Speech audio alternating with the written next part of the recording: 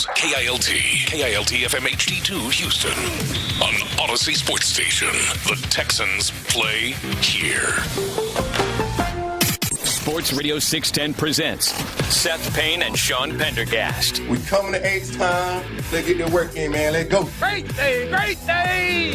Oh, give me some juice, baby. Oh, yeah. Let's do it. And that'll do it.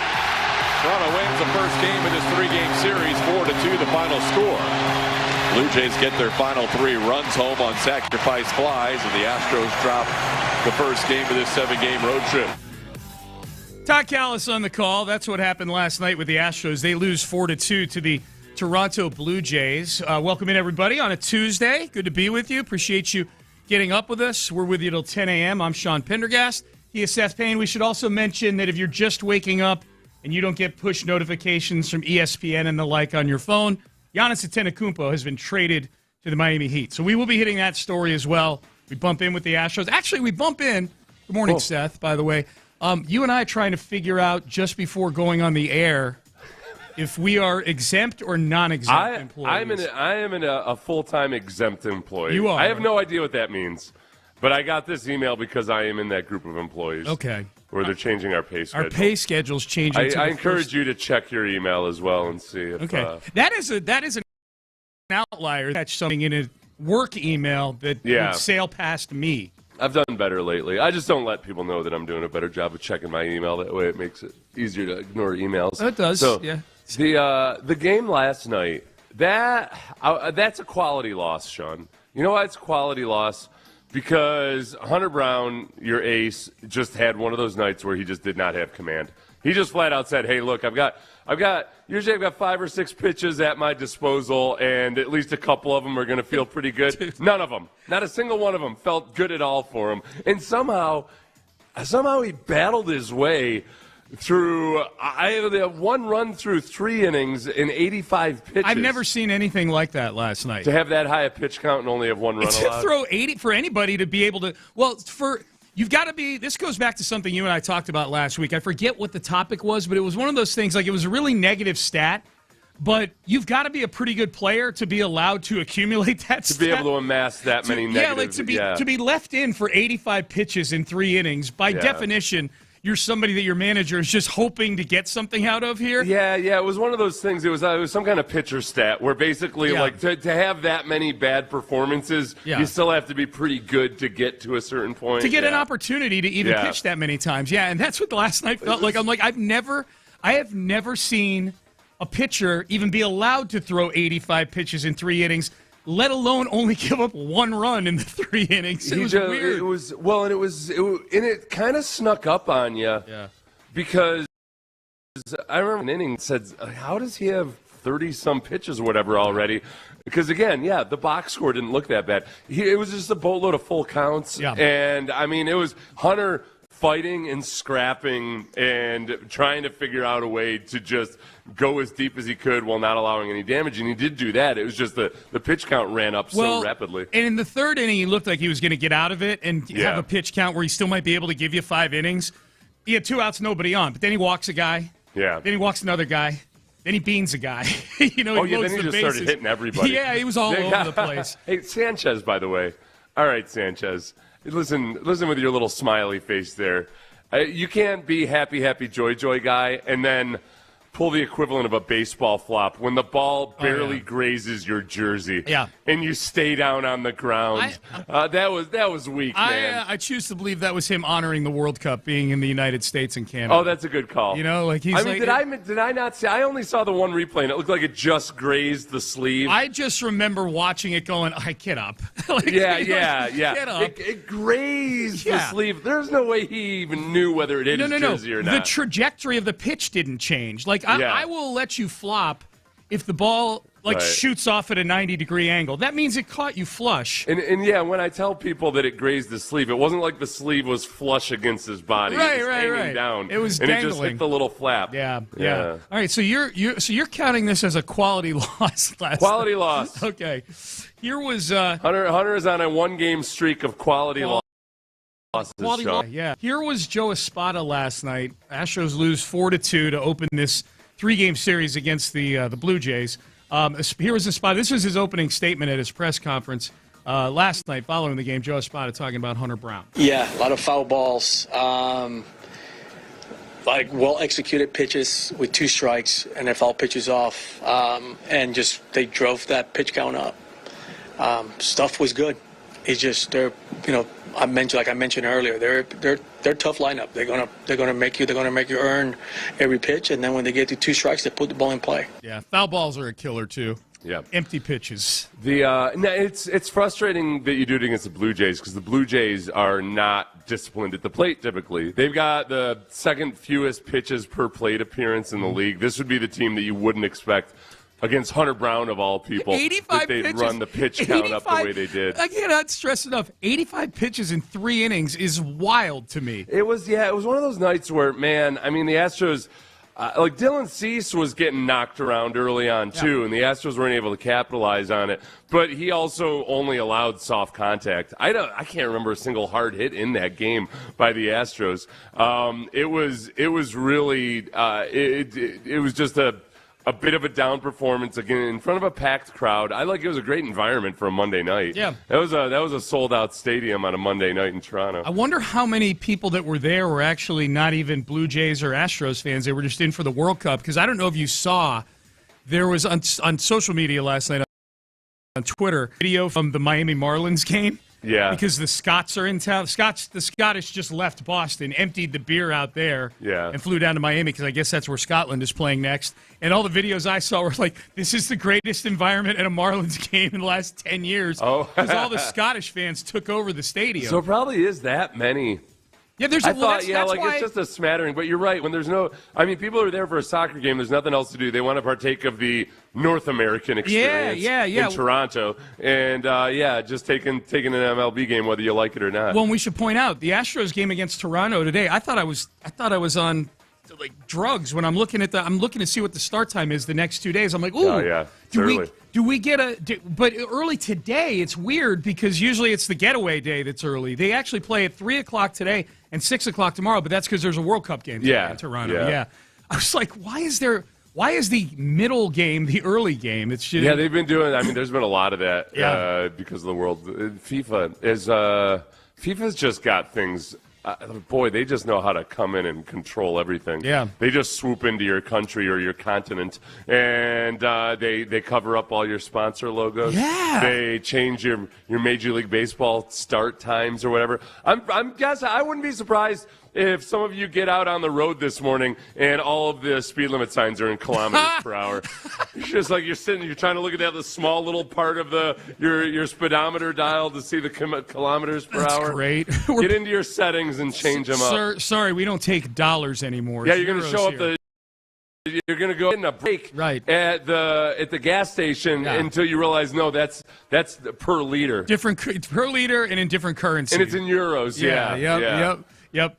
So, and we have a game here today at noon. I'm going to my first World Cup game, Seth. I'm very excited. A little Portugal and Uzbekistan action today. So, are you going to pull for Uzbekistan? I don't know. I'm going to see what the line is on I'm going to pull for whoever I end up putting a few, whatever currency it is we're doing these days. You'd be one of those annoying kind of little, wannabes where you act like you're a real connoisseur and you just, I've been following Uzbekistan forever. Should I hit That's what the learned soccer fan knows. I'm going to ask ChatGPT during the break. I'm going to this game today. If I want to sound knowledgeable with the people I'm with, what are some catchphrases I can use? Dropping Ronaldo's name is an easy one. I need somebody... that'd be like going to a Rockets game and dropping Kevin Durant's name. I need to know who the Dorian Finney-Smith of Uzbekistan is. I need to know who the bit players are. I kind of always I like some of those smaller former Soviet countries. I feel like I need to take up for them just because people just throw them into like if you need an example of sending somebody to the most far-flung place, we'll send them off to Uzbekistan without knowing a damn thing about Uzbekistan. Might be beautiful. It might be delightful in Uzbekistan. I don't have a clue. The Uzbekistanians might be very nice people. You know what? Ever since where was Borat supposedly from? I'm not sure. Kazakhstan, yeah. I feel like Borat just basically said anything and everything about Kazakhstan. Kazakhstanis were like, hey, bro, lay off a little bit. Yeah. And I feel, you know what? I laughed at Kazakhstan without knowing a damn thing about Kazakhstan, other than freaking Borat. Yeah.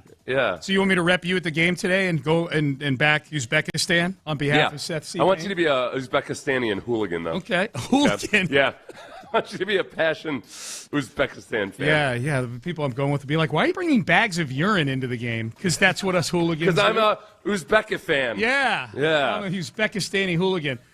Text message early on here, 85 pitches in 3 innings. Child's play, signed Lance McCullers. Yeah. But Lance has probably hit 85 in 3 innings. I think that's one of those. That's one of those things where I feel like if you just do the research on it, it's probably happened a boatload of times. You think? I don't know, man. That feels crazy.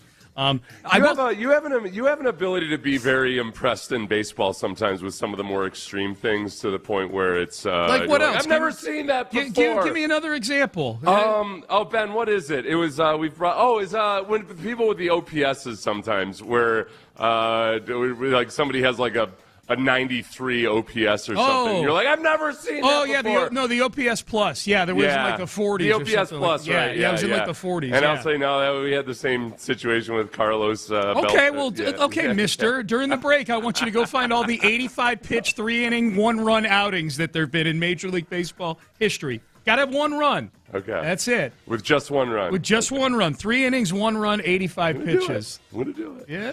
Chat's going to do it. All right. Chat. Chat's going to pull the stats, huh? Jeremy Pena had to leave the game last night.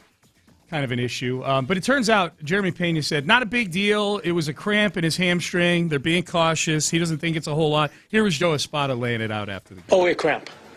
He took that swing, and his left hammy kind of cramped up on him. So, just kind of took it out. And we got the doctors to see him. We're going to reevaluate him tomorrow. But it cramped up on him on that swing. Okay. Yeah. Can you play the first 2 seconds of that? Cramp. He took that swing.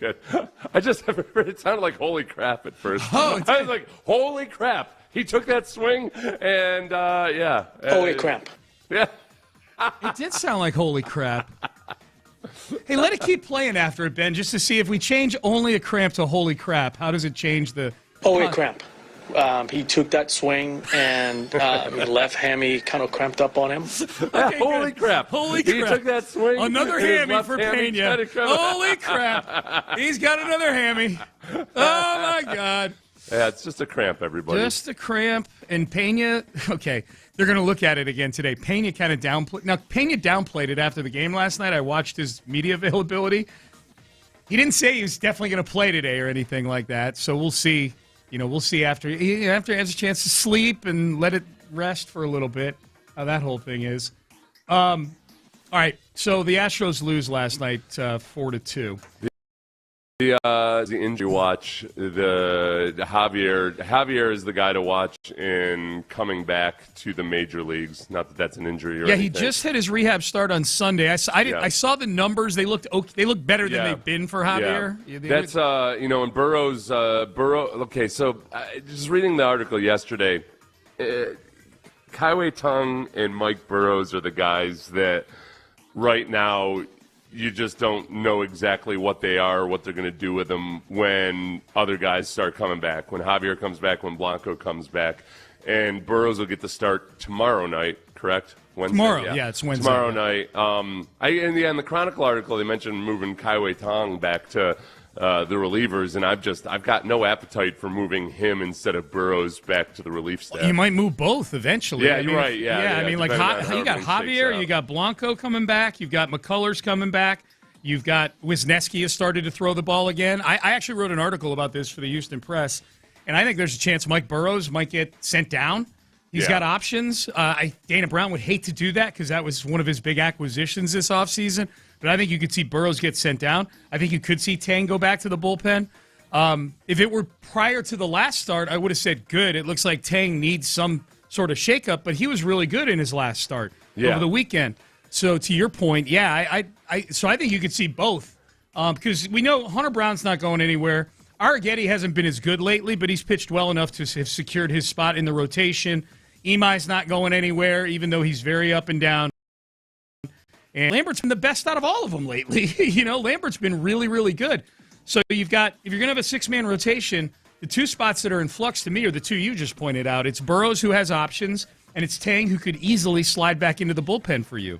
Kaiway, so you're going back to Tang on this with Kaiway? No, I just accidentally did it. Well, no, I'm curious. I've been actually thinking about this. Yeah. I feel like the best compromise, since everybody's a little bit nervous to say Kaiway dung, because it just sounds like Kaiway poop. And on the broadcast, they've just started saying tongue, Kaiway tongue. I think if you do a D, but instead of as a hard duh, you kind of put the flat part of your tongue against your roof of your mouth. It sounds like this: Kaiway dung. Does that sound? That doesn't sound like dung, does it? Or does it? No, it did just now. How about this Kaiway dung? There's no way to not say that. Didn't sound like either. Worse. That sounds like 16 candles or whatever. Right. Like 16 candles, yes. Yeah. That's what it sounds like. No more Yankee. Yeah. I think I'm going to say with tongue. I'm going to do it. I'm going to do what the broadcasts are doing. Kaiway tongue. Sparks was doing tongue. Callis, I think, was doing dung. With he the was? D, yeah. I felt like last night they were all. I don't know. I don't know either. Oh, yeah, we wouldn't have heard them last night. Yeah, I don't know either. So, anyways, Brian Abreu placed on the restricted list, by the way, so his season continues in a weird fashion. He's got some personal stuff going on. That's why we got Logan Van Way last night during that game, because Brian Abreu on the restricted list. All right, so we're off and running on a Tuesday. Giannis Antetokounmpo traded to the Miami Heat last night. We're going to dig into this in a little more detail, give our Rockets angles on it in the next segment, but just the details of the trade, and we'll let Shams lay it out in the next segment for you as well. But if you're just waking up, especially if you're just waking up and you're somebody hoping that Giannis Antetokounmpo could become a Rocket, that is not going to happen. He's being traded to the Miami Heat. He and Bobby Portis are on their way to the Heat for Tyler Hero, Hillel Ware, Jaime Jaquez, Kasparas, Giaconosis, 3 first-round picks, a pick swap, and 1 second-rounder. The first-round picks are unprotected and include the 13th pick in tonight's NBA draft. Yes, the NBA draft is tonight. That's right. Well, you wouldn't. Yeah, the Rockets don't have a pick because we have Russell Westbrook on the team. Memories of Russell Westbrook being on the team. He's not there anymore? Oh, okay. It's weird. It's weird that when you make a trade in 2019 that it's someday you have to come and face the consequences. And he was gone a year later. The Rockets haven't had that pick or any of the benefits of that pick since the year 2020. It's crazy. Yeah. It is crazy.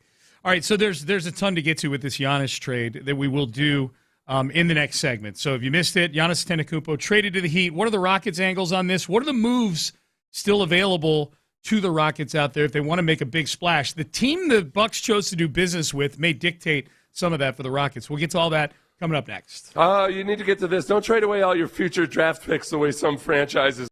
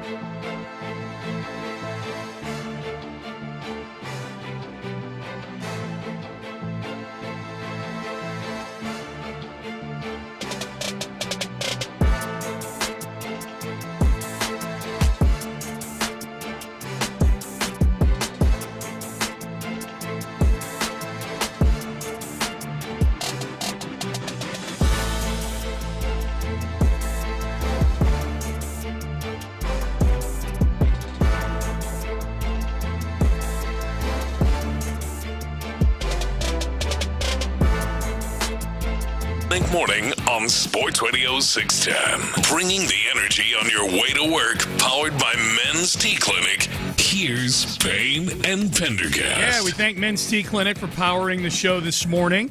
Men's Health Month going on, so get to your nearest Men's Tea Clinic, like I do, every Friday for that testosterone replacement therapy. Make your appointments at mensteaclinic.com.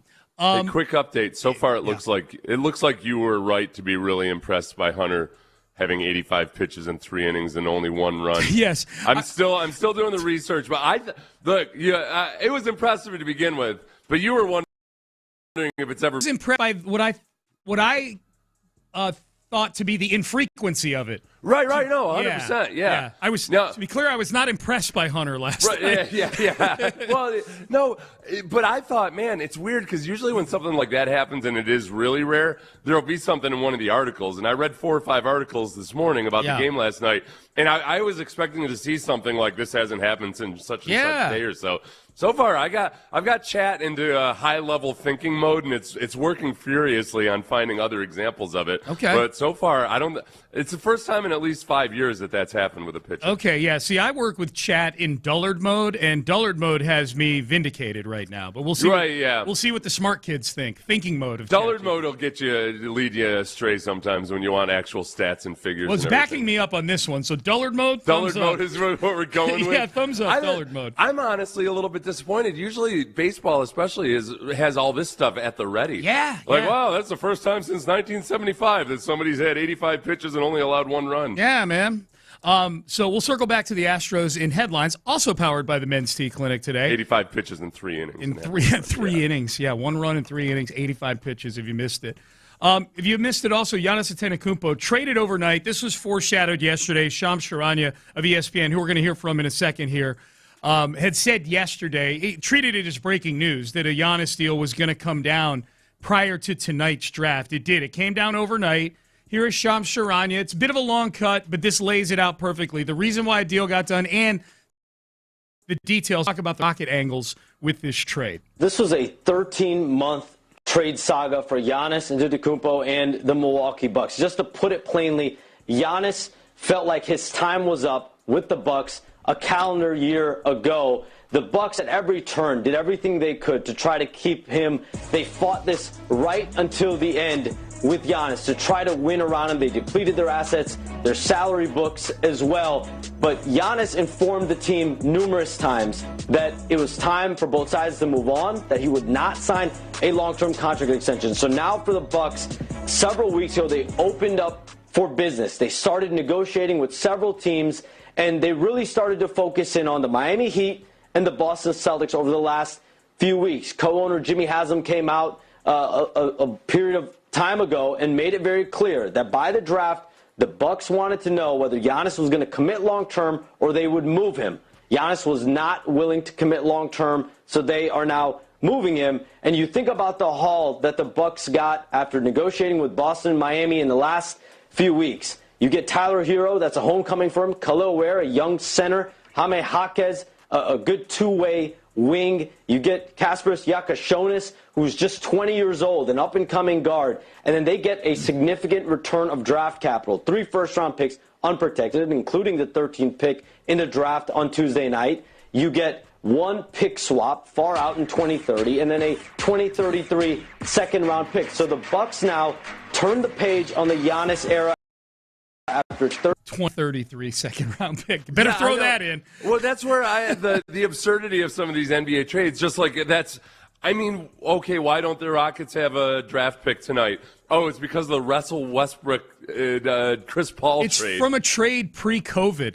Yeah, it was a 2019 trade. Yes. I'm like, man, this is I hate it when my bad decisions come home to roost. Yeah. So I just look at this trade. I'll get to the Rockets in a second. Giannis. This feels like something where Giannis wanted to go to South Beach more so than he's wanting to play for an NBA contender. Miami just gutted their team to put Giannis next to Bam Adebayo. what are we doing? Like, you're going from one play-in team to another play-in team. And that was one of his approved, right? Yeah. It wasn't like he wasn't going to just like purely who was going to have the best offer or the best chances. This feels like the Costanzas moving to Del Boca Vista in Seinfeld. Like, when they're moving to Florida to retire easily and just transition. He's in that, life is short mode. I've only got so many years to live while I'm young. I'm going to South Beach. Going to the beach, man. But he was also approving Boston. I don't think that Boston is necessarily a place where you think of like, I'm going to go there for the Boston lifestyle. No, you're right. Yeah. And they would have been a contender with him. I think it's look, if you're a team that roots for anybody other than the Miami Heat, this is good news for you. I think Giannis is going somewhere. I think he's going to a team that's not going to be a factor. I think that part of that, aside from South Beach, et cetera, I think there's a certain level of respect just for the Pat Riley. Definitely is. But he feels, I think that in terms of their ability, Miami's done this before where they've gone from somebody that looked like forsaken and lost and everything and then become a contender. Yeah. They did. They made the NBA Finals a few years ago with Jimmy Butler. I wonder if, and that was in a year, remember, where it was just who went there, and people were wondering why he went there. I don't remember. Anyway, but I bet there's at the very least respect for the organization and the way Pat Riley operates that maybe he's yearning for. All the things that LeBron kind of chafed against over time, that he just the reports were that he got tired of Pat Riley running such a tight ship and everything. Maybe Giannis kind of wants that and just wants to go somewhere where he feels like, okay, they can build around me. I trust them that they're going to do that. And it's also in South Florida, which is nice. Which helps, yeah. I mean, we should point out, Jimmy Haslam is one of the owners of the Bucks, and he, for whatever reason, he's the most front-facing owner of the team.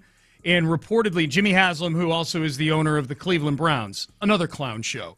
So Jimmy Haslam has now is the owner of the two teams that in the last 3 weeks have traded Myles Garrett, the reigning Defensive Player of the Year, and Giannis Antetokounmpo, a former MVP, NBA champ, and when healthy, one of the 5 best players in the sport.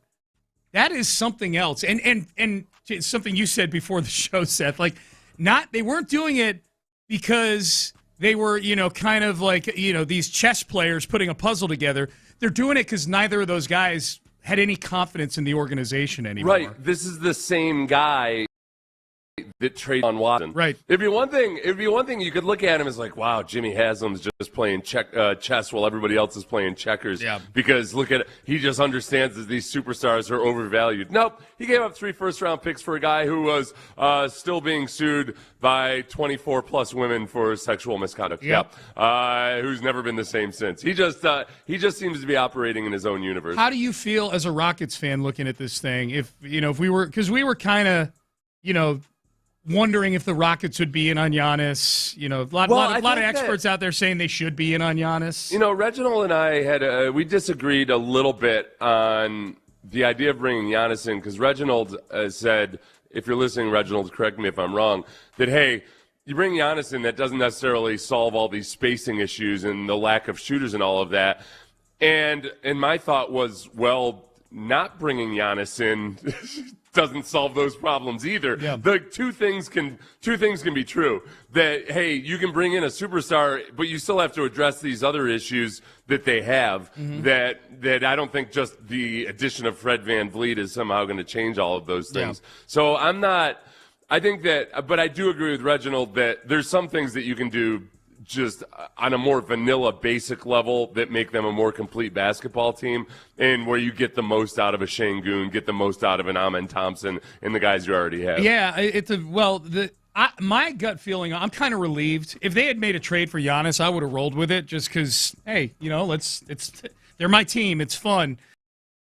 He's a bad threat. In theory, you'd have, I'm assuming Durant wouldn't be part of the trade. You'd have Durant and Giannis on the same team. That's pretty buzzworthy. You'd be one of the teams in the offseason getting the most attention heading into next season. That's always fun.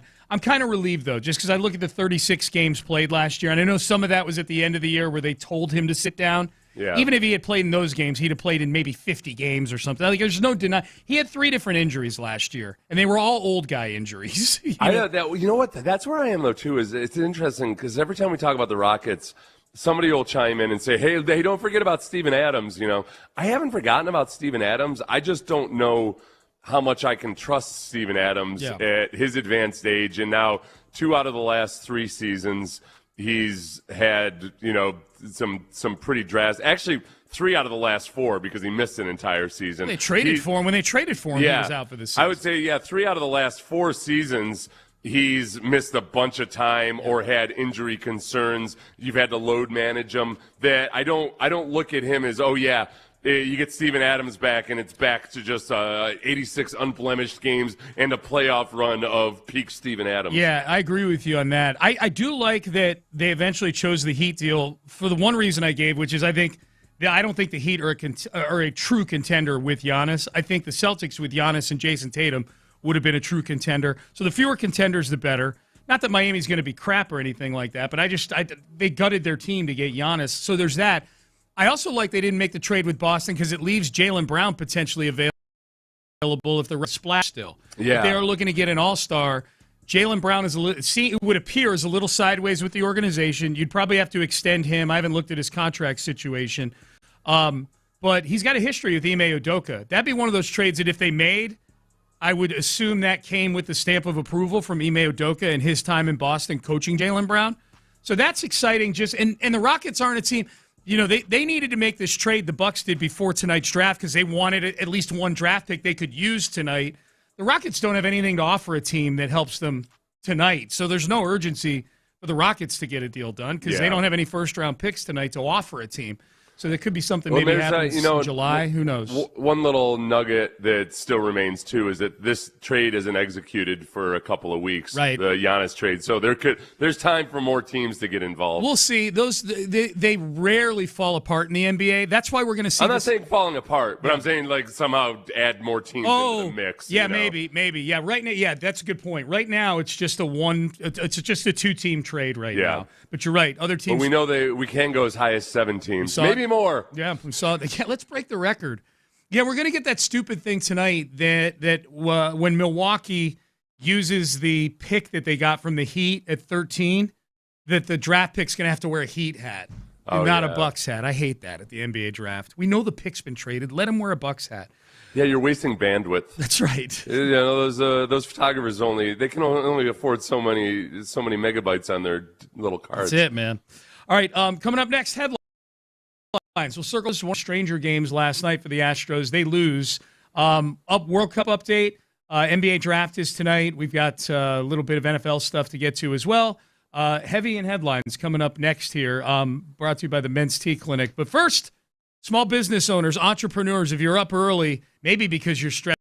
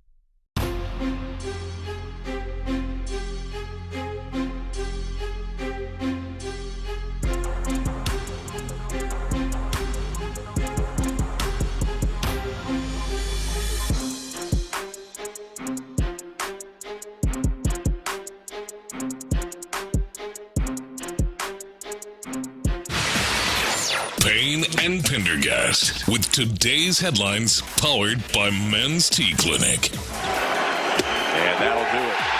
Toronto wins the first game of this three-game series, 4-2, the final score. Blue Jays get their final 3 runs home on sacrifice flies, and the Astros drop the first game of this 7-game road trip. Yeah, that was the other thing, too. I'm glad Callis pointed that out. Todd Callis on the call, Space City Home Network. Astros lose 4-2 last night. It wasn't a weird Hunter Brown outing. That was actually something that stimulated me statistically.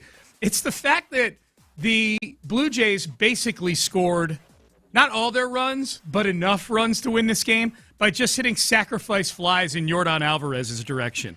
3 of their 4 runs were on sac flies. I feel like if I bought a ticket to that game, I'd have been like, yeah, it was amazing. I got to see a bunch of sacrifice flies. And then soft contact and even, Hunter Brown was done in by, balls hitting the gaps. And Altuve didn't have any errors in this game, but at least twice, there were plays where a better second baseman would have made the play. It's just kind of annoying. There was the one play, I think it was a sacrifice bunt. I think it was a bunt where Delgado came in and fielded it and threw to first base. Like Altuve was covering first. Yeah. He threw high, so Altuve had to jump up and get it. He was off the bag. He just rainbowed it up. Yep.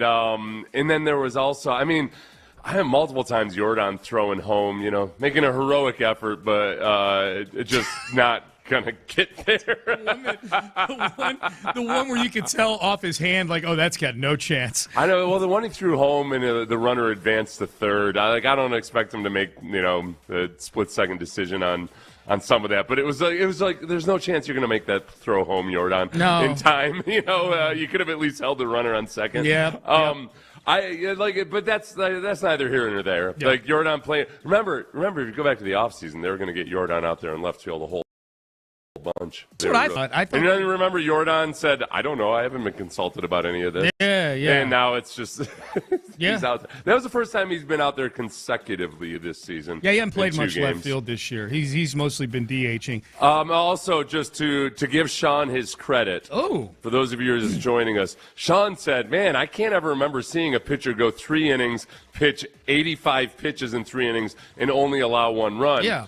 And I said, hold your horses there, Sean. Yeah. Sometimes you get a little flabbergasted too easily. I was way wrong. Yeah. As far as I can tell, since 1999, since they started keeping the pitch count records, this is the first time that's ever happened. Yeah, the 1 run is the big game changer. The 1 run in 85 pitches in 3 innings, 85 pitches or more in 3 innings with only allowing 1 run. As far as I can tell, this is the first time it's happened since 1999. Okay, all right. The reason I was skeptical is usually baseball writers spit this stuff out immediately. Yeah, and yet, I don't know why they have forsaken us in this instance. I don't either, man. So it was a weirdly impressive outing by Hunter Brown. It was, yes. He had to fight his butt off. He threw 85 pitches in 3 innings and only allowed 1 run. Got the look on his face when he was coming off in the 3rd inning. He's like, what the hell is going on out I here? loved it. Man, he got hit in the elbow, and he was just brushing everybody off. No, I don't need a warm-up pitch. I'm just going to keep pitching. He was so mad. Giannis Antetokounmpo traded to the Miami Heat last night for a bevy of draft picks and players. We'll talk about that more later in the show. We just talked about it in the previous segment. If you're on the free Odyssey app, you can check that segment out with the Rewind feature. NBA draft tonight. There's NBA draft nerds out there. I used to nerd out hard on the NBA draft till it became a bunch of guys who were international players I've never heard of and one-and-dones. I guess the biggest local angle tonight, Seth, because it's a 2-night thing now. They're doing the first round tonight, second round tomorrow. I guess the biggest local angle will be where does Kingston Flemings land, the point guard from U of H, who I've seen in 4 guys from U of H, getting drafted tonight. Yeah. Flemings is the only one out of them that I think could be a potentially high lottery pick. NBADraft.net has him going to the Hawks at 8, but his name will get called pretty early tonight. So you Coug fans will be watching, I'm sure, to see where your one-and-dones are going. Kingston Flemings tonight. So what are the odds, would you say? You the bookie, set the odds on the Rockets somehow ending up with a first-round pick tonight. 0. I don't think they will. Yeah, not 0, but I don't anticipate it. There's no hurry for them to in any trade or anything now. And it might be be one of those scenarios that something that happens in the draft might create a trade for the Rockets sometime in the next few weeks. Yeah, if they get a first-round pick somehow in this draft, it would be the offshoot of some bigger trade. Yeah. You know, like I don't think they may like guys at the back end of the first round. I don't know how aggressive they go after them because, I mean, theoretically, that guy would have to be pretty good to get on the floor for a team that thinks they can contend. So we'll see. The World Cup yesterday, real quick. Winners, Argentina over Austria, 2-0. 2-0. Norway 3, Senegal 2. Yes, you heard me. France 3, Iraq 0. And then I don't have the score on the Jordan Algeria. For you Algerians out there, I'll get it for you at some point. The big story, Lionel Messi scoring both goals for Argentina. He has scored all 5 goals for Argentina in the tournament so far. He is now the career leader in World Cup goals scored by a human being. Wow. Lionel Messi, yes, Argentina. Let's give him acknowledge me, Ben, for Lionel Messi. For that. Acknowledge me. There you go. You're allowed to be impressed by that. Okay, thank you. Yeah. Thank you. I checked ChatGPT, yeah. and by leading all-time scorer, it means nobody has scored more. Yeah, yes. yeah. This was a couple interesting things. Dusty May is leaving Michigan. He's the basketball coach, men's basketball coach for the national champions, leaving to take the Dallas Mavericks job.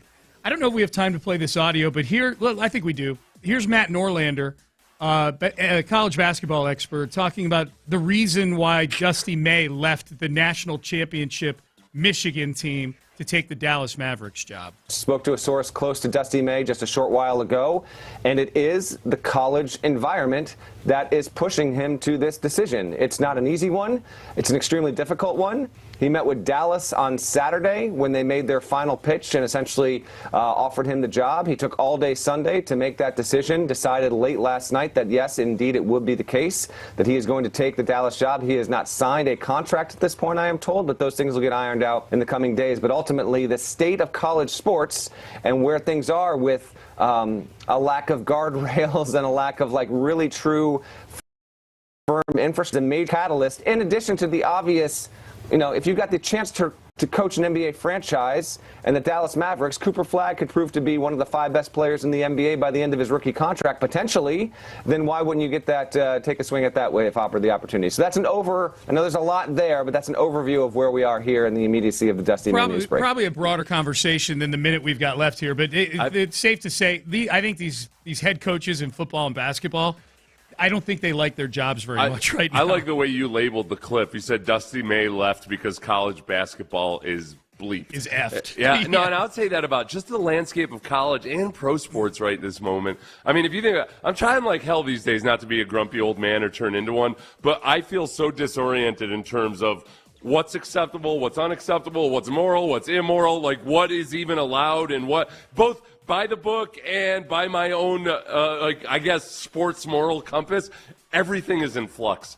Sean, I did a live stream about the Brendan Sorsby thing yesterday. I was just going to say Sorsby has a lot to do with it. I felt worse about it at the end. I thought, you know what, I'm just going to talk through this a little bit. And I felt worse about it at the end than I did at the beginning. Yeah. Because everything is changing so rapidly. Yeah. I look at you look at the Antetokounmpo trade. That's the NBA, but it's become so common now that, your superstar athlete that has won you a championship just doesn't like it anymore, right. So he's going to force his way. And it's just, that's the way it works now. Yeah. Guys are just going to force their way off the team. And the college, it's like they'll get zero loyalty whatsoever. And the team will collaborate with you on where would you like to go? Yeah, would you like to land? Yeah. I guess, I got to think about this. I got to talk to more 21-year-olds and feel like if they think that that's it's probably you could reframe it as it's cool that like anything can change at any given time, and you've always got a chance or a hope because you've got different ways to maneuver into things. Just slide into their DMs, Seth. They love when 50+ people do that. That's what I'm going to be doing. Yep. All right, coming up next. Get myself a VPN. Yeah. Coming up next. The Texans Super Bowl chances. One expert out there had some nice things to say about the Texans.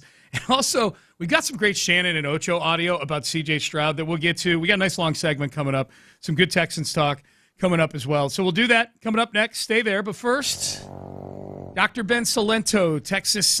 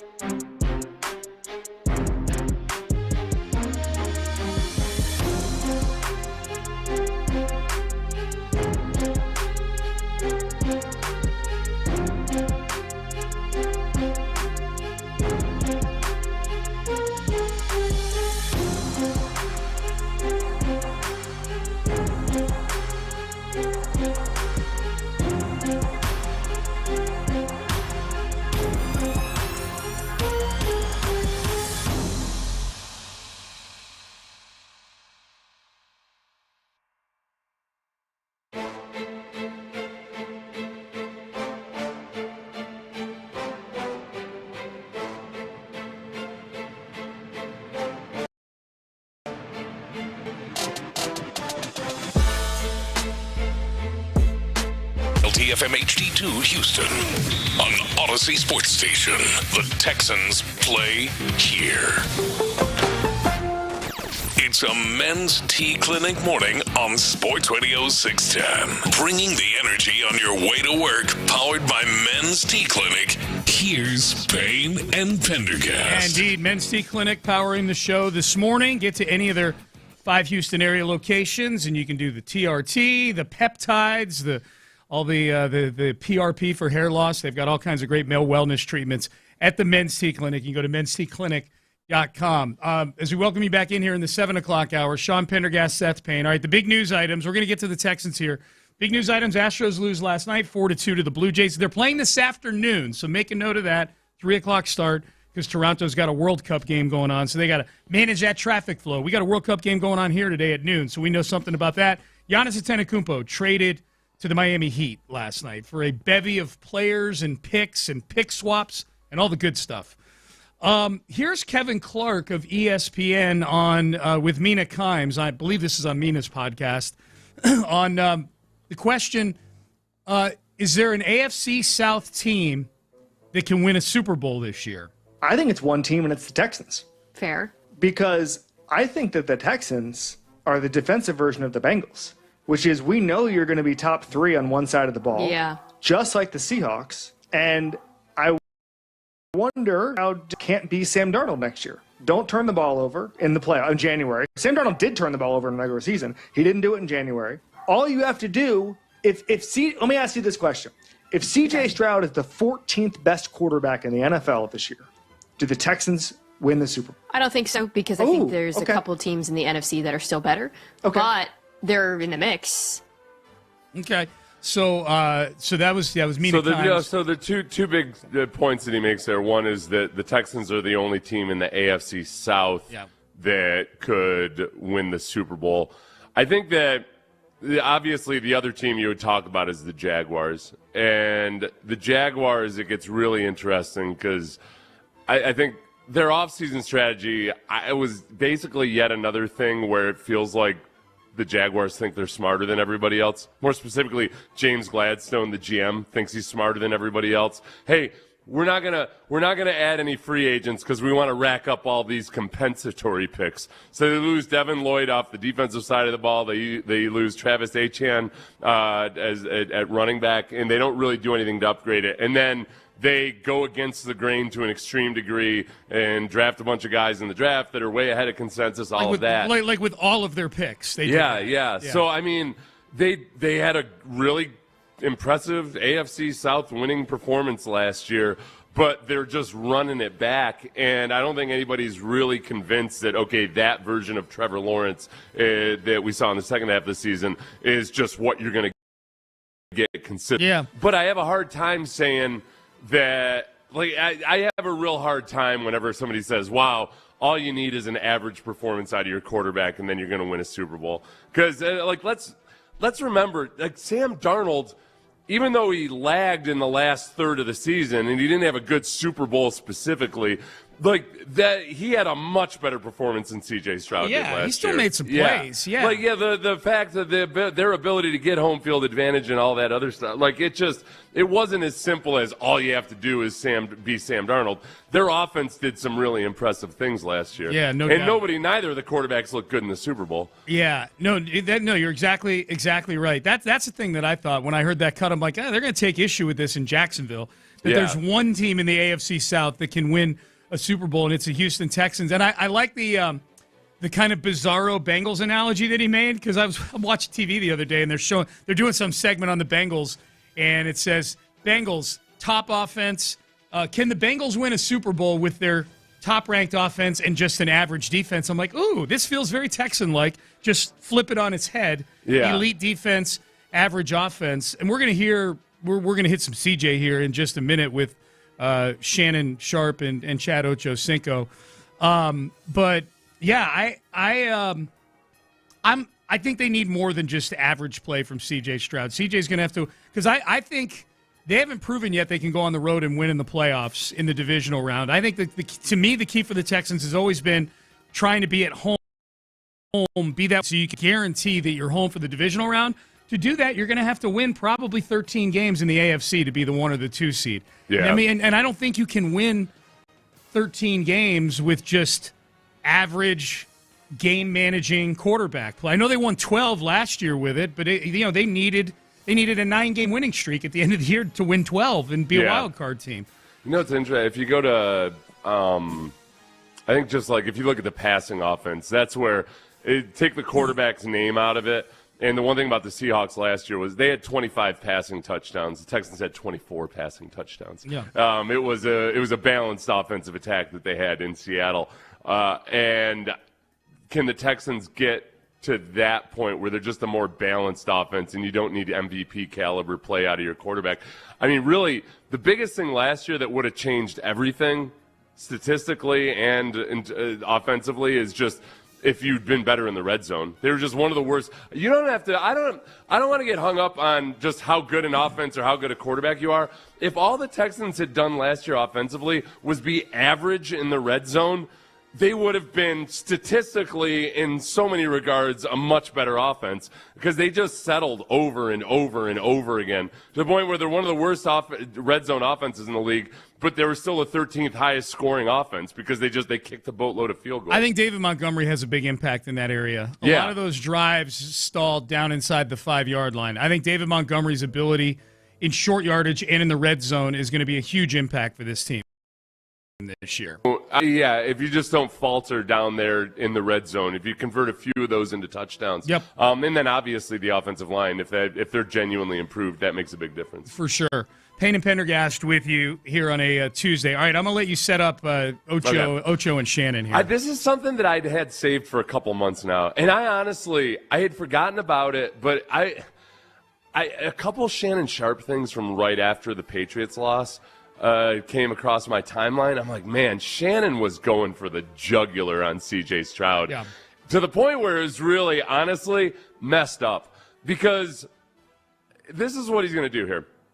So he presents this audio to Ocho, who I think we can both agree is everybody's favorite sports commentator right now. He's my favorite person in sports media. Yes. And he's barely even in sports media. Right. So he presents C.J. Stroud's exit interview where C.J. is talking about the sum total of the season. Yeah.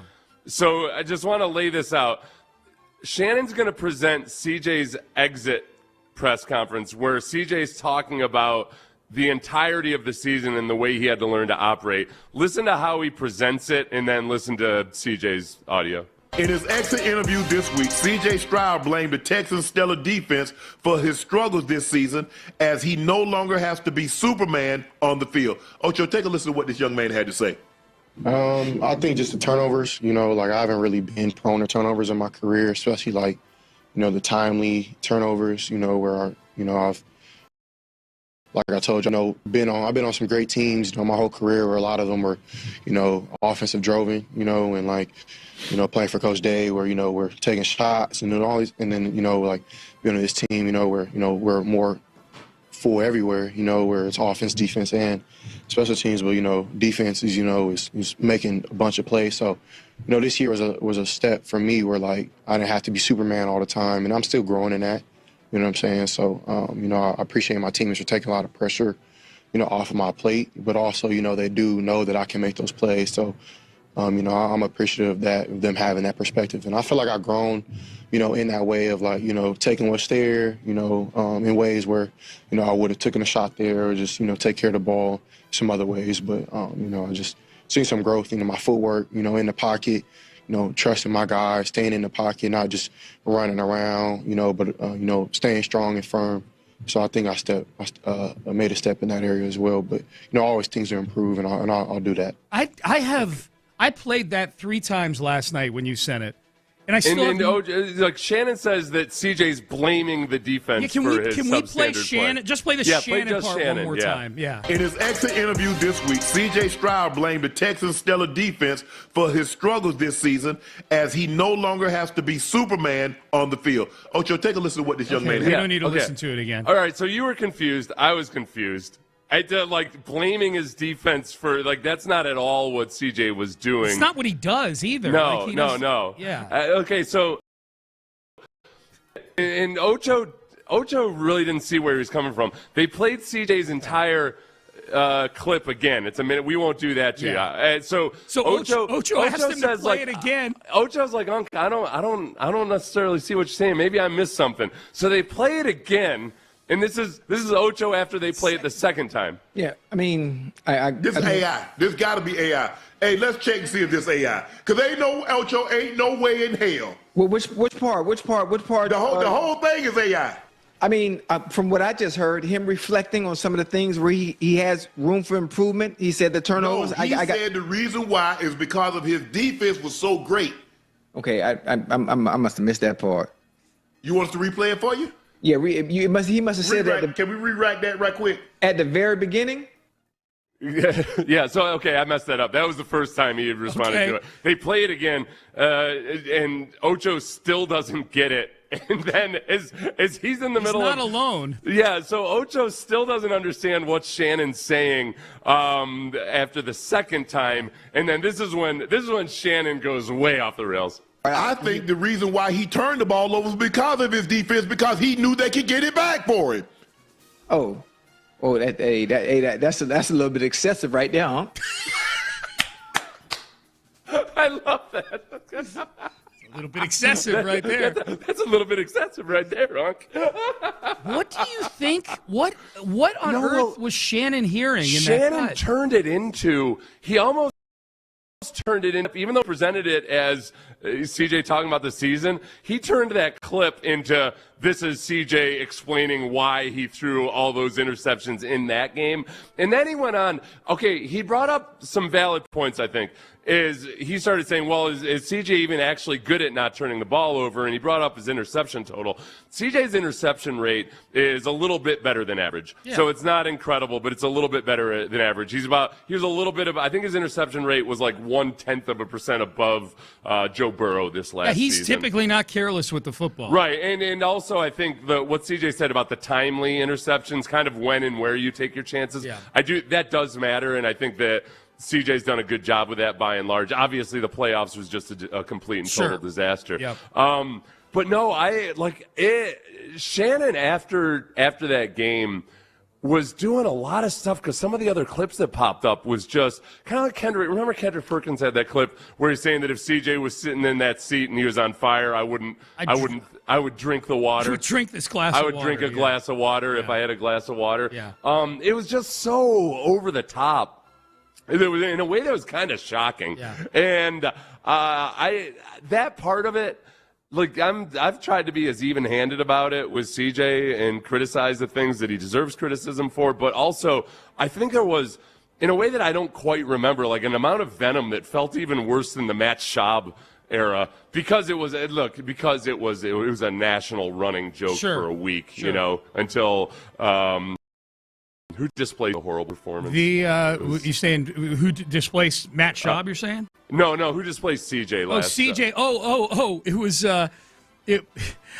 in football or basketball? Football. Oh, okay. I don't remember. Who wasn't in basketball? Chet Holmgren was the one. Oh, that's right. Chet Holmgren. Yeah, that was later on. Yeah. Chet Holmgren's the one I think of. CJ's not a punchline anymore. Well, Drake. No, it was Drake May really after the Super Bowl. Drake May was getting just destroyed. He was getting killed. Yep, you're right. People were angry that he had a productive fourth quarter because it ended up looking better on paper than it actually was. It wound up with almost 300 yards passing in that Super Bowl.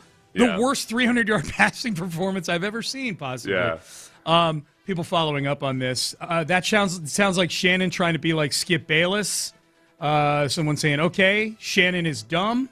This guy is an idiot. He's basically saying C.J. Stroud turned it over on purpose. Right, yeah. And it was. And I think that's the part, too, is that a lot of the hot takes after the playoffs were completely detached from anything CJ had actually done during the regular season. Yeah. Which is, and that's what happens in the AFC South especially. A lot of people really just hadn't watched the Texans a whole bunch, even though they had a bunch of national games. It was a lackluster season for CJ Stroud, but people were taking that Patriots game and acting like that's who he had been all year and exactly who he was as a quarterback.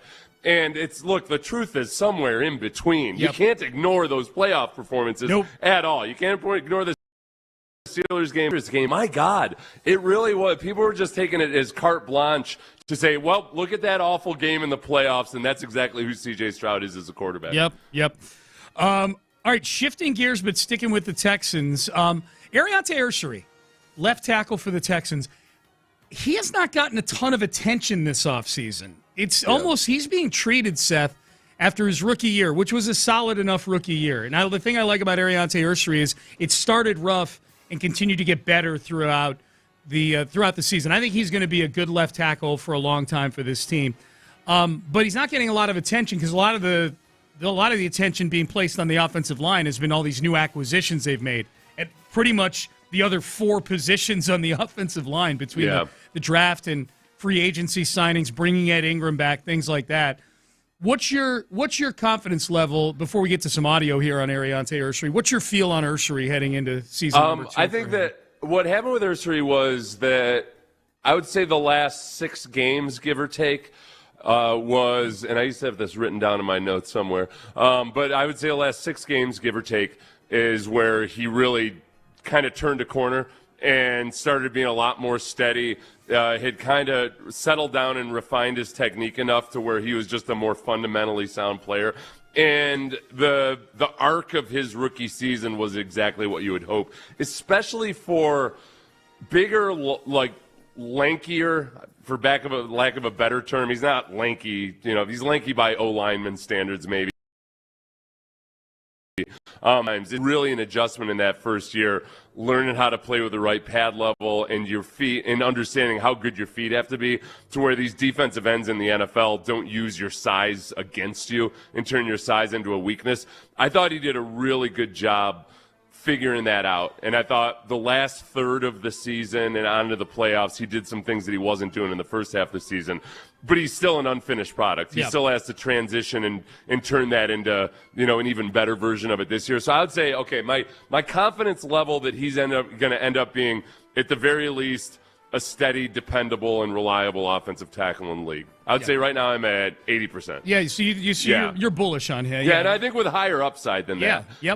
So I think, he could, if he keeps working at it and keeps getting better and better with his technique, I think he could be a Pro Bowl, potentially all-pro type of guy. But he's got more work to do. Here's what some of his teammates, current and former, have to say about him. This was on Teron Armstead's podcast. This was Cam Robinson, who was a Texan for half a season, but was in that he was essentially replaced by Ariante Ursery as the left tackle on the team. Here's Cam Robinson. Yeah, I had Trent Brown on the show about a month ago, and he talked about Tay too. He talked about him, that he's a ascending young player, that he's gonna be nice. He's gonna be one of the ones. No, Tay Cole for sure.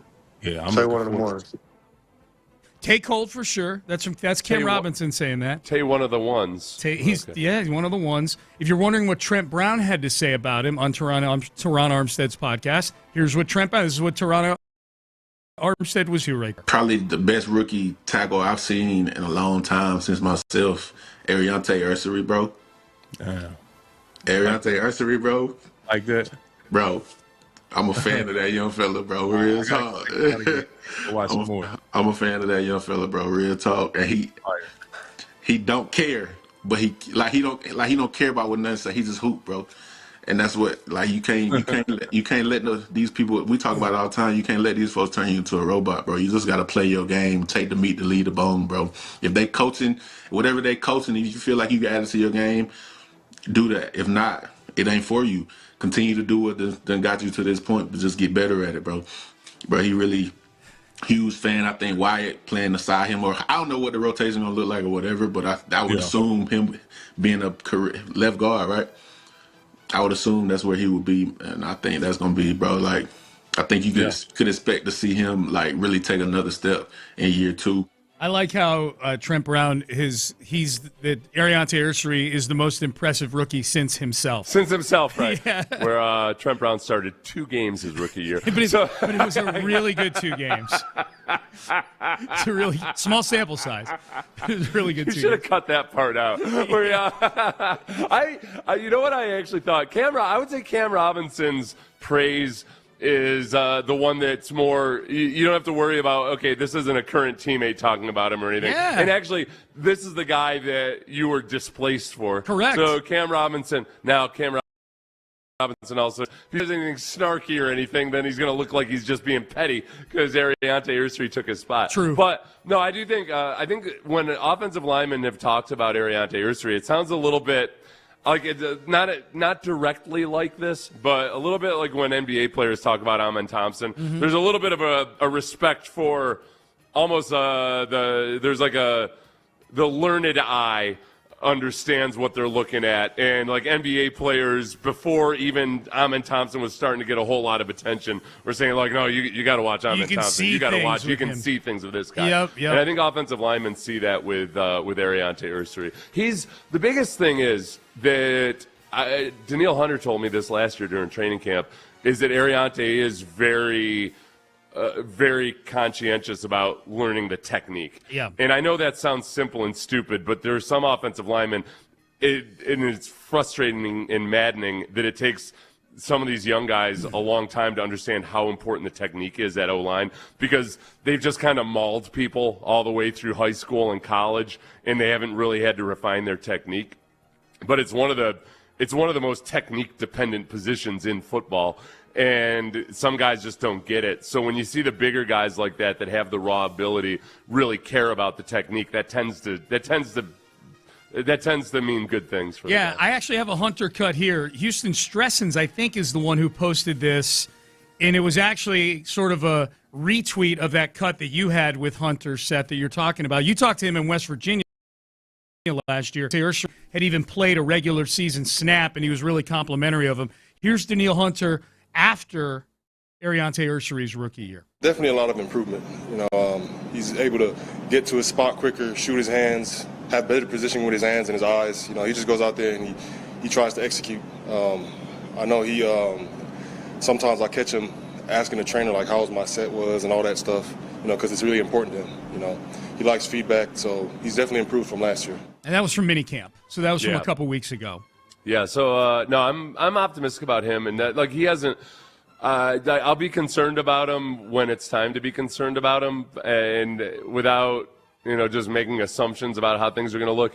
I'm way more interested and concerned about or intrigued by the center position right now than I am left tackle. Yeah, that's that. It feels like Ariante Ursery's kind of over there on an island with it. Doesn't feel like a super competitive situation. He plays poorly, they'll replace him, but I don't anticipate that.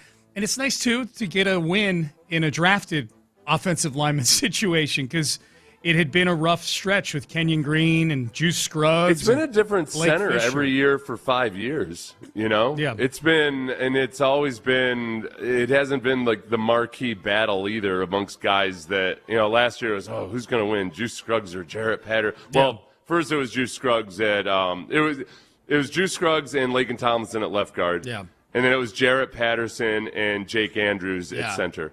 And of those 4, he ended up being the one guy that actually played a serious number of snaps this year. Mm-hmm.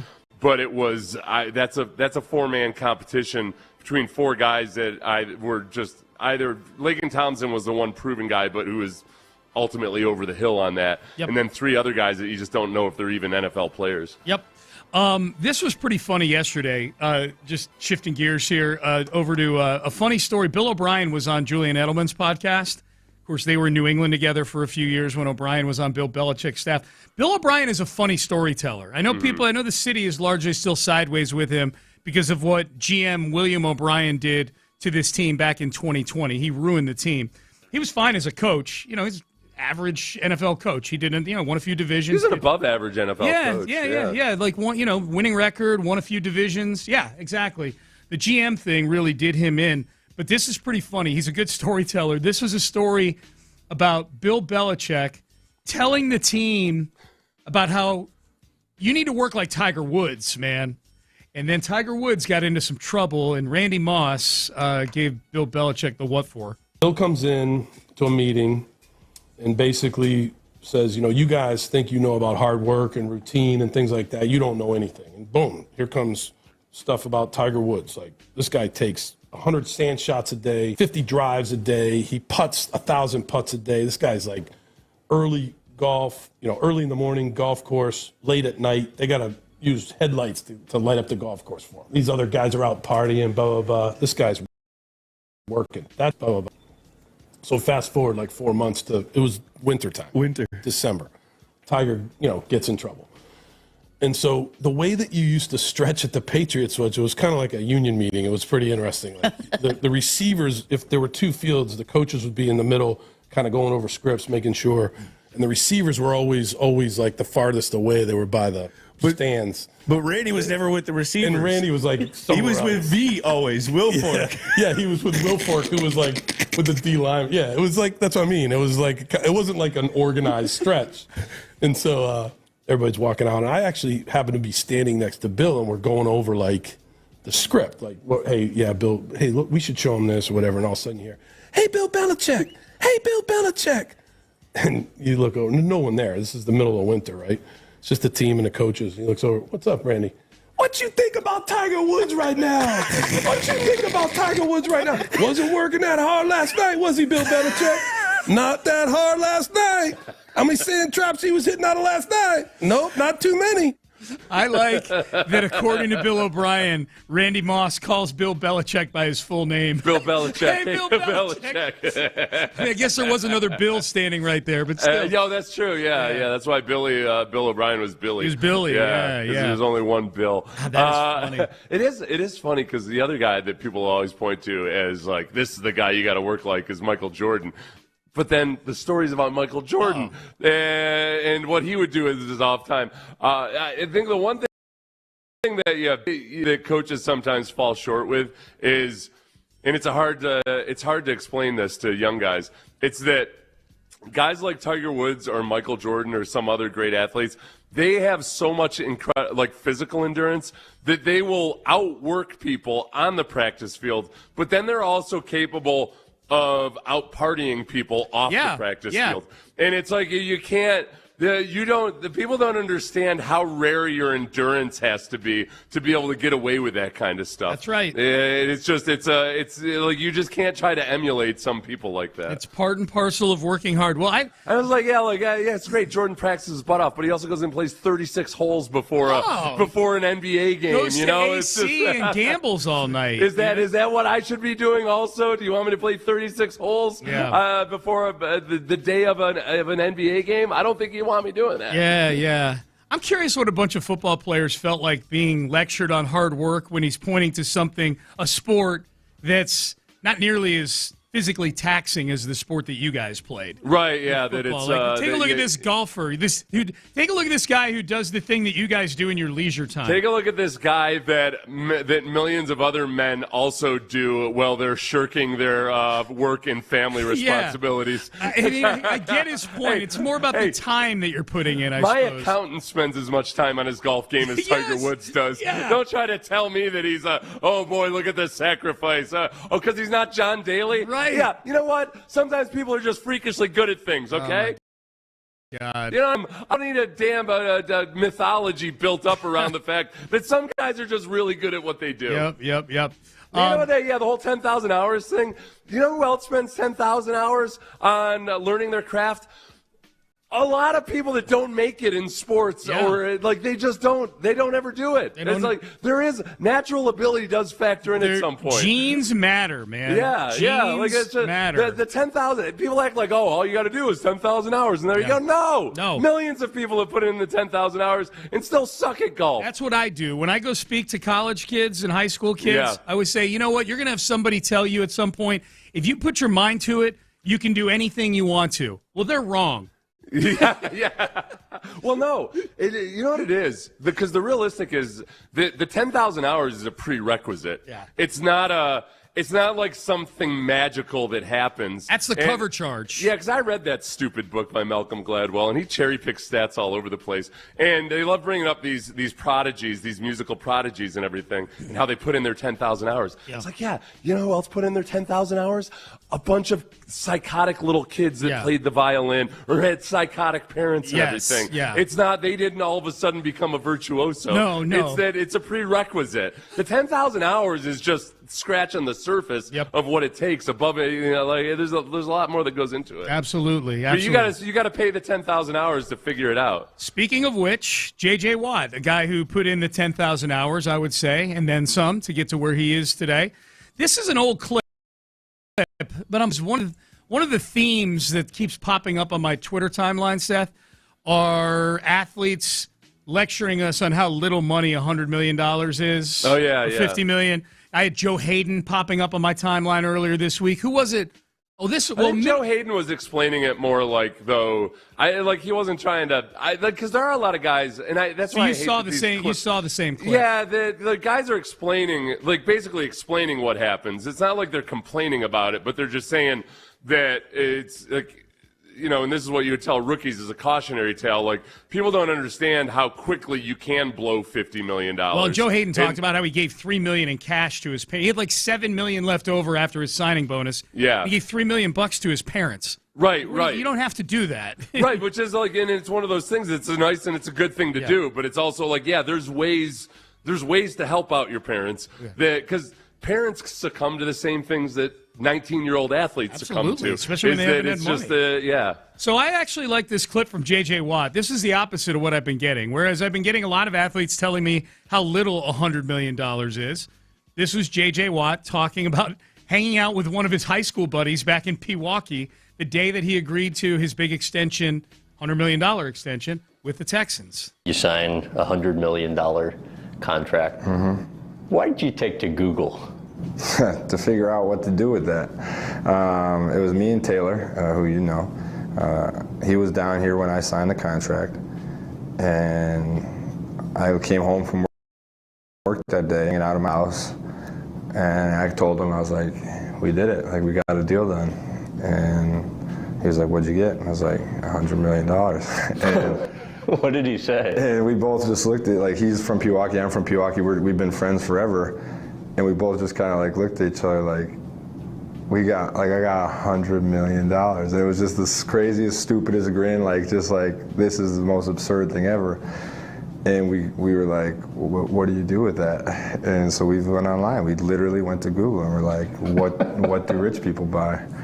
And we came across yachts and jets and cars, and I was like, I gotta buy something. I was like, you almost have to buy something. And we literally went through lists and lists, and we're like, nah, there's nothing I need.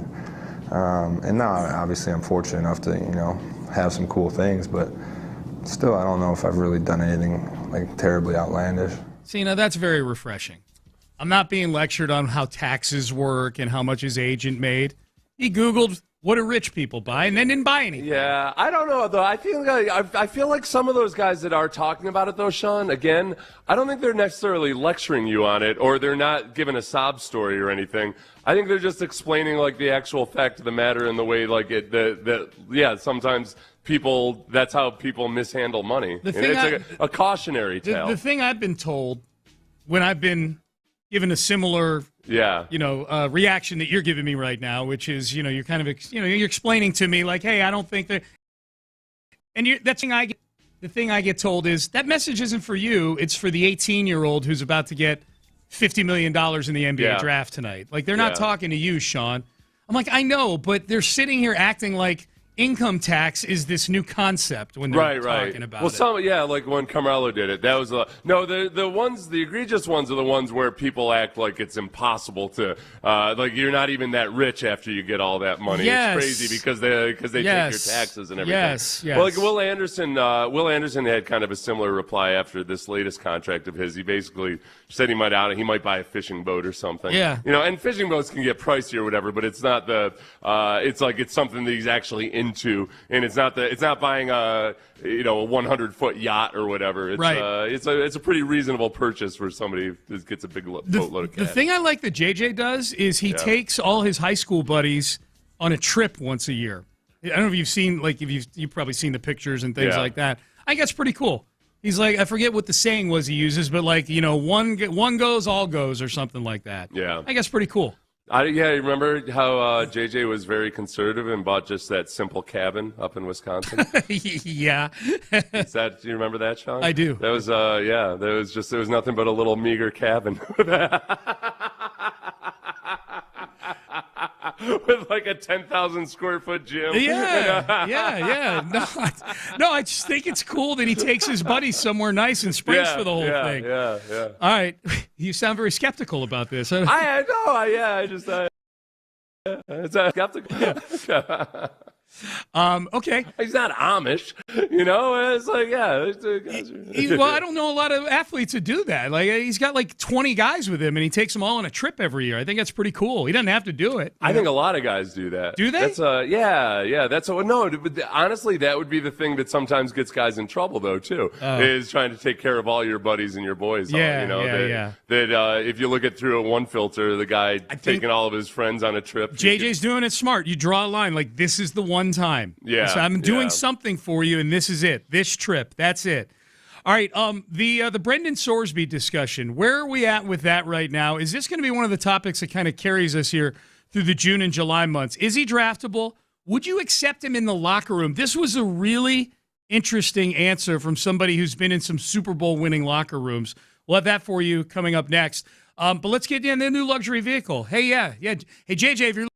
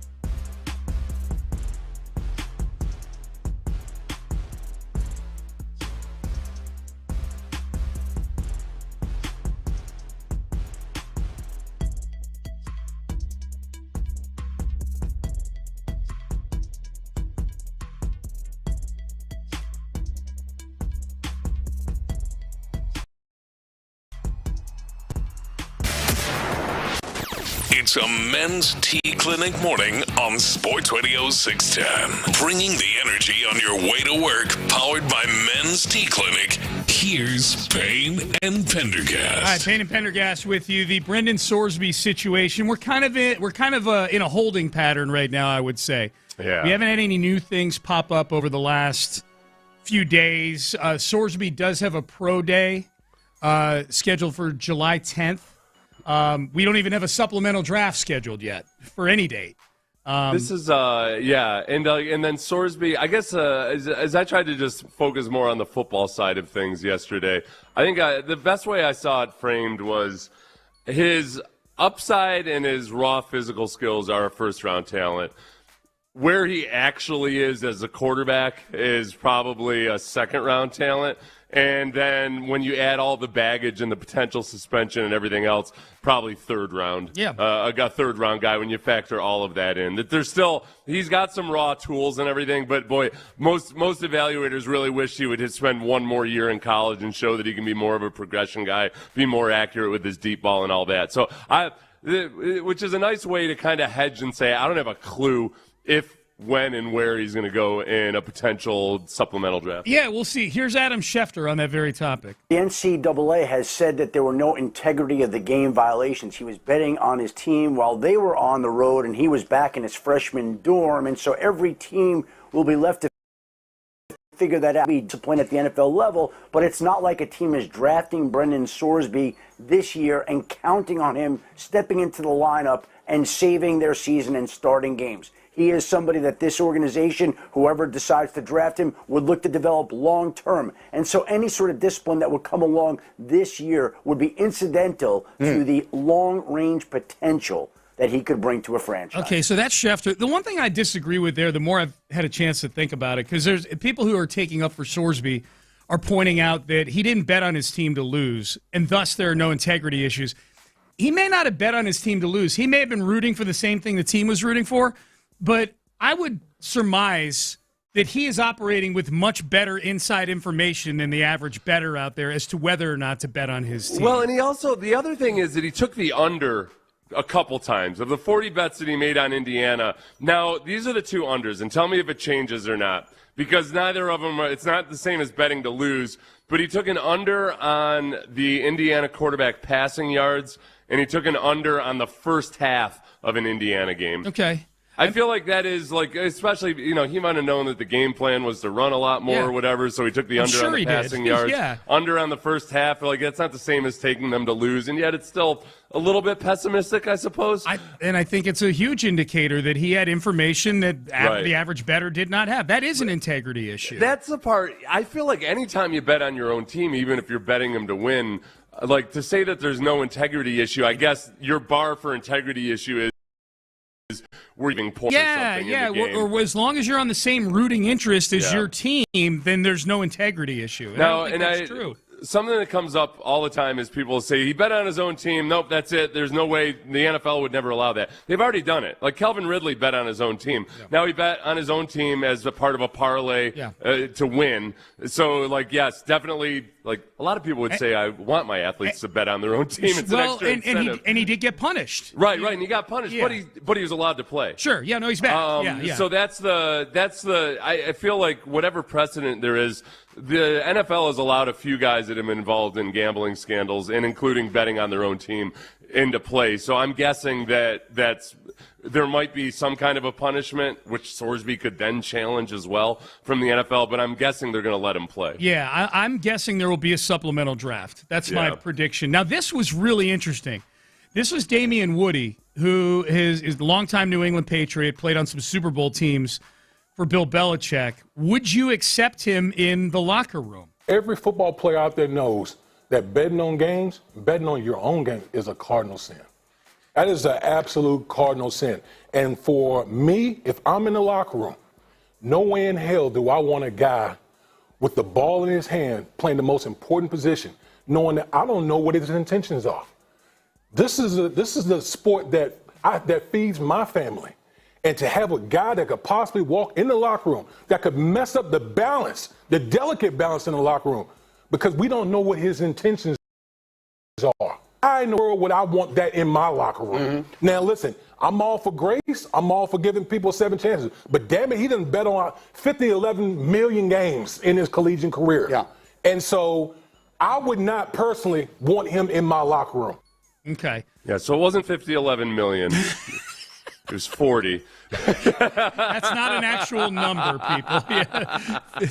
I know he's exaggerating there, but I feel like that's a little extreme of an exaggeration. And I'm not taking up for Sorsby. I guess the part about it though too is this is where I struggle to manage the generation gap and everything. And I got crushed for this when I said this on the live stream yesterday. So I'm probably going to get crushed for this again. Damian Woody and I yes, played in the NFL and got presentations every year from like former FBI agents about the gambling, all that it entails, the organized crime element, all of that. Everybody knows it. I don't know if it's as clear to 18-year-olds who now have apps available to them. And everything, depending on the schools and everything and how whatever kind of education they've had, as gambling has become omnipresent with Gen Z in a lot of ways, I don't think it's not so stark, and especially for an 18-year-old, and that's where. If you go back to the Calvin Ridley example, I haven't heard any examples of teammates of Calvin Ridley that thought like, no, we can't trust this guy because he's gambled on football, and that's all there is to it. It comes down to whatever Brendan Sorsby's rehab and rehabilitate, whatever his road back looks like, and whatever safeguards there are against him. But without him having actually been in a point shaving scandal or anything, I would guess it's actually not going to be that big a deal amongst the teammates. If you were an NFL GM and he scheduled his pro day for July 10th and you were going to that pro day, would you be more interested in how he throws the football at that pro day or what he says to you when he sits down about all the gambling? Probably the gambling part. I mean, definitely. That's the bigger barrier. I think if he didn't have a pro day or anything and if you just saw the upside of him, I think there's a lot of teams. Like, let's say this was an academic issue. They're still going to want to talk to him or whatever, I don't know, maybe the extenuating circumstances. Quarterbacks, it's always a higher level of, investigation. Sure. But let's say it was something more innocuous, that there was an eligibility issue. I think a team would throw a second rounder out there without even thinking about it because it's a quarterback and there's upside. Even if they don't know if he's going to be available for a year or if they just are going to take a crack at him as a developmental prospect. But the fact that he didn't self-report this too, like it's a lot easier when when you hit rock bottom and you realize I need help. That tends to be more successful than having it forced on you because somebody caught you. I've said that multiple times. That would be my big concern is he hit rehab after he got caught. And that seems to me to be a bigger recipe lapse. Or we don't even know if he's cured. You know what I mean? He's been through rehab. We have no idea. Like, he's saying all the right things. I think in some ways, if he were to get suspended, if he were to get drafted and suspended for a year, I think it actually helps the team that drafts him because there's no pressure. They can't put him in. Right. There's no pressure to put him in. As long as the suspension allows him to be in the building and be around the team and be able to be a sponge as a quarterback and learn some things, then I think it actually might work out better for them that he has to sit out X amount of time. I think the big thing too, though, and this is a weird thing to give him an attaboy for, is that as far as I can tell, him gambling on his football team was something from his freshman year. Yeah. And that part of it that would be most damaging, it seems like, because look, the sports books and the Indiana Gaming Authority and the NCAA have investigated this. It looks like that most concerning part of it, he did realize that he shouldn't be doing. Yeah. So in the midst of him still gambling a whole lot on all these other events and everything, that's the part that I would be most concerned about. And as of right now, it looks like he'd figured that part of it out. You ready to get petty, my friend? Yes. All right, Pettycast, Tuesday Pettycast. We got some good ones this week, man. There's a lot of petty floating around out there. We do the Tuesday Pettycast coming up next. But first, I'll tell you one place I'm not petty about, not one bit. And that would be Beck's Prime.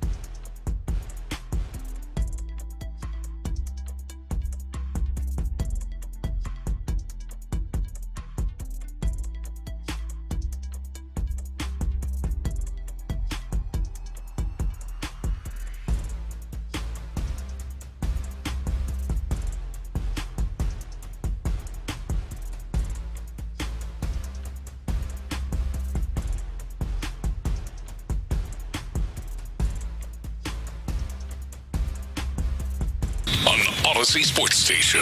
The Texans play here. It's a men's tea clinic morning on Sports Radio 610. Bringing the energy on your way to work, powered by Men's Tea Clinic. Here's Payne and Pendergast. Yeah, we thank Men's Tea Clinic for sponsoring the show today during Men's Health Month. Make your appointment. Make your initial consult on Saturdays now. So if you can't make it Monday through Friday, get there on a Saturday. They take most insurance. One of the best things I've done, going to the Men's Tea Clinic. mensteaclinic.com. All right, Pettycast time. Okay, I'm not sure if you've seen this one yet, Seth. Brandon Marshall making his little kid run at 2 in the morning. Have you heard about this? No. Oh, my God. Brandon Marshall, the former wide receiver, he's got a son who looks to be, he's an athlete's son, so he's probably younger than you think. Yeah, right? you think he's 13, but he's 7. He's really like 8, yeah. But he looks to be definitely elementary school age.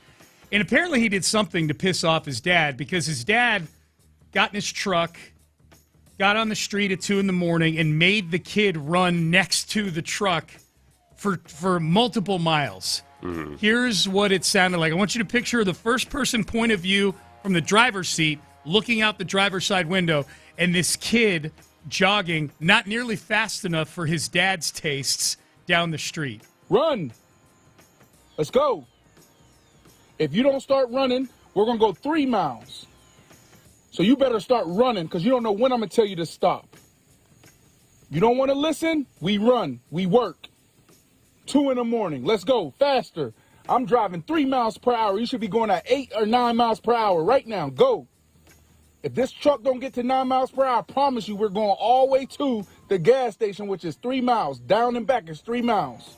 Okay. As you can imagine, the internet with this. Kid's not running at all. He's kind of race walking. He looks like he's pouting. He picked the pace up a little bit towards the end of the video, but not. You're right. He was speed walking. You know what, boy, this is yet another example where I don't without knowing the full context of it. In what Brandon Marshall acts like the rest of the day, 24/7 or anything. I don't know. This could be awesome, or this could be deeply disturbing. Yeah, it really does. And I honestly mean that. I'm not trying to punt on this. I could totally see this being somebody that some psychotic whack job makes his kids do, but I could also see it being kind of like a kid refused to go to bed. He's staying up. You've told him to go to bed 3 times or whatever, and they're like, all right, this is what we're doing. Yeah. And I could applaud one or denigrate the other without having any clue just exactly what normal everyday life is like. You and I are on the same page on this one. I'm like, could I see a scenario where this makes sense? Yes. I could see a scenario where this, as a punishment or as a motivation or something, makes sense. I don't think this is child abuse, to be honest with you. I think it's unorthodox, for sure. It's unorthodox. This specifically I would not call child abuse. Unless it's just unless it's really weird and erratic and everything and all like that. Well, unless the kid's suffering, if he's suffering medically from doing it, if he's collapsing. They ordered a code Get up! red. Yeah. He's ordered a code red, and it turns he's got lactic acidosis or whatever it was. Something, yeah. In A Few Good Men. Yeah. No, I think, I don't know. But he this is the Pettycast. It's a nice neighborhood. It is a nice neighborhood. It's a really nice neighborhood. It's a nice neighborhood. Brandon Marshall, definitely petty about something with his son. I think we can I could agree totally on that. see it. If you watch that video, and whether you approve it or disapprove of it, if you don't know where Brandon Marshall's coming from, you're lying to yourself.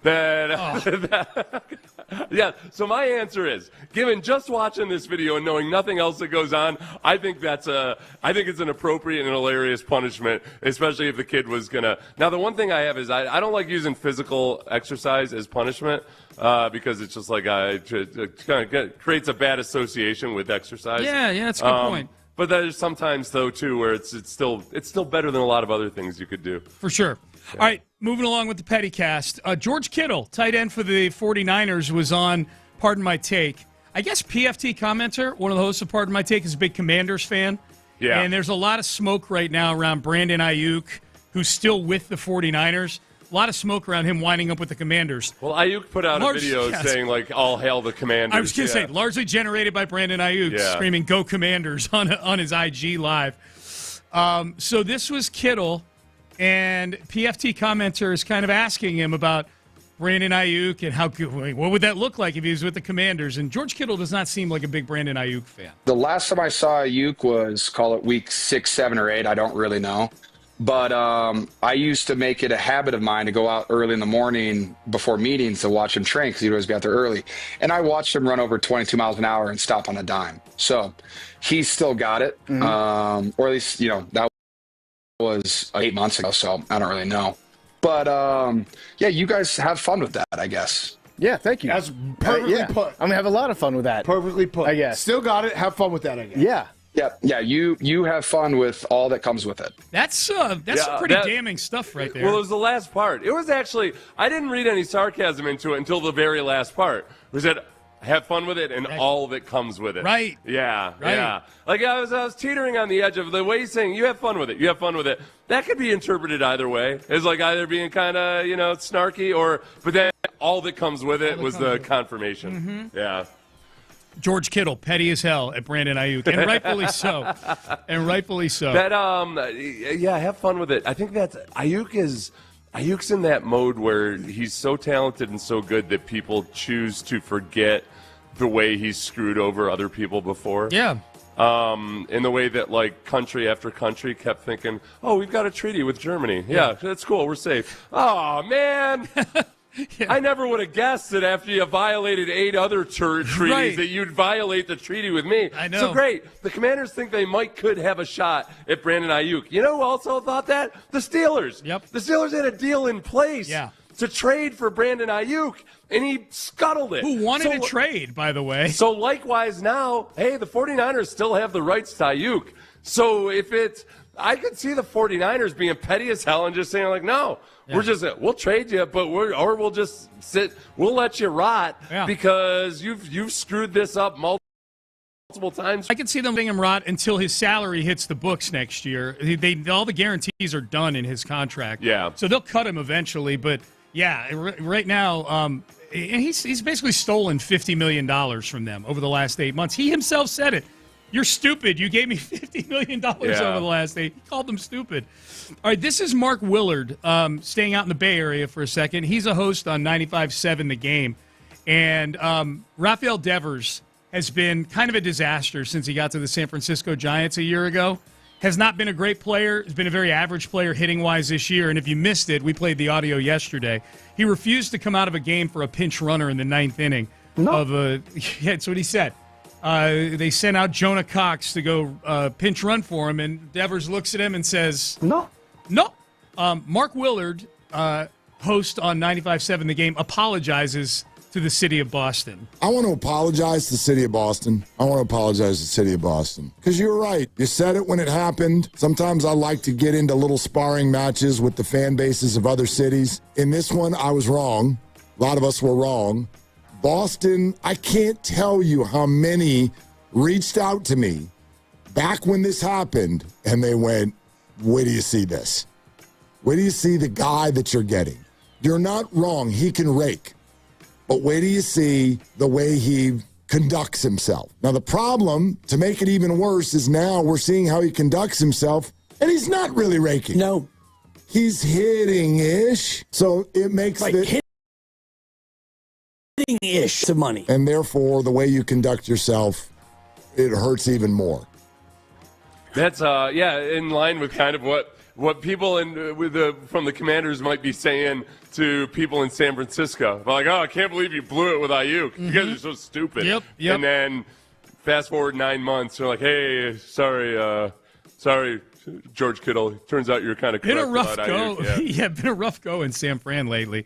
Obviously, Willard petty at Rafael Devers, not petty at Boston. He's apologizing to Boston. This is Coach Prime. Coach Prime did a Father's Day video over the weekend, standing in the stadium at Colorado. Went about 2 minutes on the difference between a father and a baby daddy, and tried to encourage all the baby daddies out there to be more like fathers, be present in their kids' lives and things like that. And then at the very end of the video, almost like he remembered at the very end, oh, that's right, I need to do this. He ranks his 5 kids. Kids ranking based on calling me, texting me, saying something to me, something. Shador is number 1, okay? Deandra is number 2. Bucky, who's on the other side of the camera, laced out, prime gear today. He's number 3. Bossy, ain't heard from you. Shallow, ain't heard from you. I'm not saying that's 4 and 5, but it's an opportunity for 4 and 5, but those are the top 3. Those are my kids' ranking. I'm sorry that y'all don't rank your kids. I do. And y'all know, you don't love them the same. I don't. Yes! Finally! Somebody, I found my kindred spirit. A man who thinks you should always rank your children and keep them in constant competition with each other. This is where you're being very disingenuous. You have one kid. I had appropriately ranked. Disingenuous, my ass. I live by my preaching. The rankings are always there. You have one kid. So, tied no. for first and tied for last. You know what, though? But he didn't. It wasn't like he was ranking them overall. He was ranking them based on, that was on Father's Day? It was based on their interactions or lack thereof on Father's Day. On Father's Day, yeah. So he's got them ranked there. That's actually fun and playful. Yeah. I feel like I don't need to, with the Brandon Marshall situation, I don't know. Like, because Brandon's got kind of a different personality, too. Definitely Like, that's sort of like, I would have to know exactly what the parenting style is to know whether this is diabolical or just a cool moment of discipline. With Deion, I feel like he's got a good relationship with his kids, and he's playfully saying that, like, it's Father's Day. Yep. And Shiloh and whichever other one, they haven't texted or called. What the hell? Judy is in first place among my kids because she both called and got me a present. Yeah. James and Sammy are tied for second. Sammy, I had lunch with Sammy on Father's Day. And then and James called on Father's Day. So I'm fine with both Sammy's the only one that wanted to be anywhere near you once they became adults. He's living in the same city as you. He is. Maybe I should feel factor that in. Take that, James. You're third, yeah. James and Judy are like, anywhere. I got to get multiple states away from Dad. I will get a text from James within he listened to the show. Sammy's living in the same city. Yeah, man, that's true. That's true. All right, let's keep it moving. Last one. This is Kevin Hart. This is from last week. Apparently, Kevin Hart has some sort of golf thing going on with LeBron.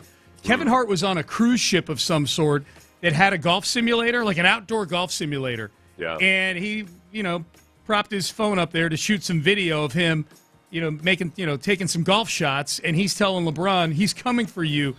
Okay, Ben, we got this censored, right? Okay, good. Because there's a lot of cursing in it. Here's Kevin Hart saying, I'm coming for you, LeBron, you B. Consider this a threat, LeBron James. I'm on your ass. And you know what the I'm referring to. I'm referring to this golf club and this golf ball. I'm on your ass, LeBron.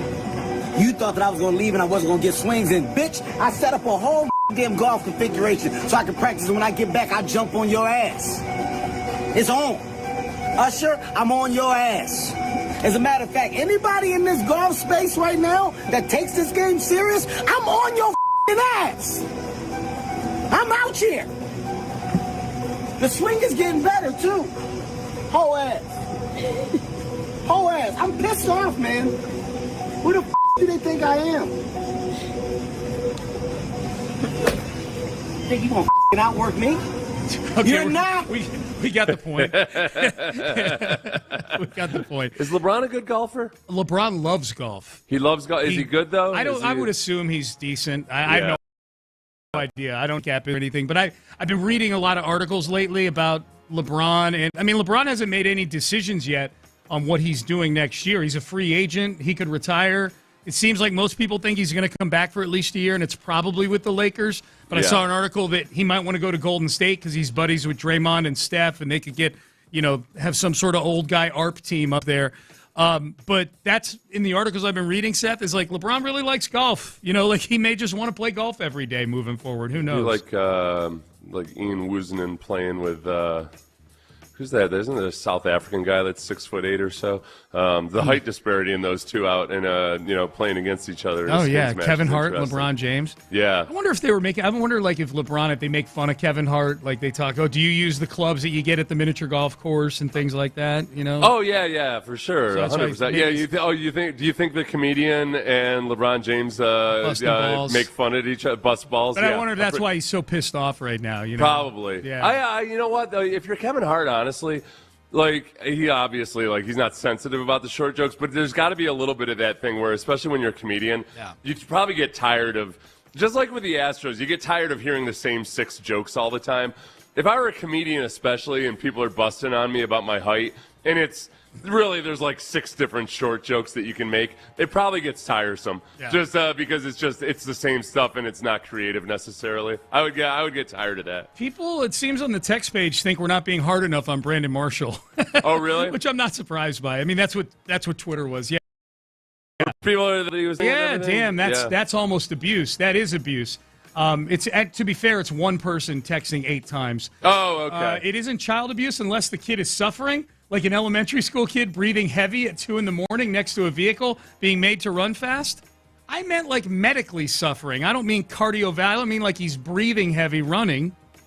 I feel like of all the arguments, I think there's multiple arguments you could make against it perhaps, but I feel like that's the softest and dumbest one. Yeah. If you make your kid run a lap or something, the reason I don't like using exercise as punishment is just because I don't like putting a negative connotation on exercise for the kid. Like, I was you almost like, as an adult, I had to learn that, like, oh, wait, no, exercise is actually enjoyable if you do it right. Like making somebody suffer a little bit physically, but like in a non-abusive and non-damaging way. Like, I don't have an issue with that at all. That's not my, I don't understand that. Like, is that, maybe I'm just dumb. I don't know. Yeah, sorry, I just had to talk to Ben about something, so sorry about that. Let's do, coming up next, the Giannis Antetokounmpo trade is done. I waterboard my kids all the time. What does it mean? What is no harm? Even though your kid is tied for first among your one kid. Is it a war crime? Only if you do it too long. Right. Yeah. All right, so coming up next, let's hit the Giannis Antetokounmpo trade. Seth, I know this isn't in the rundown in this order, but let's you and I talk Cardiff here. Got to switch a couple things up. Sure. Yeah, you want to talk Cardiff? Try to stop me from. Yeah. I'll do it while running along miles per hour at 2 a.m. Cardiff, baby. Yeah, Cardiff we're shouting out to you, you business owners, small business owners and entrepreneurs out there. We know how business works. There's going to be times, especially if you're at least a year in, where you're going to need money, whether it's to fulfill a big order, make improvements to your manufacturing, hire some salespeople, whatever it may be. Hard to do it with the big banks, though, Seth, because they'll bury you in paperwork. Cardiff will not. They make you jump through all kinds of hoops. It's like they don't even understand or care about what your actual issues are, so they make it way harder than it needs to be. You go to Cardiff, and it is quick. You can apply in 2 minutes. You can be approved and funded in the same day, and they specialize in working with small business owners. They understand your constraints. They understand your concerns, and they work to get the job done, as they've done with so many other entrepreneurs like yourself. Absolutely. Cardiff.co/16.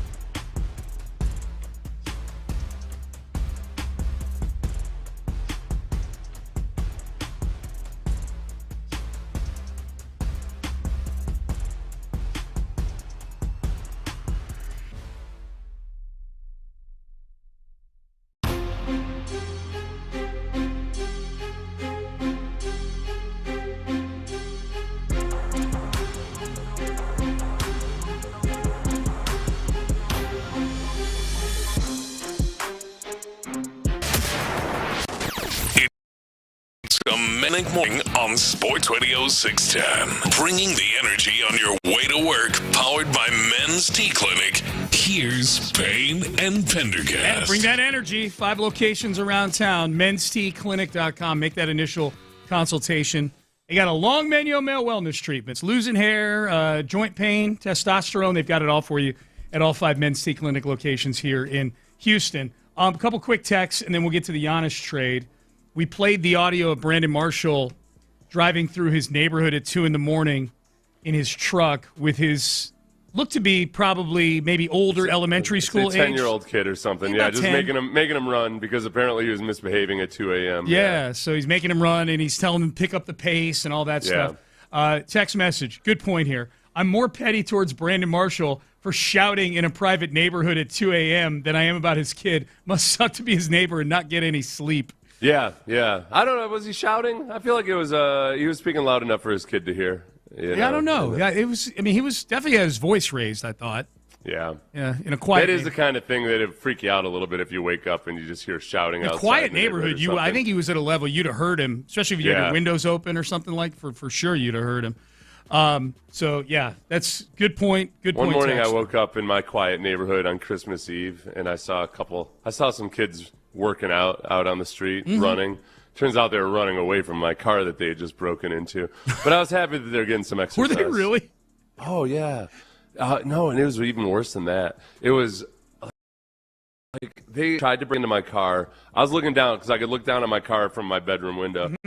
And it looked to me like it looked like they had tried to get in, but couldn't, and then they ran away and got in their friend's car, and they were just leaving. We had like a gate down at the end of the street, and so I'm like, I don't know what the hell just happened. I want to go back to sleep. It's Christmas Eve. I'm tired. Woke up in the morning, and they'd actually broken the glass on my car window, and I don't know why. There was nothing in there. No, but see if there was something in there. The truck that I had seen leaving the gate was, in fact, my next door neighbor's truck. So they had jumped in, and my neighbor left. My neighbor left the keys in the car. These guys, and he had left all the birthday presents were in the car too. The Christmas presents, you mean? All the Christmas presents. Yeah. Did I say birthday? Yeah. Yeah, Jesus' birthday. Right. All of the Christmas presents were in the car, and so I'm like, I could have stopped this. By the time, this was like 9 a.m. by the time I called the cops. Yeah. Well, I could have called the cops. Oh, I guess. At 2 a.m. and said, hey, they're stealing my neighbor's car and all of Jesus' birthday's Christmas presents in it. But you didn't know that at the time. I didn't know it at the time, but so the cops came out, and this is the cool thing. The kids freaked out because they saw that. I forgot. I went down to the front door to see what the hell was going on. Yeah. And that was when I saw that I was looking out and seeing this car leaving out the gate. Yep. And I didn't realize they had broken into my. Well, I scared them off. No big deal, I guess. I'm tired. I'm going to go to bed. The kids saw that I had seen them while they were driving in that car down. Well, they were waiting for the gate to open, and they ditched my neighbor's pickup truck. Oh, okay. Like 2 blocks down. So he got street. it back. He got the truck and all the presents back. Did he really? Okay. Yeah. Well, that's. Yeah. I'm sorry. Did they catch the kids or they? No, they didn't, and that's where the cop told me. He's like, I know a lot of times you see that they're teenagers and nobody wants to press charges or whatever, but they just keep getting away with it then, at some point, more people get robbed. These kids will keep doing this as long as they, Absolutely. as long as you don't, you don't do something about it. Yeah, man. Yeah. So I promised all of my future next door neighbors, I'll call. Vigilance. If I see somebody stealing your car and I realize that that's what they're doing, I'll call. Obviously, I would have called the cops if I knew they were stealing his car. Yeah. I thought they were just random kids that had kind of just. Yeah, like, hey, let's try to get. I thought they had tried to open my car door. I didn't realize they had broken the window. Oh. And I was like, stupid kids, whatever. Yeah, no, and it turned out to be much worse That's than a that. pain in the ass, too, to have to go get your window replaced and clean up all the glass and everything else. Yeah. That's no good. All right, Giannis Antetokounmpo traded from the Milwaukee Bucks to the Miami Heat for a gaggle of players, including Tyler Hero's probably the crown jewel of the 4 players that Milwaukee's getting in this deal. The big thing that they're getting is 3 first-round picks, unprotected. So if Giannis goes to Miami and gets injured, or they, Giannis ends up wanting out. We saw this happen with the Rockets when they traded James Harden to the Brooklyn Nets for 3 first-round picks. Harden was gone by the time the second of those 3 first-round picks was being used. So was Durant and Kyrie Irving at that point. Mm-hmm. So the Heat liked the offer of the heavy draft capital and some players versus Boston's offer of Jaylen Brown and a couple of, well, I'm sure would be late first-round picks with the Celtics. The Bucks, as a result of this trade, will have the 13th pick in tonight's draft. Jimmy Haslam was a driving force behind this trade, and you guys are probably, some of you may, you mean the Cleveland Browns owner? Why? Because he owns a chunk of the Milwaukee Bucks as well. He reportedly, Seth, wanted that Heat package versus the Celtics offer of Jaylen Brown and some stuff. Mm-hmm. One, I like to think because it had 3 first-round picks, and he was like, I'm going to be on the good side of the 3 first-round picks this time, not like that Deshaun Watson trade. But reportedly, he was worried about Jaylen Brown pulling a Giannis a year from now if they traded for him. Oh, yeah. Like they would trade for Jaylen Brown. He's up for an extension, I guess. Yeah. No, that's it's the shifting sands of everything that happens with this, and then on into what it means for the future. The Rockets pick that they had traded away in 2019 right now, by the way, is currently owned by the 76ers. Yeah, it's moved around a little bit. 22nd pick overall. Yep. They will not be picking tonight. The Rockets have the 39th overall pick tomorrow. The second round is tomorrow. This was interesting. Kelly Iko, who used to cover the Rockets for The Athletic, said that he had a big section in one of his kind of notebook columns for he writes for Yahoo now. And he said the Rockets are open for business. Amen Thompson is the only near untouchable. So they're not totally untouchable, but near untouchable. He's the least touchable of the players. But the Rockets aren't shopping their guys, but they're definitely more willing to listen to even their all-star guys like Kevin Durant and Alperen Şengün. Like they're accepting phone calls right now. This is not an Astros situation where the Astros have said, you're wasting your time to call us about Pena and Christian Walker. Remember we talked about that yesterday? This is not that. They're apparently, according to Kelly Iko, open for business. Of the top guys, of the top 8 guys or so on the Rockets roster right now, how would you rank them in terms of touchability? Okay. Like, who are you most willing to let people touch them? Okay, who do I...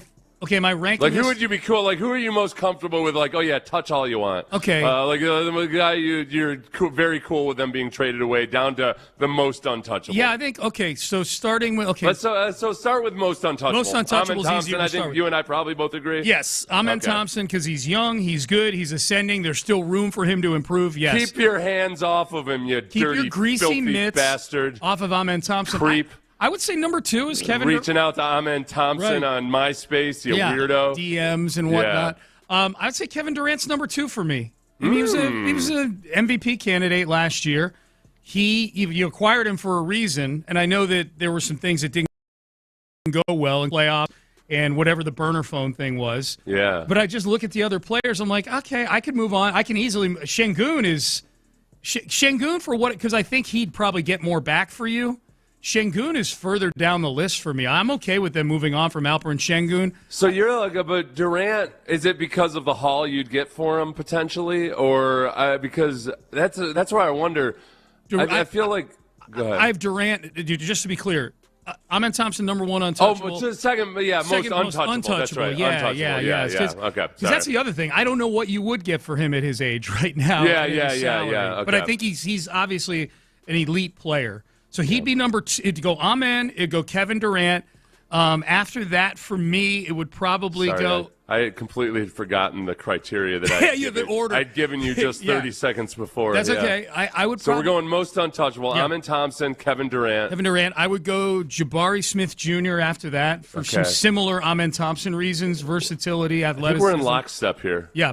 I would probably have Şengün Well, Tari's a restricted free agent, so that his situation's a little different because he can go sign an offer sheet with somebody and they can do a sign and trade. It gets a little. I would say Şengün and Tari Eason are 4 and 5 in some order there, and then Reed Shepherd after that, and then probably the old guys after that. Fred VanVleet, like Steven Adams, Fred VanVleet. Like Steven Adams better. You put him on a higher power ranking than a few of those guys, and yet he's old, he's injury prone. Yeah. If somebody felt like, oh yeah.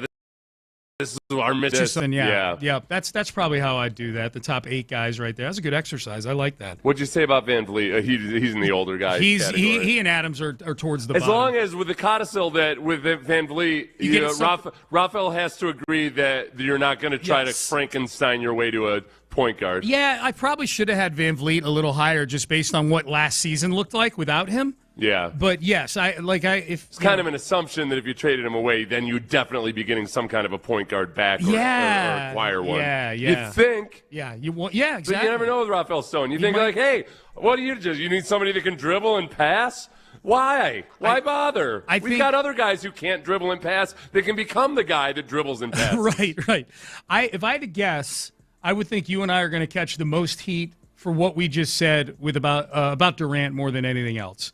That he's that high up the list. Oh, that he's that on top. No, and I think the people that don't like Durant really don't like Durant. But I think that's the important part, though, is that it's almost, okay, you're in this corner now where you traded for an aging player and who ends up injured in the playoffs. That's the big thing. Yeah. It's like, man, the age wasn't an issue until all of a sudden at the most important time of the year, 100% it was an issue. Yep. Like the much lesser version of that, but it was important for the Texans is, man, Trent Brown has been very injury prone in his career. Yep. And then, okay, cool, he comes in, he does some great things, but then in the most important game of the career, Trent Brown can't play because he's injured. Can't play and you lose. Yep. All right, coming up next, J.J. Watt. Played a little from him earlier. This is more current. This was Watt on McAfee yesterday. Listening to J.J. Aaron Donald and the possibility of him coming back, I wonder what was going through J.J.'s head when he was talking about this. We'll let you hear it coming up next. New vodka. If you are, look, we know 2 of the greatest words.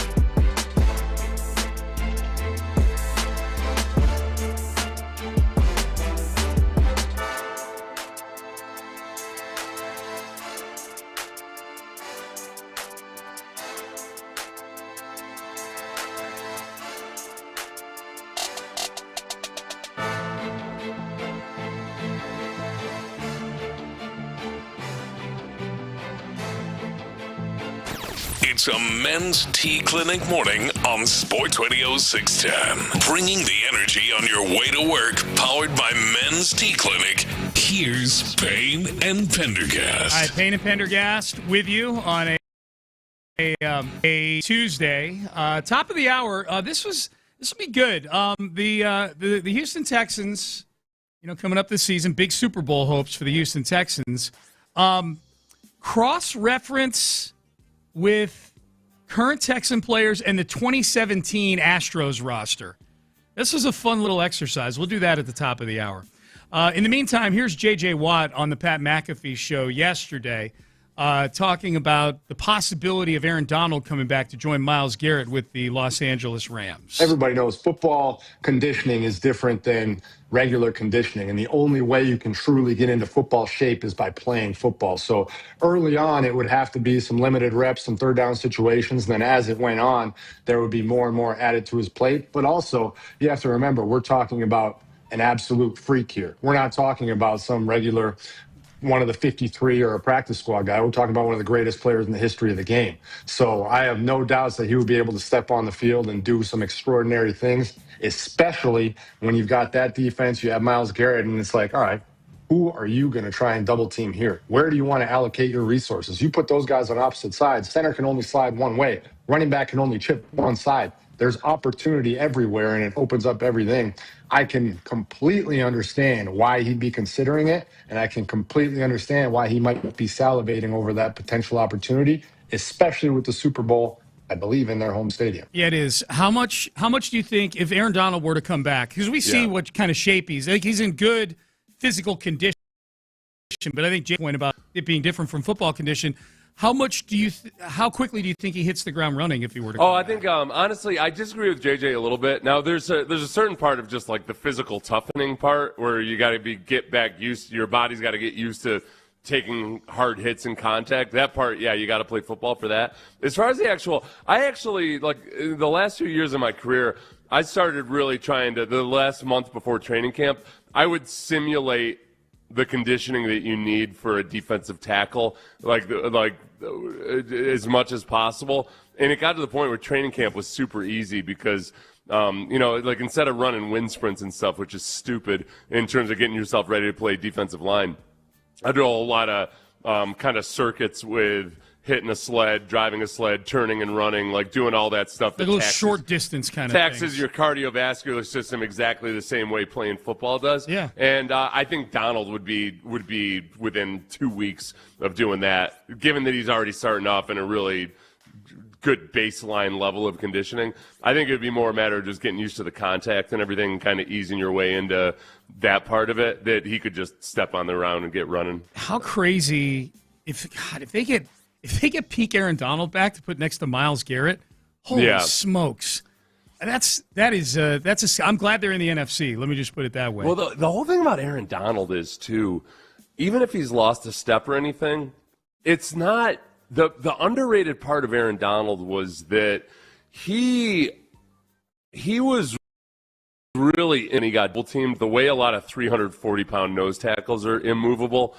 And I think the other part about him was that he kind of, like, if he was getting double teamed, he'd cruise a little bit, which left him really fresh for when he did get one-on-ones. Yeah. So, yeah. He'd be like, I ain't getting to nobody on this play anyways. Yeah. That's there was, like, he gamed the system in a certain way. But I remember watching him in college. And actually, I went back and watched his college film because I was doing some kind of a project. And this was after he had become who he'd become.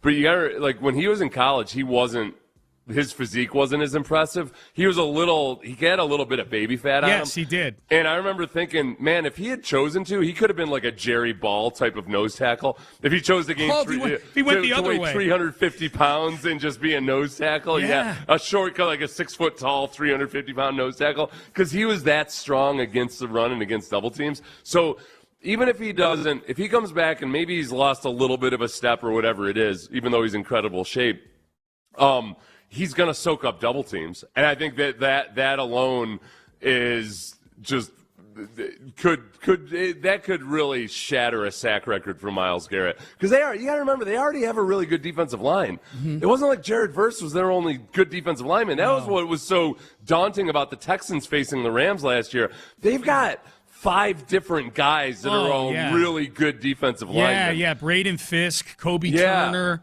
They've got other guys. And they just, so you had Myles Garrett already is going to have the benefit of that. It could be kind of freaky. Yeah. God, I hadn't even thought about the other guys. The biggest thing nobody wants to talk about is that nobody knows how much Aaron Donald would want to, like, how much are you going to pay?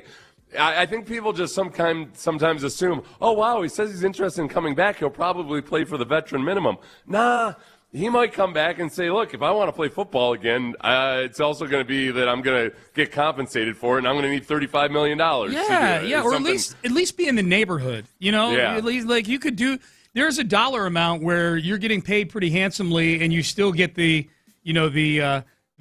white knighting of being given up some for the team. You know, if he came back I think if Aaron Donald came back and played 1 year, $20 million, people would think, oh my God, they're getting a huge bargain. Look what he's doing, so the team can put a Super Bowl squad on the field. And the whole thing is, the Rams are in pretty good cap shape for this year already. They're about middle of the pack. And if they wanted to, they could easily push off however much of his contract into the future. Because this is you and I have talked about this. It feels so weird the way people are talking about the Rams, where it's almost like people have it as a foregone conclusion that they're going to win the Super Bowl or something.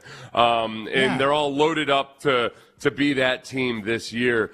And yet at the same time, and that's the way they're operating. Okay, but they also use the first-round draft pick for a guy who's going to be a backup quarterback this year. Yeah. Like that's the part where, like, let's stop talking like everything they've done is geared up towards winning a Super Bowl this year. First pick on a backup quarterback. Yeah, I don't think I think the same thing when people are like, they're all in. I'm like, I don't think you know what all means. You're right. Yeah. Like, what? They're not all in. They're in. Right. But they're not all in. They're committed, but all in would suggest that they would have used that draft pick on somebody that they could use this year. All in on this season. They drafted their backup for this season. They drafted their backup quarterback with the 13th pick. It would be more all in if they had signed Joe Flacco to be a backup quarterback. Yes. You know, like, because they can't expect that Ty Simpson's going to be able to come in and win a couple games if they have better to. not. You know, God, no. But yeah, I mean, like, obviously the Rams are the favorite right now. But, like, when they stop and think about it, you realize it's really hard to predict who's going to win the Super Bowl. But the Rams are loaded up and set up for it better than just about anybody else. It's really interesting to listen to J.J. Watt, of all people, talk about Aaron Donald, because it makes me wonder if he struggled with any sort of decision like that in 2023 or 2024 when D'Amico got hired here. You know, he played the 2 seasons in Arizona. He played 7 games his first year there. Then he got hurt. Then he played a nearly full season in 2022, and that did get treated like a send-off. You know, there was a lot of pomp and circumstance around his final games. Matt Burke did that big video for him. Matt Burke was the D-line coach at the time in Arizona, now Texans DC, which would have been yet one other piece of connective tissue for J.J. Watt to potentially have come back here. I just wonder if he came.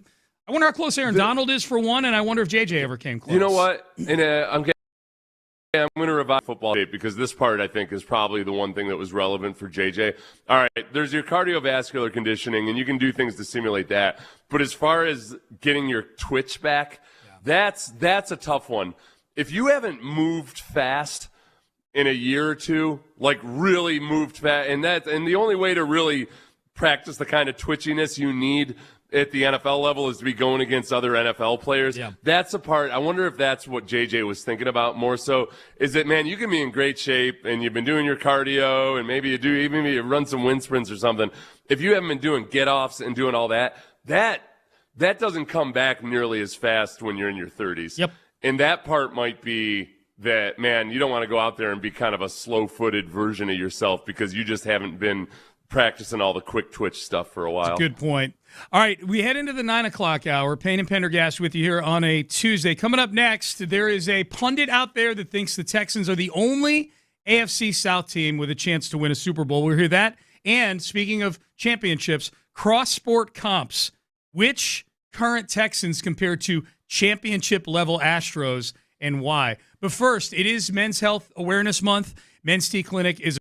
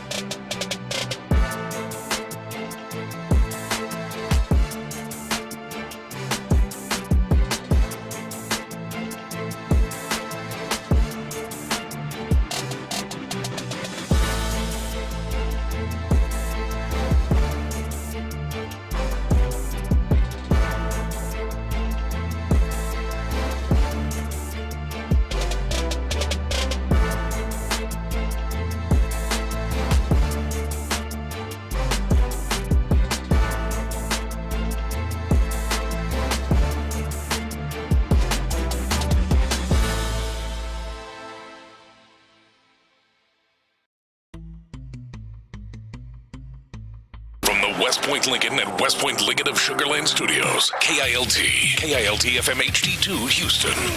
On Odyssey Sports Station. The Texans play here.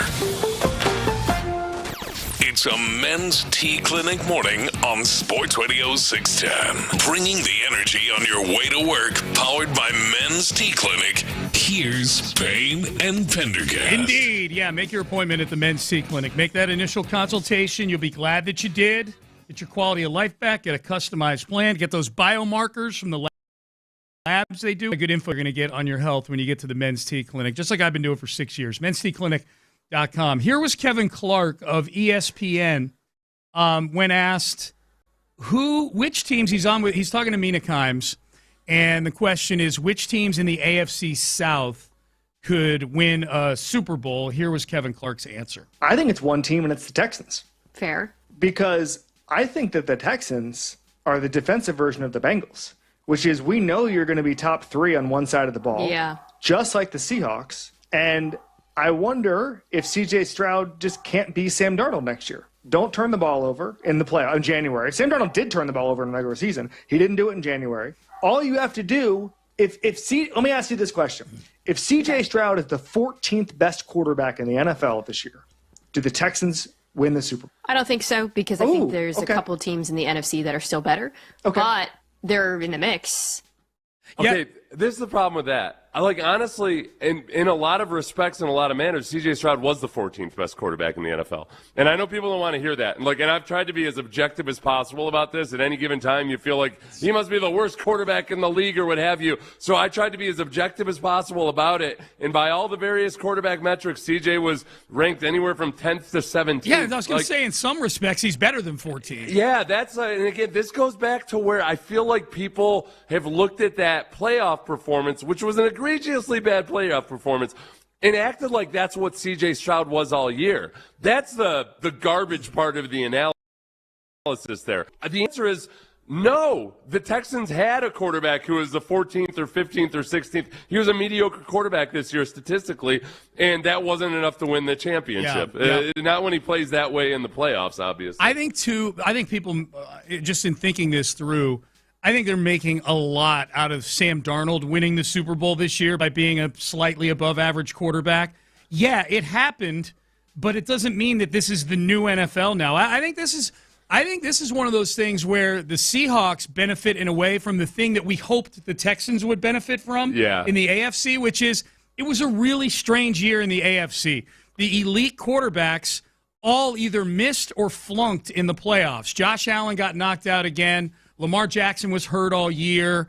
Joe Burrow was on a team with a horrible defense, and he got hurt at different points in the season. Patrick Mahomes, the Chiefs just weren't what they were then. He tore his knee. There's a lot of quarterbacks that we can name that have historically been very, very good quarterbacks who were total non-factors in the postseason this year over the AFC. So the same way we were hoping that, oh, my God, the Texans are going to catch – they're going to catch Aaron Rodgers, and they're going to catch Drake May, and then Bo Nix, and it would have been Jarrett Stidham. That's exactly what we were saying last year. Was that if ever there was a year to win a Super Bowl led by your defense, this would be the year to do it. Especially, or even to get to it in the AFC. Yeah. I think the Seahawks ultimately, they're not in the AFC, they're the NFC, but they ultimately benefited from that by facing the team that was able to win that AFC. Yeah, no, I think you're exactly right. We're always.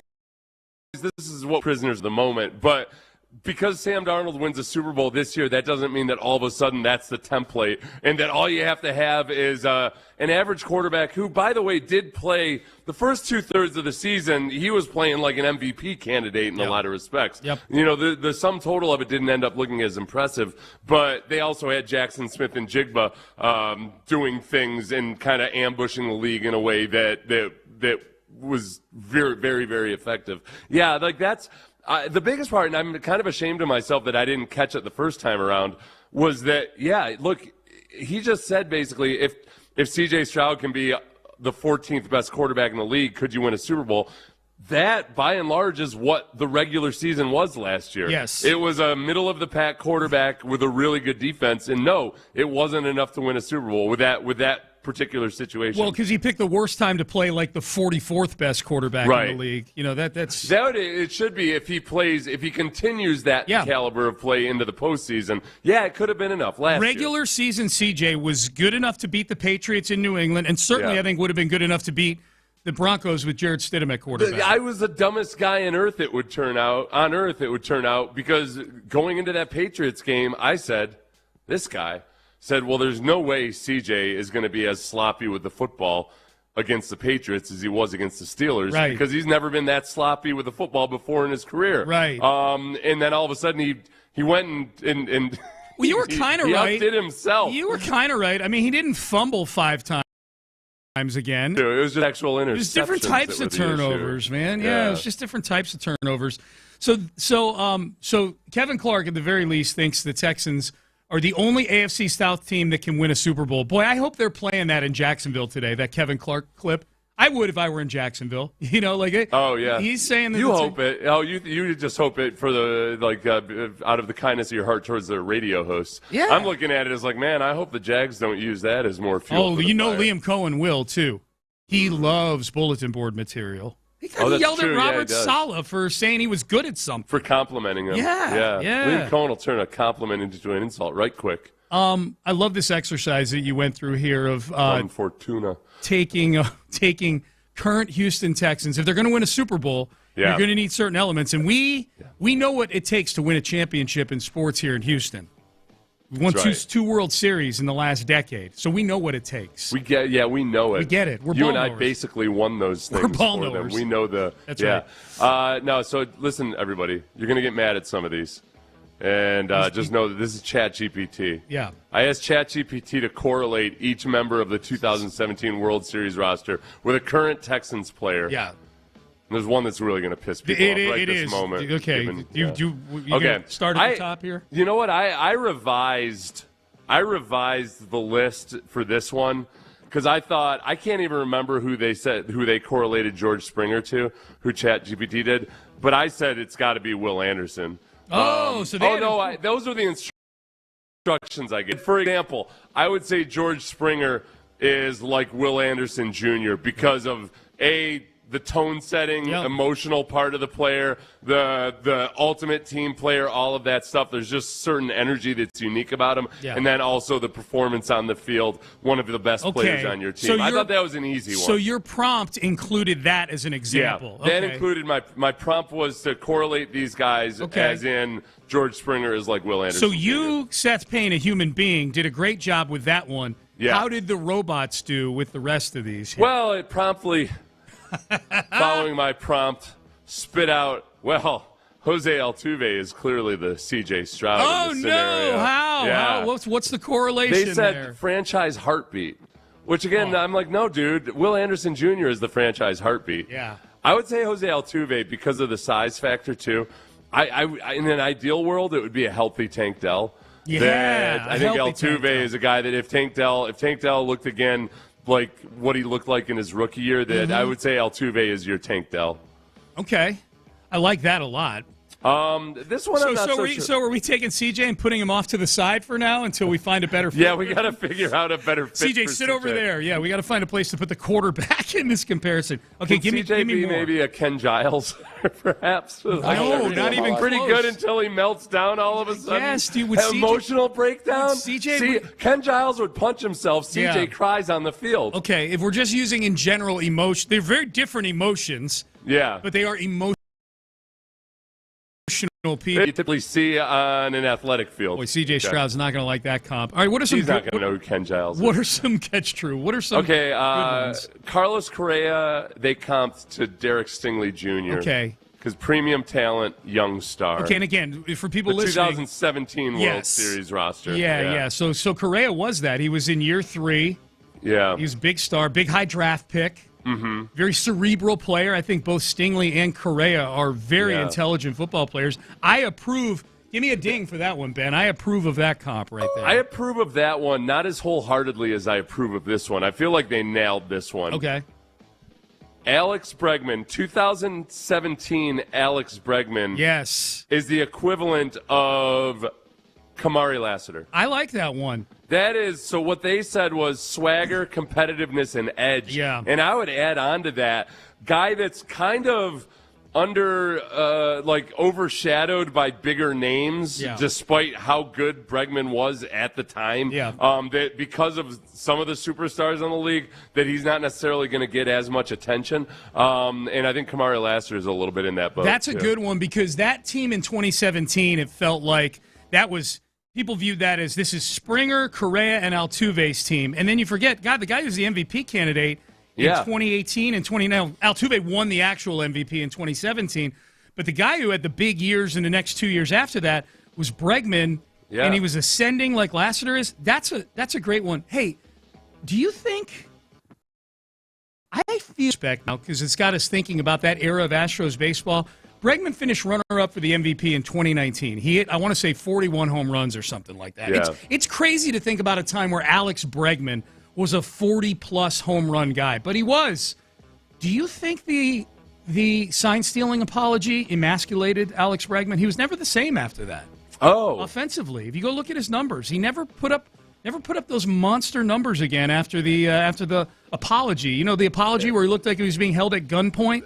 Yeah, to apologize? His notes blew away, and he still finished the apology. I felt like that. The problem, and it's still, boy, you know, there's still people out there, actual baseball writers, who will say that was the only thing the Astros ever did to apologize for that, despite the fact that immediately afterwards, multiple Astros spoke for 10 to 20 minutes in the clubhouse and just laid it all out there. People took that, they ran with it on ESPN, said, "Oh, this is all we get from those guys." Yeah. Someone just said, we'll keep going on these because there's some good ones. Someone just said C.J. Stroud is Brad Lidge. Playoff choker.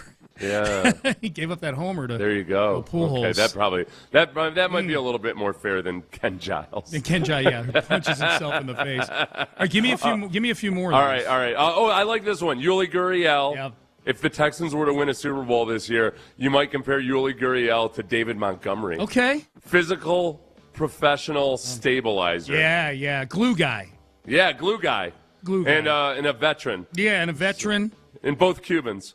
So, sure. David Montgomery came over from Cuba. He did? He smuggled himself in. He's David Montgomery. At the age of 21. David Montgomery is Yuli minus the racially insensitive facial gestures. Oh, I forgot about that. Yeah. We got to get him to do it. That happened in the 2017 World Series. Hey, David Montgomery, how about we make fun of a Polynesian somewhere along the way? Yeah.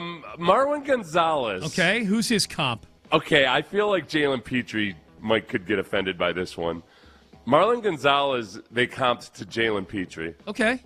So I realized I gave that away before. I think Jalen's a better overall player than Marwin Gonzalez. Now, but it's the 2017 Astros, and you got to keep in mind two things. One, Marwin led that team in RBIs. That's true. Okay, that was Marwin's best season of his career. His best season. Okay, Number two, he had one of the biggest moments in Astros history with that home run off of Kenley Jansen in Game 2 of the World Series. I keep forgetting that we're talking about 2017 exclusively. So, and he played every position. Because of the versatility and everything. Okay, that's actually a good comp. It's a really good comp, I think. Yeah. Okay, Brian McCann. Who gets offended here? Brian McCann, they comp to Dalton Schultz. Okay. Veteran communicator, dirty work leader. Which is kind of bogus because Brian McCann is, depending on what kind of dirty work you're talking about, Brian McCann was very opposed to the sign stealing. He was very opposed. Yeah, he was very opposed. But I think they need more of like a grinder. I don't think either of those guys necessarily get offended. I would say Brian McCann, if one of them got offended, would be the one to get offended, just because I think Brian McCann in his career probably just a more storied career in a lot of ways than Dalton Schultz has had. Probably. But they are that type fits, I think. I think I think from the vibe of each guy, it fits pretty good. Dalton Schultz is actually the more prolific stat compiler than Brian McCann. Yeah. By the way, I can't remember which guys I did it with, but I kind of intervened a couple times because ChatGPT got racist as hell with their comps. They did? It was like every white guy was a white guy. Yes. So you had to step in and adjust? It was like a old school baseball scout or something, God, you know? Yeah. It was weird. It was ChatGPT basically said, "Hey, you know what? I think this quarterback is more of a receiver than a quarterback." That's what they were doing. Yeah. Dude, they go deep on some of these, man. They do. In keeping with some of the original things they said, Evan Gaddis, Cade Stover. Oh, my God. Rugged, tough, cult hero potential. Yes. Yep. That's Who's a bigger cult hero, Evan Gaddis or Cade Stover? Evan Gaddis at this point by a mile, yeah. Cade Stover, if Cade Stover ends up getting 40 triples in a year or whatever it was that year. Whatever the football equivalent How many is. triples did he get that year? I want to say it was double digits. I want to say 16. It was I'll look it up. It was nuts. It was crazy. crazy. One of the slowest guys in baseball. Yeah.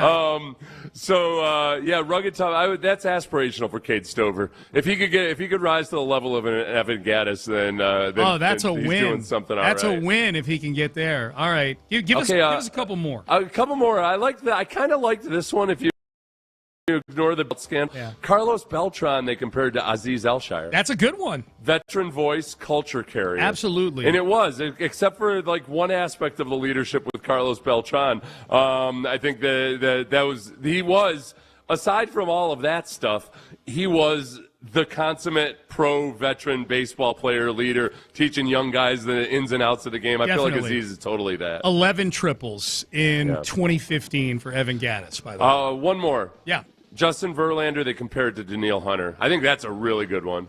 Justin Verlander, kind of a hired gun late in his career. Yeah. Performing at an elite level. Yeah. Giving him little contract extensions along the way and for also 2 guys years that and 1 hopefully year. they're in a position to maybe win a championship late in their career for the first time. Yeah, I like that one a lot. The one that got me where I'm like, boy, they are going deep on this. Yeah. Derek Fisher and Lewis Bond. Young depth weapon trying to carve out a role. That's accurate. Remember Derek Fisher, the outfielder, scored the game-winning run in that 13-12 game? It was fun going through the World Series roster and kind of remembering the Luke Gregersons and the Joe Musgrove. Joe Musgrove they compared to Caden McDonald. Okay. Young, big-bodied upside piece. Okay, who they would then trade for Garrett Cole in the offseason. Yeah, that's right. Yeah. Brad Peacock won a bunch of games for them that year. They compare Brad Peacock to Woody Marks. Multi-use weapon, can fill multiple roles. Well, that's an interesting one. Yeah. Good job. And that's a cross-racial one. He would say you're not allowed to you have to make cross-racial comparisons. You can't compare a white guy. If we're scouting this guy, you can't just compare them to some other white guy, which even if it's accurate, you're like, you gotta go through the exercise of like, okay, wait a second. Am I just taking the easy road here? Let me be sure that there's not a better comp there. Yep. Good job, ChatGPT. I might have to use chat between now and the end of the show. I'm going to that soccer game today. Do you think they can spit out maybe 5 or 6 things that can make me sound super smart with the people I'm watching the game with? They can make you sound smarter than you will sound if you try to go on your own. Yeah, fair enough. Yeah. Smarter. Yeah. Smarter. All right. Less dumb. How about that? All right, Payne and Pendergast with you. Hey, speaking of the Astros, let's circle back. Take a look back at last night's game. One of the biggest anomalies that we've ever seen in a baseball game happened last night. And how aggressive are the Astros going to get? One expert weighs in on that, on the potential of the Astros being a buyer at the trade deadline. We will discuss coming up next. Payne and Pendergast. He is the lead studio host on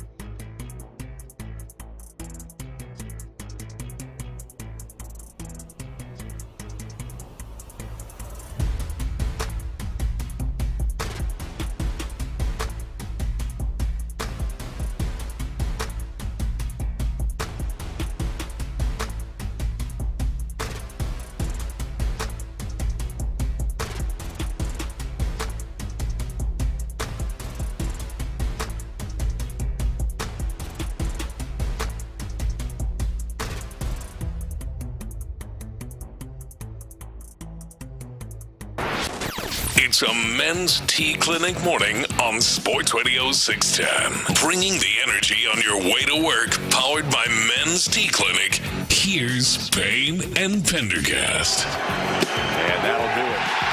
Toronto wins the first game of this three-game series, 4-2, the final score. Blue Jays get their final 3 runs home on sacrifice flies, and the Astros drop the first game of this 7-game road trip. Yeah, 7-game road trip. They lose the first game last night, so they lose 4-2 to the Toronto Blue Jays. Not Hunter Brown's greatest night, but one of the greatest sports anomalies in history. 3 innings, 85 pitches, while only giving up 1 run. It was. We'll never see it again, Seth. Yeah, and Sean and I, I was skeptical when Sean said, I don't think I've ever seen that before, a guy having 85 pitches in 3 innings and only letting up 1 run. And I thought, well, yeah, it does. That's pretty extreme, but it's probably, surely if it were that extreme, we'd see some stats about it or something.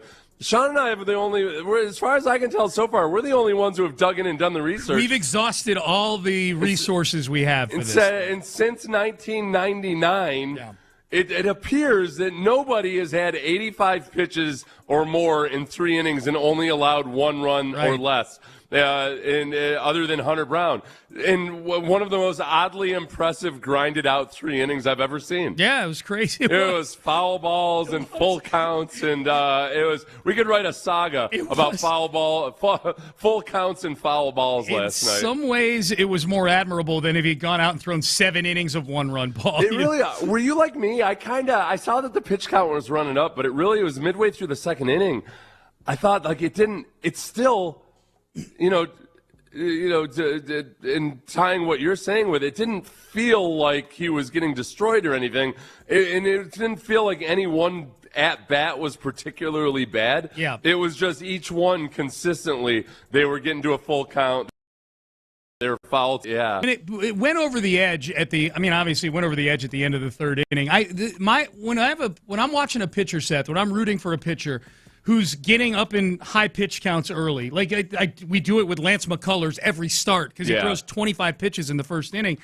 I always look at it through, okay, are they on a pace right now where they, with 1 brief inning, can kind of get back on pace to give you at least 5? Right. Give you at least 5. And that's kind of where I was with Hunter. I'm like, okay, this is uncharacteristic for him. He's usually an automatic for getting you 5, if not 6 innings, sometimes even 7.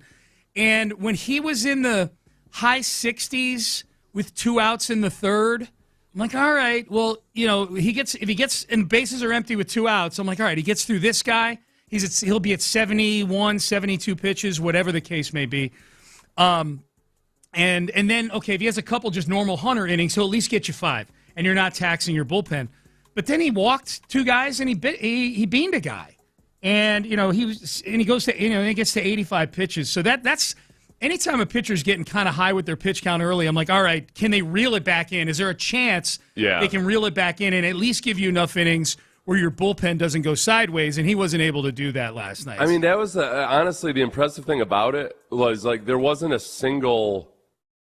I'm looking at his count now, and the reason that it just felt like it kind of crept up on. I knew the pitch count was high in the 1st inning, but there weren't any at bats in the double digits. It was just consistently 5 pitches or so, but it was just batter after batter after batter. Yeah, here's Joe Espada. This is the opening of his press conference after the game, and he cites another thing too: a lot of foul balls. They fouled off a lot of pitches. Here's Espada. Yeah, a lot of foul balls.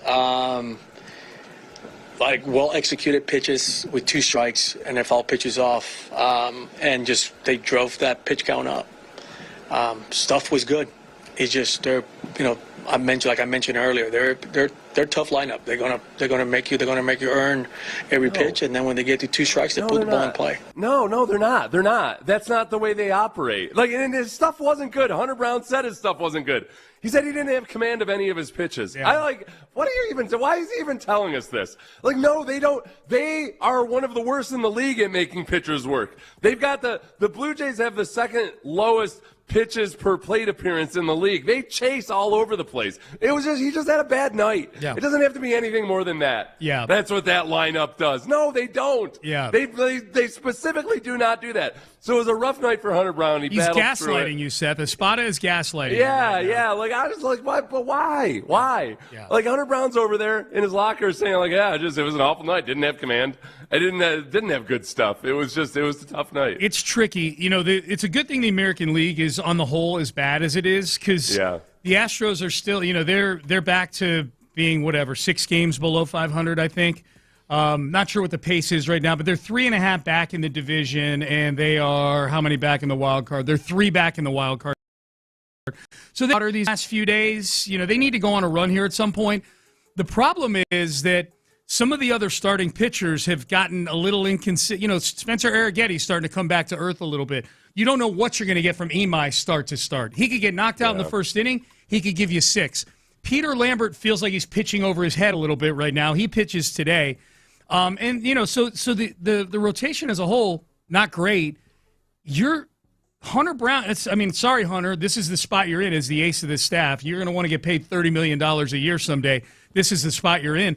You don't have really the margin for error. The longer the season goes on, you don't have the margin for Hunter's starts, not only being losses, but being losses where he gets knocked out after 3 innings. Yeah. Like, there's other guys that are perfectly capable of getting knocked out after 3 innings in this starting rotation, and you just can't have Hunter Brown be one of those. So that's the shame of last night, is not just losing the game, but the fact that he was gone, and you got to dig into your bullpen in a stretch here where you're playing every day this week. They leave right from Toronto to go to Detroit for 4 games.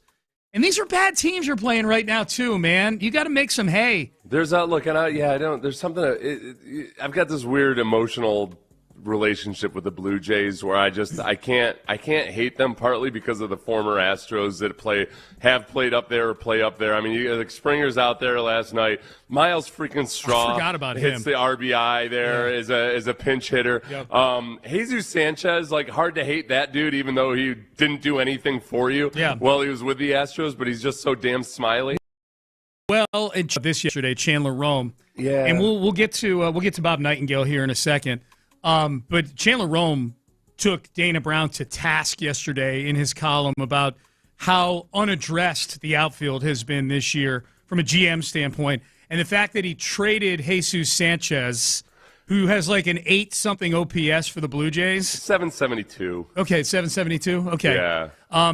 Maybe the 800 was something about situationally against righties or something like that, because they really need a lefty bat to go against righties.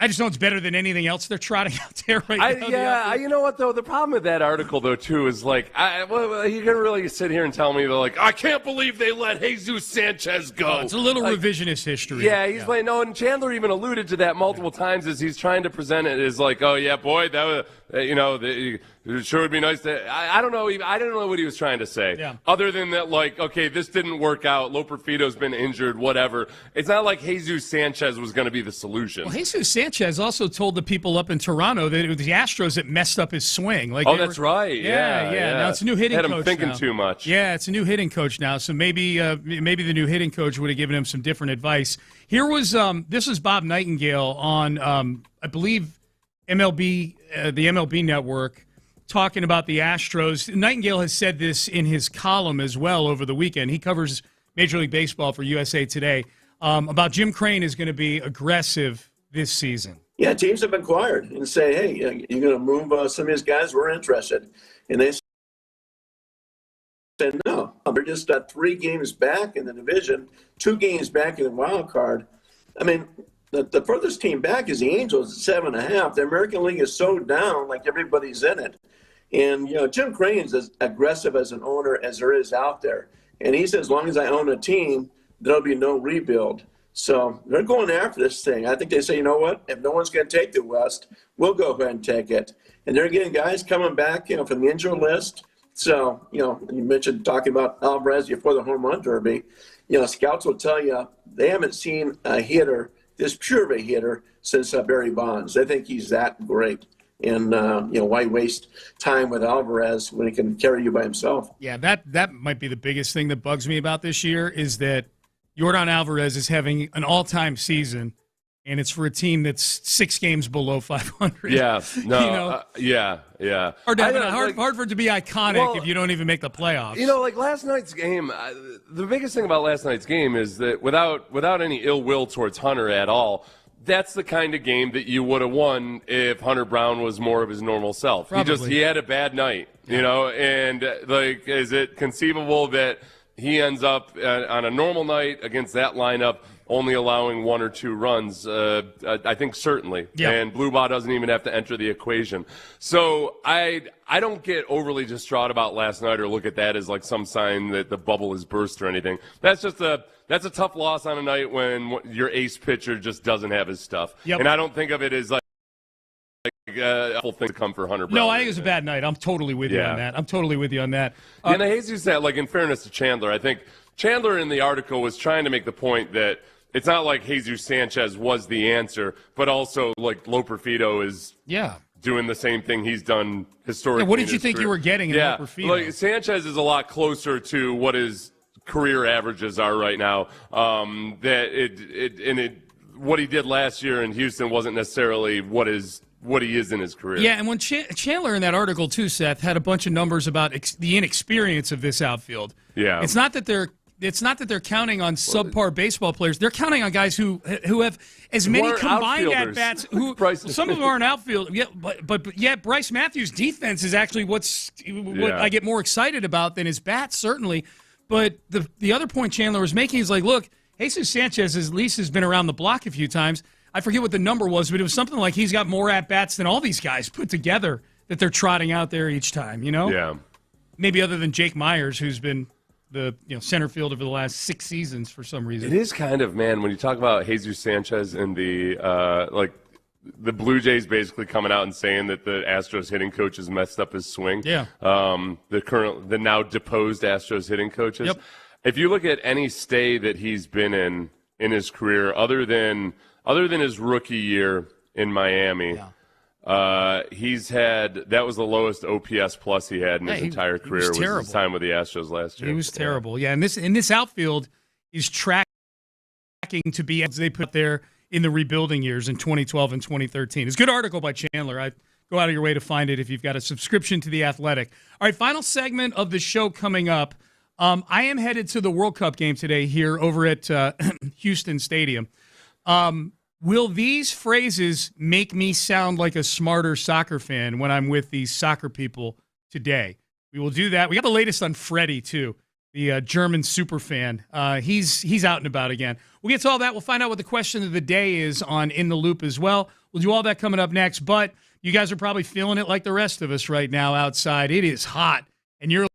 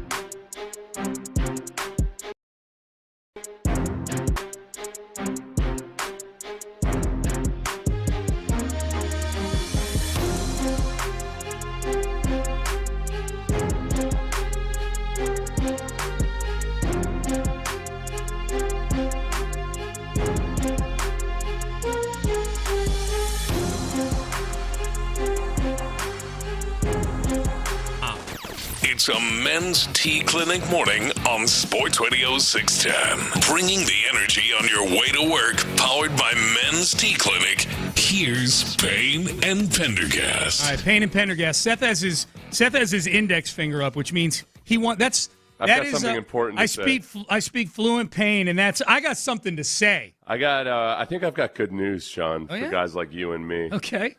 I think, based on, hemlines on men's shorts have been drifting upwards for a while now. To the point where it starts to feel like we're Chevy Chase playing basketball in a dream sequence of Fletch. Speedos, that I think, based on, I'm looking at pictures from the tight end academy, that George Kittle's deal, where I feel like, all right, these are still a bunch of middle-aged dudes that I'm looking at, but what's his face there? Travis Kelce. Yeah.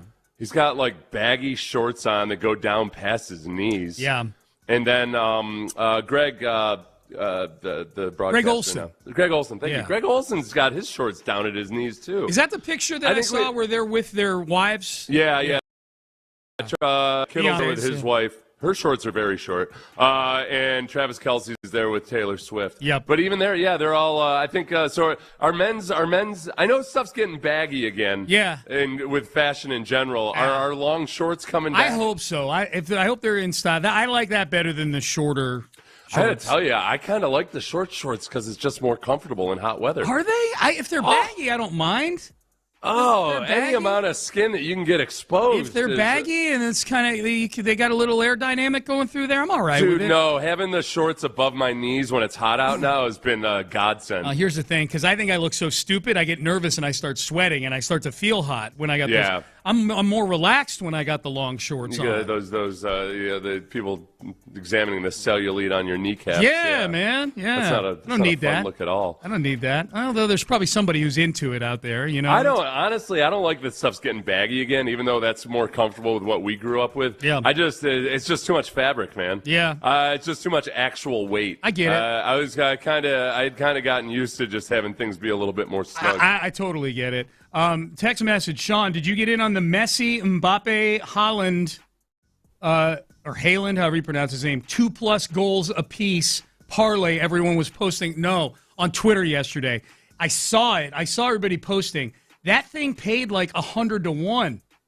Messi, Mbappe, and however you pronounce his name, Haaland, all scored more than 2 goals yesterday, and there were people betting on that as a parlay, and they cleaned up. Cleaned up, I say.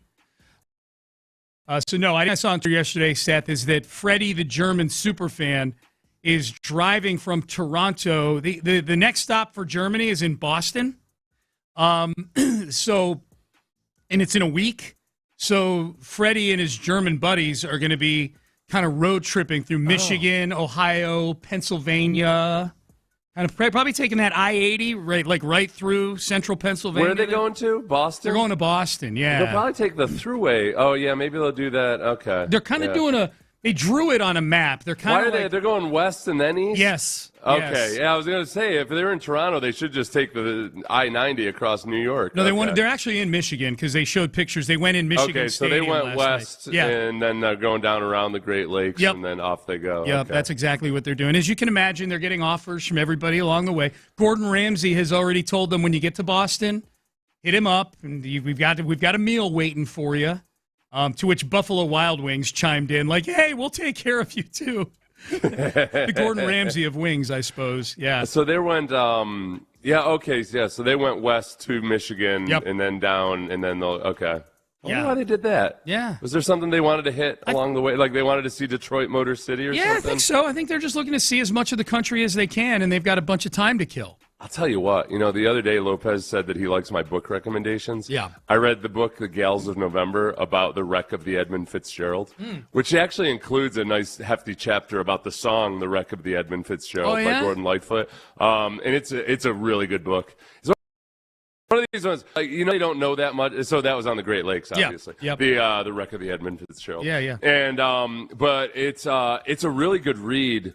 But it also gives you a lot of respect for just the actual the people who do shipping on the Great Lakes. You think like, oh, what's the big deal? Right. It's kind of a big, because those boats, they're freaking just gigantic barges, really, and they're not built to handle bad weather. No. Back in the day, especially, it was terrifying. Yep. And those waves get big out there, Sean. Yeah. Oh, out on the lakes, I know it's windy up that way, man. Superior never gives up. We're dead. No, that's what they say. Is that what they say? Yeah.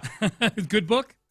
Yeah, it's a good book. Good book. It's a good book. Sometimes when you read some of these, when you're reading about an historical event that nobody actually knows the real details to what happened at the very end. Right. You realize early on, okay, we're going to spend a whole lot of time setting this up to where they're going to get to some point where they're like, and then the ship went down and nobody really knows what happened. This is what probably happened. Everybody died. Right, There's no survivors left to tell the tale. No, they get to make it up.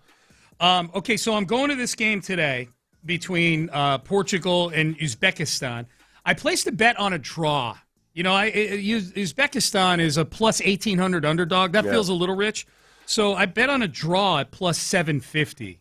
I did. Been a lot of draws. You know what? I decided yesterday after the show, after pledging that I would never once in my life learn how pool play actually works. Yeah, you did it. Which I was like, I generally know how it works. Sure. But I'm like, I never checked the details or anything. Right. I decided afterwards, like, that's a little too lazy and stubborn. So you did it. So, yeah, I'm into the pool play. I do. Like, I'm like, usually if I'm at like some high school tournament or something, I just tell my wife, like, just tell me whether they need to win this or not. Yeah, because all the tiebreakers and everything. Yeah.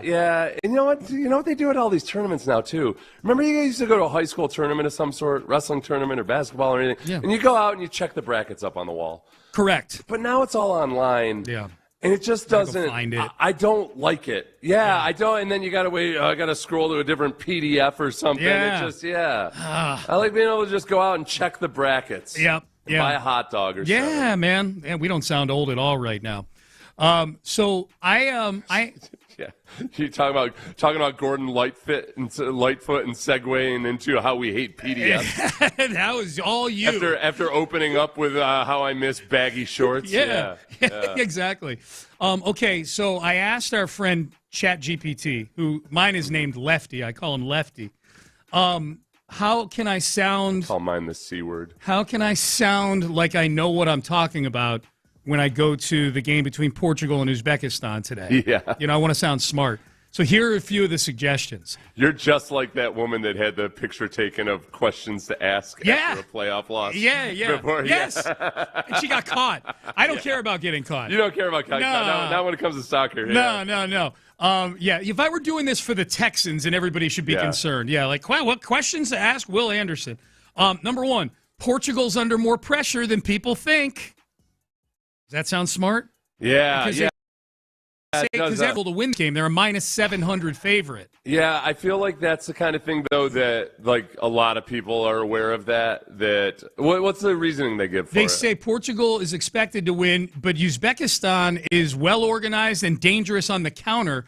Saying this makes you sound like someone who understands tournament soccer. Yes. You want me to go to the next one? I want you to say it, yeah. Okay. I need you to say this to random strangers. Yeah. The stuff, you're like, hey, whoever's sitting next to you at the game, Bruno Fernandes is the key. Okay? And the explanation is, even if everyone talks about Ronaldo, mention Bruno Fernandes dictates the tempo and creates chances. That's a smart fan comment, chat. Right. Yeah. Like, really, I'm going to be watching Bruno Fernandes more so than anything. Why would I do that? They say if Ronaldo scores a goal, you got to turn to somebody and be like, okay, so what? You know what? I had my eyes. I kept my eyes away from the ball. I was watching Bruno to see how he was, setting up this run. Could have easily been him scored that goal. He had worked himself open. Yeah. Okay. Next His one. Set piece. There you go. Set piece, a good one. International games are different from club football.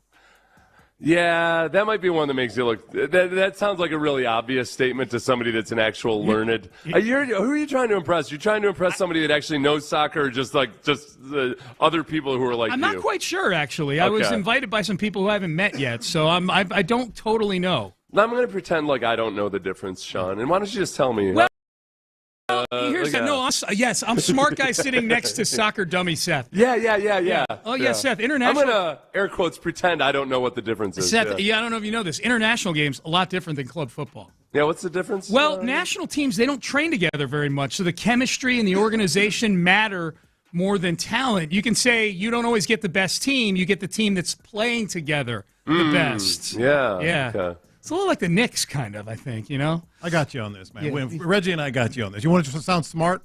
I asked ChatGPT. They gave me a bunch of quotes. I Can feel I like that's run them by you? yeah. You can tell That's me a, how you know what, smart though? I That sound? is a good one in terms of, I mean, you can say that about a lot of the international competitions. Like, that's the deal. And then you can segue into talking about World Baseball Classic or something that you're a little bit more familiar with. Yes, yes. You know, I and be can like, get you know back what into it my lane. reminds me of, Yeah. and then you pivot to something that Yes. you actually understand. I'm not comfortable in the HOV lane right now, but I'm going to get. That's how I structure my entire life. Yeah. Oh, That's how you end up doing a segment about which 2017 Astros correlate to current Texans. All right, a couple more. Uzbekistan, they've become one of Asia's rising programs. Oh. I don't know if you know that. How's that? Well, again, I'll pretend like I don't know. Yeah. They've invested heavily in development, and they've been steadily improving. Right now, I'm acknowledging them without pretending they're a powerhouse, is what Chad is telling me. Oh, okay, Yeah, all right. yeah. So They're one to keep an eye on. right. Yeah. They're probably better than their plus 1,800 odds of winning this game would indicate. Keep an eye on them. That's how Not just because Russia's probably going to invade them at some point either. But yeah. If Portugal is dominating possession, but not, I'm supposed to say this is the problem when teams sit in a low block. That's exactly right. Which the question would be, what is a low block? What is a low block? Yeah. Low I don't want to let everybody know how little I know about soccer. Low block is soccer code for packing the defenders behind the ball. That's right. Yeah. That's what I assumed it was. Yeah. Okay, this is one. So their block, the post is the block for them. I guess, yeah. Is that the block would be the square in front of the I'm just going to say the this and net see there? what happens. Yeah. If the match gets physical, okay. The referee sure is letting them play. Well, they use that anytime. They use that for basketball. Honestly, that's one of my for me, honestly, watching international soccer or high-level soccer, for me, I'm always a little bit impressed by the physicality of it. That is, like, for a very, very, very casual to non-existent soccer watcher, I've always, whenever I do sit down and watch, I'm like, yeah, this game's way more physical than people give it credit Yeah, for. I think that's because there's been the jokes for too long. Yes. And people have not actually seen what happens. But that's why, well, yeah, and so I would be hesitant to say, wow, I wouldn't be able to judge whether it was an extra physical game or not. Yeah. During a substitution, I should turn to the person next to me and say, fresh legs can change everything in tournaments. I like that one. It says, no one will argue. That's my kind of take, one that nobody will argue with me about. All right, one more. If Ronaldo starts, is there a question as to whether or not he's starting? I know a lot of Portuguese. I didn't think there was. I know a lot of Portuguese people want, like he's Now, 41 should years he old. start is the question. That's what I'm but saying. Yeah, no, there's he's a gonna lot of social media chatter. I'm supposed to say at 41, it's amazing. He's still. No, don't say that. Do I need to check and make sure Yeah, I he's wouldn't playing do well that. first? Don't say that one. Okay. I can tell he's not playing well, so I wouldn't. Yeah. Now, with Messi, that's the one where you go, it's amazing. He's still doing amazing, this. dude. He is so good. And the best part is he looks like an accountant or something like that. He's You know, very like- small. Yeah. Yeah, I like his block work. Yeah. His block work. He doesn't do a lot of block work. Yeah. That's A what lot you of think. teams. A lot of Oh, teams. yeah, you're right. The learned eye understands. Yeah, I like that. All right. You're listening to KLTM, KLTFM HD2 Houston, an Odyssey sports station. Reggie Atatula, John Lopez are here. Crosstalk is brought to you by D&M Auto Leasing. Gentlemen, how we doing? How we feeling? What's the question of the day? I'm doing great. It's a basketball day for me. I know that I'm World Cup soccered up. I understand that. You love the draft, huh? But I am interested in I love the draft because it serves as another point for trades to happen, which we saw last night. So there's all of this basketball related things happening. However, there's one thing about the NBA draft that is kind of annoying to me, and that is that they are trying to be the NFL and they've split it in 2 days. Tonight is the first round. Tomorrow will be the second round, and I find that to be entirely unnecessary. The NBA's told you what they think of second-round picks. They just toss them into trades for no reason. Yeah. This damn Giannis trade has a 2033 second or 2033 second-round pick in it. What are we doing? Hey, man, Anyways, you never know. okay. So with that said, what in sports is entirely unnecessary, like the second night of the NBA splitting draft? up the draft. Yeah. Yeah. Okay. I would say, this is necessary given the economics of the way football is right now, but I feel like they should. I would much rather longer commercial break than to come back from a commercial break to watch a kickoff and then go right back into a commercial break. That drives me insane. It's a good one. I feel like Fox does that the most. It feels like Fox is frequently a violator there. And it makes me, I'm just as irate as you are when that happens, because it's like, all right, now let's sit down and get back into it. It's like I could have stayed in the kitchen for a little bit, could have moved around a little bit more. Mine is every alternate McAfee cast on every sporting event that does not need, this is not a hating answer. This is not me hating on Pat McAfee. I like Pat McAfee. I think we are inundated with Pat McAfee, and I'm watching him and his, merry band of McAfeeites right there, McAfeites. And thank you. And I'm like, why at NBA Finals Game 5 or whatever it was, the alternate McAfee broadcast. Yeah, I'm like, why would anybody who's a basketball fan or a non-basketball fan watch that? Yeah. And I guess somebody is watching it because they're putting it on TV, but I don't see the need for and I like McAfee on College Game Day, which I wasn't sure I would. I think he's great. I think he brings energy to that it needed. I think his show is good, the parts I've watched of it. I like his interviews. I think he's viewed as way more controversial than he actually is. Yeah. People think he's a hot take artist. He rarely has opinions on things. But he uses cuss words. He does, but he curses, so people think that he's controversial. I just don't need an alternate McAfee cast for everything. I feel like we've reached maybe McAfee saturation. Yeah. He's like a Tres Leches of McAfee. Yeah. Which is like you can only Soggy. handle so much Tres Leches before it's just too much. The density is well, he's about to get $60 million. Yeah, they're going to put him in more they stuff. Ain't dialing him back. They're about to put him in more Well, stuff. because you know what, the other guy they've done that with is Stephen A, and it feels like that with Stephen A too. Yeah. And yet they know what they're doing. Yeah. I think the bang for the buck they get out of those two guys is pretty extreme. Like people ask, are they worth this amount of money? Yes, obviously. Yeah. Like they use the hell out of them. They're both really good at their jobs. Yeah. I just, I'm annoyed by certain facets of it. The question is, what don't we need? Yeah. We do not need those. This Correct. isn't me complaining about their existence. I just won't watch. Right. That's the one thing. Like, why do we have this television show that I'm not forced to watch on television? I'm just saying it's unnecessary. Sideline interviews. Sideline interviews. I like some of them. Oh, wow. I like some of them. That's What why in your face, Vanessa Richardson? That's why you like Popovich so much. All right, because he feels the same about the sideline interviews. All right, if the three major pro sports we cover power rank the value of the either sideline or in-game interview. Baseball's number one. Baseball's number one, right? Because they actually have conversations with them. Yeah. And then number two, I feel like basketball, it depends on which coach. I like it when the assistant coaches speak at halftime. I feel like you do, depending on which coach it is, I feel like you do get some actual pretty good opinions and tidbits at times in basketball. Football, everybody's just so damn paranoid. Yeah. Baseball's number one for sure. For sure. Like what Stalin smells like. Yeah, good. Same exact thing. Very good. Yes. Yes, All right, Crosstalk brought to you by D&M Auto Leasing. Boys, I got to get Seth antibodies to you, my antibodies, and may you make comments about Messi exploiting Uzbekistan's block. The low block. Yeah, the low block. Who are you pulling for? The low block. A draw. I bet Uzbekistan. on a draw, plus 750. Yeah. I'm a big-time Uzbekistan is what I like to call it. Yes, I love that. All right. Uzbek fan. We are...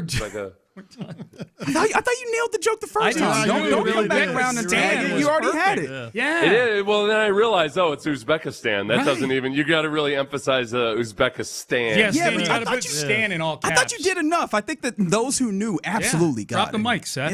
Yeah. They don't share a border with Russia either, so they're not in imminent danger of being invaded. Okay. I think Kazakhstan's a buffer there. I have to go. Head on a swivel, Kazakhstan. We've got geography things to talk Reggie about, Sean. Atula, John Lopez, Figgy Fig. Thank you. Figgy Fig. They're in the loop, and they start Gordon now. Lightfoot.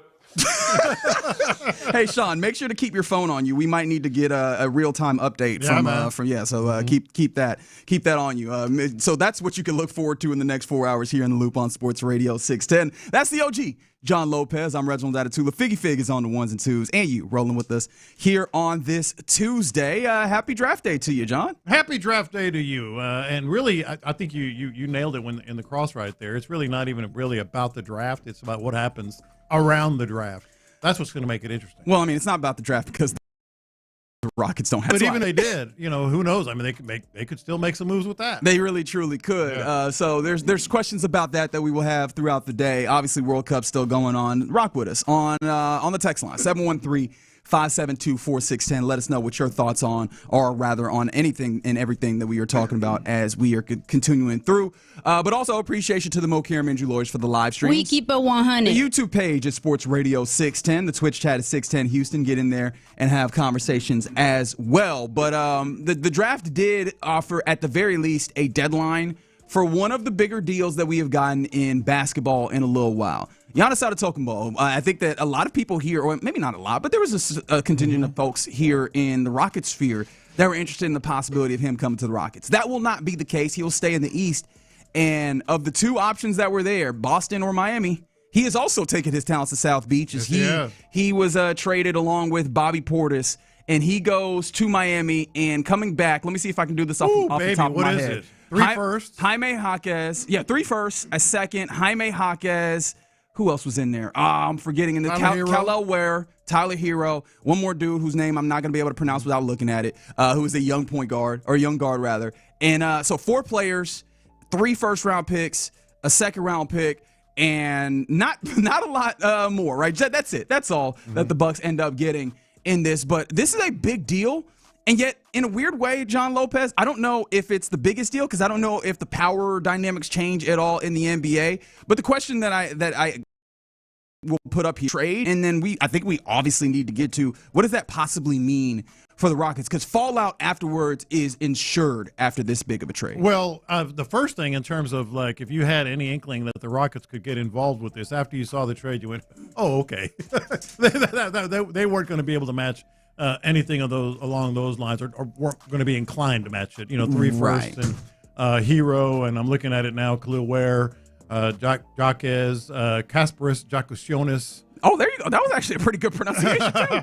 Let me find out that you're learning about them languages from the Eastern European areas. The Rockets weren't going to be, weren't going to be in that level of a game. I mean, they have players if they wanted to do it, but this is the thing, right? This was the thing that I personally wondered about on the possibility of, just go get Giannis. One, I do think that you would have the better player comparatively if you had done a deal like this, because Alperen Sengun is better than any of these players that they put up here. Tyler Hero, acknowledged as well within this. But I do wonder, right, if you look at what the Miami Heat's roster looks like right now, this is the thing that I was talking about, where I think they have 10 dudes technically on their roster right now, and there's not really shooters on there. You look at it, and they were already a team that was bereft of shooting to begin with, and now they have to go through all the weird machinations of the NBA salary cap in order to try and add around Giannis and Bam Adebayo. And I am going to be very intrigued to see what they do. They definitely got a great player, in fact, one of the legends of the game at this point in Giannis. I just wonder, how do you build the team around this? Again, part of the fallout that happens afterwards. I actually think the Heat won the trade if you have to give one or the other a win. Give me why. Well, the number one thing is Giannis's game fits what they do so much. I mean, they were the NBA leaders in drives and pace. That's not something the Rockets do. In terms of, they do like to finish and when they get out to run. But with Bam and him and Giannis, I think they're going to be able to push the pace and really, I think offensively just gives them. Now they do need shooters. They do need to add a point guard, a shooter, or more, and all that. But they get up and down the floor, and those two guys can do that really well together. I think that's, like you said, it doesn't change the dynamic in the NBA that much. I think it changes the dynamic for them. In the East, in terms of how they can win games. And here's the thing, right? Pat Riley kind of is a Daryl Morey analog here, because he has been chasing his white whale and looking for a star to get there. And this is where they finally landed. I don't want to minimize Giannis's impact. You're right. They're going to be good. The question is, when you look in the East, and again, that's not of great import to Houston right now, but I just kind of want to lay this out to see where they are. When you look in the East, are they better now with the roster that you looked at? Are they better than the New York Knicks? Now, that's almost impossible given what the Knicks just look like. Fair. I'm just running through it. But if you are they better than the Cavs? Are they? Ooh. I don't think so, but I think they're in the hunt. Are they better than the Pacers? Yes. You feel that way? Yes, I feel. I don't feel confident in that. Here's the thing about what they're doing. Giannis and Bam like to have the ball in there. They're not real big on high screen and rolls. I mean, they do it. Everybody does. But they like to have the ball in their basket and attack. Spoelstra's really, really good at dialing things up like that. Now he's got two guys. And then defensively, they can play some defense. Buddy, they can play some defense. They can sag off of guys and then still be able to close with their length. They're obviously very good defensive players. I think they got a lot better. They got a lot better, and I think, quote unquote, won the trade because of that. I think that the wall will return when guarding Giannis. And in basketball, like the people that have talked about building the wall, it's just having a whole bunch of bodies in front of that guy as he tries to operate. And that's where shooting helps break that apart. Right. They're going to need to do that. And I think that now this is one of the fallouts for the Rockets, right? Depending on if the Miami Heat decide to make bigger moves in the ensuing days, that can maybe be in the case. But if they're trying to make those moves around the perimeter to add shooting, now they're a contender for the Rockets. Because remember, we talked to Varunya Shakur yesterday, who covers the Rockets for the Chronicle, and one of the things we talked about was them having to find shooting around the periphery. Now you have another team that's doing exactly that at the same time. That is now who you're contending with in the free agency pools for vet minimums and guys that can maybe do shooting at small numbers. That is one of the big takeaways that I had as you come to the Rockets. No, I do agree with that. And I also feel with the Rockets, the obvious other impact is what's going to happen with Jaylen Brown. That is the big fascinating He's one. not going to be a Celtic. Yes, because that was the other option, right? Shams Charania had reported yesterday. In fact, I think we played it that the Bucks were looking at two deals, which, by the way, managing to miss happened because it did seem like once Giannis made it clear he didn't want to be there, or as clear as he could at this point, that people were like, nah, the longer you wait, the harder it will be to actually generate a bidding war. They kind of did on two different sides. Apparently, the obviously the Miami Heat, they had a lot of young players, maybe not incredible players, but young players and picks. And then the Boston Celtics had, we can give you a really great player, maybe some picks involved. And Shams Charania reported yesterday after the consummation, or at least after the agreement of a trade between the Miami Heat and the Milwaukee Bucks, he confirmed that the Boston Celtics did put Jaylen Brown up.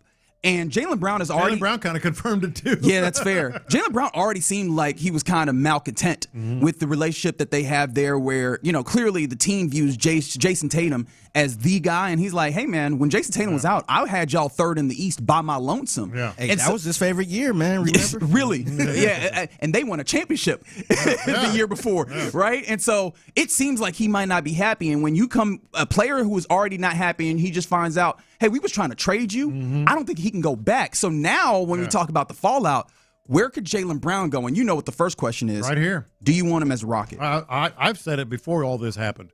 I think he'd be a great addition for this squad. And here's the thing. I think the price for him is not going to be cheap, but I think only because there's going to be a lot of teams that are in the same boat as the Rockets. People think, oh, now you can go get Jaylen Brown.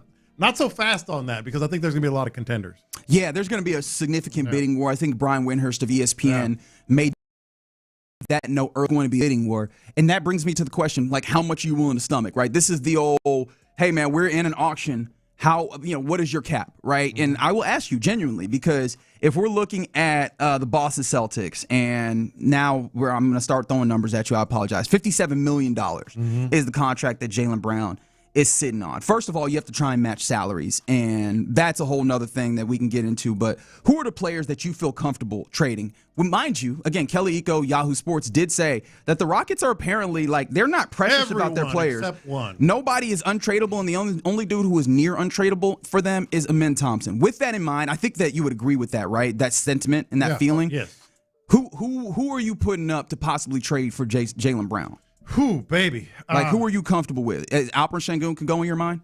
Oh, for sure, Sengun can. Damn, don't be so easy. Hey, man, I'll pack him up. I'll drive him to the airport. Hell, I'll drive him all the way to Boston. What you mean? Don't be so excited about it. Get him a limousine.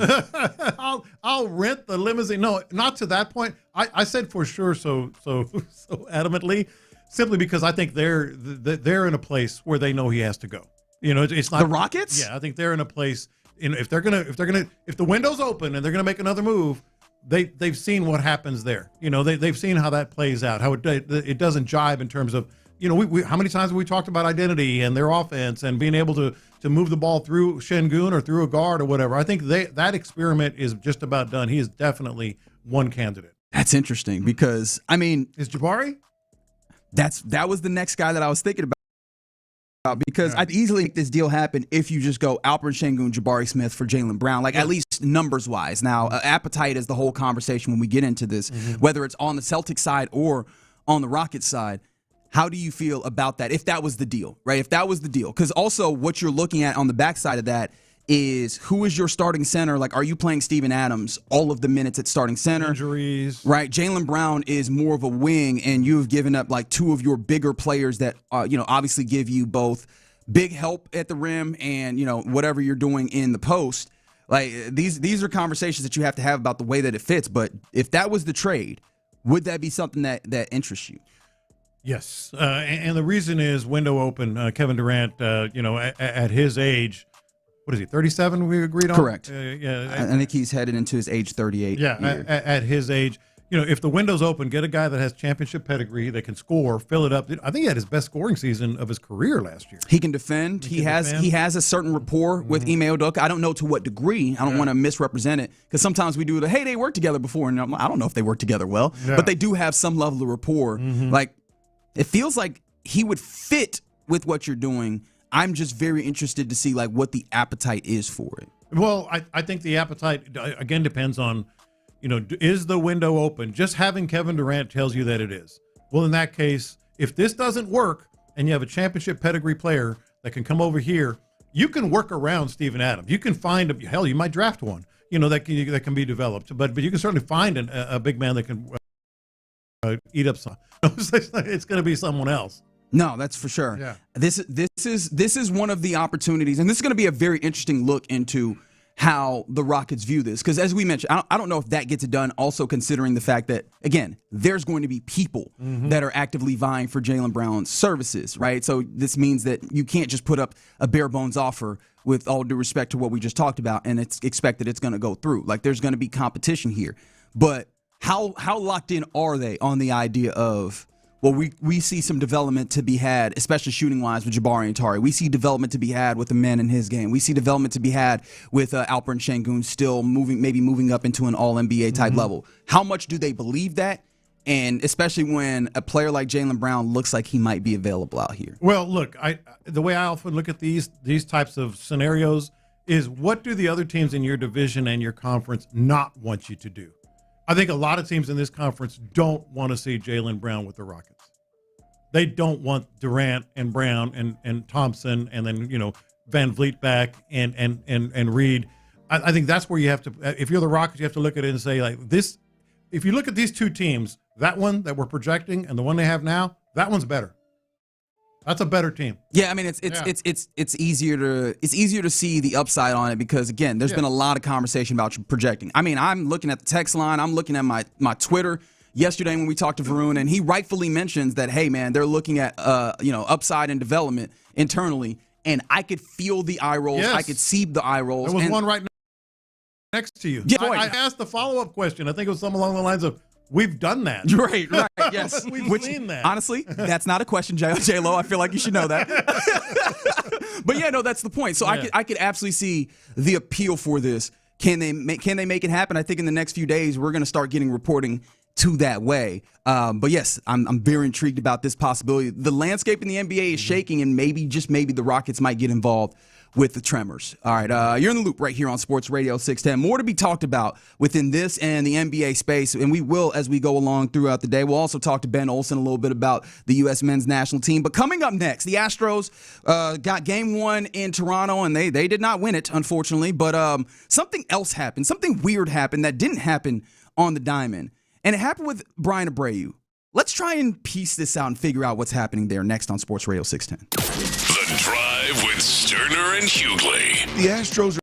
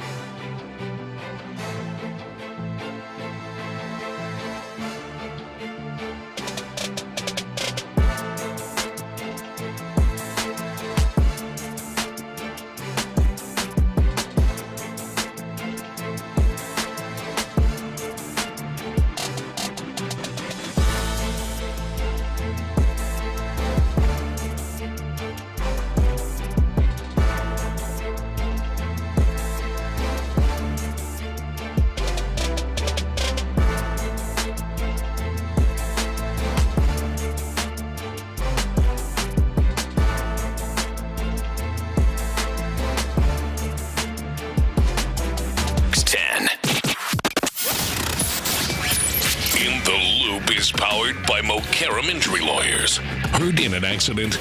Call Mokaram Injury Lawyers at 281-222-2222. Figgy, let's hit him big time.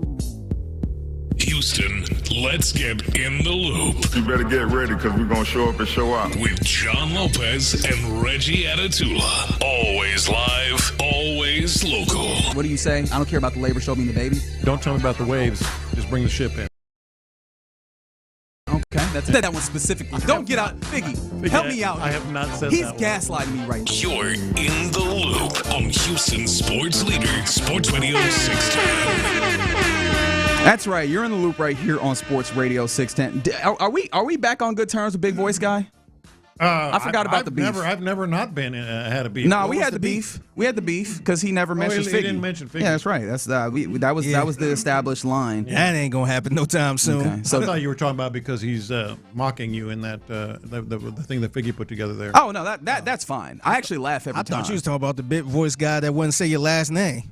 Oh, that's a different big voice. How many big voice guys do we have around here? We got John Lopez and Reggie. Yeah, that big voice guy. Yeah, I don't know. Y'all don't have to beef with him. I'm personally beefing with him. The regular big voice guy, though, as a show, I feel like we need to figure out if we're still beefing with him. You could at least say Reggie A. Yeah, you know what I mean? Like Reggie A. Just everybody knows Reggie, right? Yeah. I'm not that Reggie important by any means. Yeah, Reggie, that's right.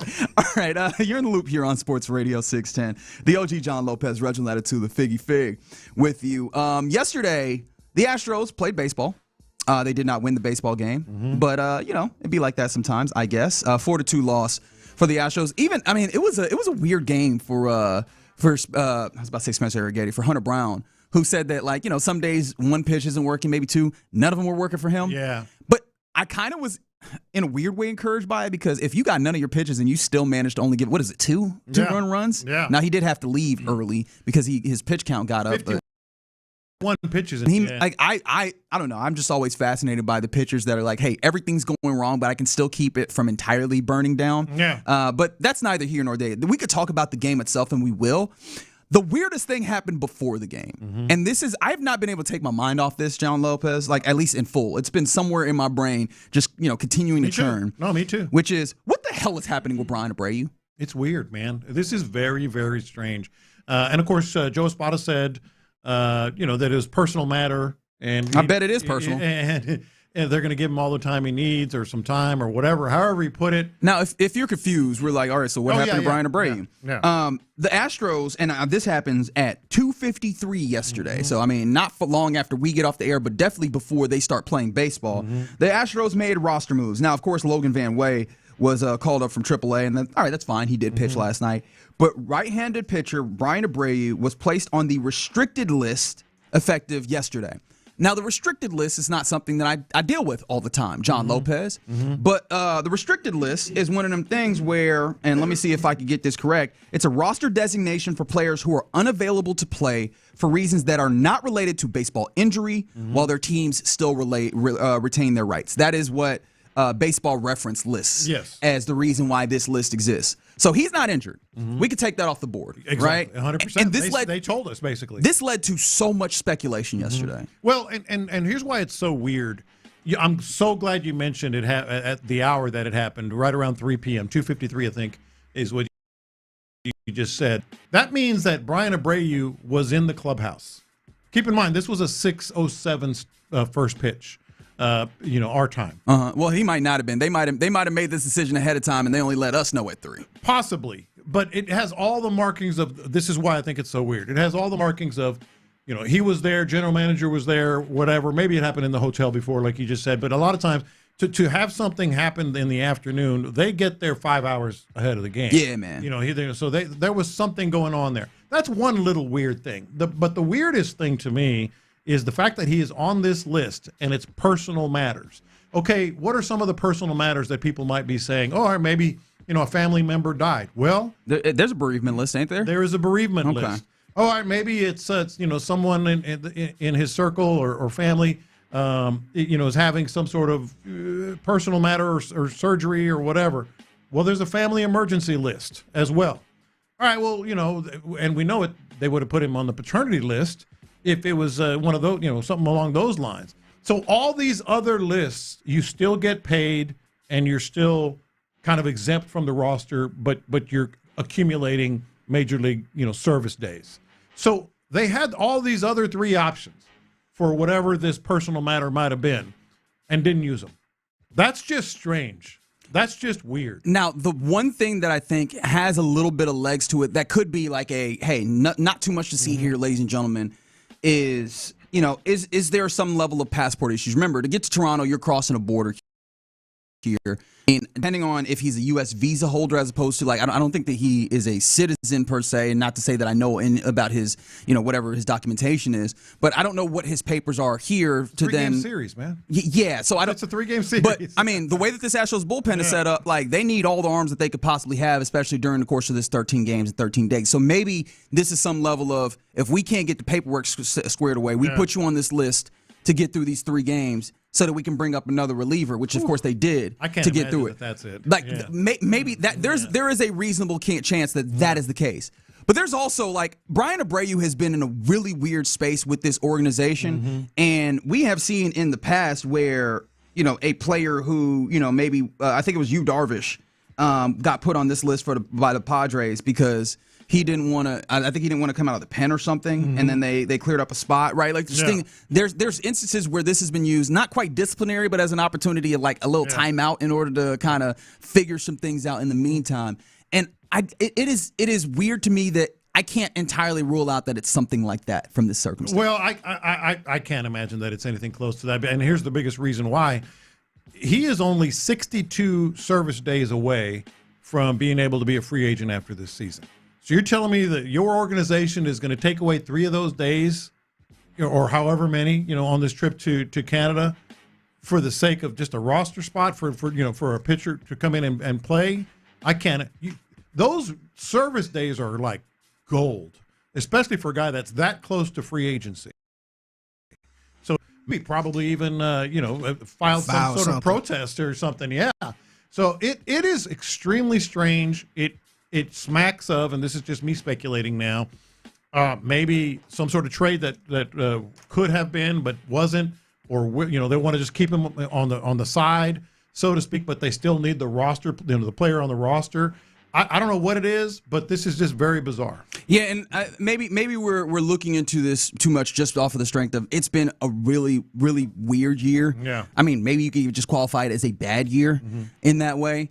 And maybe that ends up creating the tone and the tenor for all of this. But it's a really odd thing that has happened with the guy that clearly has not been able to find his legs fully. Yeah. And at very least, I tense up anytime I see him take the mound for the Astros. Oh, for sure. But even if you're trying, and this is another kind of weird part about it, just all levels of this. Even if you are trying to trade him or tried to trade him, and now you're going to try again near the trade deadline, why would you send a message to every other team in Major League Baseball that there's some sort of issue with this guy, we're not even paying him? Which is why I'm not sure that that's the case here. That wouldn't be good messaging here. Also, again, would you be sending him out, especially when you know that you need relief pitching? Would that be something that makes sense? Even if we feel the way that we do about Brian Abreu at this point, where it feels like, all right, I know exactly what he is and what he can and cannot do. I don't know that the way that Rob Nightingale has talked about this, knowing that, hey, you want to go get relief arms, you want to get outfield help that can bat left-handed, would it make sense for you to send Brian Abreu out? Well, I think to be at the trade deadline no matter what. But there's that reason for it. And what about just the message to Brian Abreu, who has given this, no matter the season he's had, has given this organization some crucial, innings and outs over the years. If you're Brian Abreu, you come to the Astros and say, I have this personal matter, and I'm simplifying it, but whatever. I have this personal matter, I'm going to need some time. All right, go ahead and take all the time you want. We're not going to pay you, and you're not on the roster. What message is that from the Astros? Yeah. Hey, Figgy, we really care about you. We know everything you've done for this organization, World Series, Championship Series, all that stuff. Go ahead and take all the time you need, but we're going to go ahead and not pay you, and you're not going to be on the roster. That's the thing. It's just the way that this list works. It is very odd. It feels oddly confrontational. But they've talked about this as if it's nothing, and it just doesn't feel like absolutely nothing. And so I have a hard time getting there. Do you think we get answers to this? That's the question, though, because like obviously we can run up all these possibilities, but do you think we ever get answers to what is happening here? I think this is one of those where ultimately we will, but it may not be anytime soon. I mean, there is going to be some clarity on this, and it may well come from Abreu. I mean, he's not.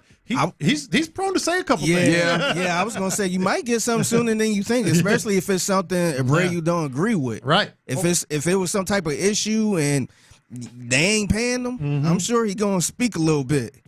All I know is every company I've ever worked for, and especially this one, if I said, "Hey, I need some time," they'll say, "Cool, take it."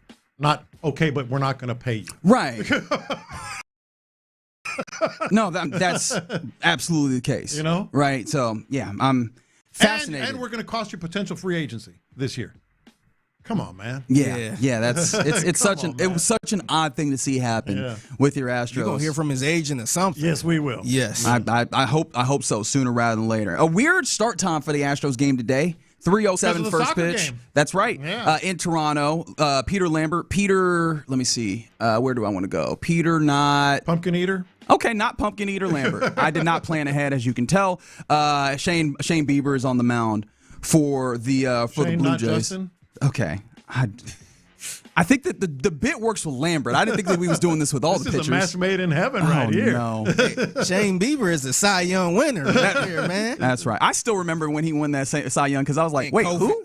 Yeah. Wait, who is this? I think that was during the short season, too. Yeah. Just all of a sudden, I was like, oh, Shane Bieber. This is a thing that I need to know. Okay, very good. But yeah, 3:07 first pitch. And this is not a getaway game. This is game 2. But Toronto is hosting a game between Panama and Croatia when it comes to the World Cup. And so they were like, that's at 6. They were like, hey, let's try and spread these out a little bit so that it's not jam-packed in the city. But we will be keeping up with that later on. But you're in loop here on Sports Radio 610. Coming up next, it is NBA Draft Day. Actually, draft night 1 of the NBA Draft. A split that I just find to be completely unnecessary. So that led to the question of the day. What in sports is entirely unnecessary? 713-572-4610 is the number to text. Text in and we'll talk about it next. All right. Let's talk about ability.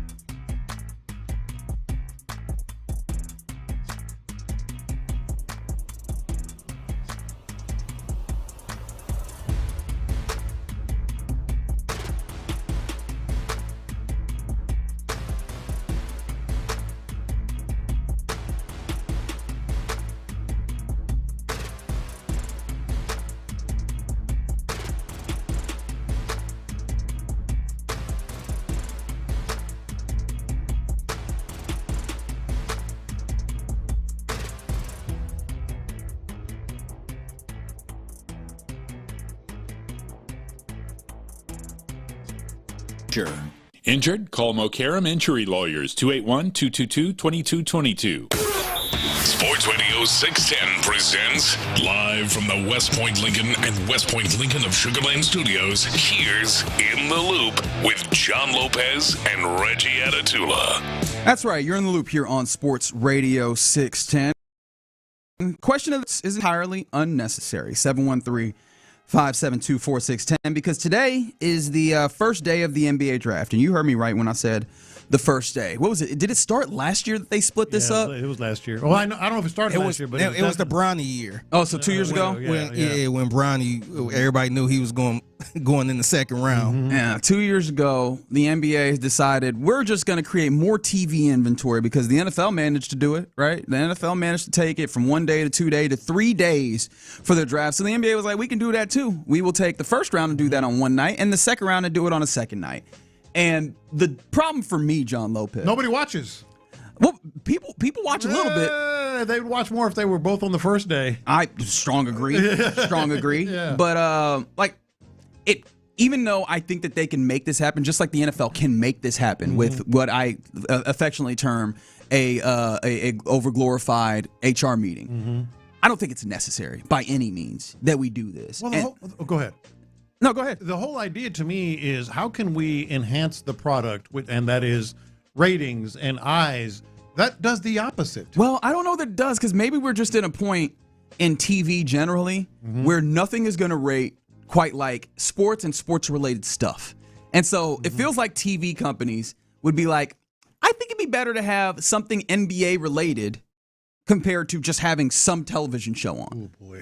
Because again, strong disagree. It is still because I was thinking about it. The people who are just like sickos that are going to watch the NBA draft are going to watch. You're getting both of those opportunities to sell, and then there's just going to be people that have a sports thing on, or that tune to it for a little bit, and I feel like that's enough for them versus just finding some other programming that they have. Again, I don't agree with this because it spiritually feels wrong. It feels unnecessary. It is. And so that got me thinking, what are some other things in sports that are just unnecessary that we do? Amy Adams drunk. All right. That's not even an answer to the question. She's one. You were just being a jerk. That doesn't answer the question. That does not make sense. She's unnecessary. She's unnecessary in sports. Yeah, she is unnecessary in sports. No, my big one is sideline interviews. And I get we all have some great friends. Hell, John Harris does them.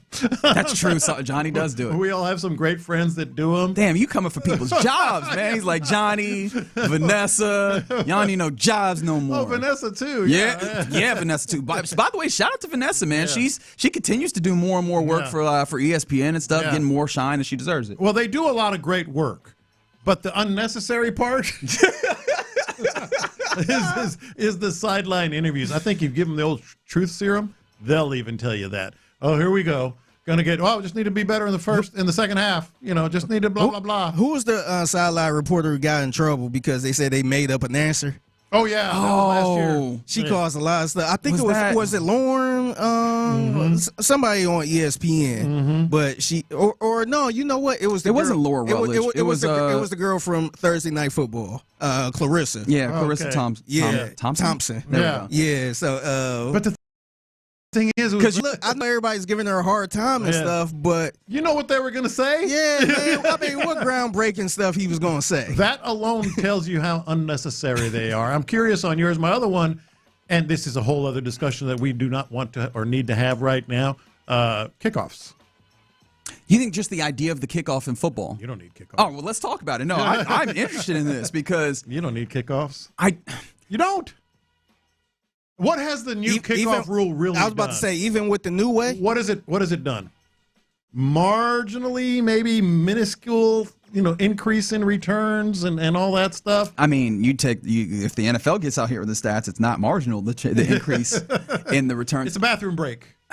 Break. A lot of people do, but there is no denying that when the kickoff is at its electric, it is one of, if not the most electric points in the game. It is one of those things that absolutely shifts the tenor of the game in a very, very quick fashion. And I think the game would be a lot less interesting. It's a wild card. I think we've all played board games or whatever where they're too straightforward and you just get to a point where you're like, hey man, there's no way to do this. Like tic-tac-toe. Tic-tac-toe is what they call a solved game. Yeah. Not to say that Well, I guess they say that in such that as long as you play in a way that's logical, you will always come to a logical end. Yeah. And that's part of the reason why tic-tac-toe isn't fun. Right? It just, you get to a point where I know exactly what you're going to do. That's not helping the case for No, but here's my point is that you need the wild card in games to make it like, it is the playing Monopoly and drawing the chance card. Like it is the thing that shakes it up. And the kickoff is I think it's less about the actual fact that there's a kickoff and it's the way that the kickoffs have been. I've always been pro the Shiano rule where they go, don't do the kickoff, make it a punt. Okay. Because I think punt returns kickoffs are unnecessary to me. Yeah, but I think that thing that the kickoff serves is necessary. Maybe just like the specific ways that the kickoff has not been. Yeah, but the thing is, I feel like we didn't have any of those type of moments in 15 years. I don't think that's true. I think that now we're like doing the thing where. What was the last moment where you like, oh, that kickoff that just changed the whole game? Mm-hmm. Like I feel like because remember whenever they had the Super Bowl. I feel like people used to stand around for the kickoff because remember the flashes used to go whenever the kickoff. Now I feel like and you can't even have onside anymore. So there's that element that's been. Yeah, I think that neutering of it really hasn't helped. How would it feel if it's like, hey, tie ball game, Texans just scored against the Bills. Coming up, Bills have 1st and 10 at the 25. Rather than that's kind of already what you feel like you have. 35 or whatever. That's kind of what you already feel like you have, and you've completely neutered the possibility of that explosive opportunity. It's unnecessary. Because you don't even you don't even have the Dante Halls of the worlds and the Devin Hesters of the worlds. Yeah, so and special teams coaches have gotten so good at just neutering, as you said. Yeah, like it's super competitive now. Yeah, they ain't giving up no 99-yard kickoff return no more. Yeah, I mean. They happen. They just happen fewer and further between. I think that's more about like needing to shift what's happening with the kickoff. No, because he's saying it's not necessary, which means you would get rid of it, and I think that would be a big mistake if the NFL ever did that. I think it'd be a huge mistake. If you have Devin Hester, then I will be on your side. All right, so it has to be absolutely perfect in order for it to be something that is valuable to you. When was the last time it was exciting like that? There's plenty of instances where you get returns. Like I think that now you're doing the thing where if it's not 14 returns in a season for a touchdown, then it's not interesting. Let's get back to the question though. Because and then I'll get yours and Figgy's and our listeners. But the question is something that is unnecessary. Yes, there are exceptions. Yes, there are very few occasions where there will be a big kickoff return, either for a touchdown or deep into your territory.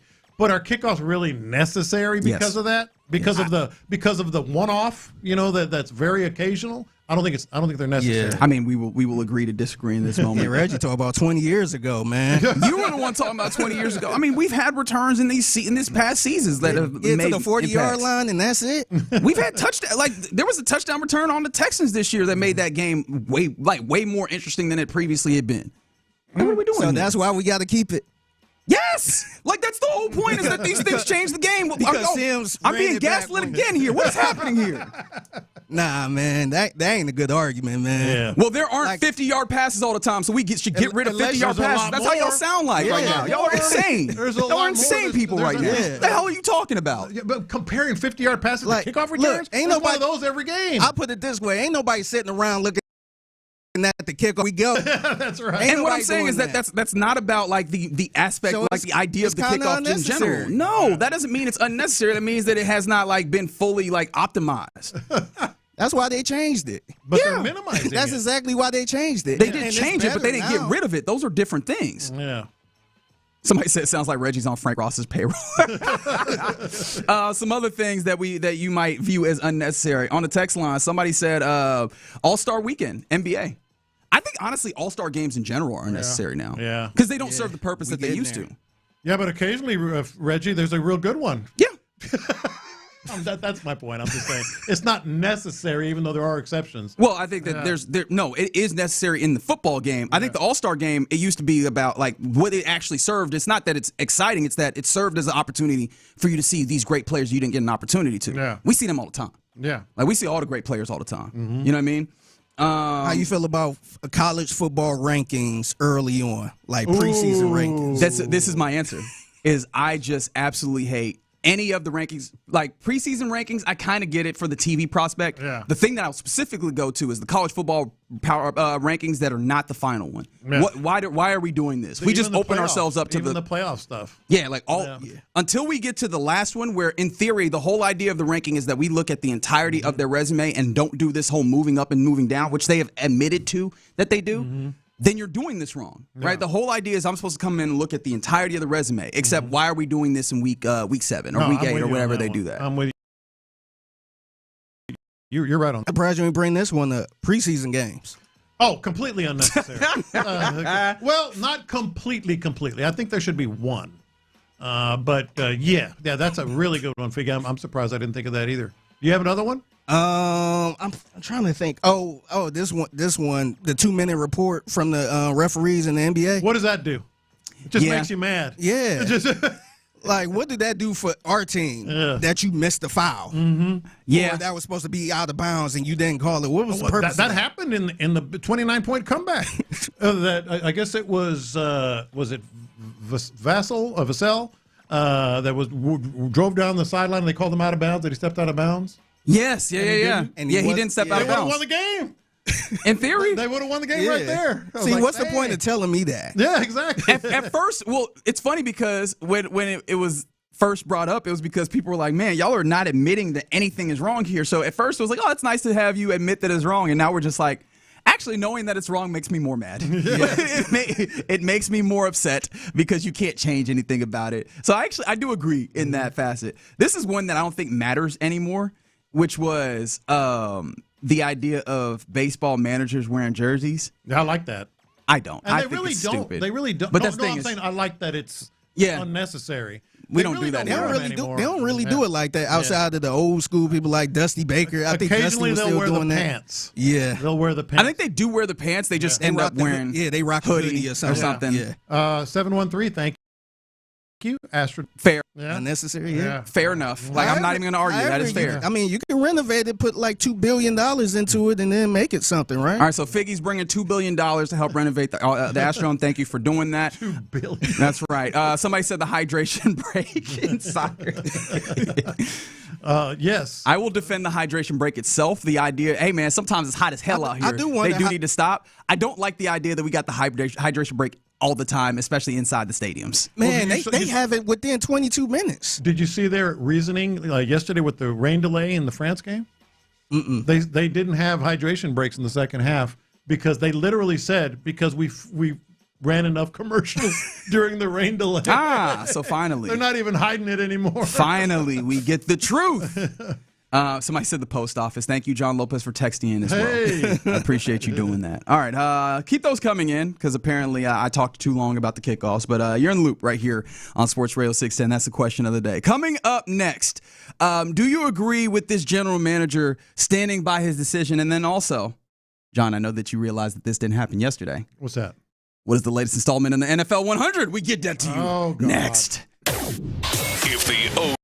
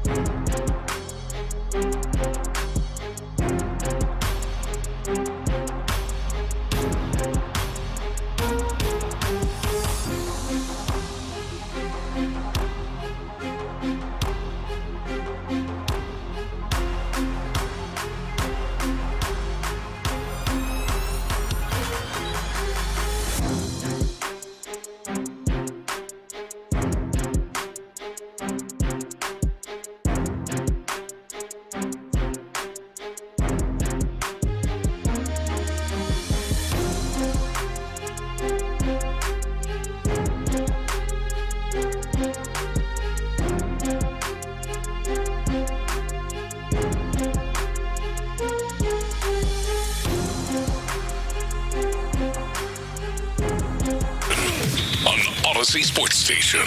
The Texans play here.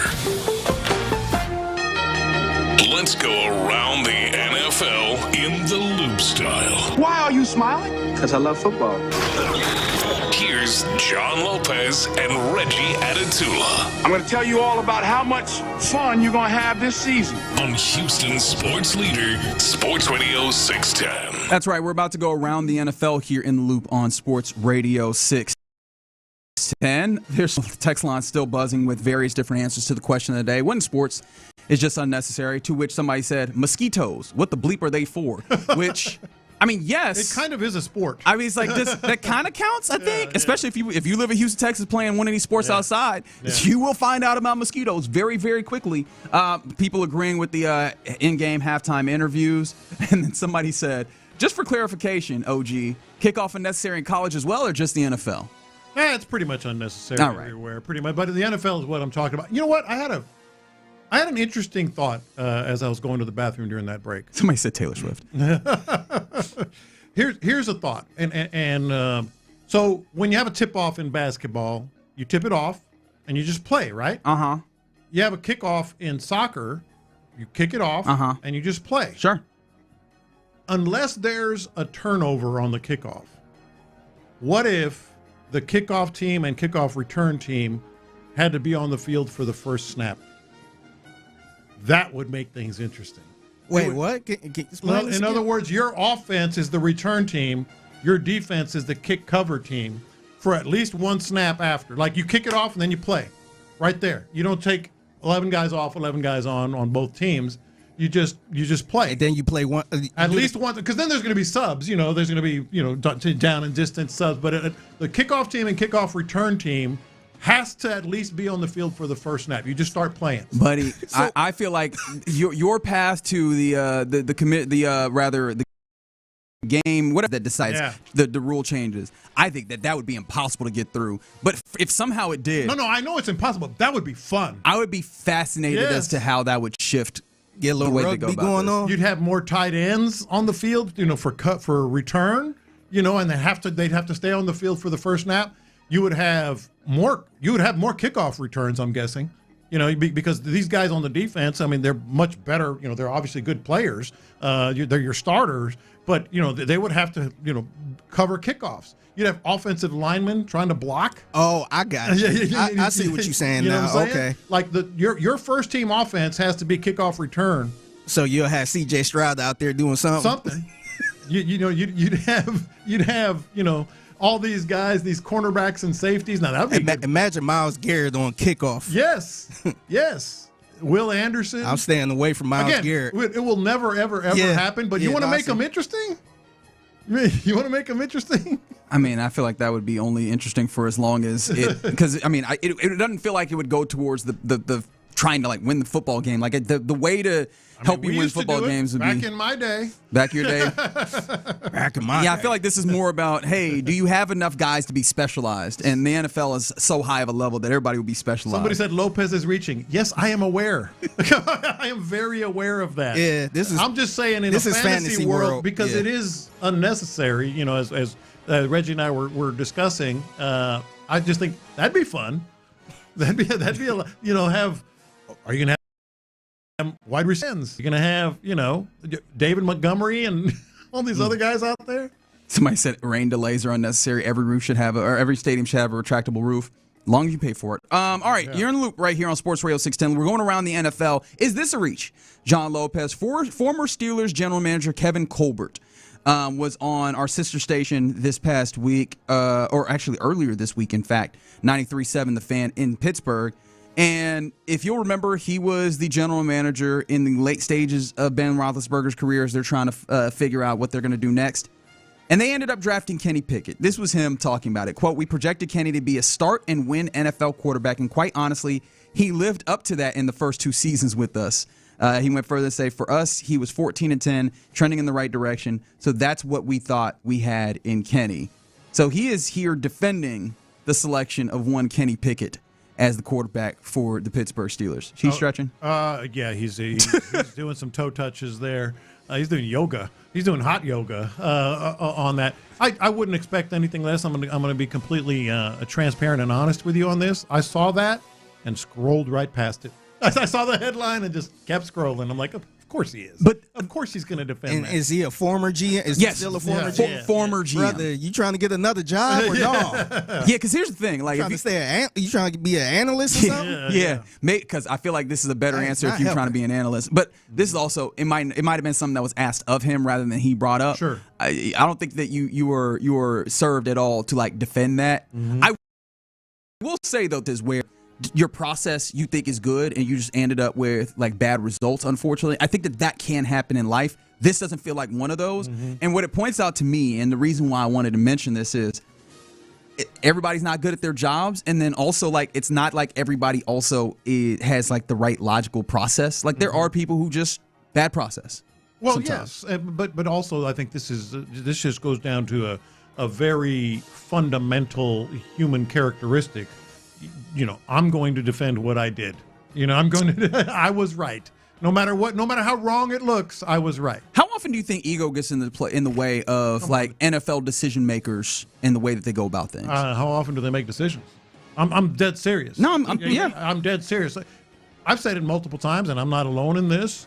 General managers always give the benefit of the doubt to their guys. It's about the people they drafted, the people they signed. Yes, because it's about and. It's just very clear. All of us have the same characteristic. It's about job protection, job security. That's what they do. Yeah, but in this instance, he's not protecting his job. The job is gone, and he's still defending. I wonder if he's just being diplomatic. Just how is that diplomatic? Don't want to throw anybody under the bus. And Kenny Pickett done already. He's been thrown. The tires are on his back. Or the tire marks rather. But the thing is, like, is he supposed to say, "Man, that was a bad pick"? Yeah. I don't know what I was thinking there. Make it look worse, even. Yeah, it would make me feel better. Yeah. I mean, that's not his job by any means. Be a little more honest. Yeah, I think you'd get a little respect for being. That's true. More honest. If I was I would never be in a position to be a team owner, but if I was a team owner, I would appreciate that, okay, he saw and he's able to accurately reflect on what he did. Because honestly, I would never hire that cat. Like, really and truly, you getting out here like, no, actually, I think we were right about the Kenny Pickett. No, buddy, you weren't. Yeah. And that means that you can't pivot after making mistakes, because mistakes are going to happen. We're human beings, for God's sake. But, if you can't acknowledge when mistakes happen and pivot, buddy, that's a large part of the job. 100%. We got to ask Nick Casario how you feel about Kenyon Green. Ooh. Yeah, was that a mistake? Ooh, yeah, I want to do that one. Until we get an opportunity to do that, we continue around the NFL. Real quick, I did want to make this note. So Giannis Antetokounmpo gets traded yesterday. And I know you're like, hey, buddy, this is around the NFL, not NBA. Do you know what the common thread is within the NBA and Giannis being traded? What's that? Jimmy Haslam. Oh, yeah. Jimmy Haslam is the owner of, or is one of the owners, at least, of the Milwaukee Bucks, also the owner of the Cleveland Browns. Within a matter of months, he has traded two of the best players in their sports, whether it was Giannis Antetokounmpo or Myles Garrett. What does that tell you? I don't know. I kind of like it. I think that I do think that they were smart moves. Yeah. Well, I kind of like the willingness to make those moves for whatever reason. I'm not saying I would embrace it if I was a Browns fan or a Bucks fan, but I kind of like that the owner is not afraid to do it. Yeah, as a fan, you probably won't like it, but I think as a business owner, I think that was the smart way to do it right now. Just having an owner willing to do that. Yeah. And those are circumstances. Now in basketball, if you have somebody who wants to go, you just kind of have to let them go. This is the nature of the way that the power that players have. Yeah. Football, you don't have to. But I kind of appreciated that they recognize, hey, man, this is not going to help what we're doing here. Yeah. Let's move them along. They really could have just been like, hey, you have the contract. And we had the best Myles Garrett ever last season, and look where we were at. So, yeah, no, I found that to be fascinating. More around the NFL, though, I bring you to J.C. Tretter, who, again, is the director of the NFLPA. He is now laying on the press when it comes to NFL and their stadiums because the World Cup, as you may know, full natural grass that is had in all of these stadiums. And he says that further, that the World Cup, all these NFL stadiums hosting the World Cup and being able to sustain this live grass completely undercuts the conversations that have been had that have said that they can't do this. Quote, he said, The choice clearly comes down to cost, and there's two types of costs. One is the cost of upkeep and installation, but clearly they're okay doing that for this event. They seem just not okay in doing it for actual employees that they pay. And then the other cost, which kind of frustrate guys, is the trade-off cost of potentially not being able to do other outside of football events that the team makes a lot of money on. That is, I mean, he lays it out very clearly. That is the discussion that we're having here. Where do you fall at this? As it seems like the NFLPA is going to try and make this a capital T thing. Oh yeah, and then now they have some ammunition to do so. You saw George Kittle said much the same thing yesterday. Says if you can put grass in MetLife and SoFi, I think you could do that year-round if they really gave a bleep. He did not say bleep. No, I think they have some. I think they're right, but I also believe, you know, the last thing that he said there about, you know, the cost of being able to do other events is the deal breaker. And they're not going to. And by the way, it's not the NFL putting the grass in these fields, in these stadiums. It's FIFA and the whatever. The team owners are. Sometimes it's the owner, sometimes it's the county. You know, like here. Oh yeah, the actual owner of the stadium. Which, funny enough, there's a lot fewer instances where the individual team owners own the stadium. Like oftentimes they are, you know, owned by the municipality, and of course, absolutely, they have a say. No, it could absolutely be done. They are absolutely right. They're absolutely going to use this in whatever NFLPA or NFL negotiation they're going to have. I just don't think it's going to get anywhere because of the cost of all these other events and everything else.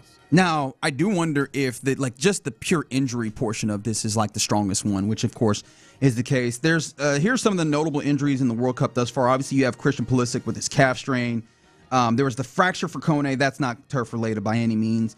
There's a torn MCL that happened for one of the German players in his left ankle. Rafinha had a thigh muscle injury. I don't know. Maybe you could put that in somewhere. There's, you know, calf injuries in here for Neymar was before. Livramento of England had that. There's some injuries in here, but very few of these can I definitively put to like. How many ACLs and Achilles tears? There's some ACL tears in here, but I do not believe that they happen in the course of playing on these surfaces. No, they're right. They should have grass fields.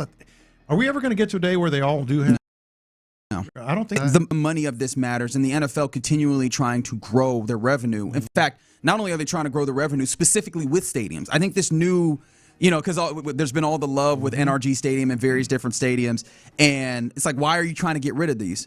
We know why. They want to make these even more of entertainment centers for them to, you know, year-round make money, and then more of developments around in order to become kind of real estate ventures more than just event centers. This is taking away the event center. Now, maybe you can make the argument of like having all of the real estate around there would be a supplement of those events, but I mean, why would they take one or the other? They just want both of these. You're still going to have concerts that you can't have or have to really, you know, absorb a big cost to take all the grass out and put something else in. Rodeo events here, you know. Rodeo would be a real problem here. That's the deal breaker to me. All these other events that these stadiums can have that are either destroy or you're going to have to remove the natural turf. Yeah. No, I mean, it is great cost to keep these up. It feels like the NFL would be one of the organizations in America that would be able to foot that cost, but I just don't know that they're willing to take that hit. Now, I'd be interested in seeing if this was actually like CBA negotiations. Would players be willing to take a haircut on their salaries in order to implement this, to extend their careers, basically, you know, potentially, right? Like, would they be willing to take a haircut on how much of the revenue that they incur in order to facilitate this? Because they're gonna the counter argument is, hey, it's your stadium, it's your team, right? We can have both. Yeah, take care of us. Yeah. Let me ask you guys something that has been kind of in the back of my mind, please. Here in the last couple of weeks, have y'all? I know you have, but have y'all noticed how many fans have come to NRG? And by the way, there's a game starting there in about 45 minutes. We'll keep you updated. Sean's there. It's going to be Portugal and Uzbekistan. How many fans? My favorite nation of all time. Is it really? Mm-hmm. How many fans have gone to Reliant Stadium, now Houston Stadium, and said, this is the most beautiful stadium I've ever been to? Some variation of that. Yeah. Don't you know that's kind of ticking off the McNairs and stuff? You think so? Oh, yeah.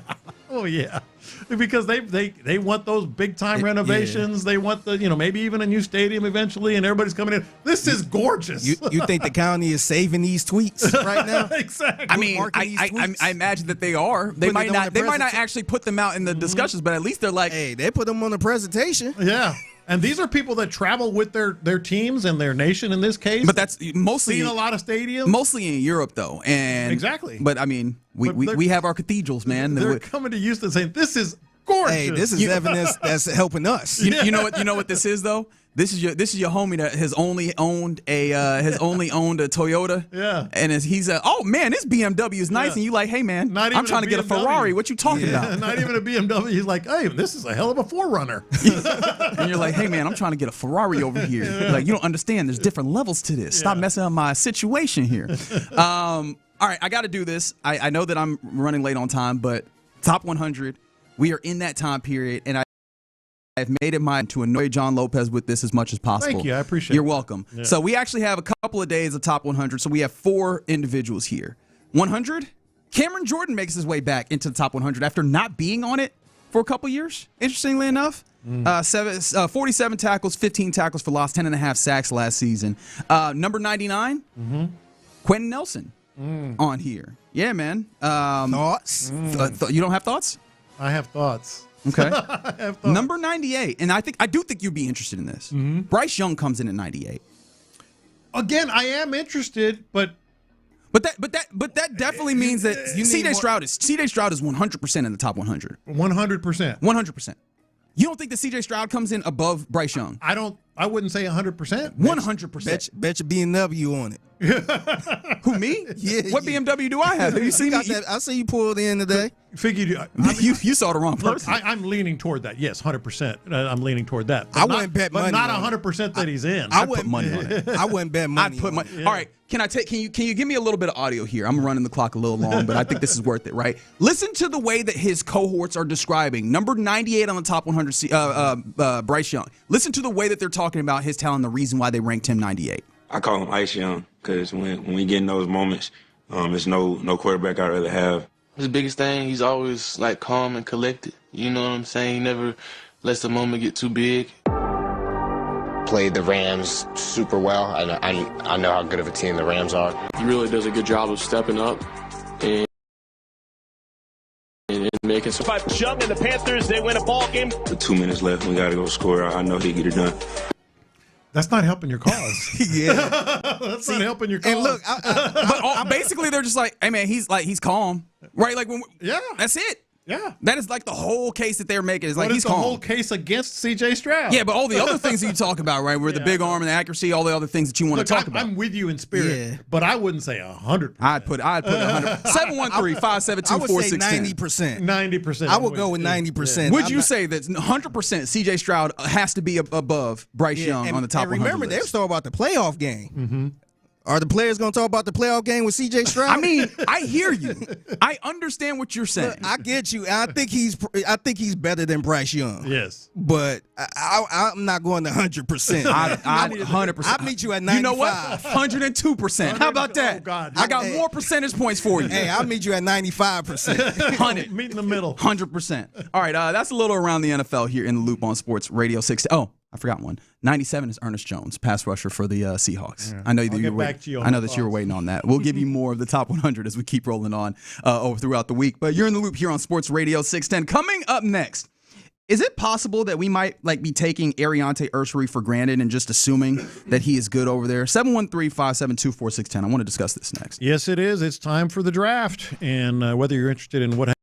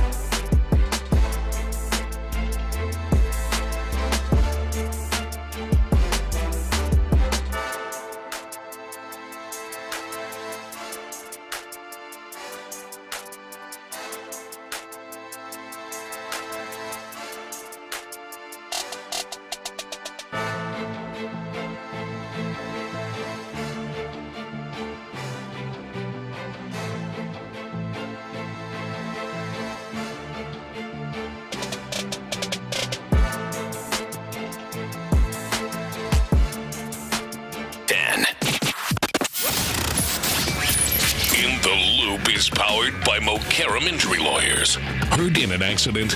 Call Mokaram Injury Lawyers at 281-222-2222. You're in the loop right here on Sports Radio 610. John Lopez, Reginald Attitula, Figgy Fig, rocking with you on this Tuesday. The Houston Stadium that we were just talking about, Reliant Stadium, set to host another World Cup match that gets started here in about 30 minutes. In fact, our very own Sean Pendergast in there, sitting pretty, watching a little bit of soccer. It'll be Portugal and Uzbekistan. I'm watching a little bit of soccer right now. I bet you are. That will be playing on that all grass field that is currently put down at Reliant Stadium or at Houston Stadium. So that will give updates as that one goes on during the course of our program. But the other team, the team that is the primary tenant of Reliant Stadium, obviously alongside the rodeo, is the Houston Texans. And with that Houston Texans team, I was doing a podcast yesterday, and an interesting conversation came up that I guess I had not thought enough about, and so I wanted to bring it to you fellas. Is it possible that we are kind of not thinking enough about Ariante Ursery, the left tackle, for this Houston Texans team? We were talking about, the rookie impact, or not the rookie impact, rather the impact of the 2025 draft class, because this class matters so much. Like, there is a lot that is staked on this class. It is not the foundation of this team. That is still, elders of this team. But the 25 class is where you have a lot of upside for this team. I think, personally, I view this as the 25 class determines whether you go to Super Bowl or not, right? Because does Jaden Higgins, does Jalen Noel, do they create explosives? Are they going to be intact with C.J. Stroud to where your wide receiver core is not just Nico Collins? That's a huge difference. Jalen Smith, we talked about, cornerback 3. I don't know that you can definitively say that you're going to be as healthy at cornerback, right? You would hope that's the case, but if you need to go there, are you a weak link, or are you just another rock that is in this defense? Who are your other 25 guys in there, right? Woody Marks, right? If he's involved in the passing game, if he is as good in a secondary role as he was in a starting role, like, what does that look like? Oh, and then also in the return game. Those guys help make the difference between this is a team that's really good or a team that is going to be damn impossible to stop. And one of those guys is also Ariante Ursery. Ariante Ursery he's playing what is very widely regarded as one of the, 3 most difficult or most important positions in football? 100%. Quarterback, the guy who gets after the quarterback, and the guy who stops the guy getting after the quarterback. And I mean quarterback, Just pass rusher, and left tackle, right, on that blind side. Like, if you look at, as you mentioned, look at the salaries. There is no backup for if Ariante Ursery is not the same. In fact, Ariante Ursery in his second year, right? Are we certain that this goes forward? Is there a possibility that this goes back? Do you feel like there's any possibility that we have been too lax in what we view for Ariante Ursery? Well, I think, in terms of a possibility, yes. The answer is yes. That's not necessarily how I feel it's going to play out. But yes, rookie year to second year is always a little dicey in terms of, are you going to get that jump? Is there going to be a step back? Could the league, and in this case, opposing players and coaches, sort of adjust to what you do and where some of your shortcomings are? Yeah, absolutely, it's a possibility. I don't feel that, and I think that's why we're all so lax. I think that's how you put it. Yeah, I didn't have a great way of putting it. In terms of just assuming, oh yeah, he's going to be, pencil in Ursery. Don't worry about him. He's probably going to get better. And they have their left tackle for the next 10, 12 years. I feel that way, but 100%, there's a possibility. I mean, look at just history. Look at history on this team of some players that that never really advanced. Especially on the offensive line. Yeah, not only just advanced, but just kind of stay the same, I guess. Right. So let's say a pretty good rookie year, but what if he had that same type of year for the next 2 or 3 years? Or a step back. Yeah. I mean, the Texans are not entirely unfamiliar with a good first year that then turns into maybe not as good of a second year. The thing that I kind of stood on is I think that Ariante Ursery has earned that deference. Yeah, I think he has. The thing that obviously first jumps out to me is he looked like a rookie for a minimal amount of weeks, and then he was just like, I need to be better, and then he was. Now, of course, he was not perfect, but for a rookie circumstance, and I think that he didn't get enough love across the league because the entirety of that offensive line as a collective was not all that good. No. All right, it was better than the year before, don't get me wrong, but it wasn't like a great offensive line by any means. And so his efforts were also in the context of what was happening around him. But he was pretty damn good, and he gave up on rookie mistakes like halfway through the year. Like we did not see very many damn this dude looks like a rookie moments for him after a certain period of time, which is a lot to ask again in a position of that magnitude. On top of that, who was his running mates? Because this is one of the things that we talk about on offensive line. Like that is the question. Who is with you helping you do your job? And there was a constant rotation, not just on the offensive line at whole, right next to him. Because remember, we came in with the idea of, there's oh my goodness, what's my man? I've already forgotten his name. That started the season last year at left guard, our Jamaican guy who came Tomlinson. in. Yes, Laken Tomlinson, right? Laken Tomlinson. Thank you, I appreciate that. I felt like Clint for a moment. I understood his pain. What's my man's name? Man, I was struggling, brother. I was fighting for my life. And I like Laken so much. He was so good to talk to. Great to talk to, incredible dude, right? Really smart. But yeah, man, Laken did not pan out by any means, and we were thinking that was going to be a veteran next to Ariante Ursery that helped him out. But he can help himself out. Then you're talking about is Jarrett Patterson playing here? Is Juice Scruggs playing here? Is CD So getting in here for a game? Like it was a rotate, and that is who he's playing next to, who he has to work with, who he has to make sure that this side of the line is good with. And then it was Titus Howard playing out of position in a different position, although a veteran. Right? I don't think that can be ignored in that he had all of that, and now you take all of that and you move it into Wyatt Teller, a dude who clearly is an offensive line leader. Like that should also help Ariante Ursery take what was a good rookie year into a better one. No, look, I think that's an enormous factor. Wyatt Teller right next to him, forming that group. That's the other key thing. I think they're going to have 5 guys, and it's going to be pretty much those are the 5 guys, early into training camp. So that's going to help. The question becomes not just are people going to maybe not figure him out, but have some better counterattacks to what he does? Is he going to plateau or whatever? But the other aspect of it is even just the options behind him. If there's even just a minor injury, all of a sudden, I mean, you're looking at Blake Fisher. And we all look at Blake Fisher a little funny in terms of playing heavy on you. Yeah, heavy on you. Looking especially me. That's right. No, but I mean, I think it's fair, right? Because not only that, Blake Fisher. When's the last time he actually ran at left? Right, he's been at right. Otherwise, the guys that you feel confident about playing tackle are both right. Braden Smith and Trent Brown. Like, are we looking at the possibility of, do they bring someone in? Are one of these undrafted free agents one of the guys that end up being your backup left tackle? And none of those sound like things that I'd be all that excited about seeing in a real football situation where you're trying to win football games. So, yeah, I think that is also the part that has to be acknowledged, is that he has to be good. He also just has to be healthy. Well, he has to be healthy based on what we just said. But the reason I've never even really considered that, and you're right, we should. I mean, it's out there that you could. We just talked about it. We've seen players do that before, reach a certain level and maybe regress or whatever. But my thing is, not only, as you said, did he not look like a rookie in the first 4 games, the last 4 or 5 games he got even better. Yeah, he was really a lot better player toward the end of the year. So I'm not worried about it, but it is something to consider. Yeah.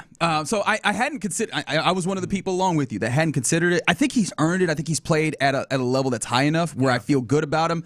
The only thing is that injury thing pops up for me. But I'm honestly, I'm swayed, and I was moved. I think we talked about this when D'Amico Ryans was talking earlier on in the spring, and he was mentioning, hey, Ariante Ursery, they're trying to make him more of a vocal leader. Yeah. And we talked about it more in the context of, does it feel like they're trying to make sure that they never fall back into the place that they did previously with the likes of Laramie Tunsil and Titus Howard, who I don't want to disparage, but obviously weren't those vocal leaders quite in the way that you wanted. And this is a clear shift in the culture. But again, for a second-year player, for D'Amico Ryans to be like, not only do I want that guy to be a leader, I want to make sure that he's vocal. A vocal leader. You don't do that with a dude that you have in play. Right, and that's certainly a factor that while we're all sort of confident. But you're right in terms of behind him, not just Blake Fisher, they have 2 undrafted free agents, on the depth chart anyway. So it is something to consider. Yeah, it absolutely is. Yeah. So yeah, because who's most likely your mind to be a swing tackle here?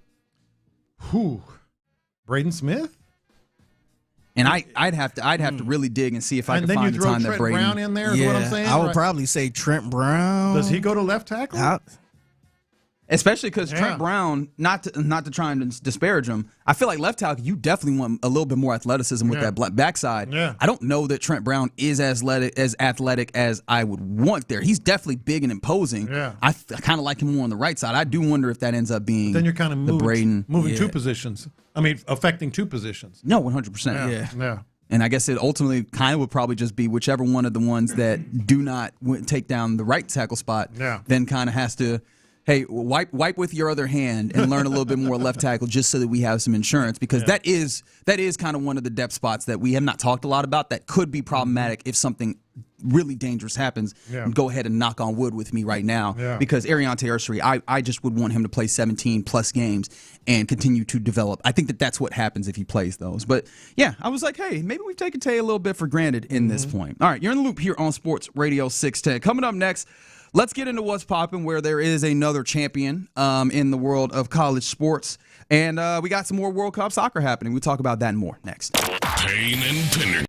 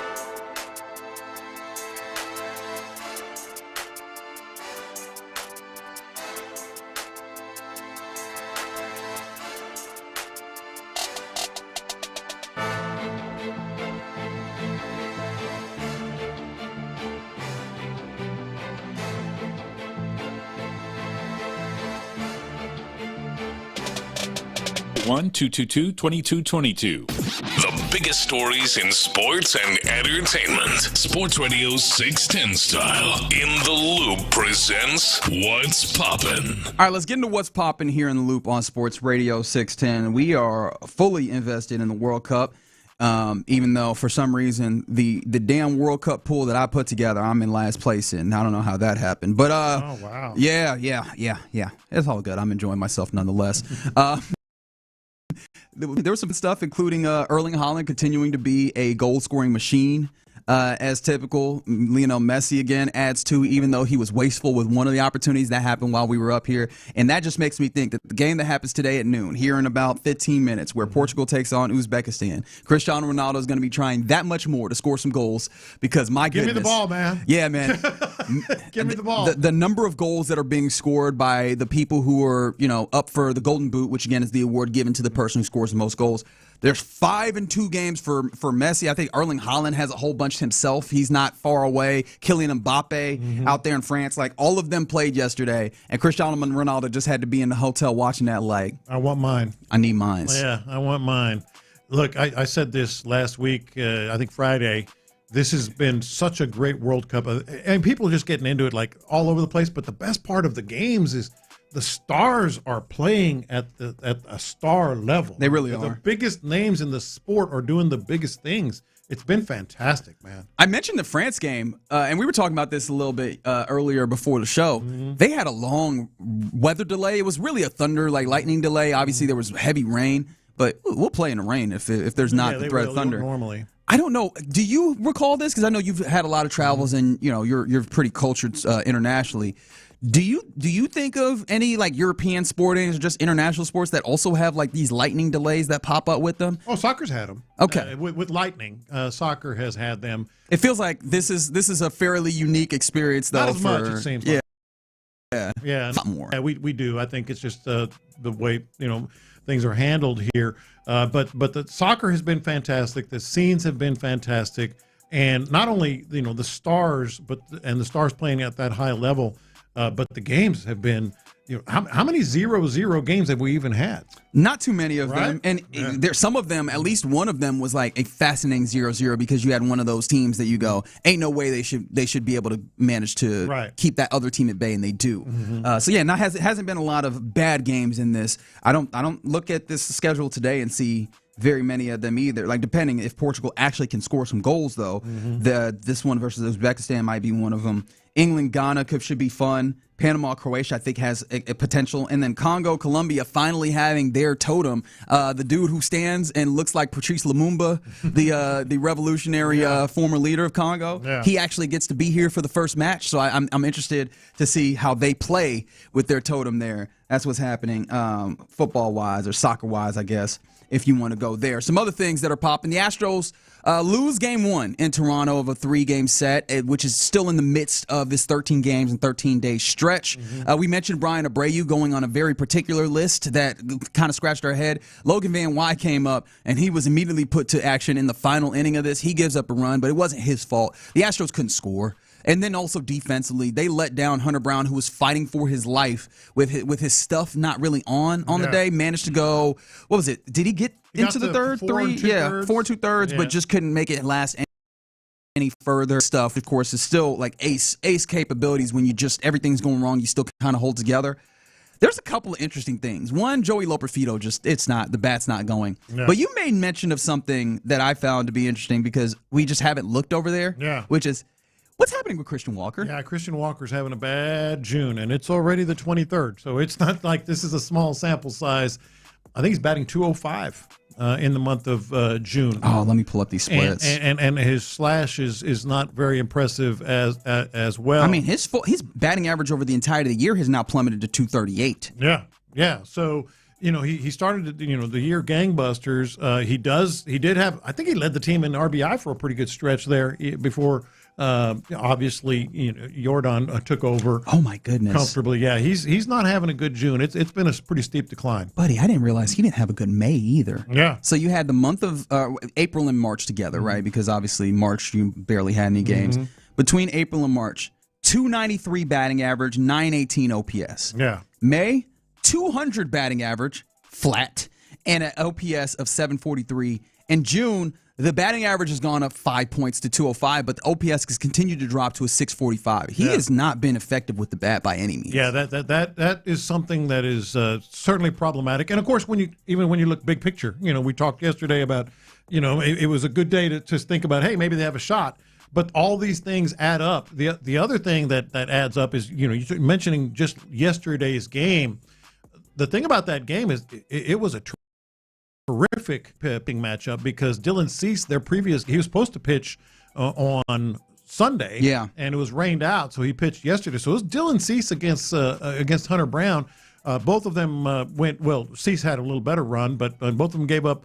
Were pitching well enough, battling. But the Astros, here we go again. You hear me talking about hidden errors.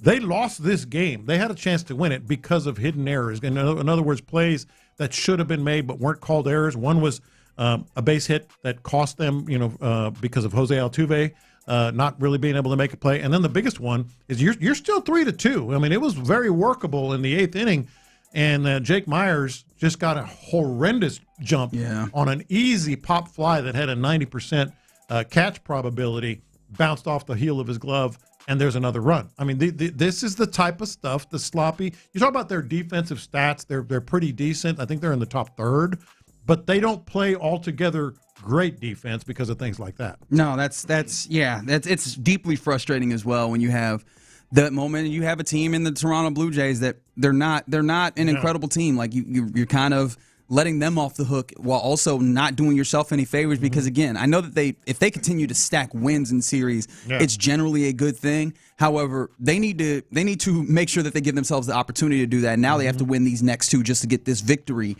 in the midst of what is a long stretch of baseball games.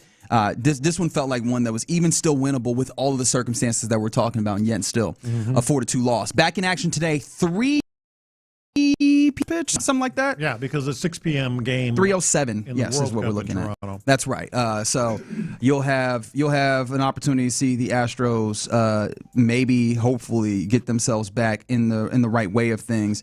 And your pitchers, Peter Lambert, Shane Bieber. Has Shane Bieber pitched this year? I think this might be his return. Peter Lambert's been really damn good, especially in his last few. Don't walk people again. That'd be awesome. that was great. Always good advice. He was doing a good job with that. Somebody said Cease has been an Astros killer. Sure, fair enough. Like, I mean, I don't deny that by any means.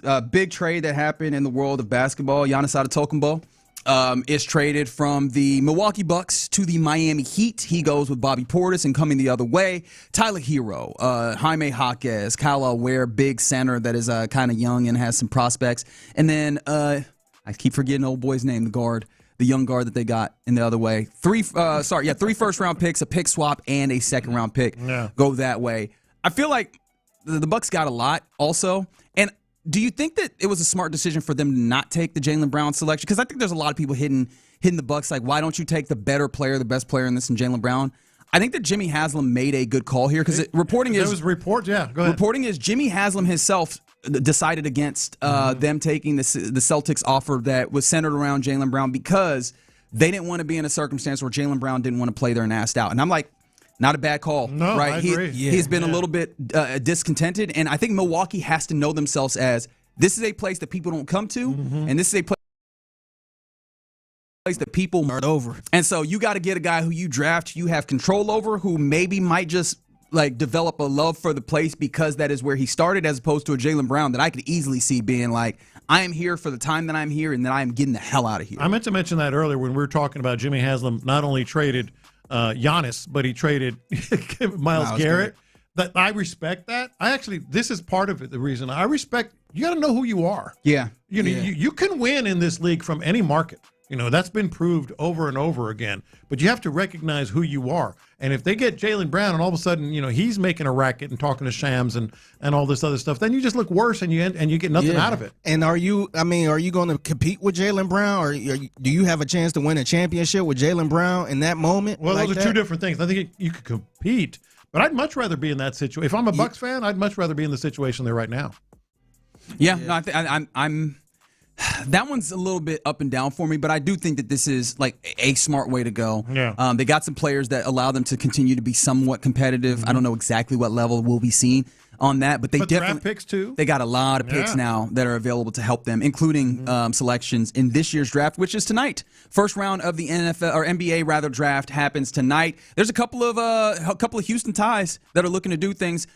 Kingston Flemings can seemingly be picked anywhere from 5 to 10. It seems like is where he's going to be there. Chris Sinak is going to be in there in the middle of that first round as well. And then Emmanuel Sharp might sneak in at the bottom part of the first round as well. All these Houston alums have an opportunity today and find where they're going to play next. It's interesting with the draft. Most of the stuff that I've looked at, and I'm looking at one right now, it's a very deep draft, very good draft. Goes probably, you can go, and people will say 20 to 30 players deep. That you can get some legit talent, but it always comes down to there's a line of demarcation after the top 4 players. Debanza, Peterson, Boozer, and Caleb Wilson, and then there maybe is a second tier beyond that. So it'll be interesting to see who moves up to 5, 6, 7. Well, yeah, I'm glad you mentioned this. We'll talk about that here in a second. One more, I didn't want to salute Oklahoma baseball defeating UNC, absolutely whooping them 13-2 in order to win the College World Series. So I guess salute to Oklahoma, whatever. But there you go. That's what's popping here. Wow. In the loop. Oh, and then Figgy, I don't know if he was going to do anything. Rest in peace to Clive Davis. Did you see this? Yeah, I did. I saw it yesterday. Yeah, I saw it yesterday, but I didn't have an opportunity to really say this. Clive Davis, an absolute legend in the music game. He passed away at a ripe old age, but the impact that he's had is pretty far spread. There's, without question, you might not know a lot about Clive Davis, but if you see songs and artists that he worked on, you're like, oh yeah, no, there's one that I liked in there. You know his work. Without question. You know his work. Without Whitney question. Houston. I'm trying to think who else. I think later stage Aretha, I think, was involved. Yeah, he was the president. I want to say he was the president of Columbia Records. He helped start Arista. And then he got let go from Arista when he got a little older, and they tried to kind of force him out, and then he started J Records as well. Yeah, it's great impact, whether it's Pink Floyd, Sly and the Family Stone, Janis Joplin, Santana, Bruce Springsteen, Chicago, Earth, Wind and Fire. Man, have you known any of these? Some of those Aerosmith, Billy Joel, Luther Vandross, a lot of them, and then of course Barry Manilow, Whitney Houston also in there as well. Clearly, huge shadow over the music world. So rest in peace to an absolute legend. All right, you're in the loop here on Sports Radio 610. I told you I'd come back to the NBA draft. That is happening tonight. But when the Rockets look in the mirror, what do they see? I think that you're setting this up as possibly the story of the draft. Let's talk about what the draft means, particularly to the Rockets and the teams that are going to contend with them. We'll do that next. Yep.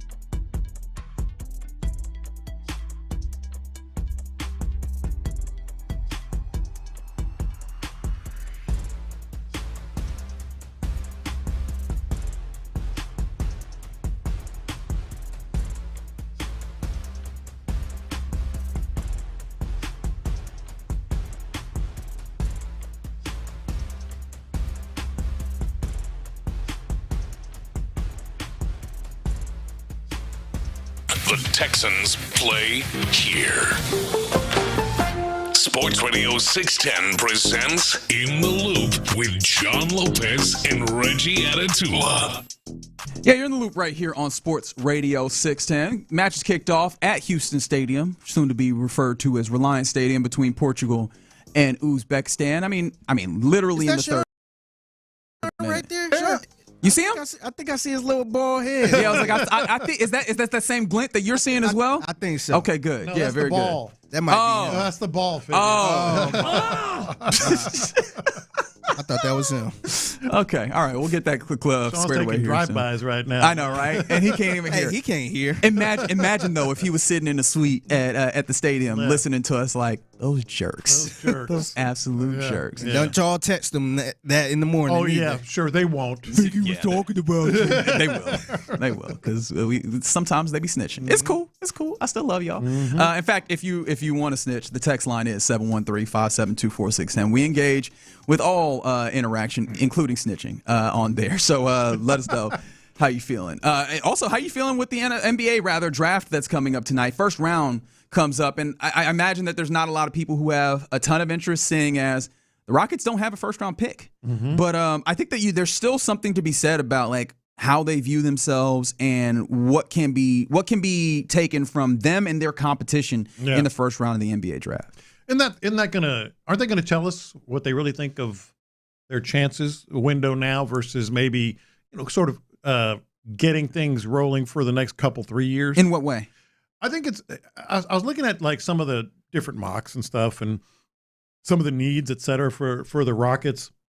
If they're in win now mode, don't they either make a trade or get a player that or move up in the draft to get a player that has an immediate impact, whether it's a shooter or a point guard? That is such an interesting thought. It's one of the questions that we asked of Varun Shankar, who covers the Rockets for the Chronicle yesterday.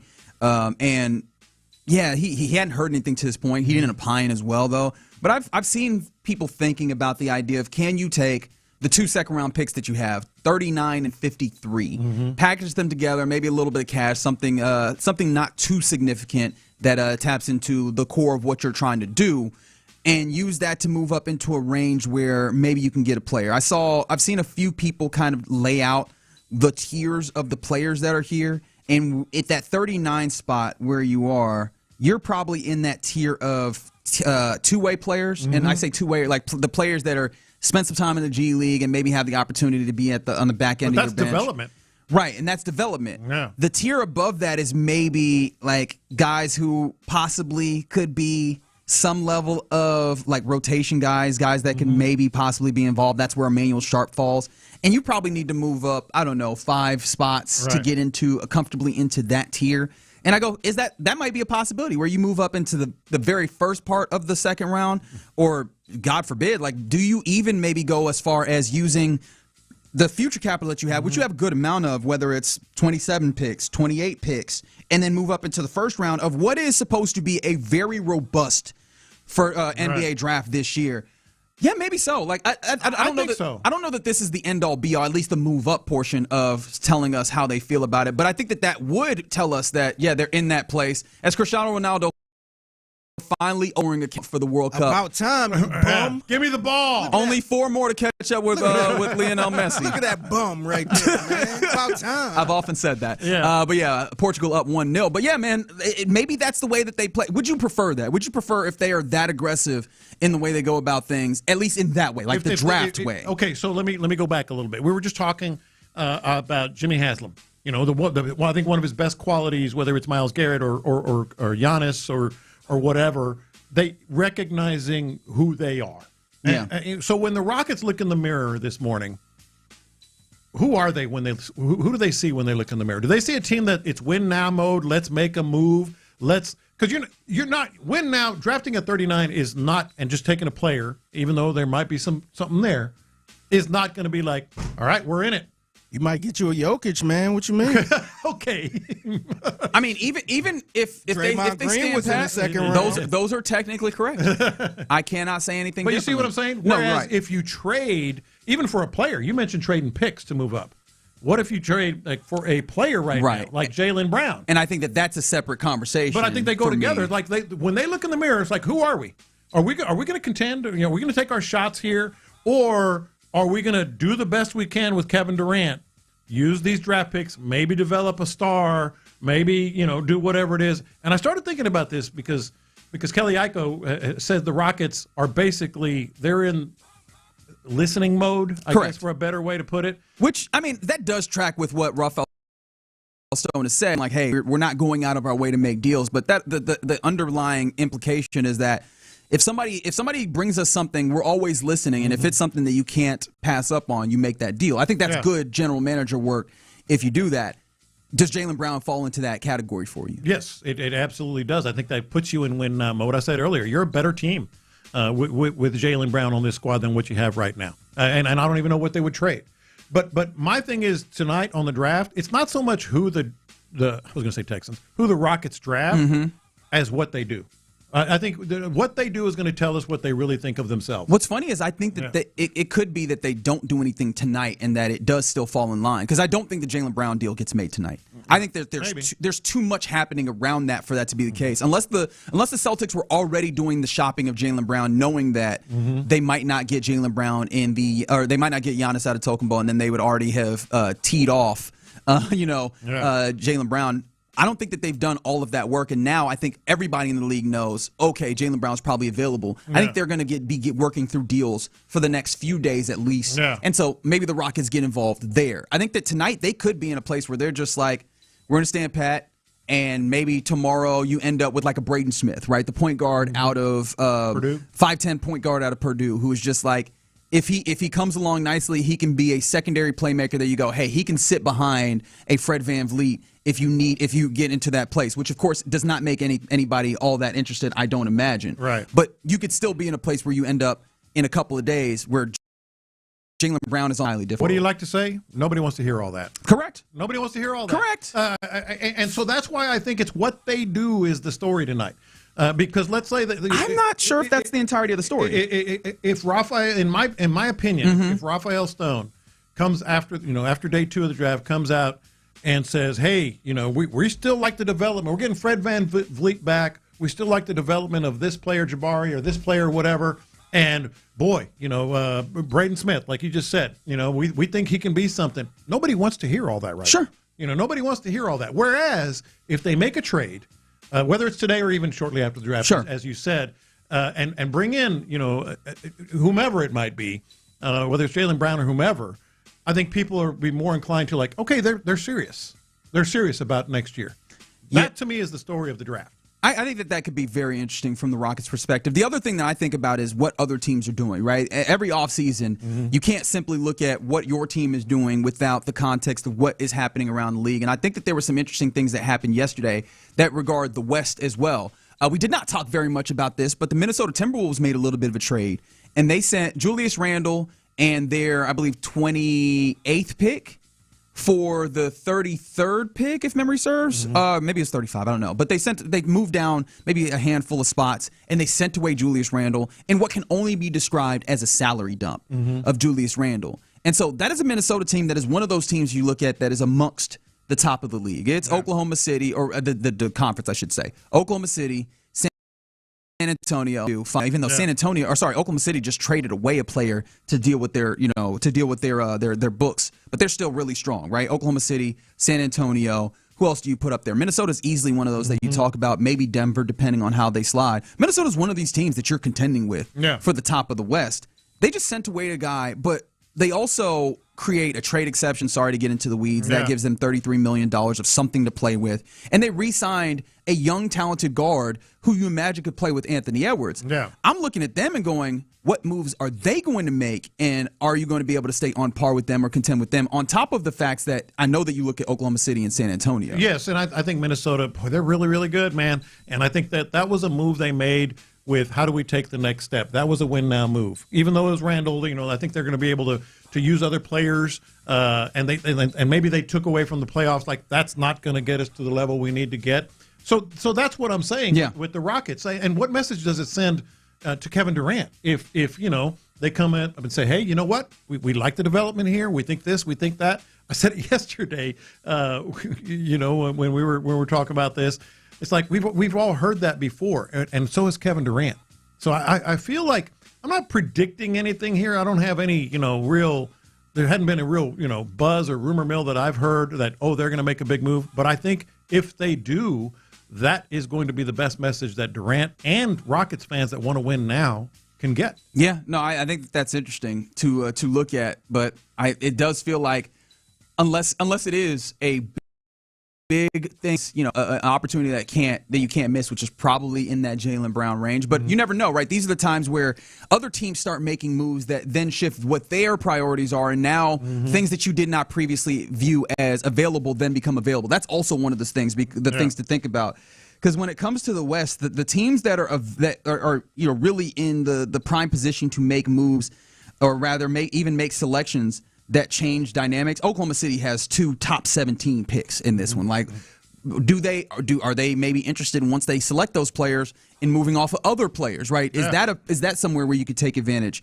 The Clippers, interestingly enough, have number 5 in this draft. Yeah. Like, I'm very interested to see how the Clippers maybe come into this, because could they maybe they're in business, I think. Could they make a selection that then puts them in a position where now we're thinking about them more in the West, right? Do you add to that contingent, and then just continually, and this is kind of more conceptually, who are the other teams that come to the table now and are creating moves where now you have to be opportunistic? This is the thing I will say about Rafael Stone's upbringing, for lack of a better way of saying it, under Daryl Morey. Daryl Morey was always very opportunistic in when things pop up. And I do wonder if that is the reason why we feel so underwhelmed by what he says, because he's not out here forcing the issue, but if something pops up, will he take an opportunity? And now, obviously, the Jaylen Brown is a very clear opportunity, but I wonder if there aren't like smaller opportunities that allow you to keep what you're doing alive, but then also find better answers than just, we're going to see if we can get a Tim Hardaway Jr. on a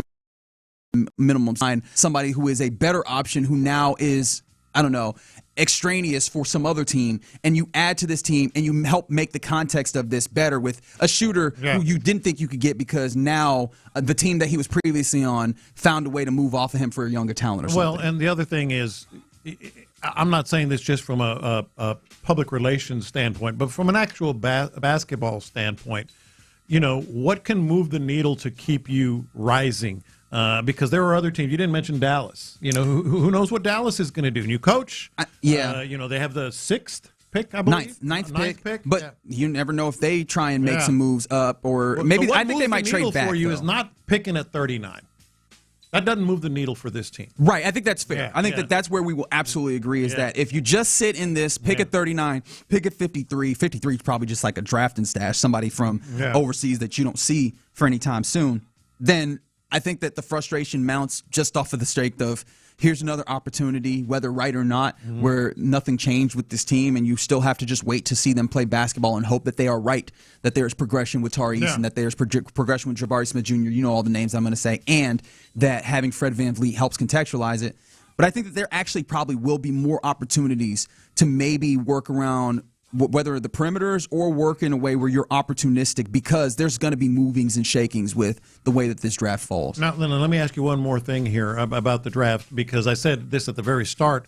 Like, let's say they do move up with draft picks to get a draftable player, like to move it.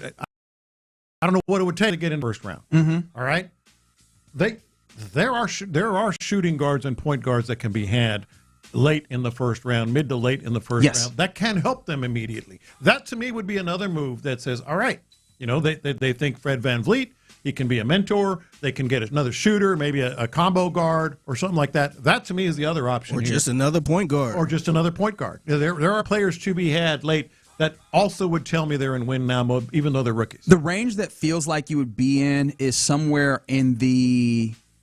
15 is probably really high to expect, but somewhere from there to 25. Yeah. I could see you getting into the circumstance where, Harry, there are guards and maybe even wings that are in that area that you can add, that adds something to you, as a rotational piece. Yes. And that would be interesting. That's a big jump, right? To move up maybe 20 picks, and I think at that point you're talking about not outrageous. Trading future. No, I mean, it's not. Before. It'd be future first round capital. I think is the instance that you would be doing that, and that would be some level of, I think meeting the fans halfway in. We're not doing something insane, but we are making an effort to actively push forward what we're doing with the program outside of just guys are going to get better. Mm-hmm.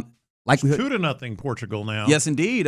Honestly, unselfish player Ronaldo. I'm surprised because that was a free kick that was not taken by Cristiano Ronaldo. He deked him. He took like a step, so they thought Ronaldo was taking. See, he's such an unselfish player. That's because they had to make sure he got a goal first. If they hadn't had a goal, Ronaldo's taking that one. That's 100% the case. You can quote me on that. But 2-0 on Uzbekistan pretty early on, 18th minute, right now out there in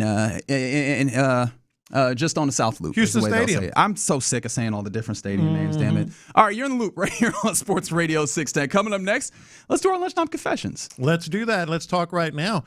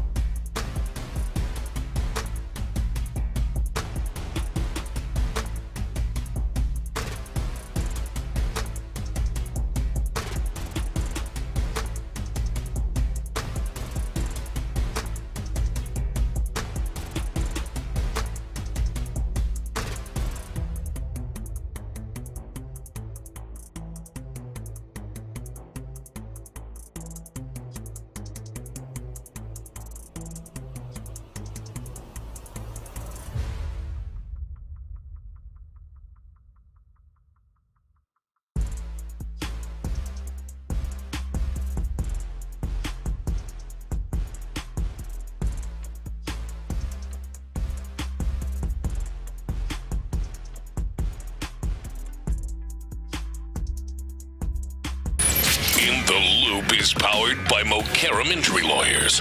Heard in an accident? Call Mokaram Injury Lawyers at 281-222-2222. Sometimes it's sports, sometimes it's not. Whatever it is, Reggie and keep it real. It's In the Loop's Lunchtime Confessions on Sports Radio 610. Watch this. These are my confessions. Yeah, back in the loop. I don't want to be caught up in the moment. I know it's easy to do right now. Remember when we thought this might be one of the worst World Cups ever?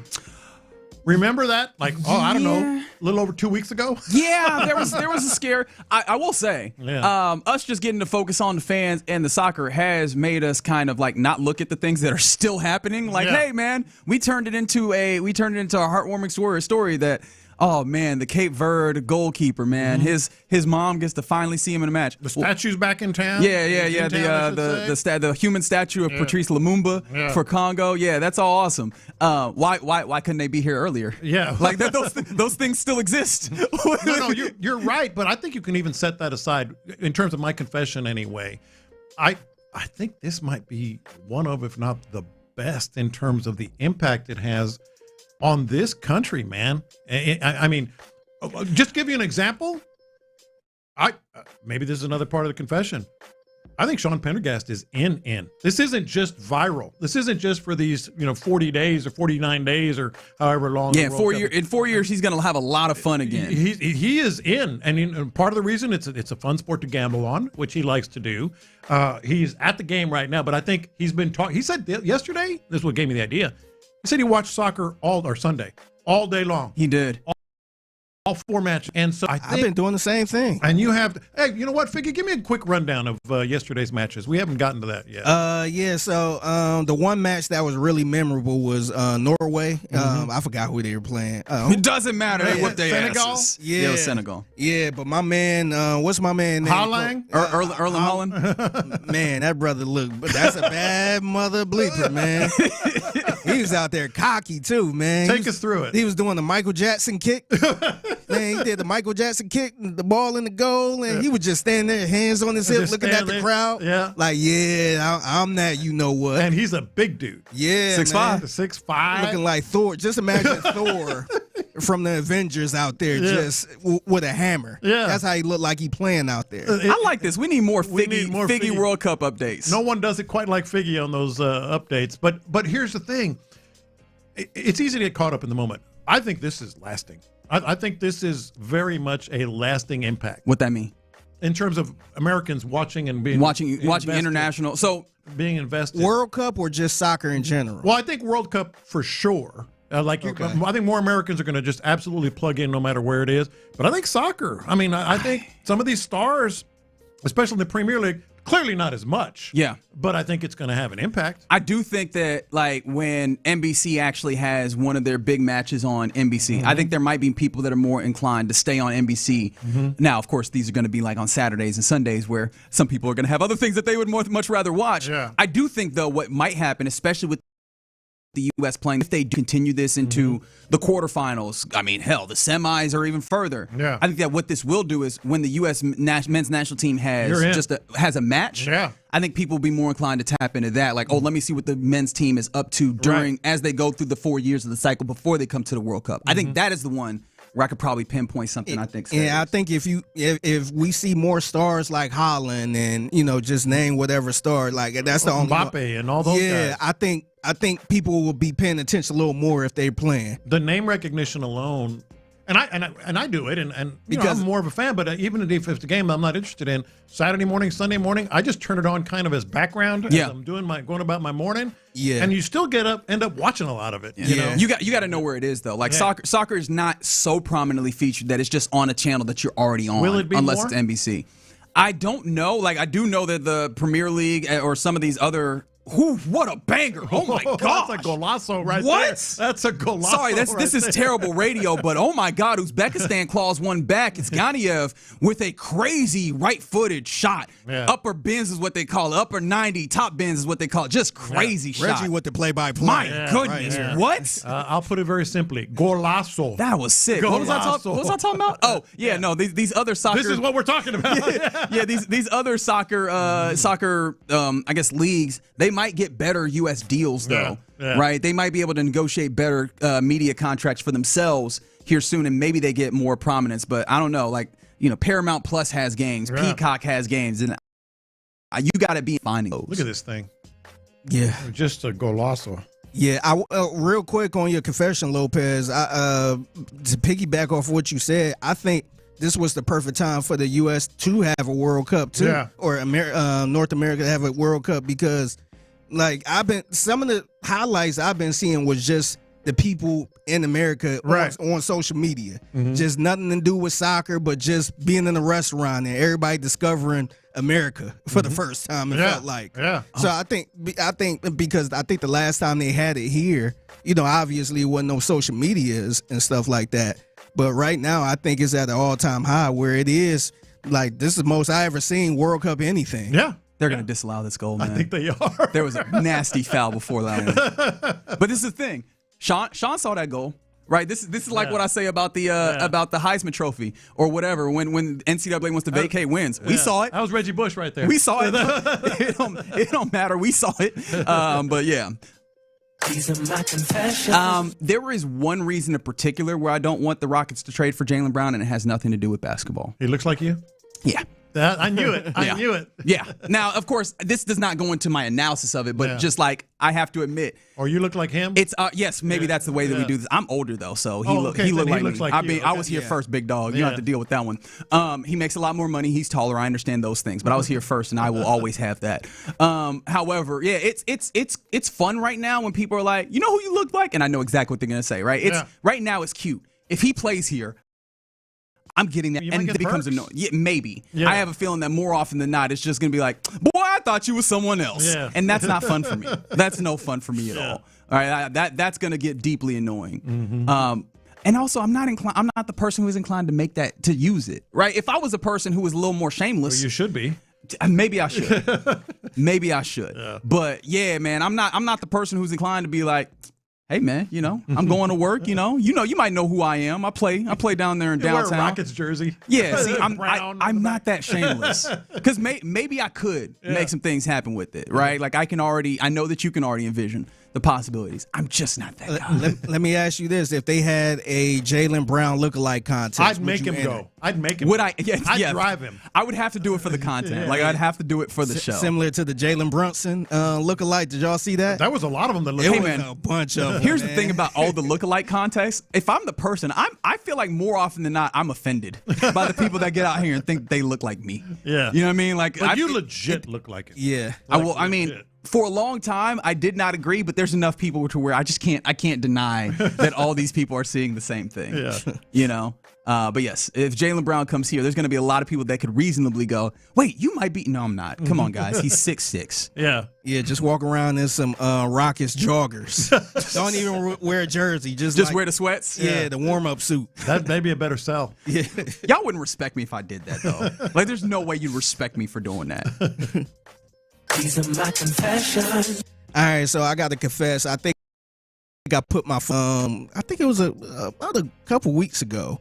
My homegirl Jasmine was at the house with me and my wife and all that stuff. We sitting around talking, chilling, and my wife went in the other room somewhere. And Jasmine asked me, "Hey, have you ever dated somebody old? Well, like, what's the oldest you ever dated somebody outside of your age?" Mm-hmm. Or she said something like that. Yeah. And I'm like, I think when I was 19, 20, I dated somebody 30, dating somebody 33. Yeah. Didn't realize I never told my wife that. Oh, no, you can't have her finding out stuff about you in front of other people. So all I hear is, who you dating? Came out the room out of nowhere. I'm like, oh, you're here. I'm like, wait a minute, I ain't tell you that. In company? No, you didn't tell me that. Oh, no. So I had to explain everything. It was a little bit awkward. You think? You think? So now I'm trying to explain, like, we didn't talk that long. Yeah. It wasn't a thing. None of that matters. She ain't hear none of that. I know. That matters. She was like, "Oh, you hiding people in your history, huh?" And then and she was like, "Where you meet this person at?" I'm like, "At the building I used to stay in. Well, I stayed by myself. Yeah. Which is where I was staying at that same building when I met my wife. Mm-hmm. So I'm like, "Oh, you met somebody in that building?" Oh no. I'm like, "Yeah, she stayed on the other side." I felt like I was just making it worse. Yeah, you were. And then I took it to a dark spot because I'm like, yeah, she was cool, but yeah, she dead now. Damn, Fig. Oh, I was just gonna say she's in her 50s. No, she passed away. Yeah, she passed away. That's away because we were Facebook friends. Yeah. And I saw somebody randomly writing on her wall, and I looked. It was like a whole memorial. I'm like, oh, I didn't know she died. So you took her through jealousy, sadness, all of that. Yeah. Wow, you really messed up. That's crazy. And that was what? that was all because my homegirl Jasmine was like, "Hey, did you ever date somebody older than you?" Honestly, that's her fault. Because what kind of question is that? What are you asking? Yeah, I should have just said nah. Nope. Because it wouldn't even I ain't date the girl. Never would have mattered. I ain't date the girl that long enough for me to say yes. But I just thought about that moment. I'm like, yeah, I did one time. That's what we in the business call unfirst error. I'm familiar with those. Yeah, personally. she just came out of nowhere. I don't even know where she was at. She's like, who you was dating? Wait, so it was just you and Jasmine sitting around, and she was like over in the kitchen or something? Yeah. I thought she wasn't even paying attention. Who you dating? I'm like, oh, I didn't tell you. Like I tell her everybody I dated. Yeah. No way. Yikes. All right, you got one more? Or are you good? No, I'm good. Very good. All right, that is I'm good too. Yeah. You've said You're enough. done. You've said plenty. I might be done for the rest of the day. Yeah. You said too much. In fact, I'm gonna be quiet. That's right. You're in the loop right here on Sports Radio 610. Those are our lunchtime confessions. That goal, mind you, the banger that Uzbekistan scored was indeed called back due to a foul. So it is 2-0 still in favor of Portugal. Yep. Shame. We got to see it though. I had the fun. They don't get to enjoy it, but I don't care that much. Shame what they did to that dog. Yeah, fair enough. We were talking about the U.S. team and how good they are. Let's get an up next. Talk to our guy, Dynamo head coach, and our World Cup correspondent, Ben Olsen. We do that next. Payne and Pendergast.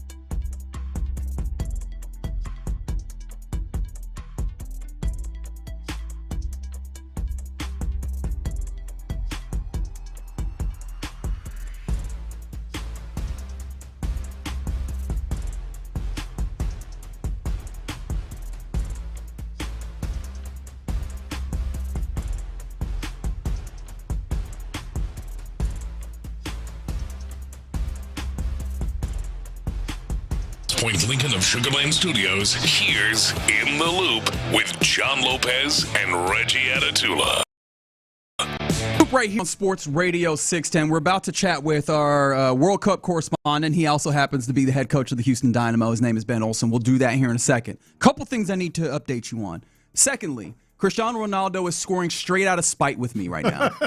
He's like, take that, Reggie. He hates my guts, and I hate him back likely. And that's the best thing about sports is that sometimes Reggie from Texas. That's right. Count your mother days. He literally just mouthed that on the field. He literally just mouthed that. Cristiano Ronaldo, fantastic finish. To make it 3-0 in favor of Portugal. We got a dispatch from Payne and Pendergast. Apparently, atmosphere in there.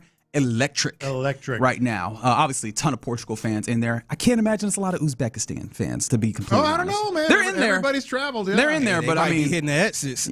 Well, no, I feel like they riding out for their people, I imagine. Also, this is a big deal. In fact, we'll have to come back around to it to be able to talk about it in full. But Adam Schefter just saying, releasing that the NFL is declining to hold a supplemental draft this summer, leaving the 2027 draft as the only way for quarterback Brendan Sorsby to enter the NFL. Remember, he will not be playing college football this year, and this is why the Big 12 was like, nah, we're going to keep our actions going to make sure that you can't come back here. But Sorsby applied for the supplemental draft, and I know his agent and his representation were big on, no, this is going to happen. The NFL seemingly making a statement by saying, no supplemental draft this year, boys. Yeah, they don't need any of those problems, is basically what they're saying. We addressed it earlier.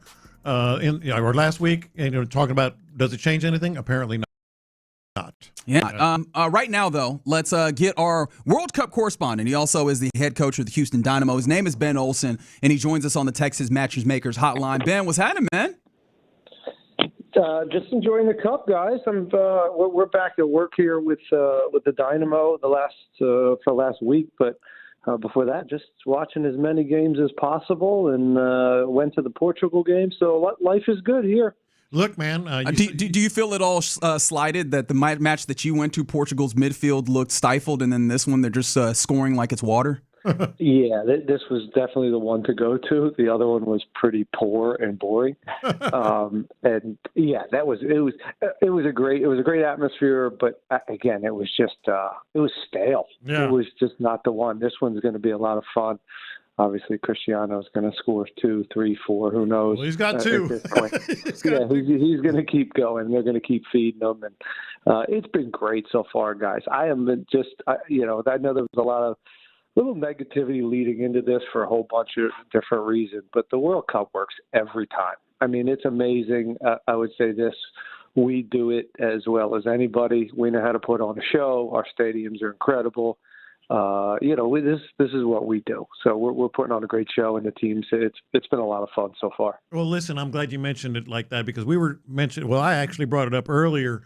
Like normally you have a World Cup, and the last time here was '94, and you think, boy, this is really going to open some eyes, get some people into the game that maybe were casual fans or not at all. It's happening. Like you said, you're just enjoying the World Cup. I think who's not? I mean, this has been not just the star power and the stars making plays, but incredible atmosphere and scenes, more accessible via social media than in '94, at all. So do you feel like this is actually going to do what has been talked about for a long time? Yes, there's just so many things that are different. The way, the viewership, obviously, the way the American fan is educated, our team, how evolved our team is. I went to '94. I went to a few games. I went to the famous Columbia USA game. So I saw that moment. Then I played in one in around 2006. I played in a World Cup. Mm-hmm. So I kind of saw, a little bit after that and kind of the response of that. And then this is the next kind of moment that I'm kind of trying to process. And it is, I am so impressed. I am so impressed that with the education, the involvement of not just like people that know soccer and not just your average fan, but the cross-pollinating with like other stars in football and basketball and the engagement from kind of whether it's the late night host, the engagement of our country is so much better than it was before, and the understanding of the game. So, yeah, I think it's a great moment. It's a great opportunity for our team now to say, okay, well, they have to take this opportunity. Not just like we got to go make some real noise here in the knockout round. And because we're at home, it's a huge advantage, both historically and just in reality. You know the stadiums, you know the climate. Everything's kind of set up for us to have success, and the team itself has to take advantage of that. We're talking to Ben Olsen, head coach of the Houston Dynamo and our World Cup correspondent in this facet. And I kind of wanted to ask you, I want to get into the nitty-gritty of the tacticals, but I will save that for a little bit later here. I want to at least talk about the tacticals of the United States men's national team. They have performed really well, and we talked to you even about coming in, the Pochettino experience. Maybe it wasn't working the way that we wanted to. It feels like his style has played so very well in the World Cup in a way that it hasn't necessarily as much in some of the domestic leagues, at least over the course of the entirety of the season. Is there a reason why that is, and why this U.S. men's national team has performed in this way with being dominant, being aggressive, and really dominating matches? Well, the team he's actually has played with each other very little growing into this, right? The national team's strange in that, like, there's always a few injuries, and sometimes they don't get released for the club teams, and you have kind of a B team or a B plus team. So rarely do you get like the best team and everybody available, and you get a couple weeks in preparation with them. Usually you go in for a camp, one friendly, you get them for 3 days, then you play a game. Like, you get a real proper preparation for a few weeks with your best player. And, I thought he set them up in the first game in a really smart way against Paraguay. Paraguay was poor. We were very, very good. And I don't know how we were so good that we made Paraguay look that way, but we made them look very ordinary. And then he switched tactics in the Australia game. He brings, Pulisic's out. And here now he plays with a second forward. So he showed some flexibility tactically, which I give him credit for. A lot of coaches are like, no, we'll go like for like on Pulisic, and we're going to play the same way because we just kicked Paraguay's butt. Why would I change anything? So, it shows that he's brave, and it shows that he said, no, we'll go with two forwards. Australia is going to sit back. We're going to have a large volume of crosses, and we're going to get into their end. And I want more box occupation, essentially. Another forward in there, and Pulisic out gives them an opportunity to do that. So, and I thought for the first half it worked. Second half it was okay. I wasn't that pumped about the second half of the Australian game. I thought we could have been better, and I thought he could have used some earlier subs. But it's nice to be a fan now and have all the answers watching the game. Welcome to the club. Usually everybody else has the answers, and now I get to sit back and play couch coach. All right. Well, but you are, obviously so knowledgeable and experienced with this. What is the ceiling? Like, realistically, what is the ceiling here? Well, I think for the USA. Yeah, it'll be what it does in the next game, right? You're through. You got the number one kind of seed, and you won the group. How do you stay with the momentum? Do you make some adjustments and play kind of half of the quote unquote first team and bring some fresh guys in, look at something different? So that's, I guess, the first thing. Second of all, what's the ceiling? We have a nice run. This is not like we're playing France in the round of 32, or even potentially some kind of really good dark horse. I think there should be a good run to get into that final 8. And then, that's what I'm hoping for. And then I don't want to say it's kind of gravy after that. But I think if we do get there, I think we can go toe to toe. This is the most athletic team I've ever seen for the U.S. And we used to have athletes, but they weren't as technically and tactically savvy. Now we're getting great athletes that are technically sound, and they're tactically playing at such high levels, and they're used to competing against really, really good players, both in training and in the games, because they're in big leagues. It's exciting. I mean, you can hear it in my voice. Us too. I think this group can make a real run, and it's important they do. Ben, what the hell, man?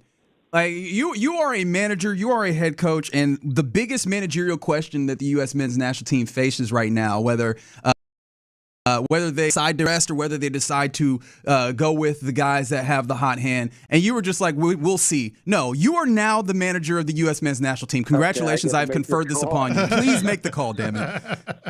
Okay, what I'm doing is I'm making a few subs. Obviously, if there's any knocks or if there's anybody that is even like questionable physically, there's some card situations I think that play into this. So you obviously have to keep that in mind. So I'm still playing guys in particular. Maybe Tim Ream doesn't start. He's not the youngest. So you do age, you're dealing with cards, and you're dealing with knocks. And, those guys probably you're figuring out a way to get them not on the field and give some throw a bone to a few guys that you also may need. I wouldn't be surprised if Reyna starts this one. You give him a run. So I think it's some type of puzzle within that. There's definitely it's not. I don't think it's going to be full changes. He's not going to just everybody's out. I still could see a Tyler Adams and some of these guys on the field, some of the spine, because you still want to keep momentum. And Turkey's a good team. I don't know what they're going to do.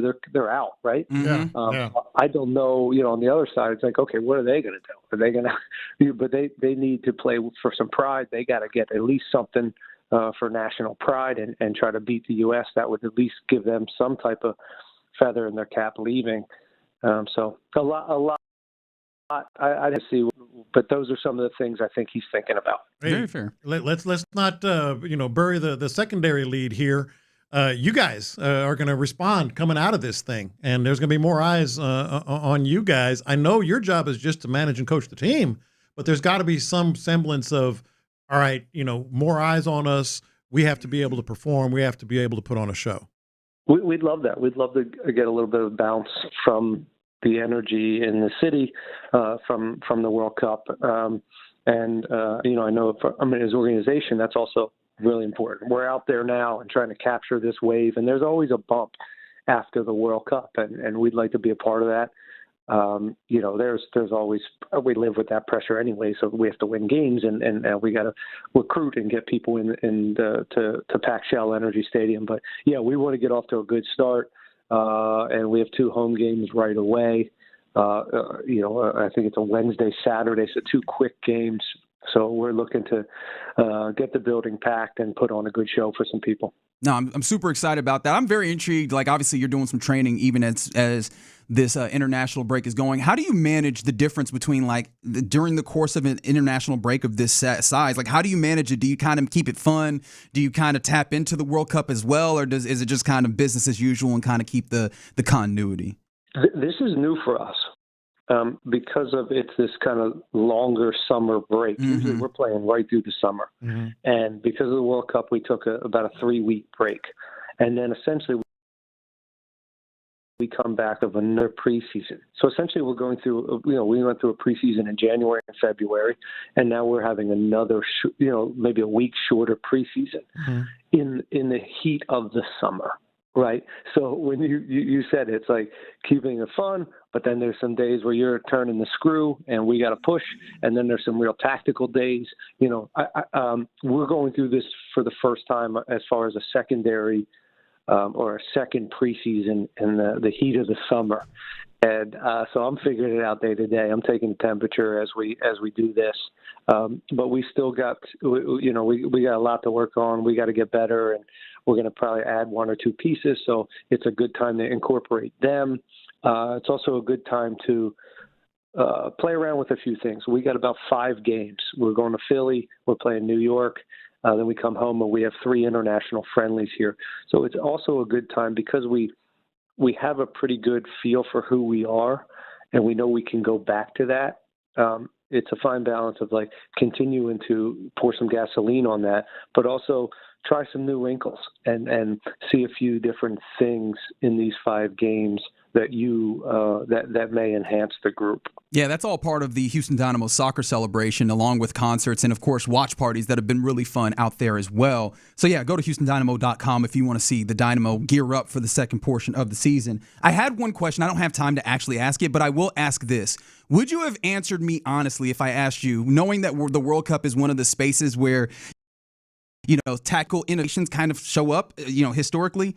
Would you have told me what tactical innovations you saw that you've plucked from the World Cup to this point, or is that one of those things that you would have just kept close to the vest? Oh, no, I got no secrets, guys. I'm an open book. Yeah.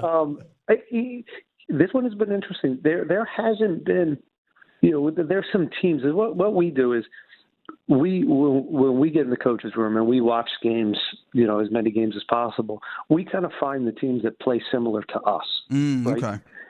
And we kind of really dissect them. Does that make any sense? Like we're looking at the highest level of like what we're doing, and within that there's some guys, shaping up the way we do, but maybe they defend a little bit higher up the field, and how are they doing that? Or this is what they do in the way they box defend, or when they're low and they're preventing goals.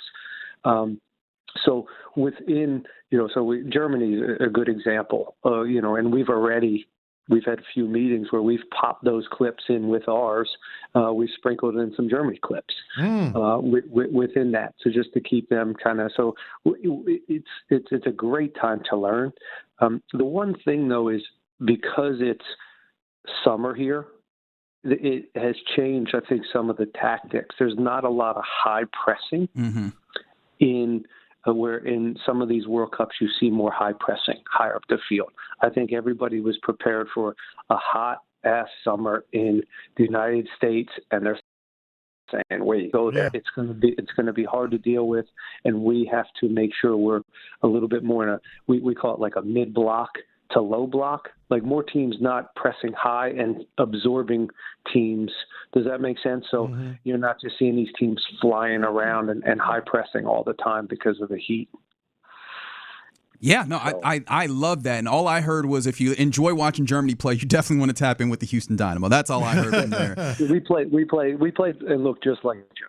Excellent. Very good. Looking forward to catching you out there at Shell Energy Stadium once you guys get going back again. Always appreciate you giving us some time, Ben. We'll talk soon, guys. See you. Absolutely, absolutely. Houston Dynamo head coach Ben Olsen, also our World Cup correspondent. I have a feeling that now he's getting back to work, he's going to be less of a World Cup correspondent. Oh, he's as pumped as anyone. I'm gonna force him back onto the show, though. I'm gonna make that happen. I appreciate you. Rock with us here in the Loop on Sports Radio 610. Coming up next, we circle back around to some big breaking news. The NFL will not have a supplemental draft. What is the NFL saying with that? Also, we'll talk a little bit about where the Texans fall over this offseason. We do all that next. If the OG has any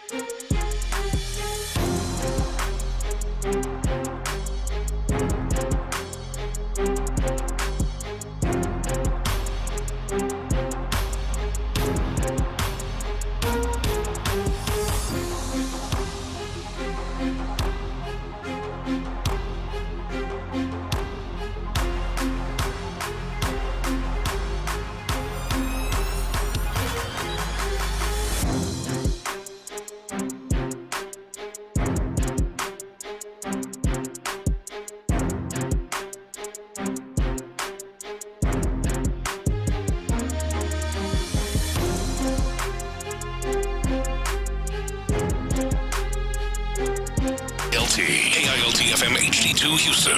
Insider access. Exclusive content. Sports Radio 610. The Texans play here. An Odyssey sports station. Sports Radio 610 presents In the Loop with John Lopez and Reggie.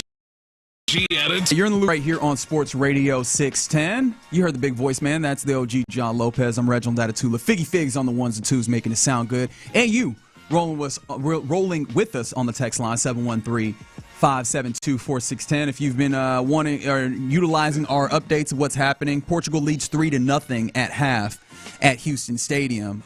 We have insight from inside the stadium and outside the stadium. Sounds like it is rocking on both accounts. And shout out to the Uzbeks, man. Like, they are outside of the stadium having an absolute ball, it sounds like. Yeah, my niece is a volunteer. She's volunteered for both games. You're not supposed to give up your sources, John. What kind of journalist is he? She's Look been at this. sending me some pictures. A lot of Portuguese fans there. She says, don't sleep on the Uzbekistanis. You know what's funny is as I look at the wide shot of Houston Stadium in the lower bowl, there's a lot of white in there, and I'm like, is that just them sparsed in the lower bowl? Because shout out to them being like, nah, we're not going to be one block up in the top. Yeah. We down here with everybody. We trying to see the game up close. Great atmosphere. Beautiful stadium. Beautiful stadium. Who doesn't love that stadium? Oh, no, the county got to him. The county got the figure, John. Oh, no. No, honestly, it gives me some hope that if the Texans do what they're supposed to do, that building can absolutely jump, which we've seen in small doses here and there. But it almost feels like, and tell me if I'm right on the text line, 713-572-4610.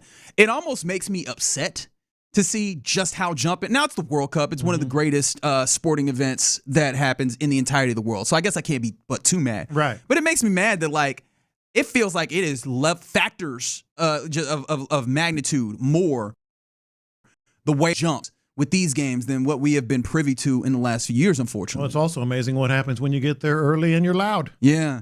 They ain't had no problems getting in. Everybody was in their seat, Figgy. Really? Yeah. Hey. How about that?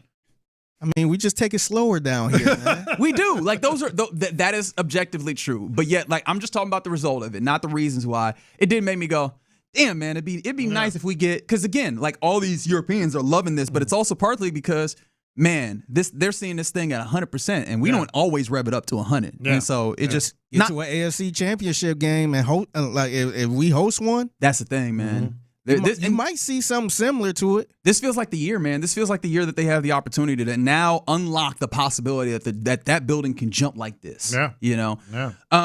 One thing that no building in the NFL will jump for this particular man, Brandon Sorsby. Not in 2026, it won't. That is what we learned. Probably about 30 minutes ago, 30 minutes ago.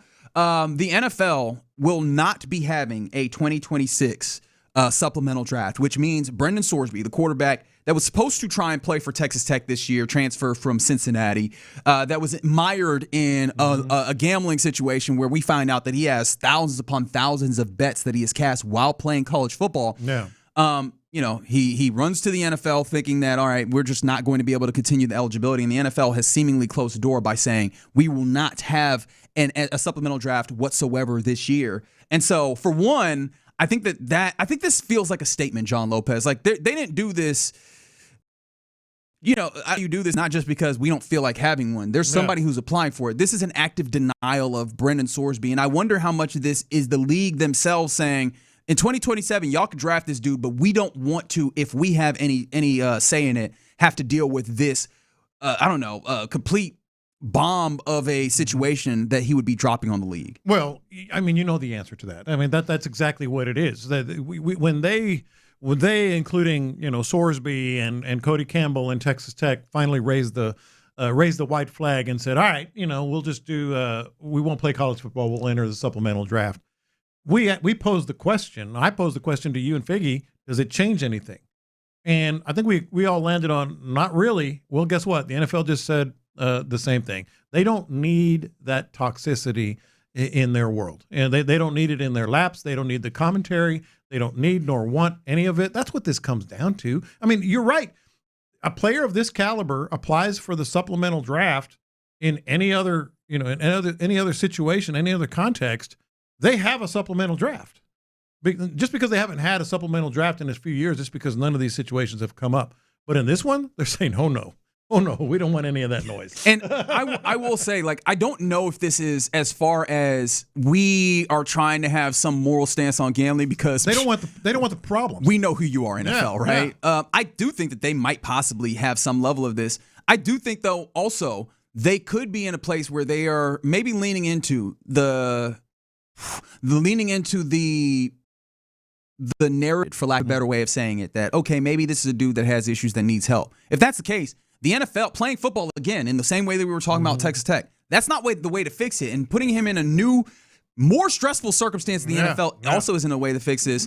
Maybe this is a roundabout way of them looking out for Sorsby where they go, spend this year. Or just part of it. Spend it, maybe part of it. Yeah. Probably part of it. Because again, I don't think the NFL is doing nothing just out of the goodness out of their hearts. Yeah. But I do think that there's a possibility that they're going, hey, spend this year working on yourself, going to and doing your rehab, getting yourself right to where you feel like you can actually handle what the NFL brings and the challenges that it brings, because you put him in the stress of you are a rookie with all of this media attention.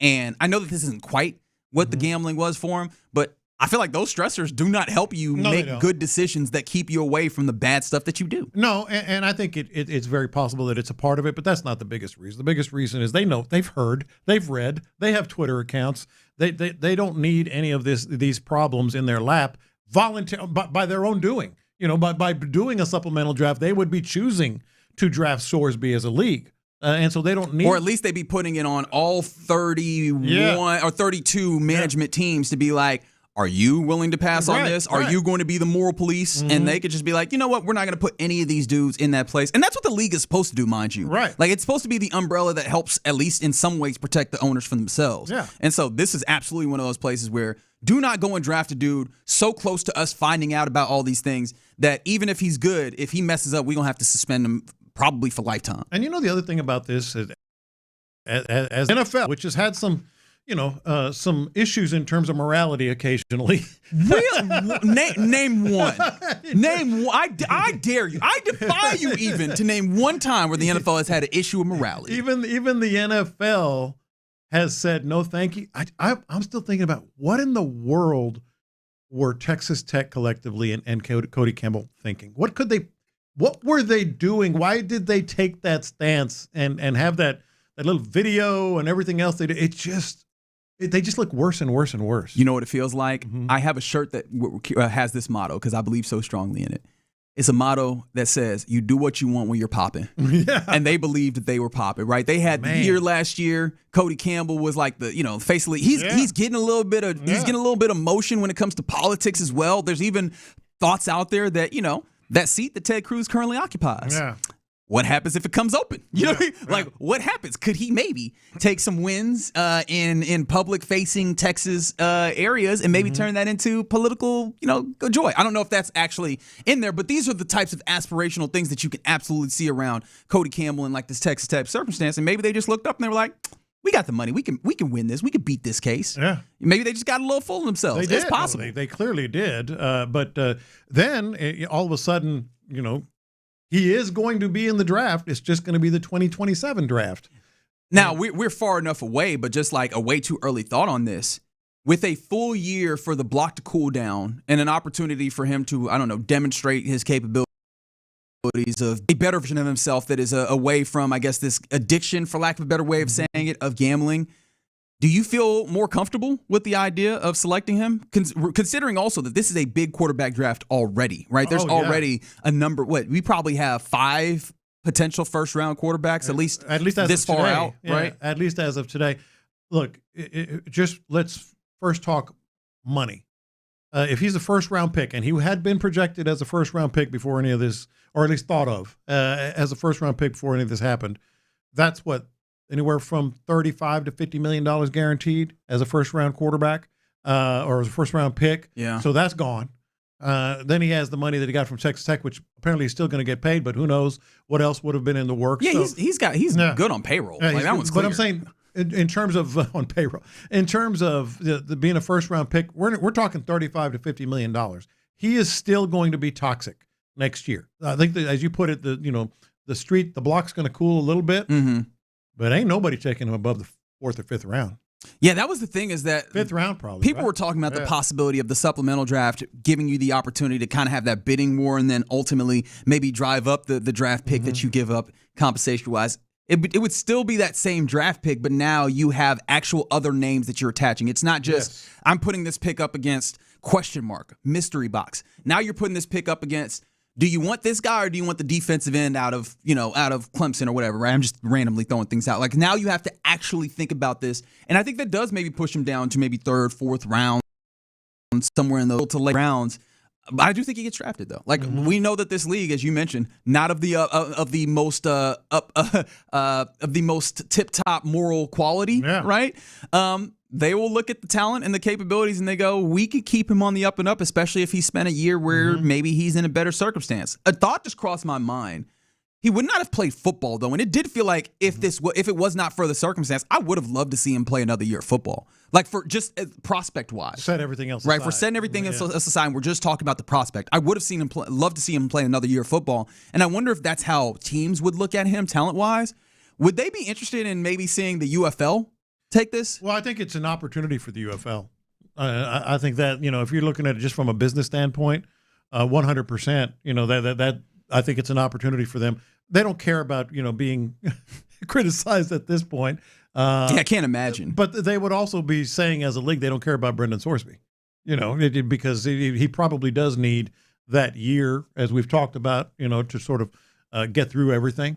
So we'll see. Yeah, I feel like if I had to guess, I think he plays in the UFL next spring, and that serves as the beginning of the launching point to the 2027 draft. But if you're just tuning in, the NFL announces that they will not have a 2026 supplemental draft. So Brendan Sorsby will not be in the NFL in this upcoming season, which honestly feels like it's the right move for everybody, at least in this period. And then we will revisit this in a number of months when we have a little more distance from the insanity of all and everything. They and he miscalculated literally everything. They miscalculated everything. They did. I had not realized what is the funniest possible situation. I said he goes to the UFL and plays. Houston? Sorsby to the Houston Gamblers. Guys, make it happen. You want some pop? You get some pop.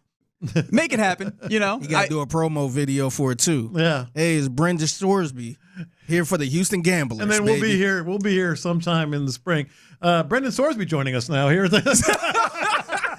And we will pull back up this audio, and we will all laugh. Maybe he won't, but we will. All right, you're in the loop here on Sports Radio 610. Coming up next, about that time where we hand things over to Figgy Fig for the mixtape. What you got, bro? Yeah, so things seems to be happening a lot in San Francisco involving self-driving cars, and plus, I think I got an idea for Reggie. I want you to do something, man. All right. Oh no, It's never good when this happens. Let's find out what next. The Drive with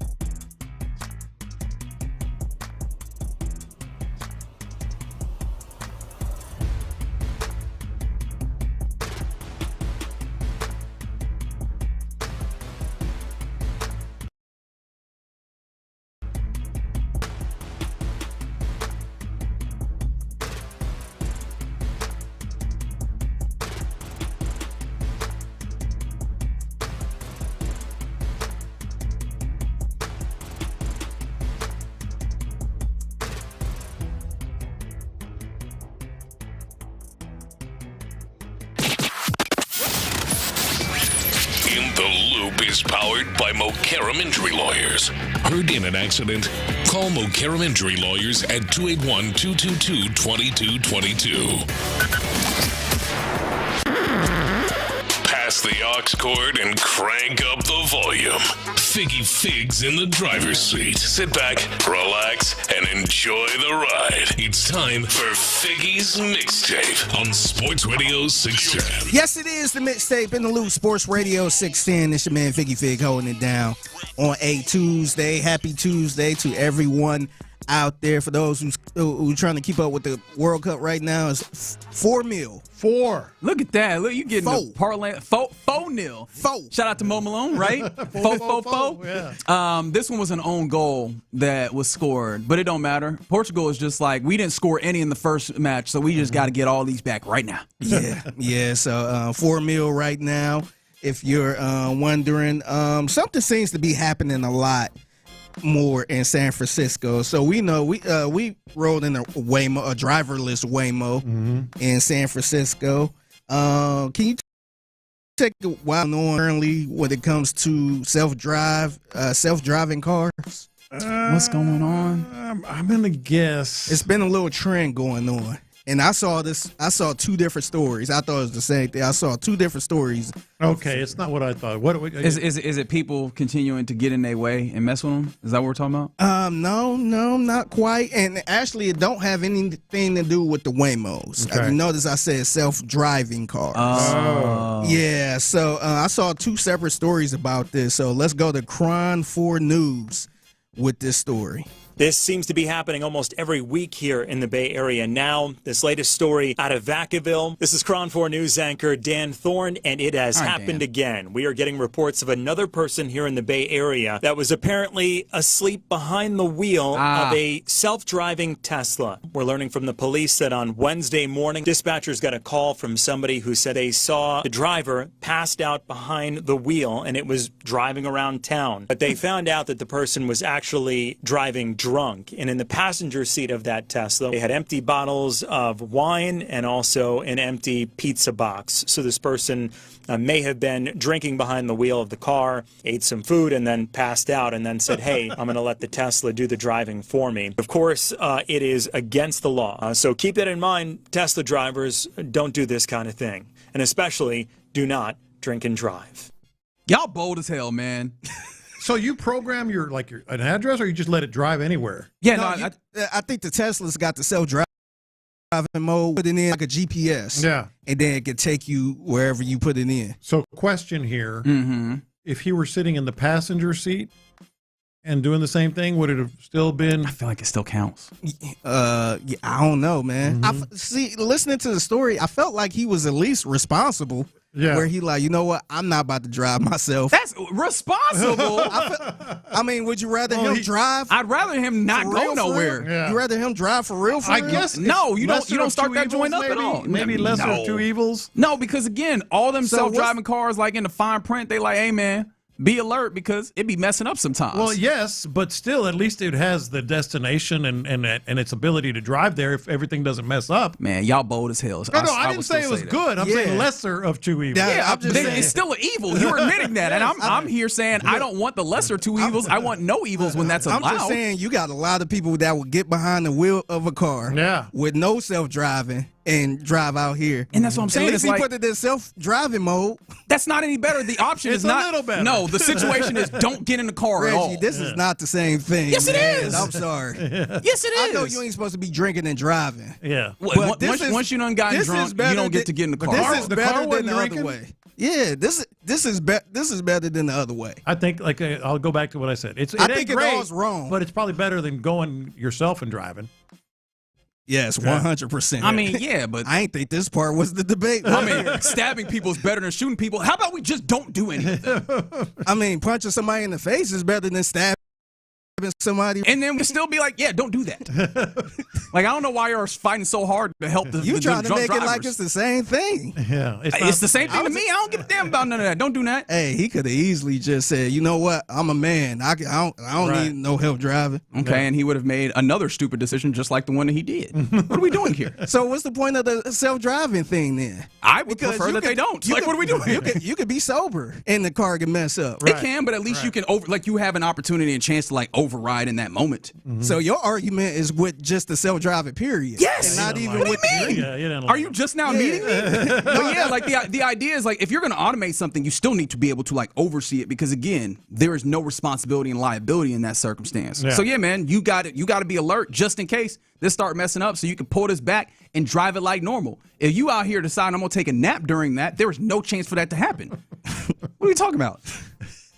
Like, why am I the person that sounds crazy here? Yeah, no, I'm just kind of curious. It shouldn't be no self-driving at all then, if that's the case. But again, you know that would be okay with that. Well, the way I'd put it is if they told me, hey, you're drunk, you have to get home in this car, I would put it in self-driving mode. Yeah, or what about again, not great. What about I'd put it in what about this? Let's say you're not drunk. Let's say you had like 3 glasses of wine. Yeah. You're a little buzzed, but you're not drunk. And you say, you know what, let me be safe.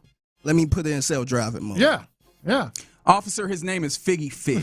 Now, I'm just asking the question. Yeah. Like, I wonder, at this point, what the hell is, what's the purpose of the self-driving mode then? It is a doohickey sticky to sell cars. Like, what we here? Like, we can't use it?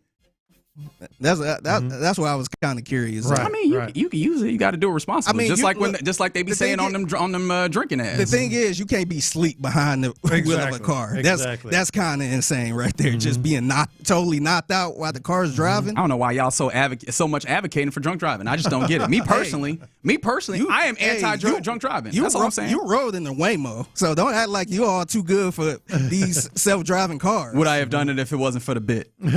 Would I have done it if it wasn't for the bit? Well, apparently not. Yeah, apparently not. Hey, you did it. That's right. It's the Mixtape in the Loop, Sports Radio 610. So, Reggie, are you tired of being single? Tired? Yeah. Are you tired of living a single life? I mean, I be getting to do what I want, but yeah, there's absolutely some things that are frustrating. Fair. Yeah. So it's a new trend going on, and I wonder if you would be interested in trying this. It's a new trend called practice dating. Oh Lord. What does this mean? Lord. Yeah, so it's practice dating is pretty much you going on a date with somebody it might not be your type at all. Oh. But it's supposed to lower the pressure by helping build your confidence and improving conversational skills.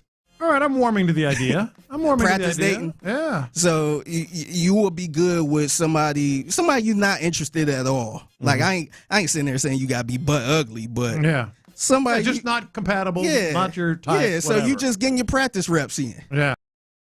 I mean, people do this for sure. Yeah. The question I have is, do they know that y'all doing this? Because then y'all are just being some jerks taking people on a ride. Yeah. You know what I mean? Like this person's like, hey, we might have something here. You're like, man, if I actually liked you, this would be awesome. Yeah. But I don't. Yeah. How would it be if, let's say, y'all do know what it is, where you're like, you know what, we're not interested, but let's do a little practice date and just, to kind of get the blood flowing a little bit. Yeah. So then at that point, what we're talking about is hanging out. Like, it'd be like this, right? No, not if they don't know. If they think it's a date. Right. If they think it's a date, I feel like it's a kind of a little disingenuous. Probably. Even though, like, I could very much see the benefits of it, right? Yeah. You lower the stress for you, and maybe you could just be your full self and get a feel for it. But, yeah, it feels like it is just morally. Who cares about being disingenuous? You're practice dating. Yeah, it feels morally bad. I'm trying to get some reps before I meet my real girl. Right. Yeah. So are they doing it?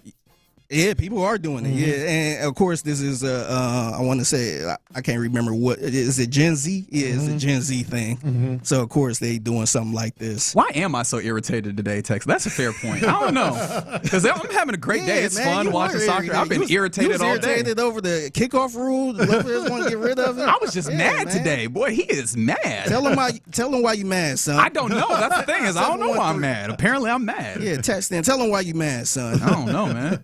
All right, it's the Mixtape in the Loop, Sports Radio 610. So we always talk about how John Carroll is pretty much the school for NFL gods. Yeah. And gods. the NFL or the Houston Texans probably got like 90% of John Carroll people currently. And I think the NFL is a John Carroll for Jacksonville Sheriff Office.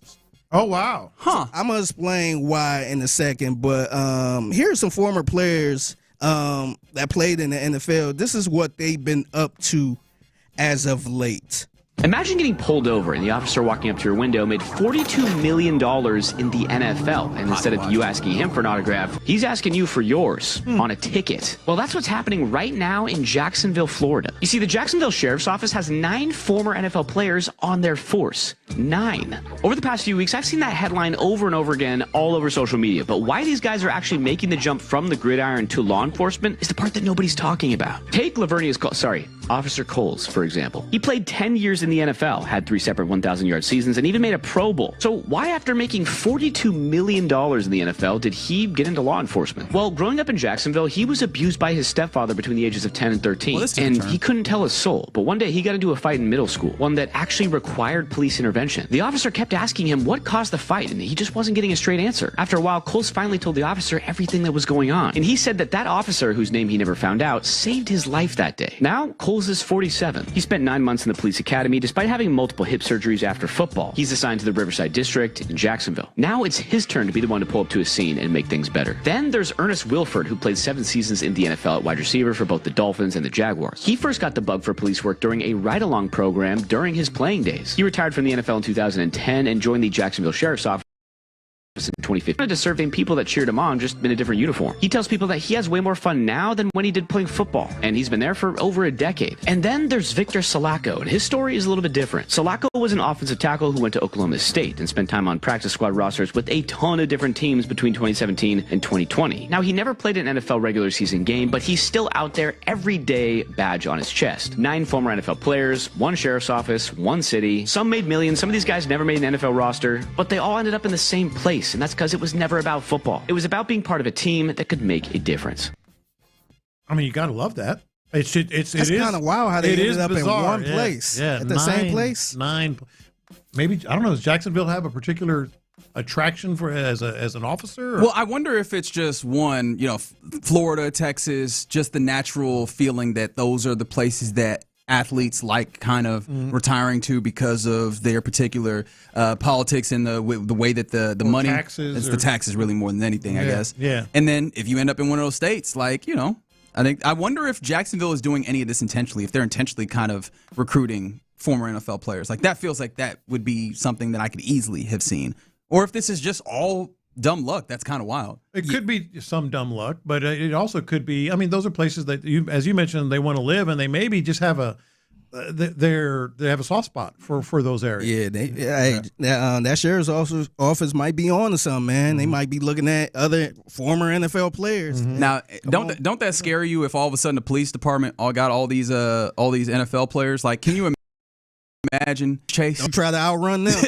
Because that's the thing. Like, we always joke about the police chases is that, man, that you be watching cops, you like, hey man, that police officer is getting run down. Yeah. Imagine that you running for the police officer. Imagine Julio Jones decide to join the force. You running for the police officer. The police officer ran a 4.4. Yeah. Or DK Metcalf. Oh yeah, DK and chasing people down, man. Just like, and then you know that's a former player, and your buddy goes, run! Yeah, you're crazy. Yeah, nah, you got me, man. Yeah, that's right. You take off. You start running like, damn, is that Ray Lewis? Oh no! Oh no! And before we get out of here, just want to send prayers up to Matt Miller, ESPN. Yeah, he was involved in a really, really bad car accident. Had to get his left arm amputated. It was life-saving. So that was last week, and he tweeted a very long tweet. I ain't got time to read it all, but prayers up to him, and thank God he's safe. Crazy. Yeah. Imagine 5 years from now you're running from the cops and look back and Derrick Henry. That's you give yourself up. That's what happens. Yeah. You lay down. But yes, obviously, condolences to Matt Miller. Hopefully he's on the mend. It seems like he is, and hopefully he's feeling as good as possible, as fast as humanly possible. All right, another fantastic edition of the mixtape.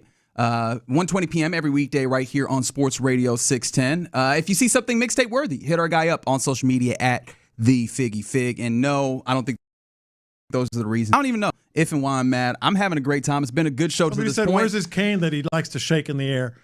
You know what? Where's Reggie's cane? I totally would do a cane. That's the thing is I'm not opposed. The kids up the street? Not opposed at all to having the cane. Maybe I'll go figure that out in this break. But coming up next, we get ready to hand things off to the fellas of the drive. A little breaking news comes in that affects sports in Houston. I'll tell you what that is next. Payne and Pendergast.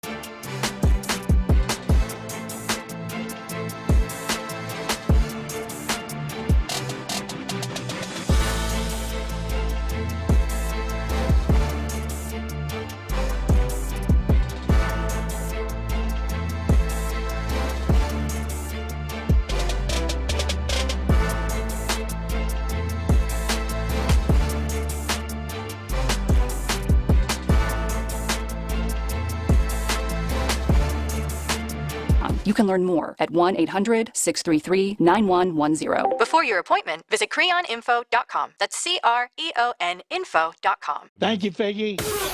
Sports Radio 610 presents live from the West Point Lincoln and West Point Lincoln of Sugar Land Studios. Here's In the Loop with John Lopez and Reggie Atatula.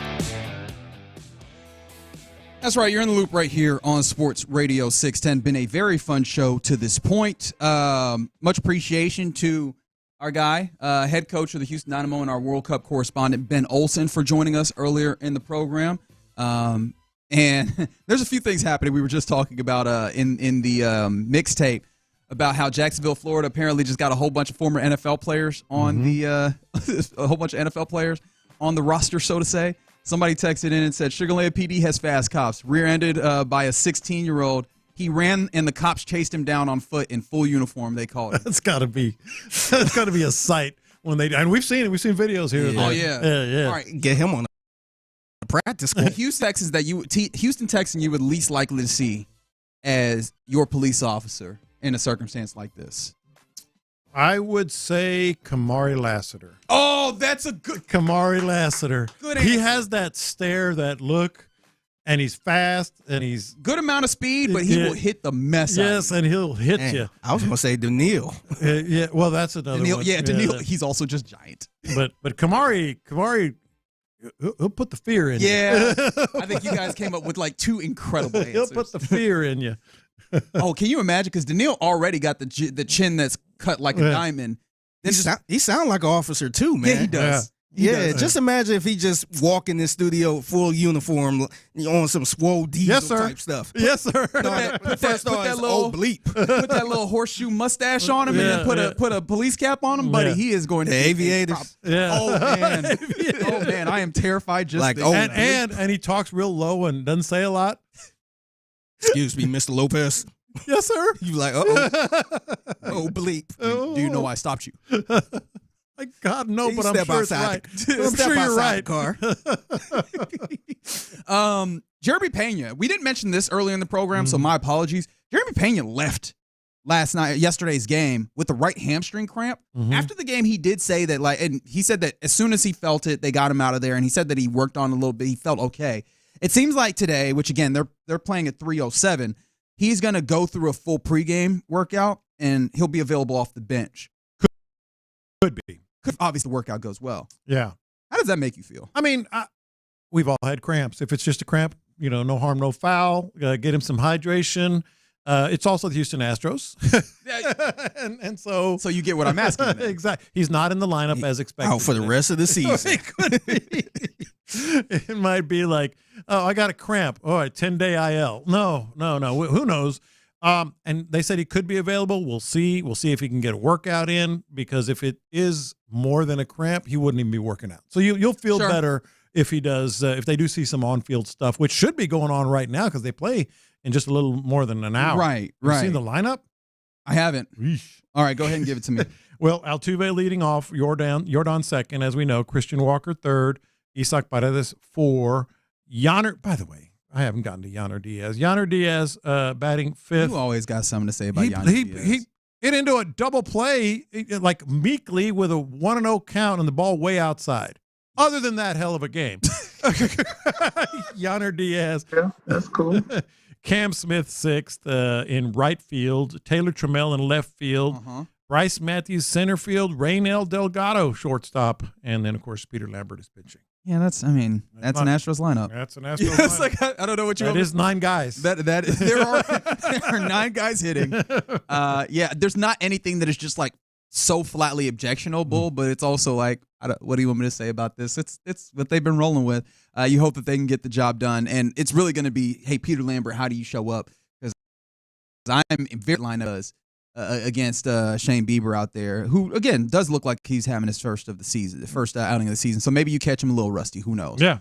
This is some news. This is some breaking news that's happening that I saw per ESPN, Emily Kaplan at ESPN, that is going to affect the Houston landscape. And I'm very intrigued to see how meaningful this is to Houston sports fans, because Houston sports fans, it's a football city. We know this. We love our baseball as well.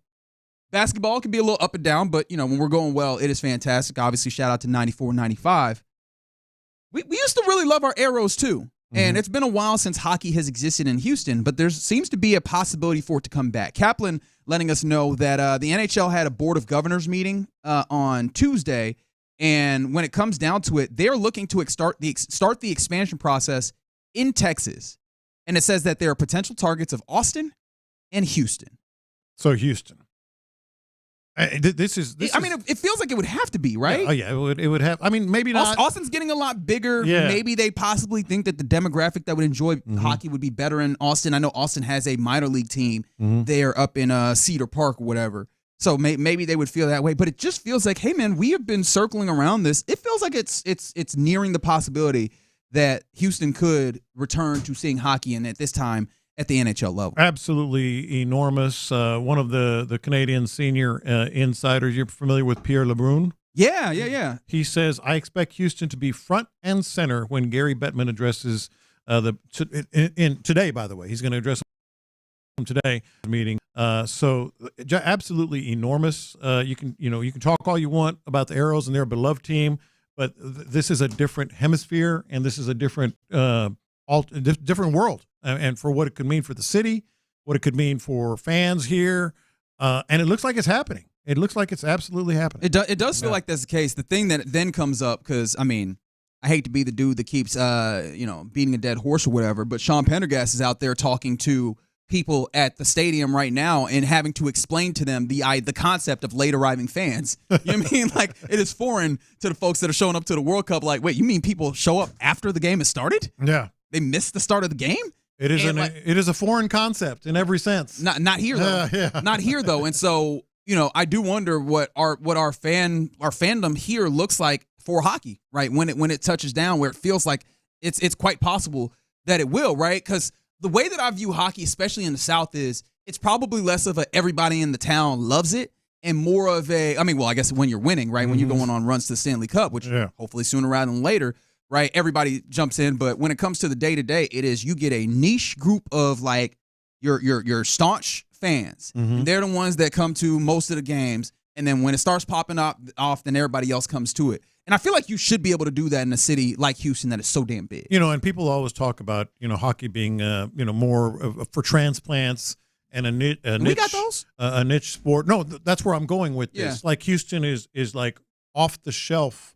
A central casting for that, for whatever that is. All these transplants from all across the country, especially the Northeast. I'm interested how these fellas would feel about it, as we appreciate D&M Model Easy for the crosstalk. It is the fellas of the drive. It's Ron, it's B. Scott. Fellas, how you living? Not bad. I wonder if said hockey team here, what would they feel like? What for us? Would they feel like? And I'm dead serious. Would they feel like, in terms of what we do, the Rockets or the Dynamo? Where would they fall? At first, I'm sure they would be. At first, it's going to be above that. It's going to be it's going to be Rockets level. But we get 5 years into this puppy. Or, we don't talk about the Dynamo. I mean, no offense to the people over there. We don't talk about the Dynamo. Yeah. And there's not a hunger for it. I just wonder what the hunger would be for, especially the sports fans that listen to us every day, Houston sports leader. What would they fall under? Would they be Rockets or Dynamo? I wonder. Yeah, I'm not sure all of that is the same thing necessarily. I think that there is, what I would disagree with is there's no hunger for it. I just don't know if the hunger for it and our listenership is necessarily the same people. I don't know what the crossover is there, but there would be an appetite for it, I think. Does that translate into it being an A topic on this radio station? Not necessarily. Do I think it would be more popular than the Dynamo? Wouldn't y'all say in America is more popular than MLS? I would. So I think it would be bigger than the Dynamo, but it wouldn't be as big as the Rockets. Yeah, not to sit on the fence. That's what I mean. I just where would we be? I think it's all conjecture and projection because how they're doing. Yeah, because I think we underestimate how big of a impact the hockey team would have when literally just let's go around the room. How many of your neighbors are from Houston? Not a lot. Yeah. Not a lot. Yeah, no. And so I think we're underestimating, what, and they still would have to buy into the Houston hockey team. That's what I was going to say. But they're more inclined to buy in to, even if they're from the Midwest or Northeast or whatever. Hell, Florida. I mean, they're more inclined to buy unless into they a are hockey team. fans of their own. Right. Yeah. I think that just having something that you can go to all the time helps convert people a lot of times. I think that especially having been in a southern city that had a hockey team, I think it's somewhere in between where it'll be the staunch fan base that is there, but it'll probably be a little bit closer to Dynamo than Rockets. And maybe you could say this about Rockets, where like during the season it's just over there, but then when we get to the points where it's playoff time, or you're saying, hey man, there's good hockey happening, it'll pop up and it'll be something that you can latch onto. Maybe actually, can I give you another one? It might be the Cougars. It might be the Houston Cougars basketball team, where during the season, so we don't really talk about them. That's what I'm saying. Yeah. But when it comes time and it's like, oh, this is a thing, it becomes a thing. But see, also what's more popular in 2026, college basketball or the NHL? Like, I think that the NHL might have a space here. It's really going to come down to this. Sure, of not just Houston fans, but fans in general. Let's just be real about it. Let's be honest about it. If they're competing for a Stanley Cup, if they're more Vegas Golden Knights than Seattle Kraken, then we'll talk about them. If they're more Kraken than Golden Knights, we won't. Yeah, I think is that fair enough? I think that's fair. Which I guess because the popularity of the NHL, because the Dynamo. Yeah, I know I was going to drop a couple of teams, so I learned a little bit about hockey over the last year. The Dynamo have been good. We don't talk about them. Well, they haven't been the level of good that they once were. But the MLS, you can speak to this. Y'all can speak to this better than we can. John and Brandon, you've been here. The Dynamo have been good. Well, what I'm saying ever been an A topic? But I'll tell you what is the MLS? Like y'all know soccer, right? I think that's part of it. Like, it's not even. The NBA is the NBA. Yeah. The NHL is the premier hockey league in the world. Yeah. I think there is a little difference. The MLS, but you're talking more like into how they're received. If they win, like I'll be honest, it just feel like a bigger deal to be relevant in the NHL versus the MLS. No disrespect to them. And obviously, there's not as much going on. But in Kansas City, when Sporting Kansas City started like going on a run, like it had become a topic, but it was that was like here when the Dynamo were winning their championships. I just wondered. I was wondering what it was like. Heck, we went and did a show from Frisco when they won their last one. Yeah, we did a show up there. Yeah. But I do think it would be slightly more buzz than the Dynamo. Oh, I think a lot more. I think it will be. That's what I was saying. Is it closer? Again, is it closer to Dynamo or closer to the Rockets? That's what that was meaning. I feel like just taking out the Dynamo. What you mean we? Like Reggie's a part of it. If they get to D&M Leasing, we appreciate you. We just talked to Ben earlier. Don't do this to me. If they get to the postseason, the NHL playoffs, as big as the Rockets. Especially because big as the Rockets. You tapped in. You tapped in just a little bit. NHL playoffs. Right. You tapped in just a little bit to the playoffs. I mean, the NHL playoffs are a thing. It's fun times. Yeah. I think it's as big as the Rockets. I don't want to be like, just because I'm new to hockey, I'm going to diminish hockey, right? Like, no, I don't want to diminish it. It's a legit thing, you know. It's not a thing here, you know. From 832, Ron is trying to figure out if he has to watch hockey too. Listen, put that on the list. A little bit of that is happening, but I it's not like I've never watched hockey. Like I mean, you'd be surprised how much. But you're trying to see, am I going to have to make the business decision if the Houston whatever hockey team is on while the Rockets are on at the same time? What do I do? I already told these boys I'm gonna get another TV. I am just trying to think in my mind, with the exception of we got the team here. Mm-hmm. How often? Because we can say that we have seen and we have had the Rockets lead. The Rockets are probably about to lead our show in a way. Mm-hmm. We've seen the Rockets. They've led the show before. Yeah. Now, if you're in the Stanley Cup final, I guess you could see them, and there was some crazy game, I guess. But I wonder how often hockey would lead the show, and there would be a thirst and a hunger at the Rockets. That's leading the show, and that was the first hour. The draft, when Wemby is in it, I wonder. I'm just trying to figure out how it won't be. It clearly will be fourth or fourth-ish. I think that's Houston. That's fair, and that's where it is. I think in a lot of cities, but I think that When we talk about the major American sports, hockey is one of them. But listen, I'm gonna pull the carpet back here, as we say on the show. I have been shocked and I've been in this market going on 7 years. Mm-hmm. I have been blown away the amount of college football that we don't talk. Yeah. I thought coming here that there was a huge hunger for college football conversation. Yeah. And it is not. We talk, I can't believe I'm saying this, we talk more college football in Kansas City. Yeah. And those teams don't hold a candle to any of the teams that are around here. I think also y'all don't have baseball and NBA teams. Geography is also one. Or y'all do have baseball teams. Sorry, Royals. Geography is also a weird place where when you're Kansas City, I don't think you're talking about the same number of teams and the same different amount of teams. There's 3 major teams right there. But here's where I am with this, and I think all 4 of us in this room would talk college football 2-3 segments an hour during the season. Absolutely. Sure. You know my coach. You know why we don't? It's a pro city, man. That's the biggest thing about it. It is a professional sport. But also, colleges are so there are so many colleges. We got way more colleges that we're just a bigger place. Yeah. So we got way more colleges. We have to talk about it to make it palpable to everybody in more generalities, because we got Cougs fans, we got A&M fans, we got Texas fans, we got Baylor fans. We're the largest LSU alumni city fan base. Yep. Or at least we were when I was in college. I thought Texas. So Texas y'all got and Kansas LSU, and Missouri and Kansas State. And K-State, yeah. And it's pretty clear. K-State and Kansas City? Oh, yeah. It's the best football program around. I just wanted to over the last 20 years. I appreciate you. It's literally just 3, though, whereas we got like 5, 6, you know?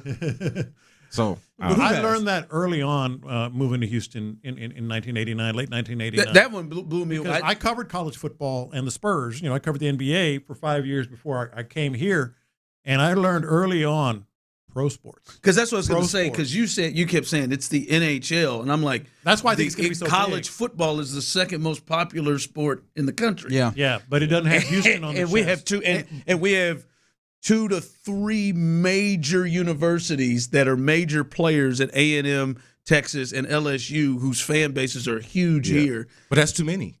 And they don't. That's too many. They don't have Houston across their chest, and that's what makes this city. And it's the most transplant city in the country. And at the risk of like getting too deep into the weeds, I think also football has moved more national than regional, and so it gets, as we further every year, it gets harder to kind of bring it from a local aspect, I think. But aren't most major cities comparable to Houston like that? Aren't they most pro cities? Houston's head and shoulders above in terms of transplants. No. I mean in terms of being pro sports focused. Oh yeah. Like in New York LA, City, they're not talking about Rutgers. Talk about UCLA. Exactly. Yeah. Exactly. Nothing. They used zero. Atlanta is probably the closest thing. Atlanta talks about Georgia. Yeah, that's probably the closest thing. But we don't have that. I don't think we have the same kind of connection. That is Cleveland talks about Ohio State a lot. Detroit, and we don't have that. And in Detroit, they talk about Michigan. We don't have that either. Big time. We don't have that either. We're too fragmented. We've got Texas. We got Texas A&M. We got LSU. We got Baylor. I've really stopped myself from saying a few things. It would be fragmented if we had one. Sorry, John McClain, but how many people care about Baylor? I'm just saying. If we had one that was in town dominating here, like let's say Texas was here, and you had these other ones, I think it would operate just a little different. I was trying not to crap on U of H, being kind of new to the major sports scene. I know they had it back in the day, but they had that stretch there where there was nothing. Well, they were being held down. It's not their fault. I get it, but it happened, right? You got like a 20-year period where that's what we call pandering. They're like irrelevant, and so now they kind of are. But there's a difference because Kansas basketball is like the 3rd biggest thing in Kansas City. Yeah. Behind the pro teams. Yeah, we don't have that either. You're listening to KLTAM, KLTFM, HD2 Houston, and Aussie Sports Station. Very excited for you 5 fellas to get off and running. Don't want to take any more of your time. Lopez, catch you tomorrow for Wednesday. Of course you will. All right, fantastic. Appreciation to everybody involved to make the show a success here on a Tuesday. I'll try to be less angry tomorrow. But for the time being, the drive is live. That's right. The drive is live. And the biggest sports story that's happened, and it happened in the middle of the night. And just in case maybe some of you all were still hanging on, the Rockets are not going to get Giannis. No, it does not look like it. Reggie celebrated in the streets last night. They're not going to get Giannis. But the things that have happened now that Giannis is gone, there could be some other pieces around there that could be something the Rockets should be looking into. We'll discuss all of those things today. But Astros got a little day baseball coming up in the 3 o'clock hour. We'll get you ready for that as well. So a big day happening. NBA draft tonight that the Rockets are not involved in the first round as of now. We'll see what they'll do. And we got B. Scott here with us, who talks Rockets as much and covers this team as much as anybody in the city. So we are lucky to have him along with my pure greatness. And Tyler is in the building as well. There he is. How we doing, boys? Nice. All right, the Bucks. It finally happened. Giannis has been traded. Giannis, and then Bobby Portis is the other person who is celebrating, who got his ass out of Milwaukee. Yes. God, could you imagine the others? Could you imagine if Bobby Portis had to be sitting there? I mean, they'd have let him on out of his thing. But Bobby Portis and Giannis, they get traded to the Miami Heat for Tyler Hero, who was an all-star last year, Khalil Ware, who is a 7-foot center who has got a lot of upside that can shoot threes, Jaime Jaquez. Super athlete, too. Yes. Jaime Jaquez Jr., who was second in six-man voting this year, and Yachunas, who had a lot of promise, a good rookie season. And then they also got 3 first-round picks, which includes the pick 13 tonight that they'll have, and also a pick swap down the line and a second-round pick as well.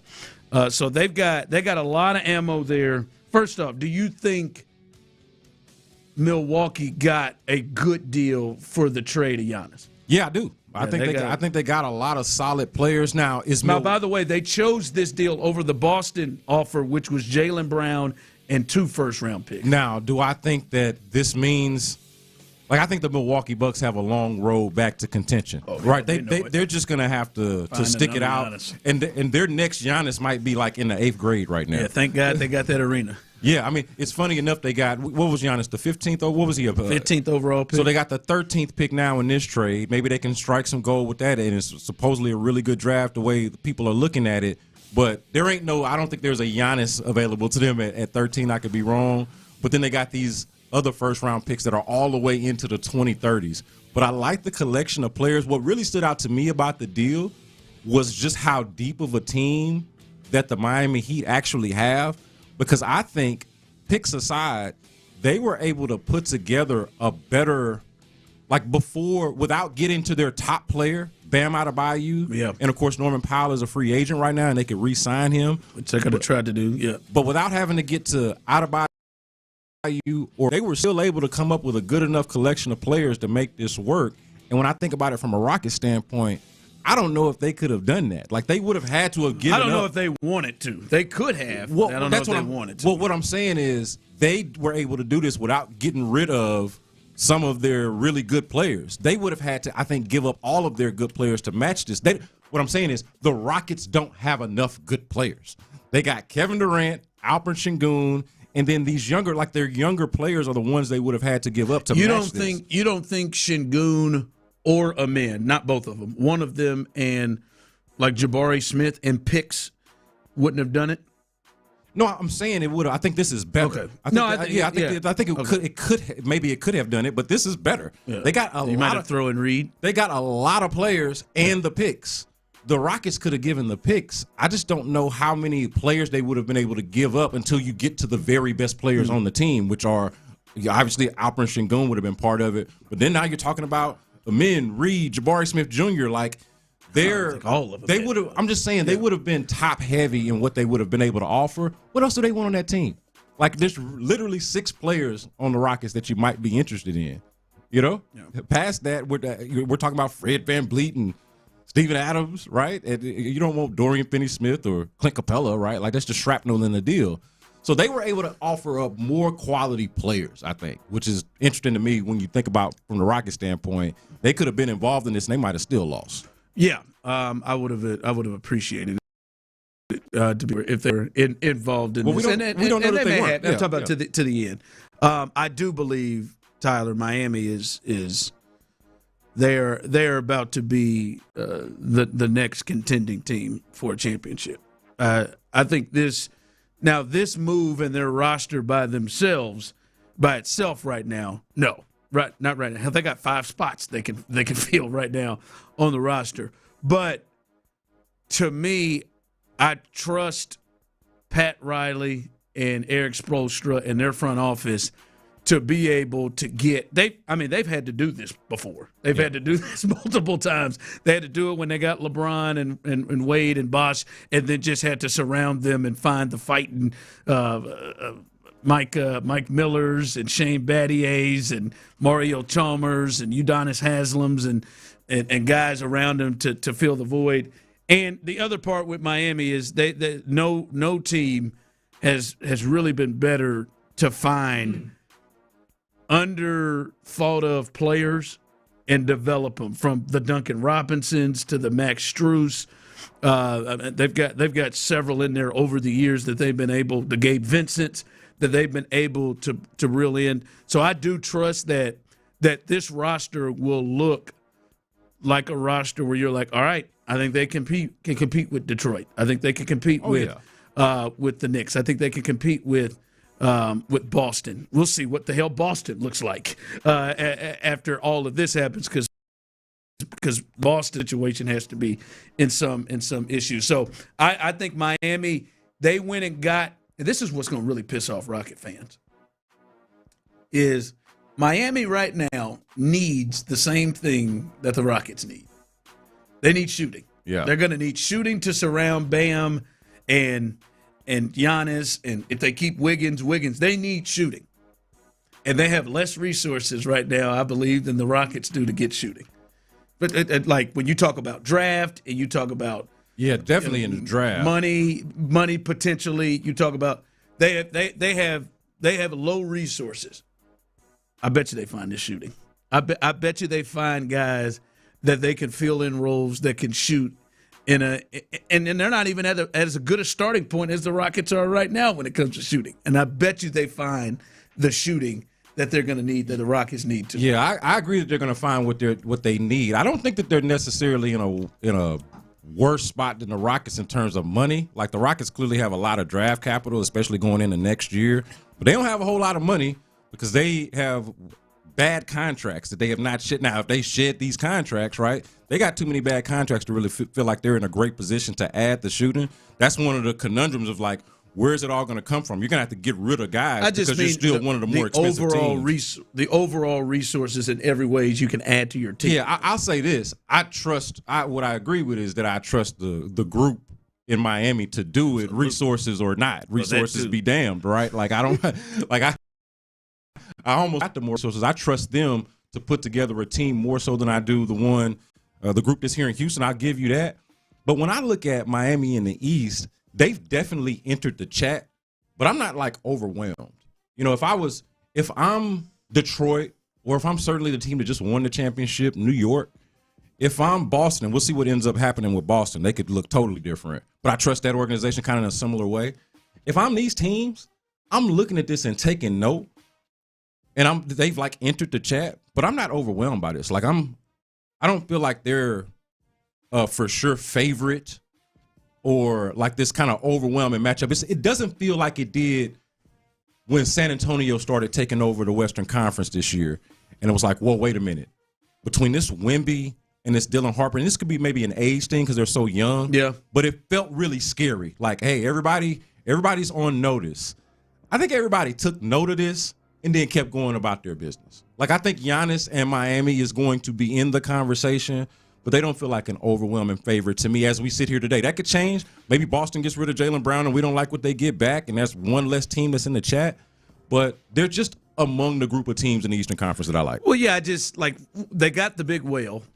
And then as you said and agreed, this has been easily a top 5 organization in the last 20 years, 25 years, if not. I mean, good Lord, they got to Tom Ball. They got to the finals twice with Tom Ball's finest as their top player, and Bam as their second player. Jimmy Butler. I don't like the tone of that.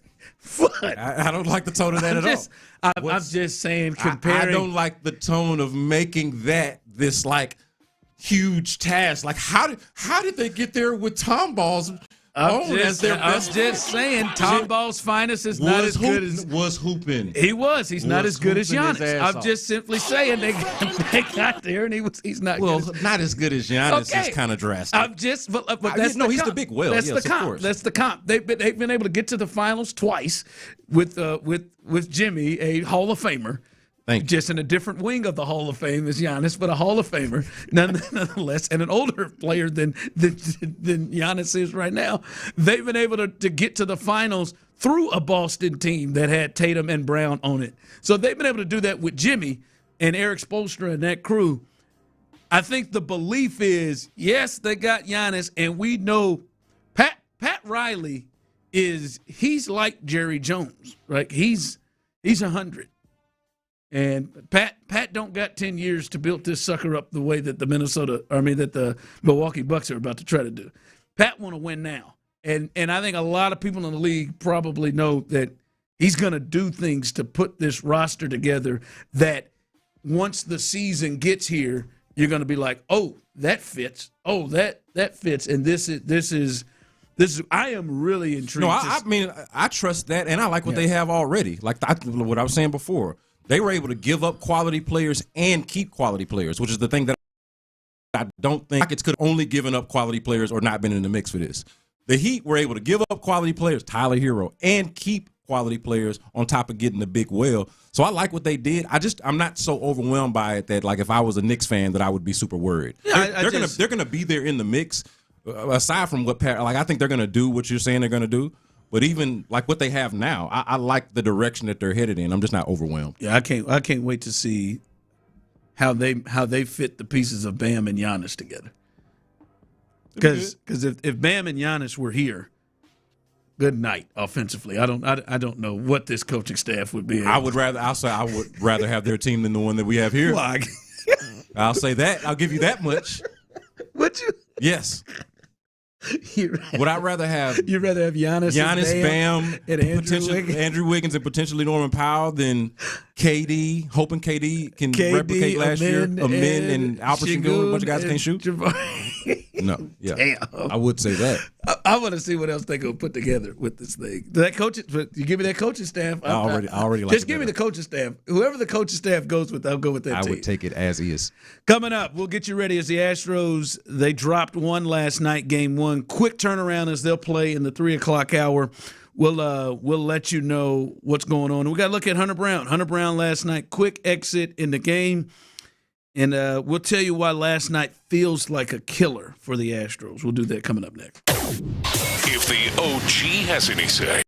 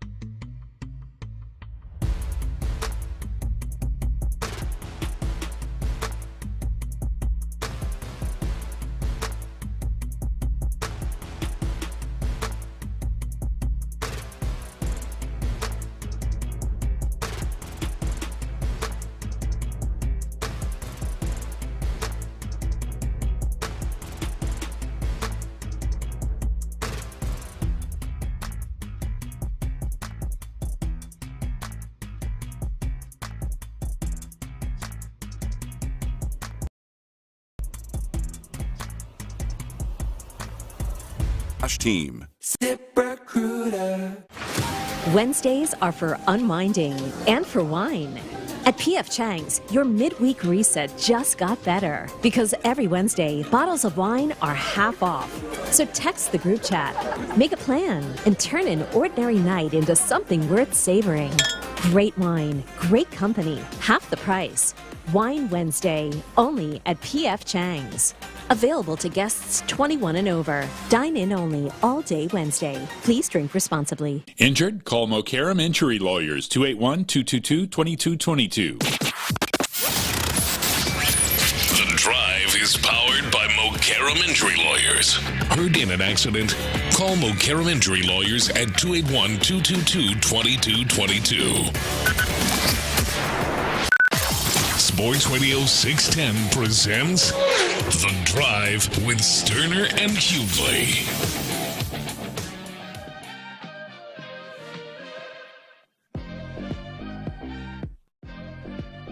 All right, Astros get going a little day baseball game, a little after 3. They get going today, and we will get you ready. It's Big Pete Lambert Day as he gets the ball against the Toronto Blue Jays.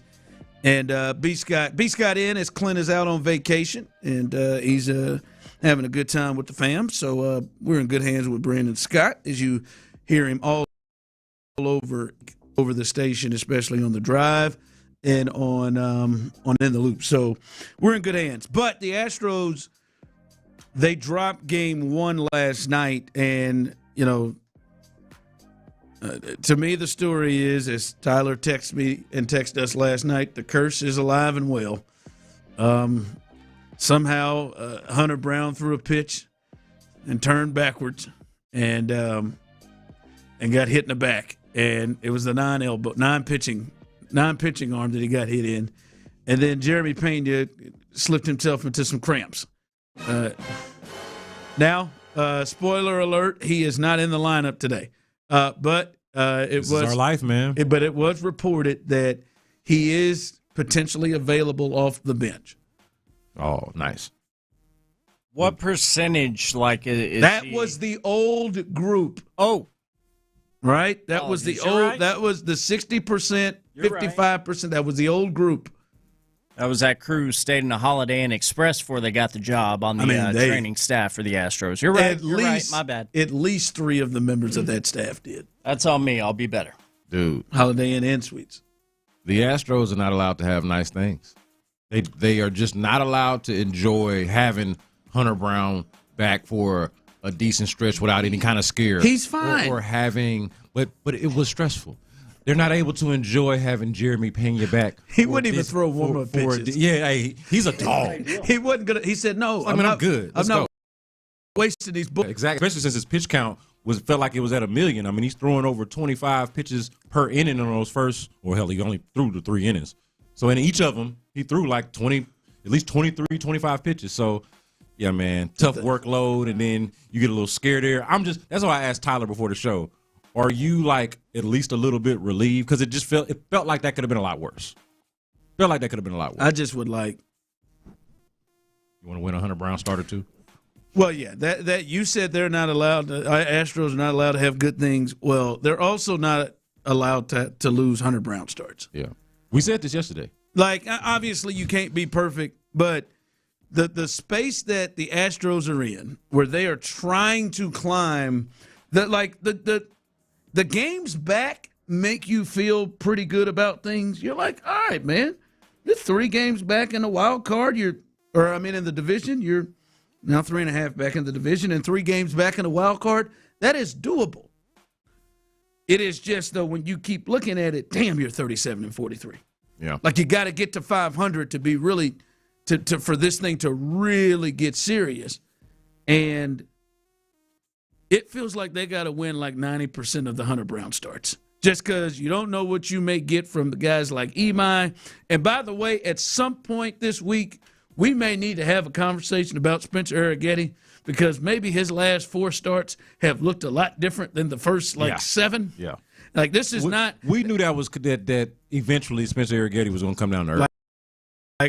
My man got about 17, 18 earned runs in the last 4 outings. I just we may need to have a conversation there because he was 7-1 with an ERA at like 1.3 something, pitching at a Cy Young level. Yeah, that Cy Young talk has died down. That ERA is marching up to 4, but you just don't know what the other guys are going to do, and when you are trying to chase and not just chase teams, but chase 500.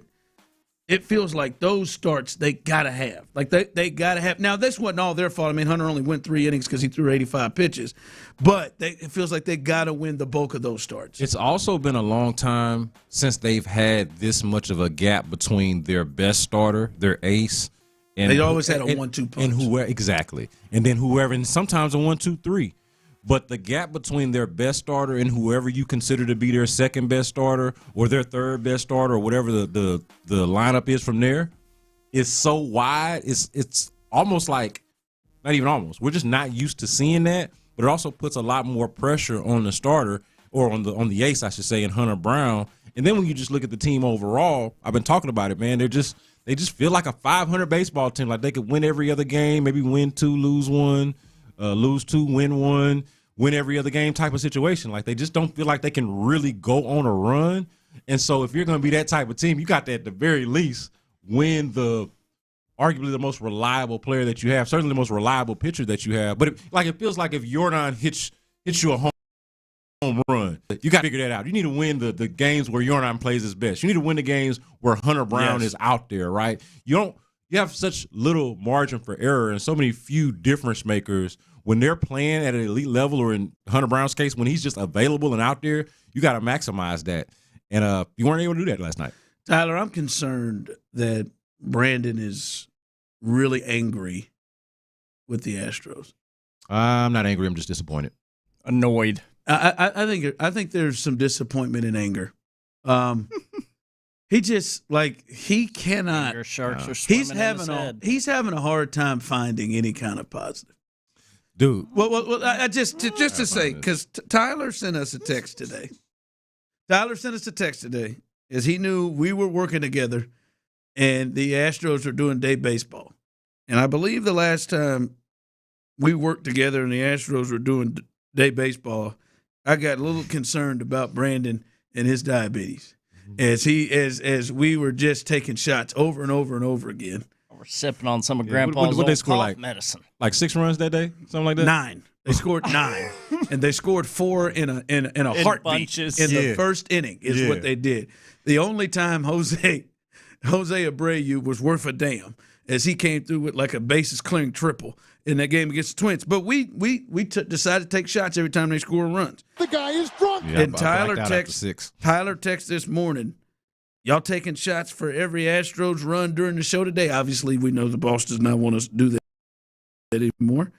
And then you said that, and Brandon goes, we'll go home sober if we do. Yeah, I didn't know how to feel about that. It's just he is angry with them. Yeah, bring up a great point. He is angry with him. Yesterday, he can't even call him dangerous. He is just. Hey. He is angry. He is hurt by that. They are pissing him off. It's beyond disappointment. Do y'all want to take last night's game as an example? How many shots? 162 of them, B. How many shots would we have taken yesterday?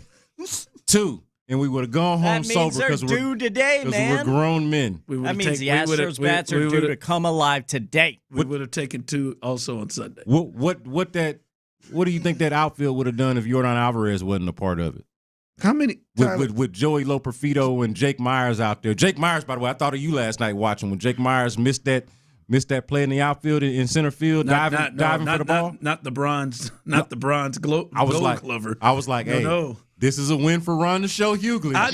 I'm not going for wins. All right, but hold on, a win for you and an L for all of us who called him that. Right, so yeah, man, the outfield's pitiful. I am trying. The team is a 500 baseball team. I don't know, man. It's just the vibes are not immaculate. It's just not there. They have been better as of late, but nah, man. Two. It would have been 2 shots yesterday. Tyler, it'd have been 4 shots over the last 3 games. Damn, that's not even enough to get a healthy buzz in one of those games. Check that 5 shots. Sorry, 5 shots. See, okay, y'all did that in an inning last time. 1, 2, 2. The last 5 shots. I wouldn't drive just to not get arrested, but I'd be okay. okay. For every time the Astros score a run, you're losing a piece of clothing. You're not taking shots listen, off. These jokers don't deserve that from us right now. Yeah. They got to get to 500 before we start taking them serious. Oh, I agree with you. I just think you're just hurt, man. You can't see any positive from them. Yeah, no, it is a complete turnaround. It's time to start over. You know, I'm not hurt. I'm just disappointed. I choose to believe that was a clever reverse jinx you were attempting with that comment on the Astros not scoring runs before this game even gets started. Trying to, man.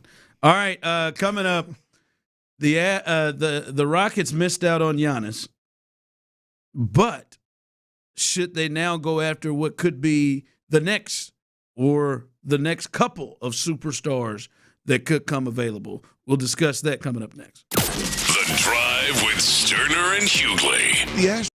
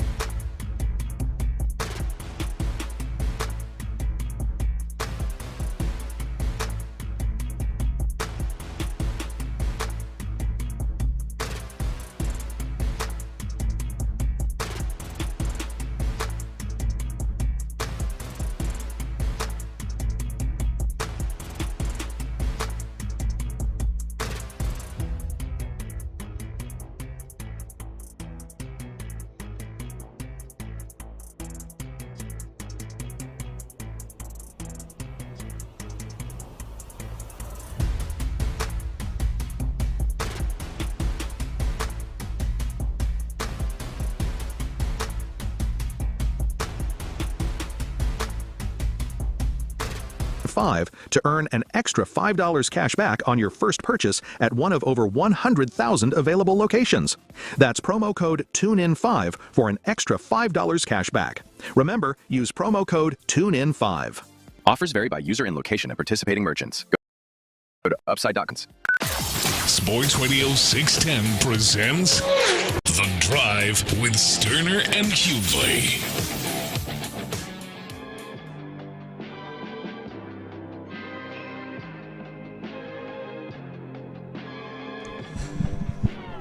Tiger made his first public appearance since the DUI. Hold on now. Probably shouldn't have, though. God, that ain't Tiger. Eldrick made his first public appearance since the DUI. That wasn't Eldrick up there either. That was Earl. That was Earl Woods up there. My God. That's how I get when we get old. Did we just wake up Tiger without a hat on? He looks 60. How old is Tiger?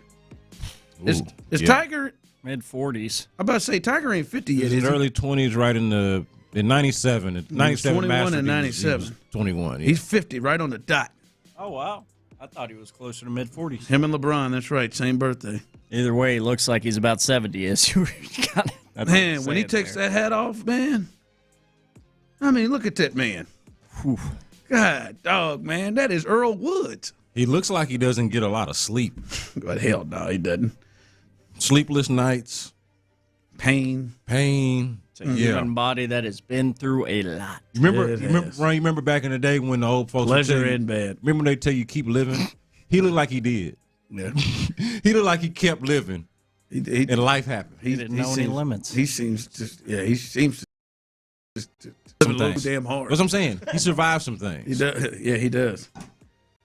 He looks like, but God.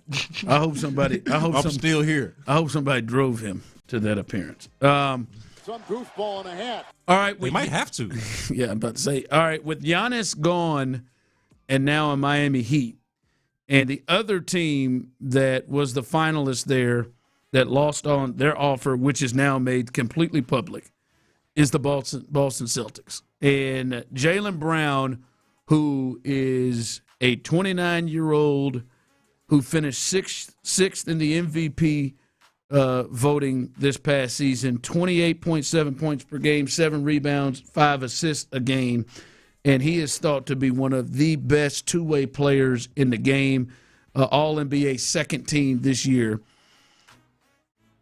The thought is that relationship beyond repair? This is a gentleman. Tyler did not know this, B. Scott. This is a gentleman who, by the way, we should look out for his Twitch because he might have something rolling on his Twitch at any moment. But this is a gentleman who was on his Twitch that said this past season in which, yes, he finished 6th in the MVP and they finished with the 2 seed and got bounced by Joel Embiid and Maxey out of the first round of the playoffs. He said this is his favorite season in the NBA. Mind you, he won an NBA championship and was the MVP in the Eastern Conference Finals. But somehow this season, without having to play with Jason Tatum, was his favorite season ever. I just wonder how that went across with Jason Tatum and maybe others in that locker room that he ran with that thought process. But there have been a lot of back and forth, and he does seem like B. Scott, somebody that ain't going to just take, hey, man, we tried to trade your ass to the Milwaukee Bucks with everything that's happened just lightly. There is a feel around NBA circles that he could be on the block still. Yeah, so with it being his favorite season, just on that real quick, that's one of those things where even if it's true, you just don't have to say that. No! Like, that's just one of those things where you keep it to yourself, like it when keeping it real goes wrong. Yes. Because it is true. I mean, he averaged a career high in points. He had never finished in top 10 in actual MVP voting. Yes. Like, it required a team effort to get a team led by Jason Tatum, to be sure, to get them to the finals just for him to become a finals MVP. But in this case, without Jason Tatum, he was a top 6 finisher in the MVP voting, and he had never done that before. So you can see how his best individual season would be his favorite season. But considering that you had better team success than that in the past, you probably just don't want to say that. Yeah, Big bounced out of the first round and upset in 7 games. And especially doing much of it without your teammate, your running mate. And it almost feels like he is saying, damn, man, if old Tatum would have just stayed seated, we'd have been able to beat the Sixers. It definitely feels like he is as a 1A, not just a 1B or a secondary option, but clearly thinks that this, and I think he's got a justification for this given how the season went, believes himself to be second to no one, that he should be leading the team, whether it's the team that he's on or the next team that he might be on. But that clearly seems to be what is at the heart of the rift, where this guy feels like maybe he could lead his own team, and maybe the Rockets could capitalize on that. We'll talk about maybe an even bigger fish that potentially could be available. Yes. I think this one's a little bit more difficult. Do you think the Rockets should make an even harder push after a guy like a Jaylen Brown? Yeah. No, than they did maybe even Giannis or others. Well, and especially considering the fact that I've actually heard more interest about them, or more about them being interested in Jaylen Brown it makes sense. than I ever did about Giannis. And it absolutely makes sense given the previous relationship between Jaylen Brown and Ime Udoka, the one time that Udoka went to the finals and his first year coaching was with Jaylen Brown, so they got a history. The age. Yeah, and it was kind of the similar stuff the age is its own thing too, but a similar logic with Udoka and Kevin Durant having a previous history, having worked together in Brooklyn, right? So you can see all of this stuff coming together, the relationships, the fit, it makes sense. And then the age, the timeline, right? If you're talking about star hunting, you want to get as young as possible. I think that's one of the things that scared people off about Giannis, him being on the other side of 30 and also being injured as of late. You want to get a less injured, you're going to be giving up a lot of draft capital, a valuable player on your team, and potentially, like we talked about in the break, potentially signing this person to a major extension on top of that. Like, this would be a major investment. You want to be sure about it. And you want to be sure about somebody who is younger. So to answer your question, I think they absolutely should be aggressive. The Rockets are nuts if they are not in the middle of this. Why would they not be? I don't understand. Unless they're serious about what they've said. You're crazy. They would be. But if we take them at face value, like, they feel like they're in a space of our guys just need to be better shooters and get better. And there is a feel that they want to kind of continue to build and run it back with the major pieces. I hope that is just lies. And if the right deal comes across, they would pull the trigger. And this, to me, feels like one of those that would be a right deal to bring in a guy like Jaylen Brown, who has proven that he has the ability to play with another perimeter player that is and even better with Kevin, because Kevin is one of the rare stars. I was telling Tyler this before the show. He's one of the rare perimeter players that doesn't necessarily have to have the ball all the time. He's portable. You can play him with anybody. And so he has proven to be able to do that with Tatum and win big. And so that the fit there is not as concerning. And we've seen Udoka have two players like that before. Obviously, it would take one of the premium pieces that you have. I would think, obviously either Shin Thompson would be gone from this team. But I most definitely think that is a move that puts you in a better spot to be competing in the Western Conference than where you are right now. Yeah, I would bet on. So I saw the report yesterday, which was really something we already knew, that Amen Thompson is thought to be the only untouchable on the roster, the only untouchable player when teams start asking about Rockets players. I would say this, man. You think he should be? No, I don't think there's a single player on this team. Depending on what we're talking about. If we're talking about Jaylen Brown, I don't think there is a player. Do I think there's a player on this team aside? Let's put Kevin Durant to the side. We understand how that would make sense to be a swap, right? Aside from Kevin Durant, if we're just talking about the young players, do I think there's a guy who has the potential to be a top 6 MVP finisher and the average 20? What did he average? 28 a game? Almost 29. I don't see that. I don't see that on this team. I don't see it in Amen Thompson without a jump shot. I don't see it. And definitely not see it on this team and competing for a spot. I don't. They were a 2 seed. I don't see it at all. Period. I just flat out don't see a player out of the young core being as good as Jaylen Brown and giving you as good of a chance. And especially if you're able to do it while keeping Kevin Durant, or if you're able to do it while keeping the young core, whatever it is that you're able to pair Jaylen Brown with. I like that a lot better than the idea of, hey, with Kevin Durant and then just bringing back the injured guys and the young guys developing, and then adding along the margins. No, that's not going to get it done. You need a player like this to compete. Yeah, I think when you went, we talked about this before, when you went and got Kevin Durant, vision over, I'd say, the next couple of years, I think that was the contract, that you were trying to win a championship. Now, I do believe since they traded for Kevin Durant, it feels different, and what it means to be a championship contender looks different than it was when they traded for Kevin Durant. To me, it means now you have to try to get to that spot, and you at least do the best that you can to get to that spot. And to me, just bringing back Fred is not enough. Yeah, I agree. They'll push back on the idea that just because they brought in Kevin Durant that they were on some sort of Kevin Durant timeline. They'll push back on that. And I'll just push right back against them. Yeah. Yes, you are. Whether you want to consider it that way or not, you don't get to just bring in Kevin Durant and then waste the time, twiddle your fingers and be like, oh, and then he goes out there and has an all-NBA caliber season and plays 78 games for you, and you're not able to do anything with it. Like that there of course, he got hurt. I don't care what your intentions are. That's not acceptable. Yep. Yep. All right. Coming up as we continue here, the Astros, they're going to get started here.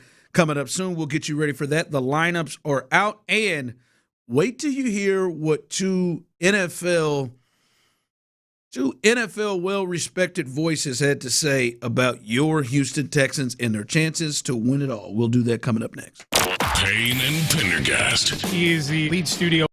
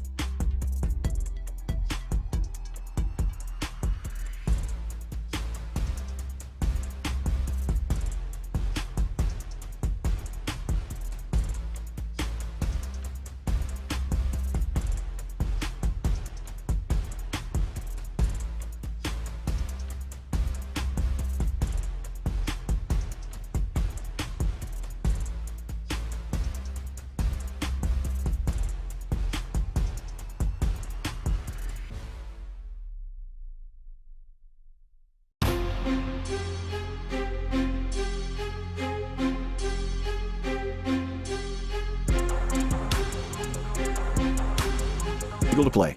My name is Whitney Allen, and I'm a widow. My husband, Ryan, died. We never thought we'd ever have to use life insurance, but the unexpected happened. With Ethos, signing up was fast and 100% online. You can get a quote in seconds, apply in minutes, and get same-day coverage. No medical exams, and you can get up to $3 million worth of coverage. I'm grateful we were prepared. Get your free quote at ethos.com/play. That's ethos.com/play. Paid spokesperson. Time spent on application may vary. Online health questions required. From the West Point Lincoln and West Point Lincoln of KLT, KILT FM HD2 Houston.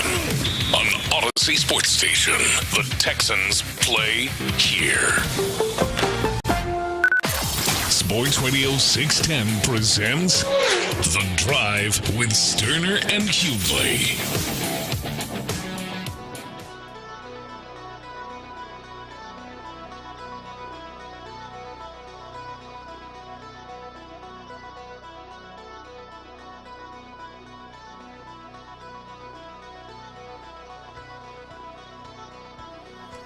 All right, here we go. 1 hour down. B. Scott is in with somebody just texted. B. Scott, the best. Love it when he joins the best afternoon show on the best station in the nation. Appreciate Sports that. Radio 610. I hope whoever that is gets some tonight. Me too. And you know what I'm talking about. Yeah. I certainly do. I hope you get some every night that you seek it. Come on now. Be fruitful and multiply. Specifically tonight. Yeah. And then you could join the show just like our partner there did, YouTube and Twitch as well. Text line 713-572-4610. There is a heated debate between Phi Slamma Jamma Forever and Jordan Alexander that Crane did not destroy the team. What a moronic comment. As Rocky said, Crane single-handedly ruined the team. Jordan Alexander chimes in. Crane and Dana Brown are a joke. So you get on YouTube. I see you, Joel, and it's a fun one. It's Chewy over there on Twitch. But the Astros, they are about to get going here soon, and you could stay right here. We'll keep you updated on what's happening as they look to. They got to win this one to try to win another series. So they've won 3 in a row. They'll try to win today behind Peter Lambert. He gets the ball, 6-4, 3.23 ERA, has been a savior for this group, to be honest with you. The lineup is out. There is no Jeremy Pena. Pena left the game yesterday with cramps, he said, but in a report today coming out, Jeremy Pena will go through and did go through the full pregame workout and could be available off the bench today, according to his manager, Private Joe Espada. That is the latest there with Jeremy Pena. So he starts off on the bench. The lineup in his place, Altuve leading off and playing second. Jordan is the DH. Christian Walker behind him at first. Paredes at third. Diaz is catching today. And in right field, Cam Smith. Taylor Trammell, who let that 94-mile-an-hour fastball just come right down the middle to end the game yesterday without a swing. He is in left field. And then Matthews, Bryce is in center today. And then we'll see Delgado for the first time at shortstop, I believe. So that is the lineup today. We'll keep you updated as we continue. But the Astros seeking to get a dub and even up this series in Toronto today, a little bit here on The Drive. All right, let's talk about the Texans. All right, we hadn't talked about the Texans yet today. And I came across this yesterday, Kevin Carter, Mina Kimes on ESPN, and they were discussing the AFC South, and they were discussing which teams are good enough to potentially get to a Super Bowl from the AFC South. Here is their thoughts on your Houston Texans. I think it's one team, and it's the Texans. Fair. Because I think that the Texans are the defensive version of the Bengals, which is we know you're going to be top 3 on one side of the ball, just like the Seahawks. And I wonder if C.J. Stroud just can't be Sam Darnold next year. Don't turn the ball over in the playoff in January. Sam Darnold did turn the ball over in the regular season. He didn't do it in January. All you have to do, let me ask you this question. If C.J. Stroud is the 14th best quarterback in the NFL this year, do the Texans win the Super Bowl? I don't think so, because I think there's a couple teams in the NFC that are still better. Okay. But they're in the mix. I like it. I no notes. I agree. Good talk. The arrows pointed up. Like you agree with what? 713-572-4610, YouTube and Twitch. Let me set this up as I try. Do you think you agree? You think the Texans, because we can go to the quarterback, you can even add the offense in that. Do you think the Texans can win a Super Bowl, get to a Super Bowl, have me jumping out of an airplane with the 14th best quarterback? Average, kind of a little bit slightly above. I think the group can get to a Super Bowl, win a Super Bowl if they have that kind of play from C.J. Stroud. Yeah, they could have done it last year. It's literally what was happening, what we were in the midst of last year before we had a bottom third quarterback type of performance in that final game that they played against New England. But that's essentially what they were. And this conversation, again, as you set it up, was framed around teams in the AFC South, but they definitely have that opposite Bengals vibe that Kevin Clark was talking about. Like, hey, we can rely on the defense. It's going to be a top 3 unit. It's going to be a top 3 defense more than likely. But we're a little bit unsure on what the offense is going to look like. Is it going to be a bottom third, or is it going to be at the bottom end of the top third, right? Like, as he's saying, right, if you could just be the 14th best quarterback, I think that's true, right? Like C.J. Stroud, I think C.J. Stroud could be better than that. That's part of the angst with him is like we've seen the potential from his rookie year, but you're at a space now where how the team is built where he doesn't have to be an MVP caliber player necessarily. He just has to not turn the ball over and make a few plays similar to how Sam Darnold did, and this team could win a Super Bowl or at least be in a Super Bowl in a similar fashion to the way that Seattle just was this past season. I'm intrigued. Tyler Milner, 713-572-4610, YouTube and Twitch. Do you think C.J. Stroud can be the 14th best quarterback? That's right, just slightly above average. Mm-hmm. That's around the average range. He could be the 14th best quarterback, and this team get to a Super Bowl and represent the AFC. I do. I think that's very possible. Now it's just a matter of. No, I didn't say possible. Do you think they can? Yes. Okay. Yes, I believe that the offense could do enough with quarterback and C.J. Stroud performing at a 14th-ish ranked level amidst his peers, the other throwers around the league. I believe they could absolutely do that. Yes, if this defense is all that we think it can be, which is historical, yes. Like, is this basically the question being, is this the formula? Like, do they need him to be even better than that? Is this defense good enough for him to be average? Yes. And get to a Super Bowl? Yes. It was last year. It was last year. I do not believe, for me, that I'm going to take what we saw last year as a normal occurrence. I think last year was a really unique season, especially in the AFC, that and I personally don't know if we've just reached a changing of the guard now, and that, Denver, New England, Jacksonville are going to be, and Houston are going to be they've switched and going to be running the AFC.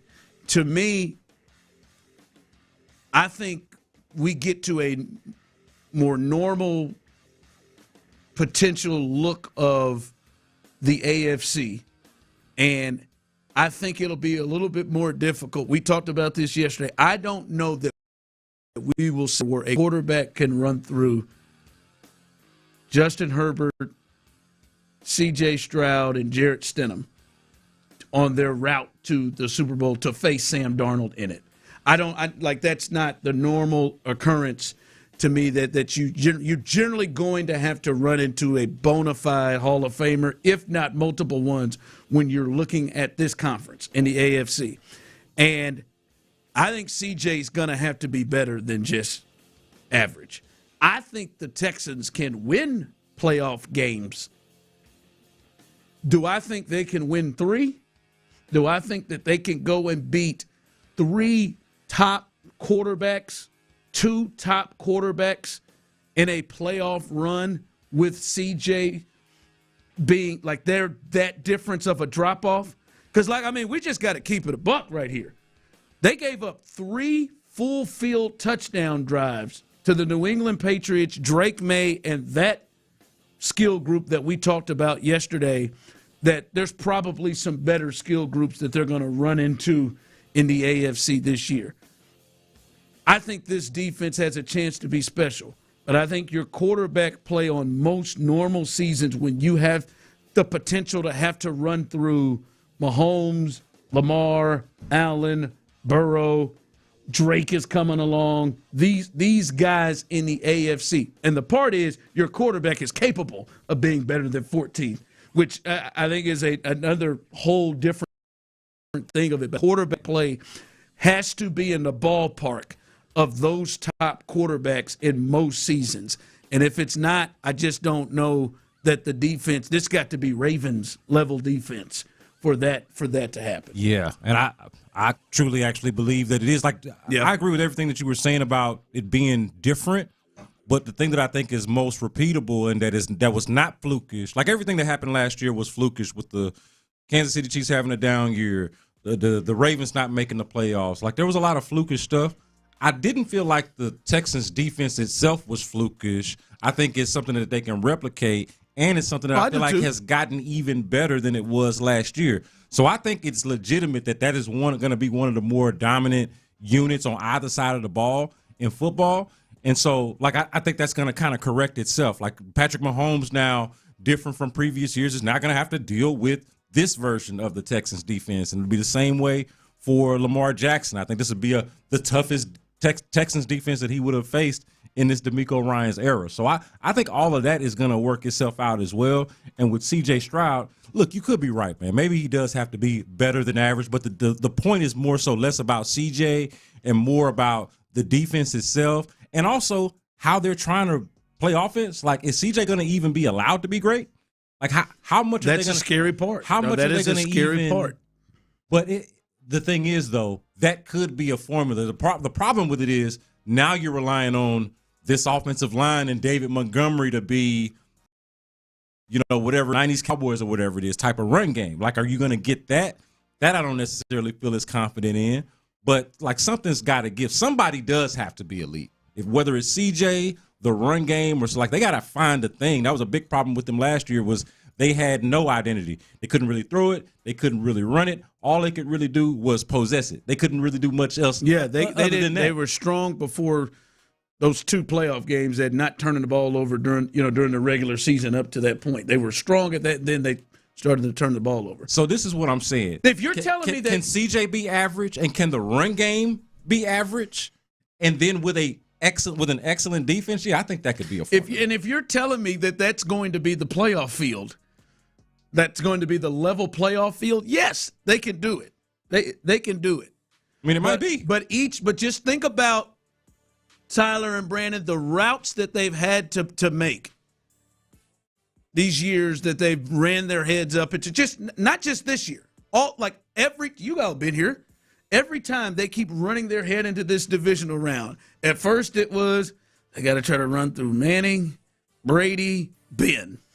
Yeah. Like it's somewhere they and then that weird Ravens team with Joe Flacco, like somewhere they're running their heads against those teams. And now it has been they've run their head against Lamar, they've run their head against Mahomes in the playoffs. They've had to. If you're going to tell me this year, hey, man, you might get to get a run of 100-year-old Aaron Rodgers, Drake May, and Jarrett Stidham. Oh, yeah. The unpredictability of the league, I think, is something that you unpredictable. Like what I'm saying is, would you have predicted that Sam Darnold would ever win a Super Bowl? That's what I'm saying. Like, you can kind of look at trends and think about it. Here's the thing. The Texans in a vacuum, is this team good enough? How do they measure up against a fully healthy Chiefs team, a fully healthy Ravens team, a fully healthy Bills team? We've watched them own them, at least here in Houston, over the last couple of years. They are right there in the thick of it. If C.J. Stroud plays at a certain level and they have all of these other things come together for them offensively, I think that is the big question. But does the offense have to be 2023 good necessarily for them to win? No, because the defense is as good as it is. It just can't be what it turned into in Foxborough in the divisional round. Yeah, I think CJ has to be able to play with those other quarterbacks that I think he's probably going to be likely to face. I think he's going to have to, if they're in a run. Like maybe CJ can play. Maybe CJ that's different. Like in a run is different from being the. Like, would you say where was Sam Darnold this past year? I think that's why they used it. Sam was like the 14th best quarterback there. Exactly, but then on his run, he was much better than that. Right? He made some plays in the playoffs. He had the ability to play the big game that he had to have against against Matthew Stafford and. So could he be the 14th best quarterback in the league and then just go on a special run in the playoffs, a la Joe Flacco or Sam Darnold? Absolutely, all like that's in play. No, I'm not saying it's not possible. I'm not saying it's not in play. To me, though, if you're holding me down, I'm like, can he just be just basically an average quarterback for this team to get to a Super Bowl?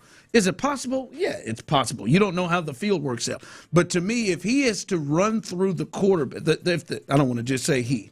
If the Texans have to run through the quarterbacks in some of the offenses that they potentially may have to run through, I think he's got to be better. Well, yeah, that. I felt like it goes without saying that you got to raise your level of play in the playoffs.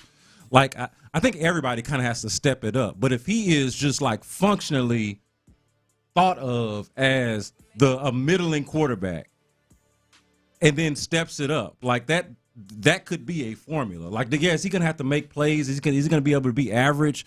No, I think all of those average quarterbacks that we talk about did kind of have a special run in the playoffs. But he's that type of quarterback, right? Like, he's a player that could easily go on a run. But, like last year, he could have been just cool.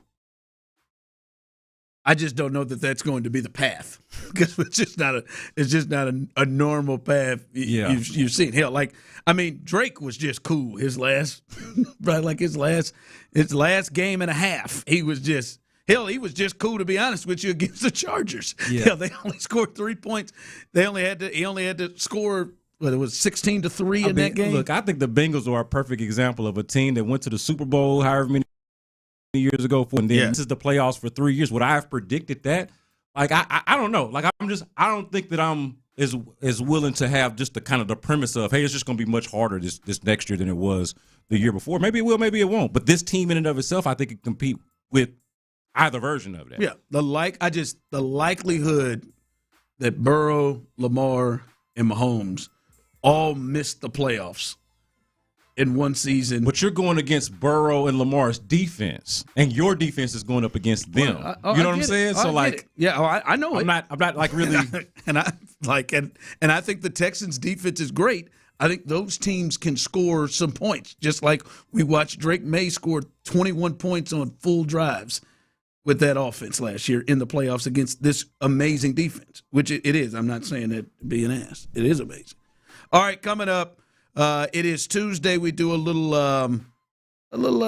real or fake. We'll get you caught up as the Astros, they've taken a lead here. We'll let you know what happened in that first inning. But real or fake coming up next. If the OG has any say, the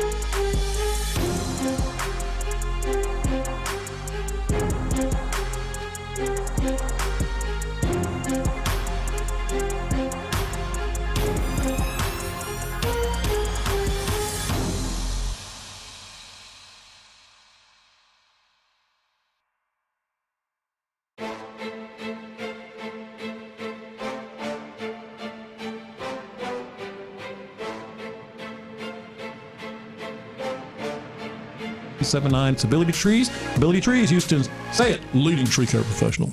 Whoa, okay. This one says you get a free phone if you switch. Hey, this one also says you get a free phone if you switch. Yeah, they all do, hon. Huh. The T-Mobile one says their customers had the lowest wireless bills versus the other big guys over the past 5 years. And their latest experience plans have Netflix included, plus a year of Dash Pass by DoorDash. Hang on. Please do that. We're switching. That's what I'm talking about. Do we clap now or... At T-Mobile, get savings that keep stacking up. That's value you can feel every day. And right now, bring your phone to T-Mobile and we'll give you $400 when you switch. Savings based on Harris X billing snapshots from Q3 2021 to Q4 2025 compared to average AT&T and Verizon bills. Comparison excludes discounts, credits, and optional charges. $400 with new account on qualifying line. Unlocked device credit ported 90-plus days with device and carrier and timely redemption required. Virtual MasterCard typically takes 14 weeks. No cash access and expires in 6 months. Card issued by Sunrise Banks N.A. member FDIC. Visit T-Mobile.com. Hey, what's up, flies? This is David Spade. Dana Carvey. Look, I know we never actually left, but I'll just say it. We are back with another season of Fly on the Wall. Every episode, including ones with guests, will now be on video. Every Thursday, you'll hear us and see us chatting with big-name celebrities. And every Monday, you're stuck with just me and Dana. We react to news, what's trending, viral clips. Follow and listen to Fly on the Wall everywhere you get your podcasts. Injured? Call Mokaram Injury Lawyers, 281-222-2222. The Drive is powered by Mokaram Injury Lawyers. Heard in an accident? Call Mokaram Injury Lawyers at 281-222-2222. Sports Radio 610 presents The Drive with Stoerner and Hughley. That one is towards the middle and through past the diving Louis. And Isaac Paredes has given the Astros a 1-0 lead in back-to-back games with an RBI single. All right, there it is. It's a 1-0 lead, and the Astros are clinging to it as Big Pete Lambert is in a little trouble in the first inning. He has got the bases loaded with 2 outs. We'll keep you here and let you know here if he can get out of this thing. Pete Lambert has been a savior for this group. Yeah. I don't know where they would be if Pete Lambert was pitching the way he did for years in Colorado. And it looks like he's getting closer to potentially getting out of this thing. 1 strike away, 1-2 count. As they'll try to get out of this thing. This will be a huge inning for him. We already know the bullpen's getting to work today. This is pitch 27 in the first inning, and so a bit of a struggle with control thus far. But hopefully, Big Pete can get out of this thing without giving up any damage at all. As the Astros look to try to even up this series, he got my man in swing mode right now. Man, you got to give the Blue Jays lineup credit now for just making these Astros starters work, because this was the issue with Hunter Brown yesterday. Yeah. 85 pitches in 3 innings. And now here you're looking at Peter Lambert here in the first inning, about to throw his 28th pitch. So, I mean, shout out to them. You would like for the Astros to be a little bit more efficient than that. Is that fair? No. So, yeah. I mean, you would like for this to down. I wasn't expecting that. Again. Get a little bit more efficient than that. Hey, if we get another play like that, that's exactly how I would react. But yeah, man, let's see if we can get out of this, man. Yeah. All right, it is Tuesday, and 713-572-4610, YouTube and Twitch. You can join us as well. It's a little real or fake. I say a statement. You tell me if that statement is real or fake, and Pete gets out of it with a 95-mile-an-hour heater up in the zone. My man didn't swing at a strike in the last 3 pitches whatsoever. So it's still a 1-0 lead for the Astros after 1.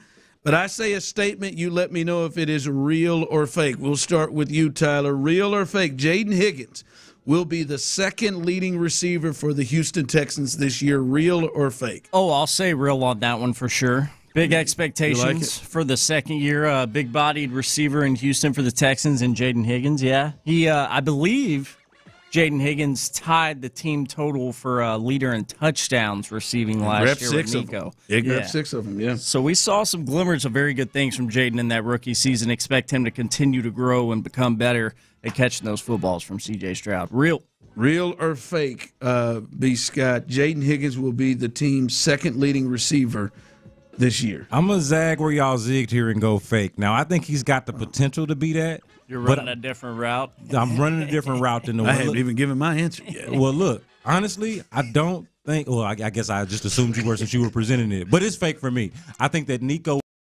was going to be their guy, but a lot of what they're going to try to get is going to be underneath. They're going to get a lot of chunk plays and yards after the catch. Now, could Jaden Higgins be one of those guys? Certainly. But I think the best candidate to be that guy is whoever they end up liking the most in the slot.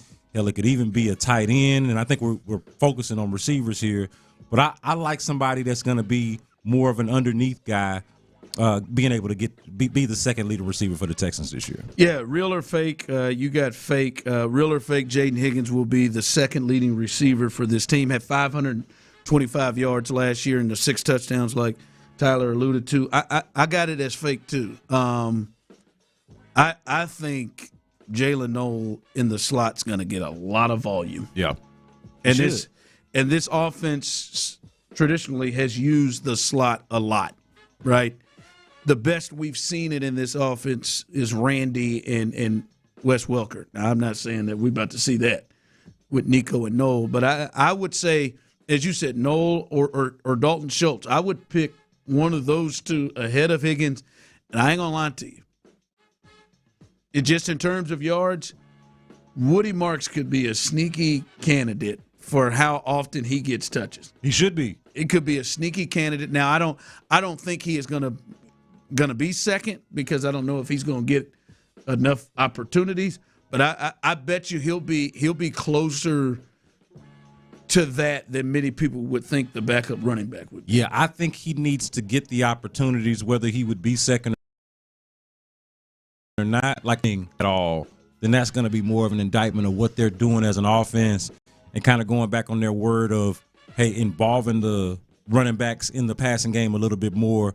Whereas, like, we didn't really get to see a lot of that with Woody Marks last year. I think maybe that was because they were relying on him to be their bell cow, which he should not have been.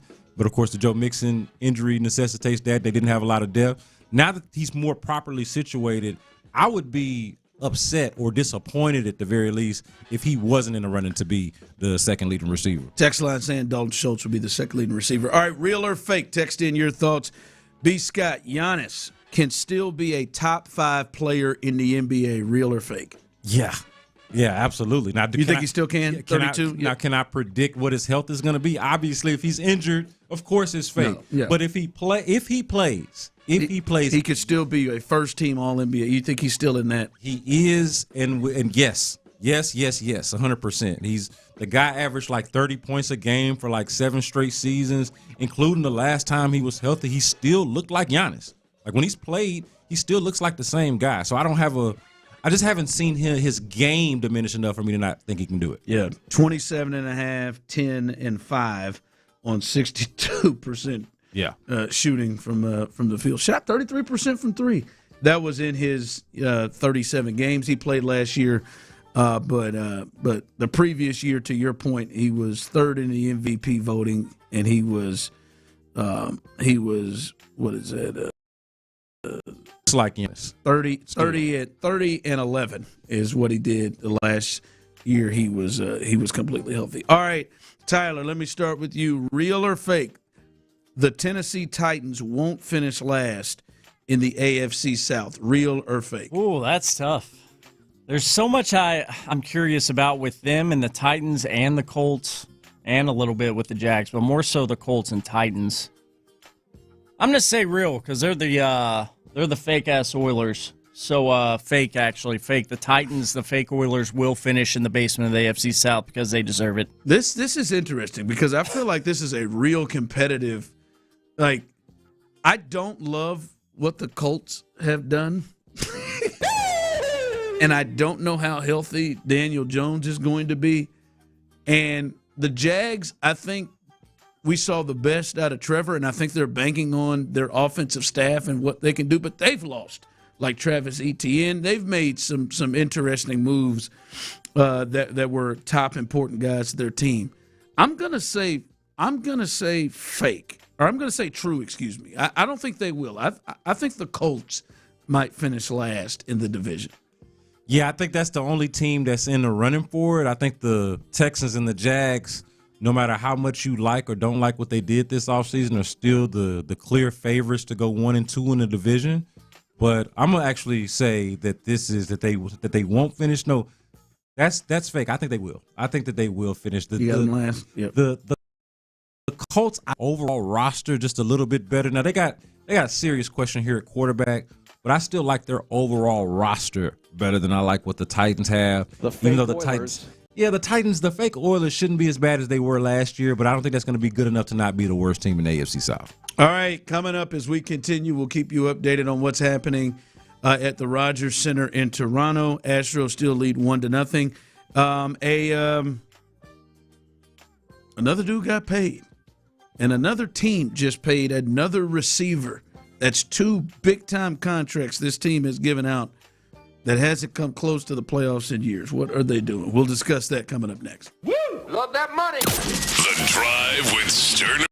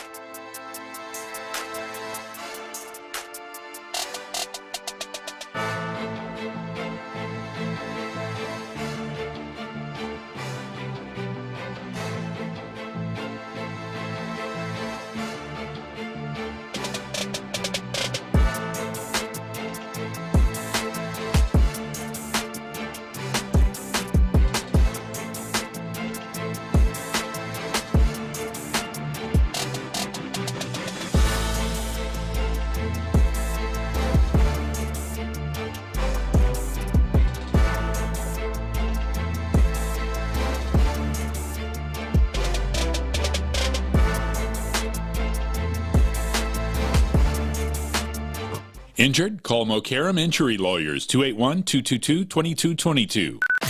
Sports Radio 610 presents The Drive with Stoerner and Hughley.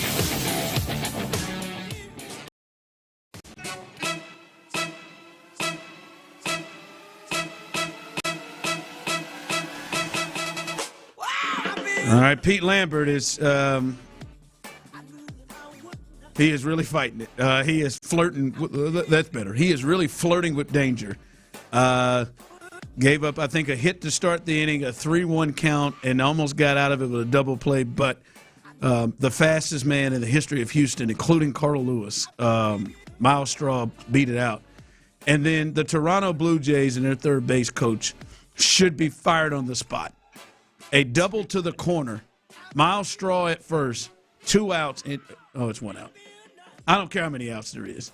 He holds the stop sign up on Miles Straw. That's the fastest man in Houston history. What ever. Idiot. Got to be kidding me. Yeah, they don't deserve him. 1-1, George Springer. I mean, good God, all these former Astros. George Springer is up. What is the point of even having, no disrespect to Miles Straw and the rest of his game, but what even really is the point of having him on your team if when you get a ball in the gap or get a clearly a single or a double and you don't just keep sending him. Yep. You don't take advantage of his base running. And he gets a line drive to the shortstop on Springer, and they fool around, might get out of this. He was bases loaded in the first inning, got out of it. Now second and third with George Springer at the plate, and now he's got 2 outs. He might get out of this one. We'll keep you updated and abreast on what's happening in Toronto as they are clinging to a 1-0 lead here in the second inning. Now he's got to deal with Vladdy, and so we'll see what he does. A spectacular, 2 line drive catches. How about that? Paredes, 2 line drives. Again, Pete Lambert is living dangerously and living right because that was 2 runs. Look at Pete walking off. Look how slow he's walking. I mean, those are 2 line drives to the shortstop like, at third I cannot believe that he got out of. I mean, loud outs there. That was headed down the line. All right, somebody just got paid. The Atlanta Falcons. They paid Kyle Pitts $54 million on a 3-year deal. $54 million. If you remember, he was franchise tagged. This includes $36 million fully guaranteed. This now places him 3rd in the National Football League when it comes to tight ends. George Kittle and Trey McBride ahead of him at 19.1 and 19 million, and then it's Kyle Pitts, and then a nice drop off between him and Isaiah Likely. But they're just coming off giving Drake London 4 years, $141 million, and now they got Tua and Michael Penix Jr. battling it out to see who's going to, and they're paying those guys, and they gonna pay their running back too, and he's probably gonna set the running back market when Bijan Robinson comes up. So, woo, that is an interesting round of going about things. I mean, I like everything that they got going on except that quarterback situation. You know what I'm saying? Like, honestly, I think Tua is old Tua. Yeah, with that group, like could be lightning in a bottle. I don't know if they winning nothing, but I'm just maybe the South. I mean, it is the Falcons. Right. I mean, they don't win things. Yeah, right. Even when they get there. I'm not, but that his style could work potentially. Yeah, no, I think he's a better version of Michael Penix. I really like Michael. I loved him coming out of college. I haven't liked him as much in the NFL as I thought I would, as I thought I did. So and Tua taking all these reps. Yeah, I think he should be. Yeah, he's taking all these reps. And I think this is properly situated as Tua as the number 1 guy, and then Michael Penix if you have to rely on him. But yeah, I think that Tua can be what they were hoping Michael Penix would be, or maybe at least close to it. And with all of these weapons, I mean, think about the best that we've seen of Tua, going all the way back to college. Like, he comes out of Alabama where it's a factory. They always got weapons. And he goes and he's with the Dolphins, and their best years are when they team up Tyreek Hill and Jalen Waddle, and they draft Devon Achane, and they got Mike McDaniel as their offensive coordinator and play caller. So, like, when the situation around Tua is optimal or ideal, he actually usually thrives in it when he stays healthy. I know that's his own question, but if he's going to be out there playing, I like what they're surrounding him with, including doubling down on Kyle Pitts. Yeah, I'm good with it. So there it is. They're paying those guys around him, and we'll see what the Falcons look like. But they're issuing out a little cash to their. All right. The NBA draft is tonight, and do you think like you're 100% sure you think DeBonds is going 1 and Peterson 2? Yeah, it feels like that's what. Feel pretty confident that's happening. Now I would do it the opposite if it was me, but I do think that's what's going to happen. Okay, well that answers kind of a thought because Jeremy Woo, ESPN, he has it that way, but he has Darren Peterson as his number 1 prospect. Yes, and I would just throw this out to you all: 713-572-4610, YouTube and Twitch. Does Darren Peterson scare you enough to pass on him? Because I've even seen him drop to 3rd to the Grizzlies in certain mock drafts. And a lot of it is going through the cramping situation that he had where he had to sit 11 games last year at Kansas and missed, I would say, a handful of 5 or 6 second halves, or a lot of – I watched them all where he had to sit out. Now, that slowed up late in the season, right? About the last month of their season, he didn't really have those issues. But there was a serious cramping situation that required him to go to the emergency room. If you didn't hear the story, he just had full body cramps in their preseason work. It's full body cramps from his fingers to his toes, all the way down, and had to go to the emergency room in IV bags. They said they found out finally the issue was too much creatine, was the problem there, which is 2005. Who's taking creatine? I guess, man, it was interesting. But there's a lot of questions about, man, you couldn't play through the college season. How will you play through the 82 games? You're already, load managing in college and the sub outs, and people question how much he loves the game. That became a big thing for you. Would that scare you off and make you go in a different direction with those questions? Not even a little bit. It's so much so that I feel like some of it is even overblown. Now, obviously, the facts are what they are. He did body cramp and he did miss some time, but I wouldn't allow this to mess up a good thing, right? Like I absolutely would not. I think he's the best player overall in the draft. Utah could certainly use this type of boost. So no, and then on top of that, most people have. So if you were Washington, you would go. Yeah, Anderson. And most people around the league have kind of decided that these cramping issues are behind him. They don't view it as one of those long-term type of things. But I even go this far, man. You ever see somebody that's attractive but they got issues, and you say, "Hey, I'll fix her. I'll fix her." And girls do this with guys too. Hey, I'll fix him. He'll be right when he get with me. He's one of those. Even if I did buy more into these issues, which I don't, but even if I did, I would still be interested. He's that good of a basketball player and that young of a basketball player. I would try was wrong, but I don't even think it's that wrong. I think he's the best player in the draft. I would draft him. Yeah, I think there are fair concerns about the health thing because, listen, I'm no secret about it, I'm a Kansas fan, and they could not figure it out for months. Like, they could not figure it out for months. And the other part was you didn't even get to see, and that's the other part, you didn't even get to see the real version of him in college because he was, as he has spoken about it, very nervous and concerned, and it was a mental thing to just cut it all the way loose because he would feel them coming back all the time, and he was nervous. I think it became a mental thing.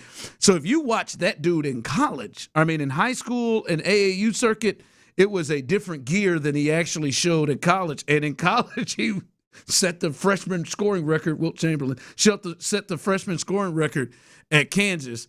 And he was still obviously a really good player. Yeah, that's what makes him convincing for me. I think that's the argument against is actually the argument for. Like, he was this cold going 70%. Like, I don't think I ever saw him go full go. And he was. I think it was in his head. Big time. And he was still miles ahead of these college players, right? Like, he's just clearly an exceptional talent, and you were able to see that without even seeing the best version of him in college. I would be intrigued, man. Text line coming in, Ron. If he thinks he's so good that he didn't need to interview with anybody except Washington, I wouldn't want him on my team. The other part to that is the NBA draft camp and interview with everybody. Yeah, so they've top guys don't have to interview with everybody. And Utah they know him and they're going to draft him.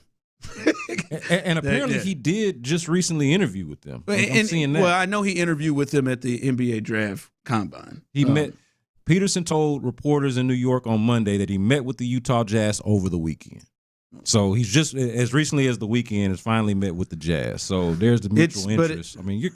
It does seem like the consensus is that from a basketball level, he is the most talented player. Yeah. The best guy. But all of that other stuff, which I could see for an NBA franchise, it's fair to but wouldn't you just want to fix him? Hey, you know what? I'm going to figure it. I don't know what the hell Kansas had going on. Now, there is a deal of if everything there was the cramp situation, and that is what kind of took over his mind, that personally would not be enough. And I think DeBonds is going to be very good. Going to be good. That wouldn't personally be enough. Hey, look, I see to it that this man never cramp again. I'm drafting Darren Peterson, and I'm bringing in a cramp specialist, it will never happen again. It blew me away. They just couldn't figure that out. Creatine.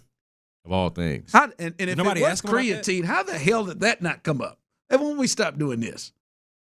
All right, coming up, a little Dirties Daily. We'll get into what we've been doing all week, everything leading up into training camp. Our AFC contender concern meter. I feel like everybody's going to be in the same spot here. We'll discuss that coming up next right here live on The Drive. But before we get sports, is live in all 50 states. And yes, that means this state. the great state of Texas.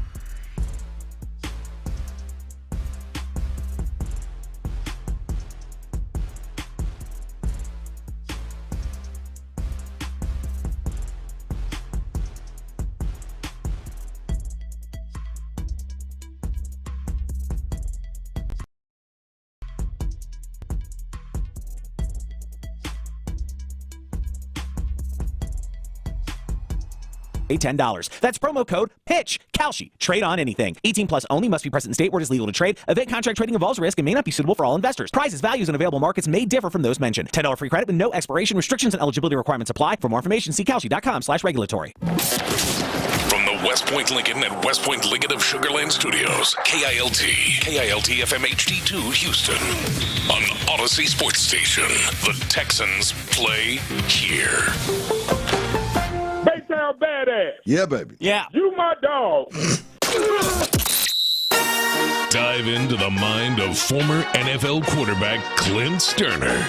I was thinking about coming out of the chute here and telling y'all about my new boots that I got on, but y'all want to talk about puppy chow? What is that, ostrich? Hell no, that's python. It's Sturdy's Daily. Before we get to that boner. On The Drive with Stoerner and Hughley. All right, Clint is out today, so it is not Dirty's Daily, and it looks like Yainer Diaz just left the yard. Let's just go. An absolute. I mean, as we're talking, Yainer. What he's out there for? That's right, man.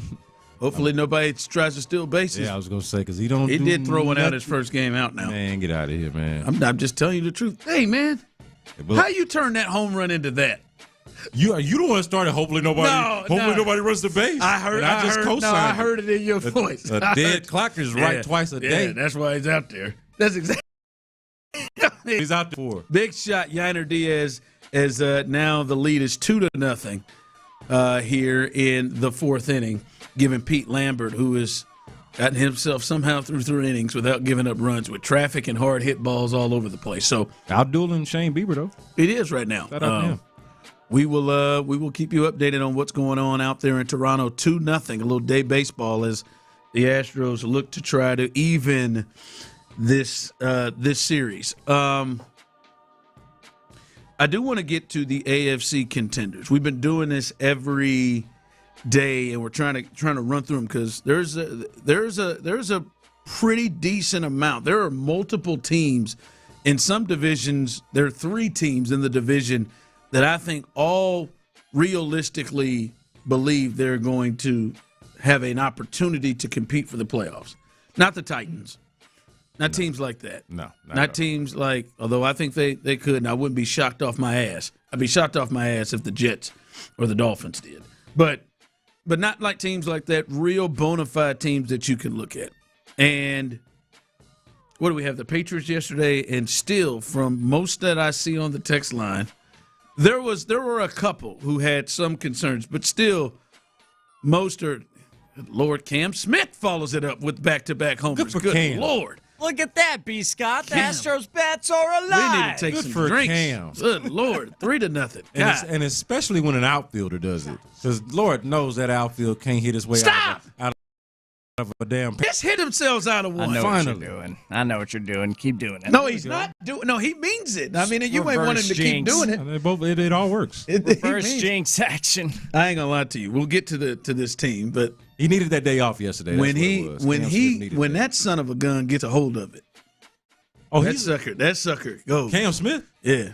I'm telling you, man. Obviously, the person just hit it. He is the one with the star potential. Like, we're just waiting on it to come together. And it didn't come together last year. Hadn't been coming together yet this year. But that's what it's supposed to look like. He had a hell of a spring training, though, 2 years ago. Well, that came together then. That's why they put him on a team, and he had never really, what a drop. 3-0 in the fourth inning. The Astros go back-to-back with Yainer Diaz and Cam Smith. Oh, my God. Okay, and Taylor Trammell, 3 in a row. Shut it down. Whoa. Whoa. They keep getting further. I did not know. Was that Barry Bonds? That was Joe Carter. My goodness. Just start naming old Blue Jays. That was Devon White territory. That was the upper deck. That was Pat Borders territory. That was Carlos Delgado territory. Sorry. That is the Jordan comp. Carlos Delgado. Wow, he's far better than him. But wow, I'm saying just like stylistically. Man, that was a bomb. Back to back. Who's coming up? Maybe we got a chance to go 4 in a row. Let's go. Who's next? I'm mad we didn't take these shots. Bryce can get one up out. Oh, so they're gonna start missing. Bryce hit the Hall of Fame. The Hall of Fame building in Kansas City. That's a big boy homer. Hey, Shane say, let me get out of this zone a little bit. All right, again, let me get out of this zone a little 4-0. Sorry. Good God. We have just been interrupted repeatedly. Taylor Trammell, did you know? I'm sorry. Did you know Taylor Trammell had that in him? Not that. The hell's he doing in Sugar Land? Professional hitter, but I did not know he had that. No, I did not. God, dog. And you know what's funny? Him and Cam Smith were over there talking strategy just yesterday, and then they hit back-to-back home runs. Shout out to them, man. Wow. Okay, good. Taylor, I did not know you had that club in your bag. He pulled out the driver. I thought 3-wood was the biggest he had in this. Wow, okay. All right. Goodness gracious, Shane. Unless Bryce Matthews interrupts me again here, 4-0 Astros. They have gone back-to-back home runs. Yainer Diaz, Cam Smith, and now Taylor Trammell. Yeah. 2 outfield homers today. What power from that outfield. Glad to be wrong today. Wish we had brought shots. I'm glad we did. And the boss has made it very clear he wants to stop. All right. Here we go. Pittsburgh Steelers. Concern meter. AFC contender concern meter. The Pittsburgh Steelers won the AFC North yesterday. And last year, not yesterday, but they won the AFC North last year. Yesteryear. And then got demolished in the playoffs at home by your Houston Texans. What was that, 30-6? It was a thrashing. It was just an ass kicking. CJ turned the ball over, didn't matter. It did not matter. Nothing mattered. They just beat the hell out of them. And with that, they made some major changes, including at the top, right? Mike Tomlin, who had been the longest tenured coach there, he stepped down, and then they brought in Mike McCarthy, who was the former coach and a Pittsburgh native, former coach of Aaron Rodgers in Green Bay. With that, they also were able to bring back Aaron Rodgers on a 1-year deal, so he is back there. They also brought back Michael Pittman Jr. to go with DK Metcalf, Rico Dowdle, who had a 1,200-yard season, I believe, with the Carolina Panthers last year. They bring him over. So they made some moves offensively and defensively. They went offensive tackle in that first round of the draft. Kind of a project, but he really started to rise up, and then receiver as well in the second round. So they have made some moves. 713-572-4610, YouTube and Twitch. Where is the Steelers in your concern meter?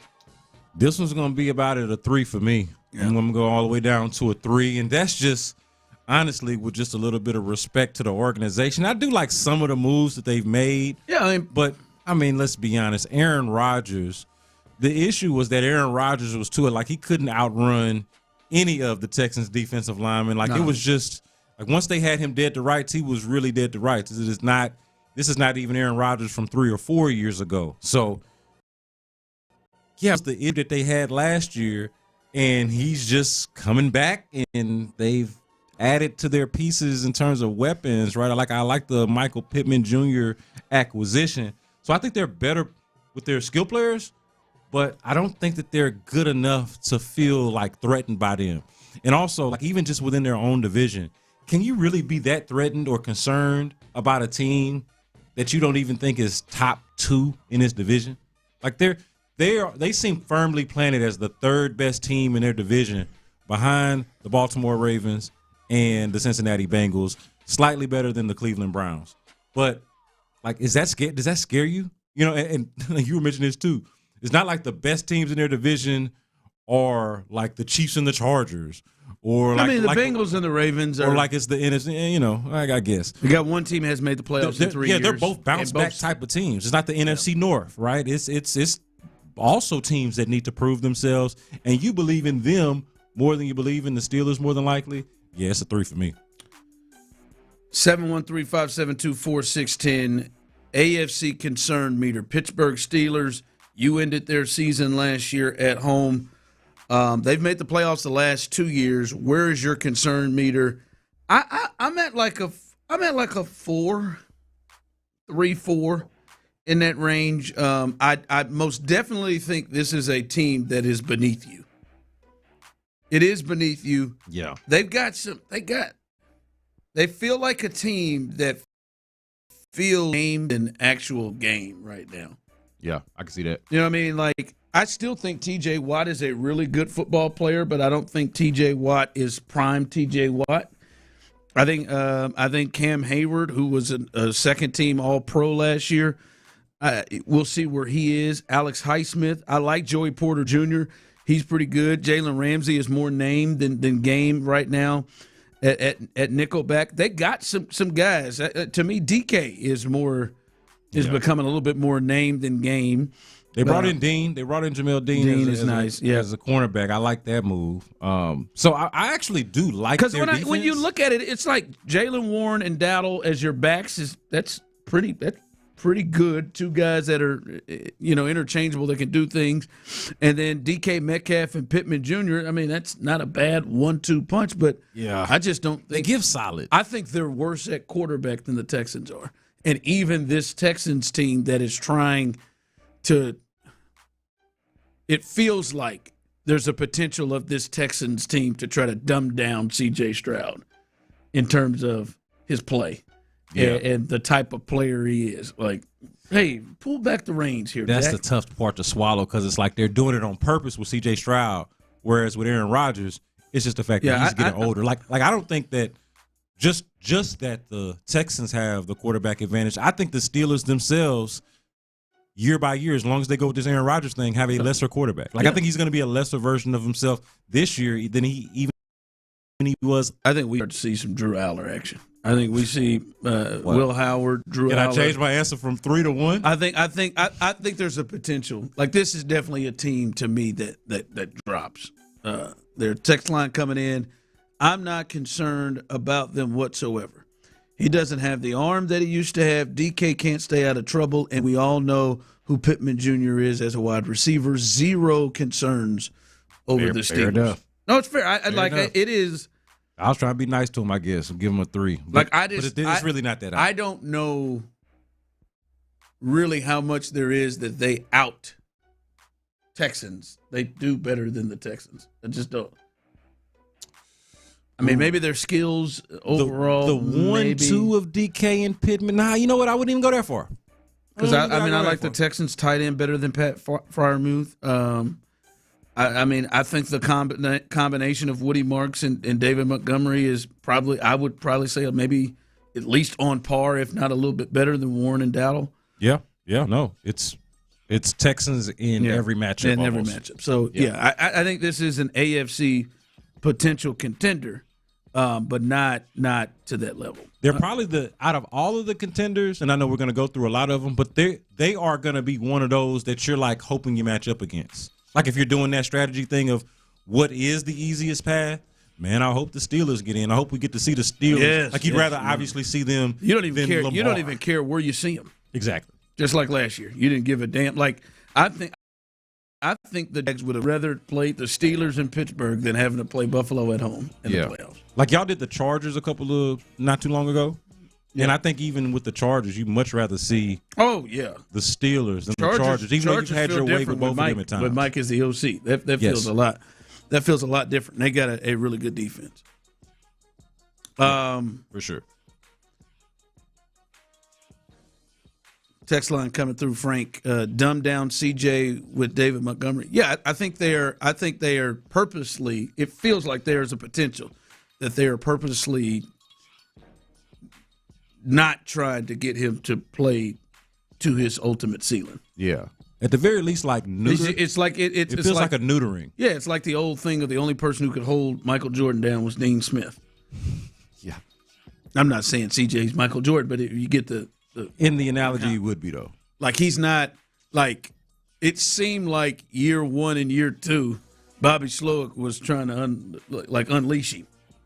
It's being pulled back. Yeah. It's being pulled back. It feels like a watering down more than a dumb down. Because it's like they want him to be more cerebral.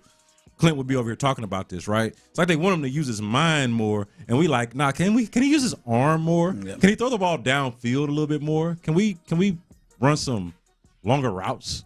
We get some explosive plays. Is that too much to ask? Could I admit something to you guys off subject? Of course. Safe space. I can't help how I feel. I know some people are going to think I'm an a-hole for this, but Brandon and Tyler, is at softball tournaments all weekend, and if you were out in Magnolia and you were at that girls softball tournament, God bless you. It was a 3-day gauntlet that I was at all weekend. And my daughter, shout out to Lo and the Siena Hurricanes. They won their division, got rings and stuff. You go.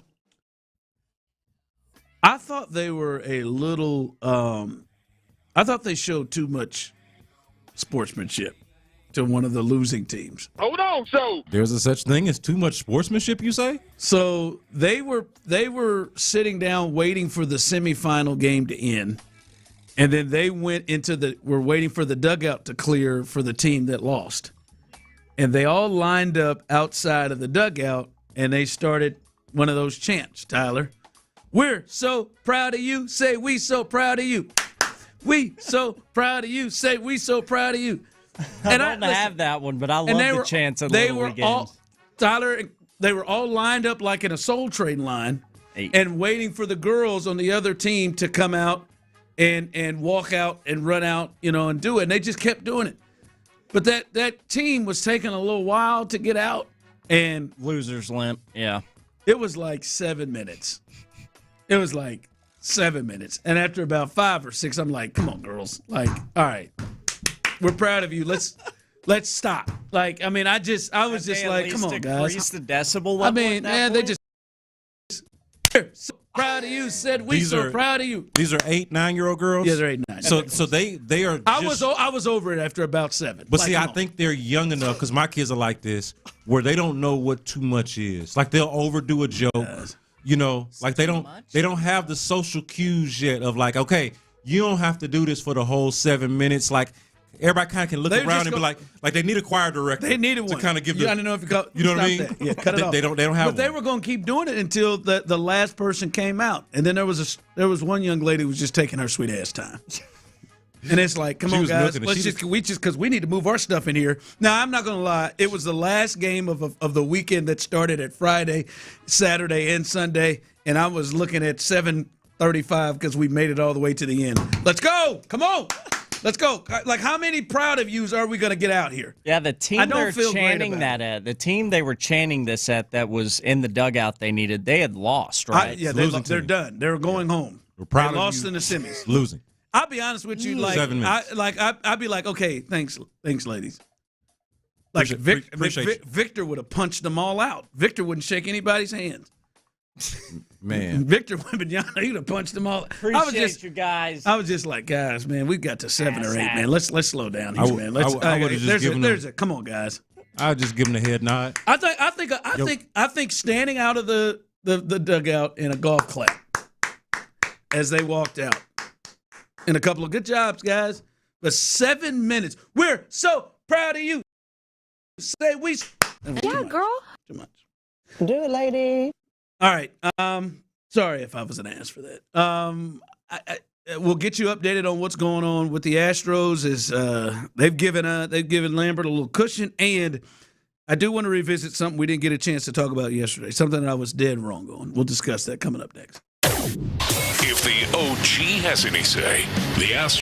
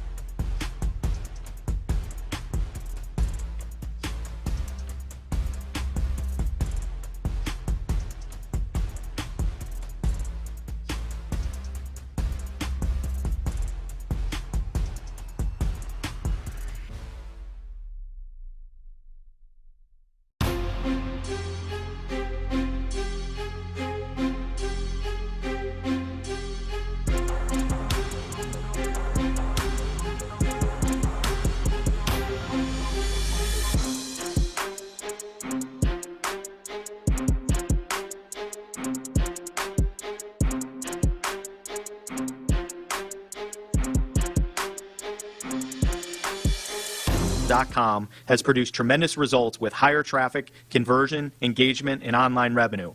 If you have any home repairs you need to take care of, check us out at RepairClinic.com. If you need a world-class website or technology project, then I would highly... Call AmericanEagle.com at 773-NETWORK. That's AmericanEagle.com, 773-NETWORK. Injured? Call Mokaram Injury Lawyers, 281-222-2222. The Drive is powered by Mokaram Injury Lawyers. Heard in an accident? Call Mokaram Injury Lawyers at 281-222-2222.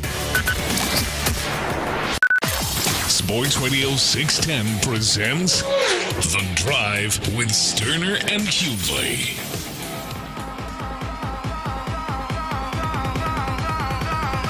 One out, bases empty. Yiner Diaz, the batter. Yiner flied out to center his first time up. Astros leading 1-0 in the fourth.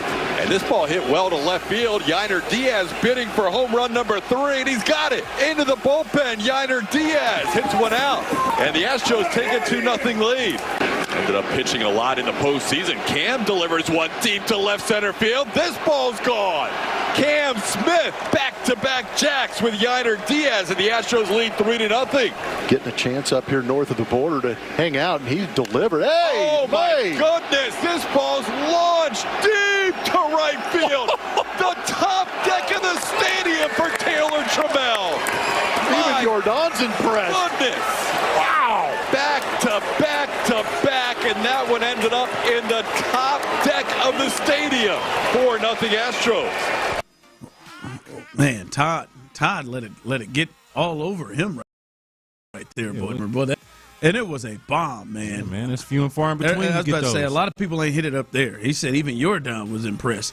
It is now 4-2, though. The Blue Jays have finally gotten to Peter Lambert, and to be honest, he can't keep throwing 93 down the middle like that to Vlad. It is 4-2. There's been a 2-run home run hit in this game. There are 2 outs now with a runner on. Miles Straw, for some reason, is still at first base. And he did just strike out George Springer, and now he's got Vlad up, who hit the ball really, really hard the last time he was up. But it was hit to Paredes to end that inning earlier in the game for him. But 4-2, Astros lead, and the Blue Jays cut that lead in half in this inning. As Pete Lambert, I don't know how much longer he's going to go, fellas. He's at 73 pitches right now, but he has struggled virtually every inning except for the third, where he's had a lot of traffic, runners in scoring position with less than 2 outs. He is really kind of fought his control. You can tell he just does not seem comfortable on the mound, but we'll see if he can get himself through this one. Yeah, it seems like he's just been trying to gut it out. Like I mentioned before, very similar to the night before when you had Hunter Brown laboring through the 3 innings that he pitched. Now you've got Peter Lambert up here just through his the 74th pitch. Yeah, man. Like even when remember after he gets out of that bases loaded jam and he's just kind of slowly walking. He got away. He got away with a couple. Can't believe I just barely made it out. So shout out to that back-to-back run for that barrage of home runs that the Astros were able to hit, because it turned out they needed every bit of them. Yeah, and we'll see. So in the 4th inning, bottom of the 4th, 4-2 ball game, as a good word to use there, laboring is Pete Lambert. See if he can get through this inning without the Astros giving up any more runs here, as he's already given up 2. I mean, he's throwing the ball. He's throwing the ball at the last second of the pitch count.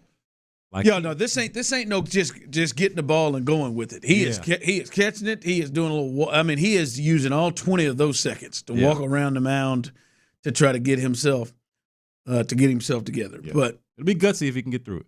Yeah, it will be. I feel like we may see this may be the end of Pete this inning. I don't know. It probably should be. Right. Where are we at? Which, as you said, which is tough because they only got 3 innings out of Hunter Brown yesterday, because he threw 85, right? And I'm certain, I think the Blue Jays are the team that sees the least amount of pitches in baseball. Yep, they chase a lot, but they also don't strike out.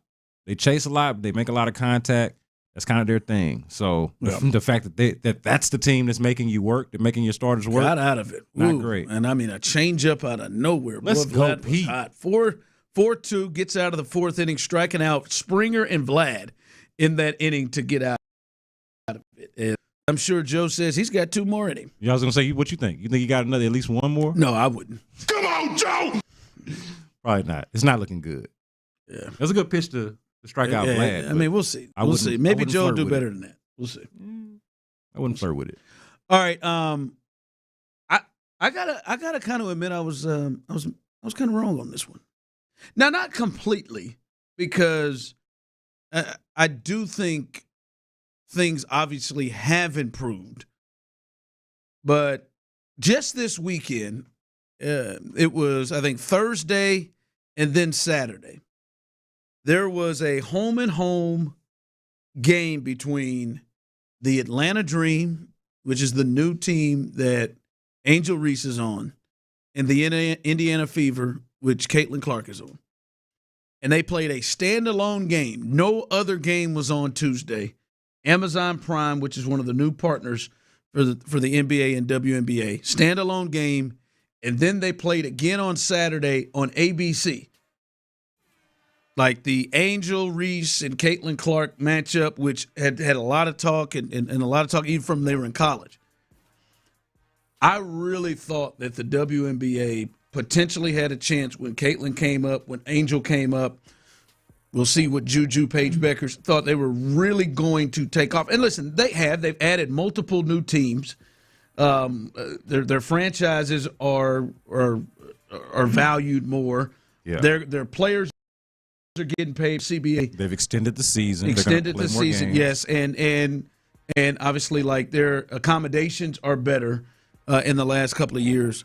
But I gotta be honest, it has not taken off with the interest level that I thought it would, and it's not even close to where it was when Caitlin first got there and when Caitlin was at Iowa. Like I just, in terms of like Angel, those two had a home and home, and nobody even. Now the World Cup was there to maybe be in a part, but I mean it was not talked about or thought about at all, and it does feel like the energy they had kind of died down. Yeah, it definitely seems like the energy around their potential rivalry has died down, but it doesn't feel like the league or the game has suffered from it at all. That's the part that I think is a little bit surprising, because at the time, if you go back a couple of years, it didn't look like this could be a budding rivalry. It looked like something that the WNBA could really build around and hang its hat on. And it's kind of worked out where the WNBA and the women's game itself has gotten more exposure and done all of these things and grown the game over the last couple of years as they intended to do, but they just didn't really need this rivalry to do it. There's just been a little bit more, an increase in attention and interest in this game independent of that rivalry itself, which is interesting to me. But it could just be the fact that these are not two players that are going to necessarily guard each other, right? They play two totally different kinds of games. But even beyond the rivalry, Brandon, it feels like in the buzz that the WNBA had as a whole is not nearly where it was. That's the point. This rivalry is a part of it. I just have a ceiling on it. You know, like I don't know, and I hate to be this guy, but I don't know how much, like how big can women's basketball really get in the grand scheme of things? It was getting pretty big. But it's always going to take a backseat to the men's game. Right, and then you've got these other things that are happening around it. You mentioned the World Cup. Like I don't know. I sat there and watched the Liberty and the Sparks with my dad the other night, which is not something that I just normally do. But I was intrigued. You had Nneka Ogwumike hit the game-winning three, and it was really exciting. But it's always going to kind of be a little bit secondary. No disrespect to it, but I don't know. I don't think that. I think that we probably overstated what that impact was going to be. Yeah, rivalry. In the front of the beginning. I know I did. Not just the rivalry. I thought the rivalry and Caitlin, and I think they were hurt when Caitlin missed a lot of last year with the injury and didn't play in the playoffs. But yeah, the Caitlin has not had the impact. I don't know. I'm just talking about in terms of the the buzz and the interest raising in the sport that I thought she would. But I think she's had the impact of some of the impact of all the other stuff that we're seeing improve. But I think like absent of Caitlin aside, the game itself, like I go to a bar, and it's not uncommon for a WNBA game to be up on one of the screens, which I would say wasn't the case 5 years ago or so. So I do feel like the game has grown. Absolutely. But Caitlin, if that really hit the way we thought it would, then it would have been much bigger. And I don't think it ever did that. It hadn't. I thought it would be a bigger. Could it be because she started off slow and then got injured? It may have. Or maybe she hasn't come in and just – because she doesn't dominate the sport like she did. I mean, her numbers are still she really averaged good. 21 a game. Yeah, and she's top 5 in points, and I think either first or second in assists. Top 3 in points, top 2 in assists, and Angel Reese is the leading rebounder in the game. But she hasn't been nearly as efficient in the league, and the Steph Curry we're not seeing that as much in the league. And I don't think she's the best. I don't think she's confused to be the best player in the league. We'll get you updated on what's happening with the Astros, and should the Rockets potentially be in the mix for a couple of guys that could come open, maybe even a huge dream scenario. We'll discuss that coming up next. The Drive with Stoerner and Hughley. The Astros are not a team.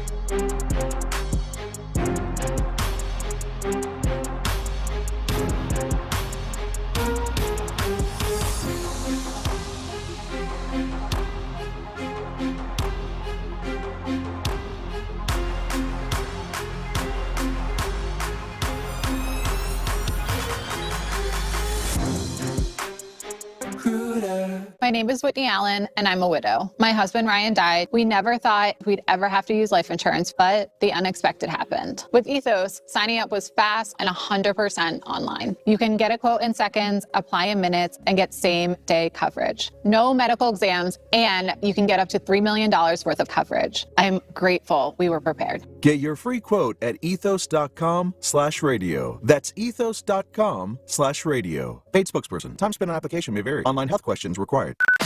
Sports Radio 610 presents The Drive with Stoerner and Hughley.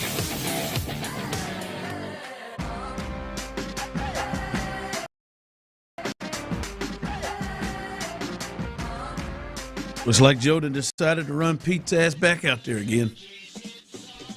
Might not have a lot of options. Yeah, I mean, he had to cover 6 innings last night of the bullpen. Yeah, it could be a beggars can't be choosers type of situation. And Pete's at 85. How quickly can he get out of 85 and 4? Remember when he was bases loaded, 1 out, got out of that in 2 pitches? He did. So gotta make some magic here. He made a nice defensive play with him and Christian Walker barely getting Sanchez out. Now he just walked the next hitter. So 4-2 in the 5th inning. Pete Lambert's got to be nearing the finish line. He is trying like hell to get through it. Laboring. And, he is in a fight right now.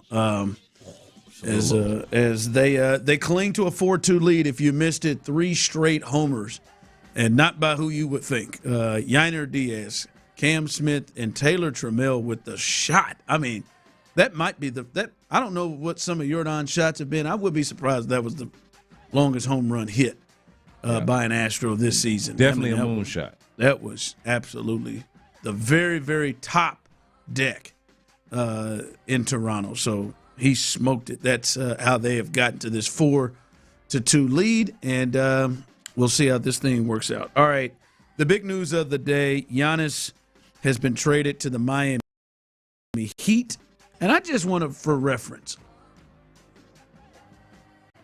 what was Nico Harrison thinking? He wasn't. Oh, God, man. Luka, what was Luka when he got traded? 25? Yeah. And he was just like, get him out of here. Luka got Anthony Davis, Max Christie, and a first-round pick. I mean, he was doing a favor for a buddy, right? I mean, he's got a relationship with Pelinka or somebody over there with the Lakers, right? That was the that was just doing your that was not business. I don't care what anybody says. That was not a business transaction. And then compared to Giannis, who's 31, who'll be 32 when the season starts, they got Tyler Hero, Khalil Ware, and Tyler Hero was an all-star last year. Khalil Ware is one of the young, impressive big men in the league, and I don't know if you know they have refused to include him in certain deals that they have wanted to make over the years. He's been on Rockets fans' wish list whenever I talk to people online. Like, hey, what do you think the Rockets need to do to get Khalil Ware? I'm like, I guess, but yeah. And then Jaime Jaquez Jr., who was second in the six-man award behind Keldon Johnson from the Spurs, is included in this deal. These are all young players. Yeah. Yakunis, what's his name? Yeah, Kasparis Yakunis. Yeah. He's a rookie that had a promising first year, and then they also got 3 first-round picks, a pick swap in 2030, and then a second-round pick. They got the 13th overall pick tonight, Anthony Davis, Max Christie, and for Luka, though. And a first-round pick for Luka to trade him to the Lakers. That is just wild to me. And talking about all in the name of... What was he thinking? All in the name of defense wins championships. It's like, word. And now Anthony ain't there. You know you can only play defense if you're on the court, though, he right? Ain't there. Nico ain't there. Yeah, man. It is wild. But that is going to go... Like, he is a sports war criminal. Like, you can say that. Yeah, I mean, he really is. He would be the equivalent of a war criminal in sports, like a traitor, how could you be this bad at what you do? All right, so Giannis is gone. The Rockets aren't involved in that.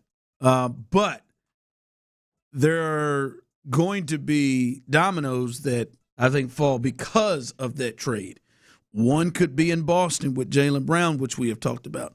But this new one is developing. As we know, last night there was another move that got just thrown to the side. The T-Wolves, they made a trade with the Nets, a 3-team trade with the Nets and the Bulls. They sent Julius Randle to the Brooklyn Nets and the number 28 pick, and they got back the number 33 pick and some player from the Bulls. They just, salary dump is what they did. Jinx.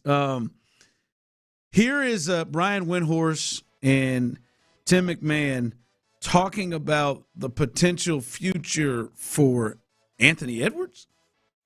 I'm not declaring anything with certainty except for the fact that the NBA vultures are swirling around Ant in anticipation of him potentially becoming the next superstar who's available in the trade market. Exactly right.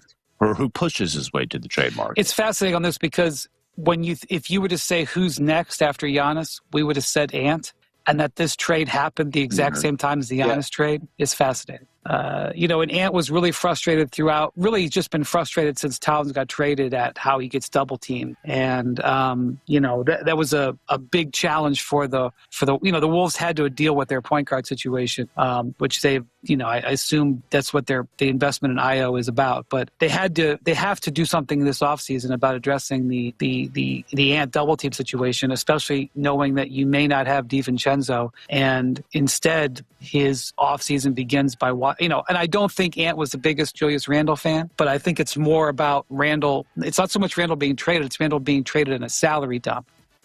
All right, I know you hear this, and that really perked up your ears. If there are NBA vultures, if the NBA, quote-unquote NBA vultures, are making the rounds on Anthony Edwards, and the hits are not one of the said NBA vultures, I would be livid. I'm talking about angry.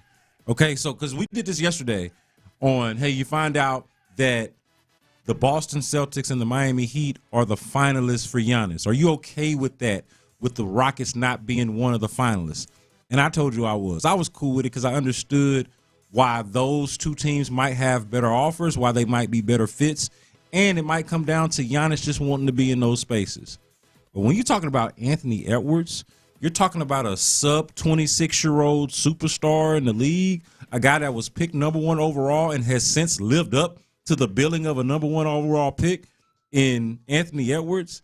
If the Rockets ain't one of these said NBA vultures that's lingering and already right now today thinking of what their best package, or maybe they've already started to do their homework on this.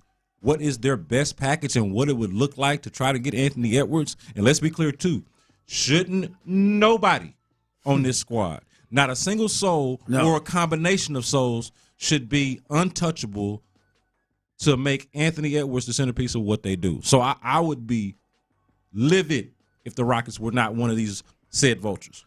Yeah, I wonder how realistic it is that Edwards would leave Minnesota. Clearly, as we know, the NBA, he can obviously get paid the most by the Minnesota and how the salary situation is set up. Now, obviously, Minnesota is not, always thought to be the most desirable place, especially when you compare it to other NBA cities like Houston, and Ant being a kid from Georgia, from the South, although he has been there a minute. I don't know how serious it is that he would leave. I would imagine the trade of Julius Randle and whatever the game plan is of Julius Randle was discussed with him, right? And he just wants to win big time. And the Karl Anthony Towns winning thing probably just crushed him. He was happy for his guy. Clearly they were close, but he just wants to win. But I'm with you. Obviously, if they have any chance whatsoever to go after him, I mean, it should be like the LeBron situation when he became a free agent when he was 25. Everybody should be, you would think, would be involved with this. And the crazy thing is they got everything that you would need to be involved in it. I think the Jaylen Brown situation is probably more realistic because I think there's clearly a real rift between Jaylen Brown and the Celtics, and maybe for him and his teammates. So that one is more realistic than this one because Ant's got to want out of Minnesota. Minnesota is not going to want to trade Ant. He's got to want and one of Minnesota. So we'll see. Amen and Bari for Ant. Other than that, the Rockets, I ain't watching. I would trade the house. I'm damn near the house. Damn near. The house guy, my guy. The house. Again, figure that out. You come up with your combination of guys that are on the Rockets right now, and you will not find a combination that I would not trade for Anthony Edwards. You will not come up with one. Yeah. I know who's on the team. And I know you can't come up with that combination. I would do it.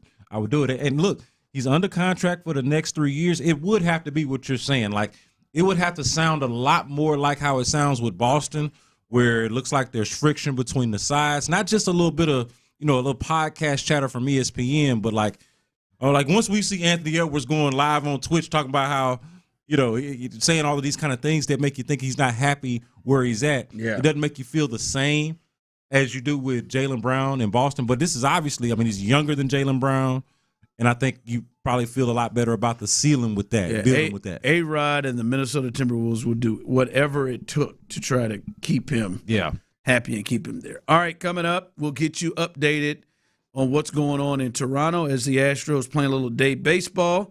The big news of the day in the NBA as well. And, boy, news coming out of the NFL that affects greatly what Brendan Sorsby is going to do. And obviously the NBA draft tonight. All of that, a ton to get to here. 5 o'clock fire coming up next right here live on the drive. Flip of this bird. Payne and Pendergast.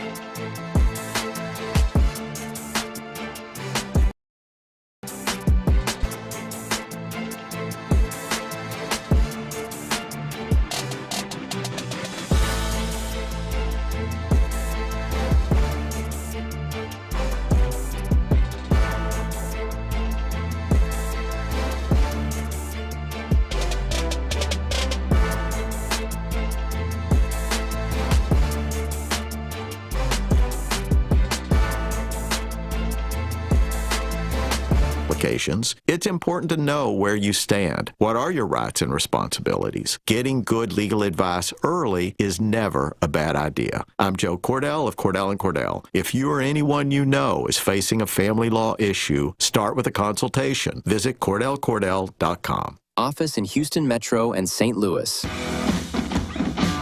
When you've got real work to do, Metal Supermarkets will help you get it done fast. With a huge variety of metals in stock, we can help no matter what job comes your way. And we cut to size, because just like taxes and BS, we think metal is better when cut. Metal Supermarkets, the convenient stores for metal. Find a store or shop online at metalsupermarkets.com. The world's biggest soccer tournament has arrived, and you can trade the entire tournament on Kalshi. Trade every match from the opening rounds all the way to the final. Last week, Portugal was trading at 12% to win it all, meaning a $100 trade could pay out $800 if they win soccer's biggest prize. Want to know where they're at today? Check Kalshi. For a limited time, download the Kalshi app and use code PITCH to get a $10 credit when you trade $10. That's promo code PITCH. Kalshi. Trade on anything. 18 plus only. Must be present in state. Event contracting involves risk and may not be suitable for all investors. Prices, values, and available markets may differ from those mentioned. $10 free credit with no expiration. Restrictions and eligibility requirements apply. For more information, see Kalshi.com/regulatory. From the West Point Lincoln and West Point Lincoln of Sugar Land Studios, KILT FM HD2 Houston.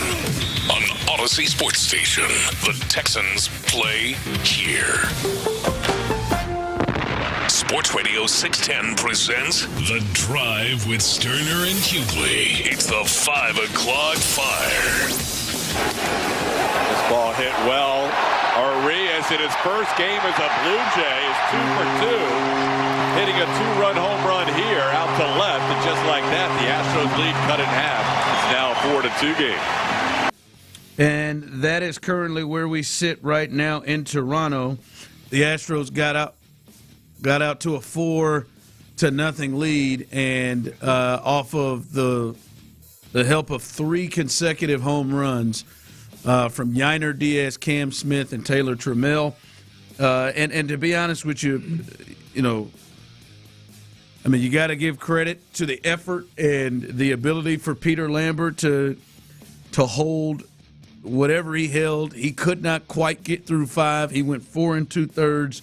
6 hits, but only allowed 2 runs, 6 Ks, 3 walks. He gave up that 1 homer that you just heard to now cut that lead to 4-2 as we are in the 6th inning. He had a lot of traffic, seemed to be in a jam almost all the innings he had pitched, and he threw 92 pitches in that 4 2/3. So they've really built up the pitch count for both these starters in the first 2 games of this series. But they are clinging to a 4-2 lead here in the 6th inning, and they're going to try to go ahead and take care of this game right here. We'll keep you updated here, but it was good to see the young players step up and add some offense, right? It feels like almost that top 5 has to carry this group, and now Pena's out of this game, hamstring situation. They said that he could be available off the bench, but it's good to see somebody outside of Jordan and Pena and Paredes, although Paredes did get the first RBI in the first inning. But other than that, those guys supplied runs. Yeah, they are way too Jordan, Paredes, and Walker heavy. Yeah. Like these, and I know Walker's kind of cooled down over time, but these are the guys that you've been able to rely on. But the young guys that it feels like everything's supposed to be, like the future's supposed to be built on, the Cam Smiths and Bryce Matthews and Yainer Diaz. I don't know if we talk enough about Yainer Diaz and the shine just wearing off on him. We can remember. We talked about it. I wouldn't give up on him. We wouldn't give up on it. I don't think that it's give up on him, but it definitely just doesn't feel like we can remember when it was. There are people that are talking about Vasquez should be the starter. The people on this station, I heard Lopez saying it. Like that was his big gripe. Out of all the things to be Astros, he's mad at Joe for the idea that he would play Yainer over Christian Vasquez, which is just to say how strange things have gotten with the Astros and with Yainer himself, to where now you're looking at who was supposed to clearly be his backup. Now you want him to play more than Yainer Diaz. Like, that's just an indictment, I think, on how Yainer has developed. So that being said, it's good to see him go get him one. It's good to see Cam Smith after a day off.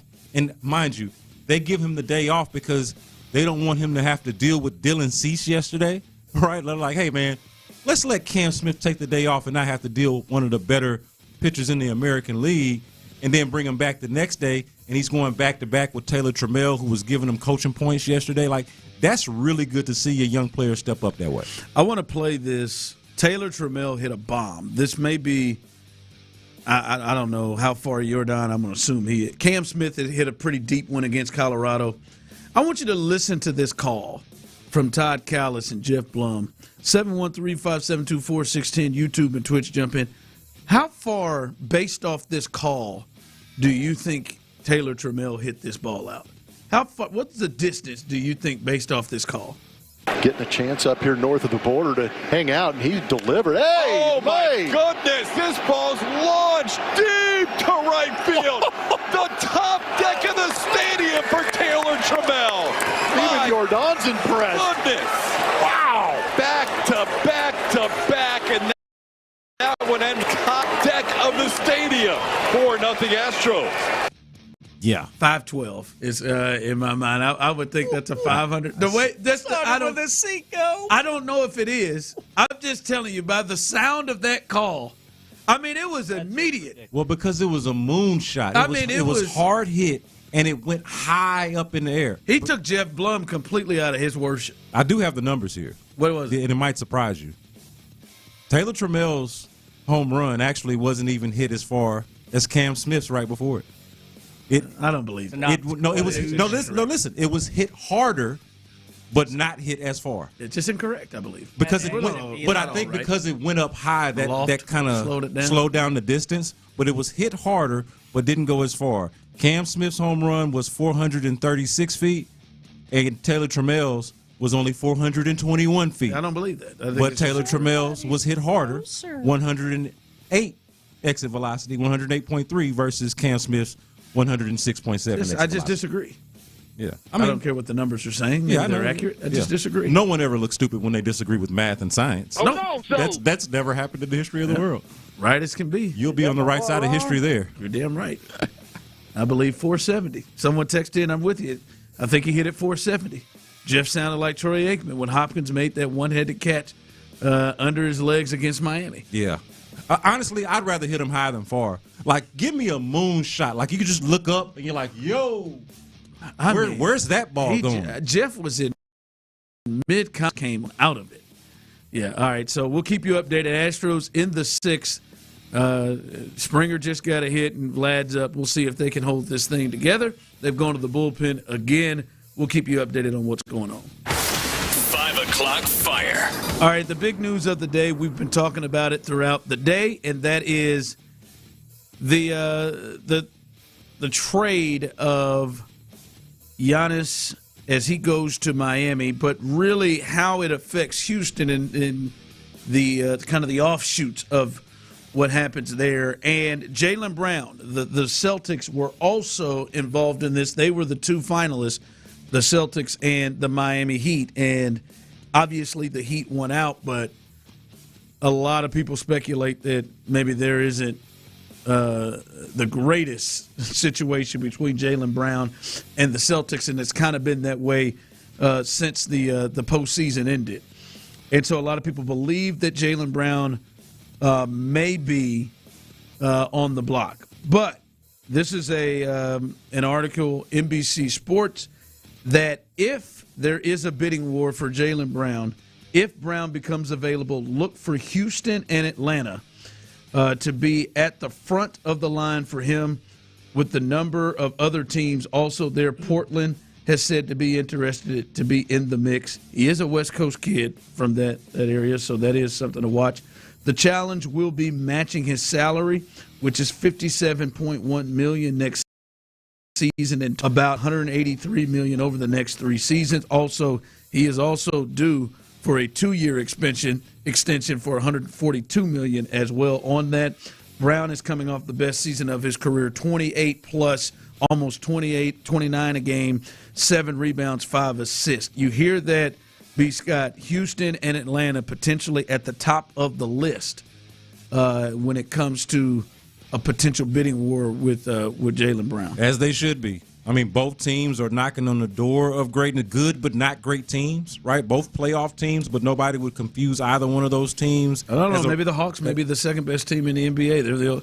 They're the only ones who were able to get 2 games off the Knicks. They had the Knicks down 2 games to 1. Hey, shout out to C.J. McCollum. Like that should make that little run that he had even they gave all, him 1 all year, the more $21 million. All the more legendary as it should. Him and Ayu Dosunmu. Did anybody make more money off of their playoff performance than those 2 guys? I feel like both of them really cashed in on that. But no, I mean both teams should be in the mix. And for the purposes of the Rockets, like we talked about the obvious connections, right there.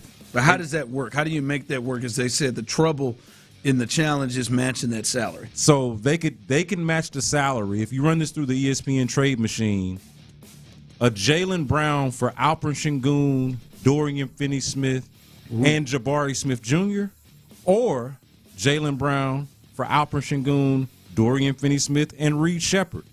So either one of those 2 younger players with Alperen Sengun and Dorian will at least make the salaries work on the ESPN trade machine. And now we're talking about what you want to do with the trade assets. I'm sorry, with the draft picks. Yeah, it would have to be assets. some picks to be a part of it. Yeah, and at that point, like once you can get the salaries to match, I think you can get creative with those draft picks. I wouldn't want to give up the 2027 picks. You might have to give up either the Phoenix swap, or I want to hold on to that Brooklyn one. But there's a lot of resources here, and there are ways to make the money work without getting rid of Kevin Durant, or with making a choice between Jabari Smith Jr. or Reed Shepherd, but not both of them. So this is totally doable. Yeah, it would be Jabari Smith, to be honest with you. Like if you were the Celtics to ask back you're for the Celtics. Yeah, I mean Peyton Pritchard is already there, a backup guard and backup point guard and shooter they have there. It would be clear Jabari, 6'11" guy who could shoot and defend, to go with, and I think they would want Sengun over a min also as well with Tatum and that group of what they would want to do. And to me, if I'm the Rockets, I would do that. Yeah, I would too. I would. I were the Celtics, I'm not sure what Atlanta can offer. I don't think Atlanta has the ability to offer Sengun and Jabari Smith level. Maybe Jabari. I don't think they have a 23-year-old 2-time All-Star 7-footer over there. Yeah. Or the closest a thing to it would be the guy that they want to keep in Jalen Johnson. Yeah. Right? Like after that, it's somebody that they don't want to give up. Yeah. Whereas the Rockets, I think, would be much more willing to give up Alperen Sengun and Jabari Smith. Yeah. And picks. Now, I will say I would like that a lot less. Oh, I would too. Because Jabari, not just do I like Jabari more as a player, but more so as a fit. Yes. I've always liked the idea of Jabari as a small ball 5. Because with that, if the Rockets made that move, they would have to go and find a 5. Yes, 100%. Yeah. Like no doubt about it, they got to go find a 5 because now all you got left on your roster is Steven Adams and Clint Capella. Yep. At both on the other side of 30, and neither really probably the starting center that you want. Or try to hope you pull off something in this draft, but. No, if that is a scenario, I just don't. I don't think they can afford to run it back. And Brown, Durant, Amin. What do you think about? Because this is I've not factored I like in. that. What if you were able to do Sengun, Dorian Finney-Smith with a Tari Eason sign and trade? Yeah, I mean, of course. You know what I'm saying? Like, I just don't that know way if you can that's keep what, both of those guys. Yeah, I'm with you. I'm just trying to be realistic on the Celtics. No, I mean to try to get it done. Look, if they don't want Jaylen Brown no more, you're gonna give them 3 first-round picks and an All-Star plus a useful player in Tari Eason. I don't think that's a terrible idea. I'm not saying it's a terrible idea, but I mean, I think they're probably going to go for it all. Jabari wouldn't stop me.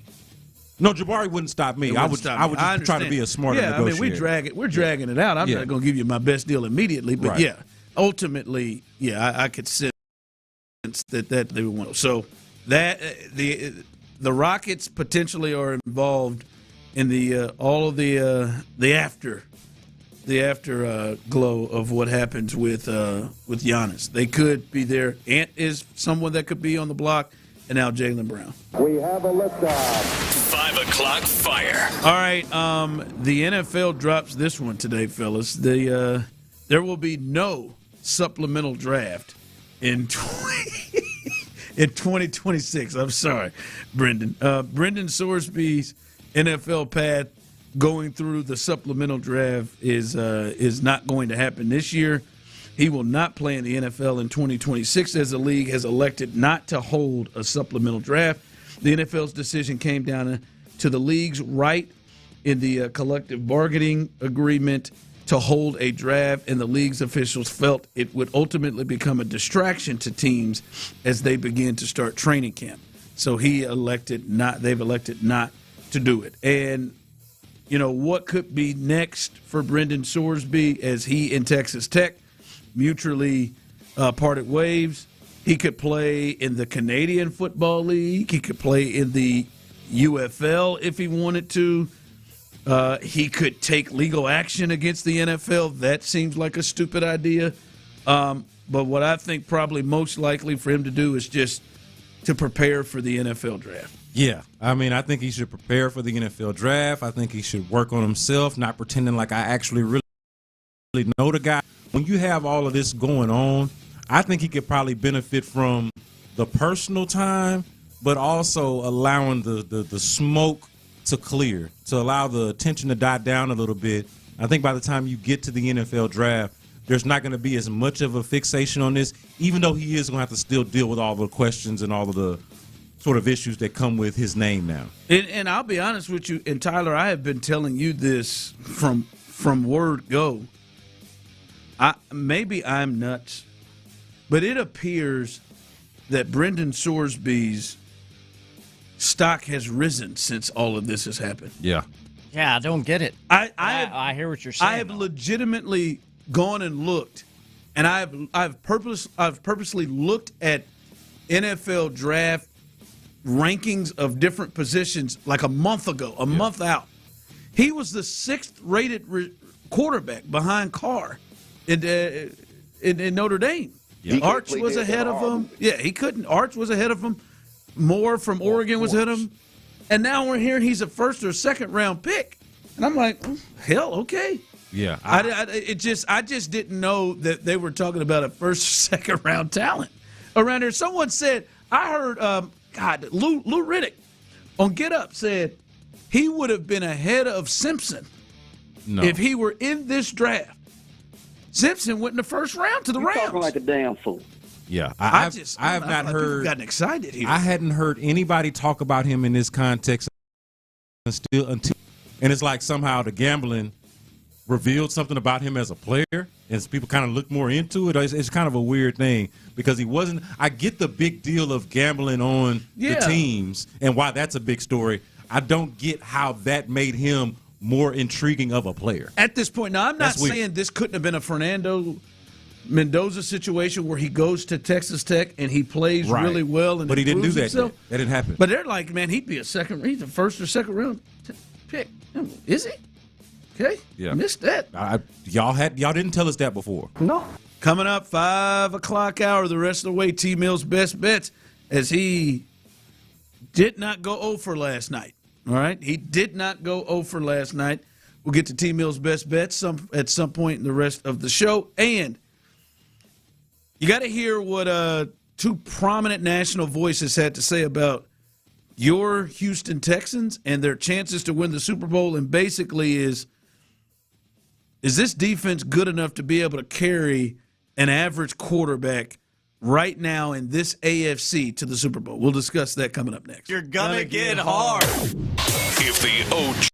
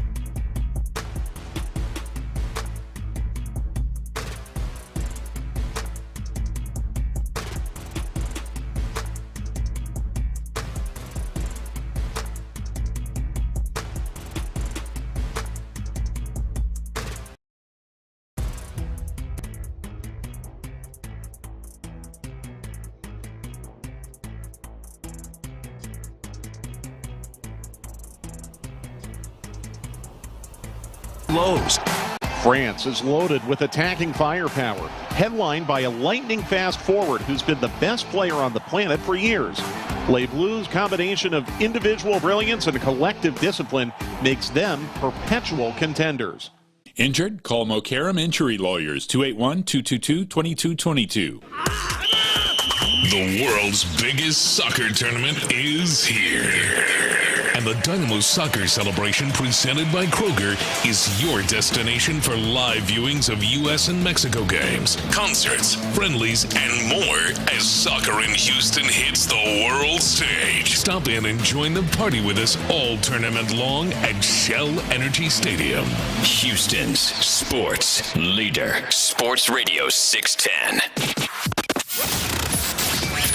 The Drive is powered by Mokaram Injury Lawyers. Heard in an accident? Call Mokaram Injury Lawyers at 281-222-2222. Sports Radio 610 presents The Drive with Stoerner and Hughley.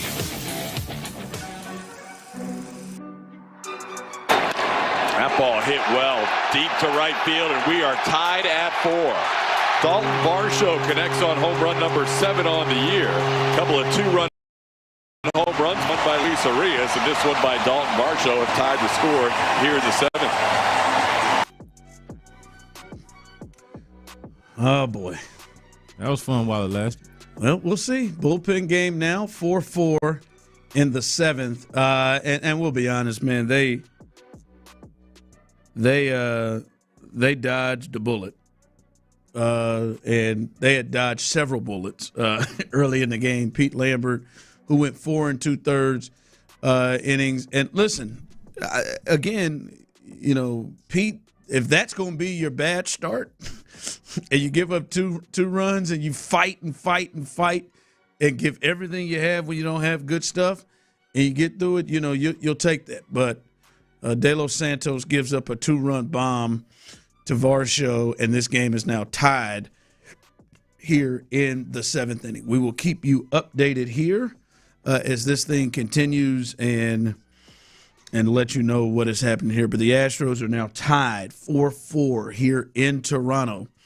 And again, as we talked about, if they can keep this thing going and keep this thing afloat, the big thing for them, an outfield bat, and even more after the Brian Abreu situation, which we're certainly unclear on with that. Yeah, they need bullpen help in front of Hader big time. So that shows itself there. Tough one there, 4-4, as they have been leading the entire way. Yeah, man.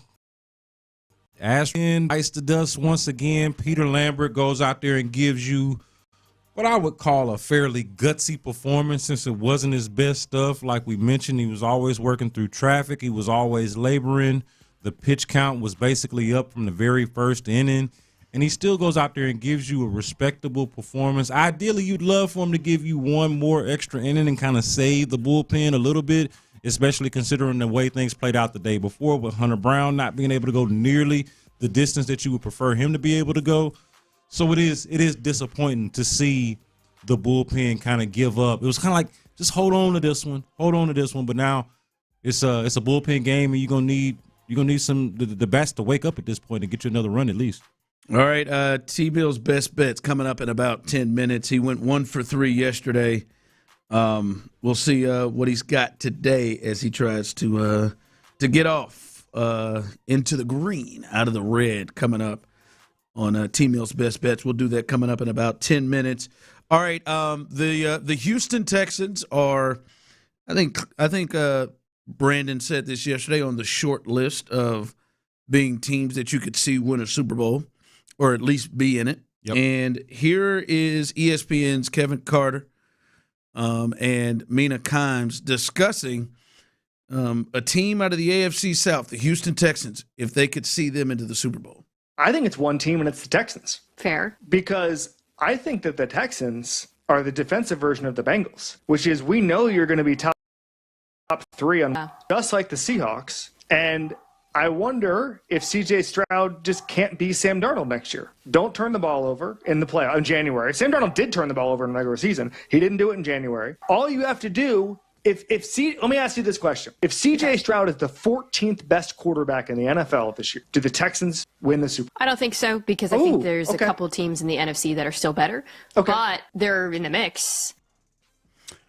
That last part that she said, they're in the mix. That's the part that I agree with the most. Like, they probably don't win the Super Bowl.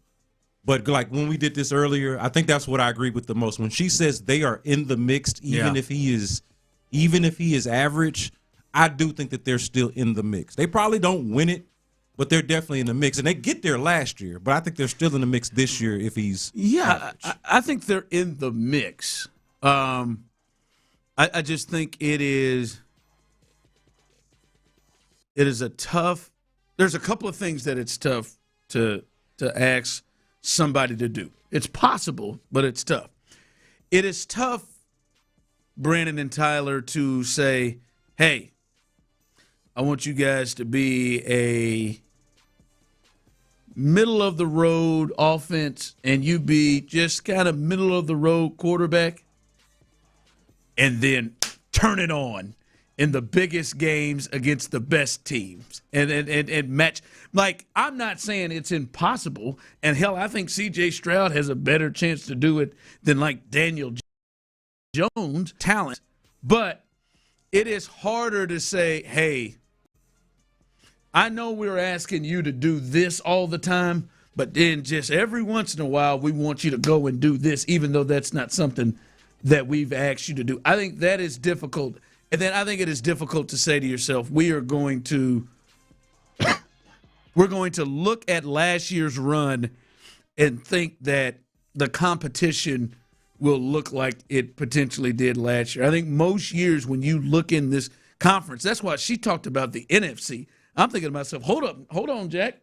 Like, there are quarterbacks and teams that have won and won big that have really good offenses and have not just good offenses, but really good, that have good teams. Yeah. And maybe their defense is not as good as the Texans' defense, but their defense can play at a championship level that you would have to get through that is different than old Aaron Rodgers, second-year Drake May, and potentially Jarrett Stidham to get through.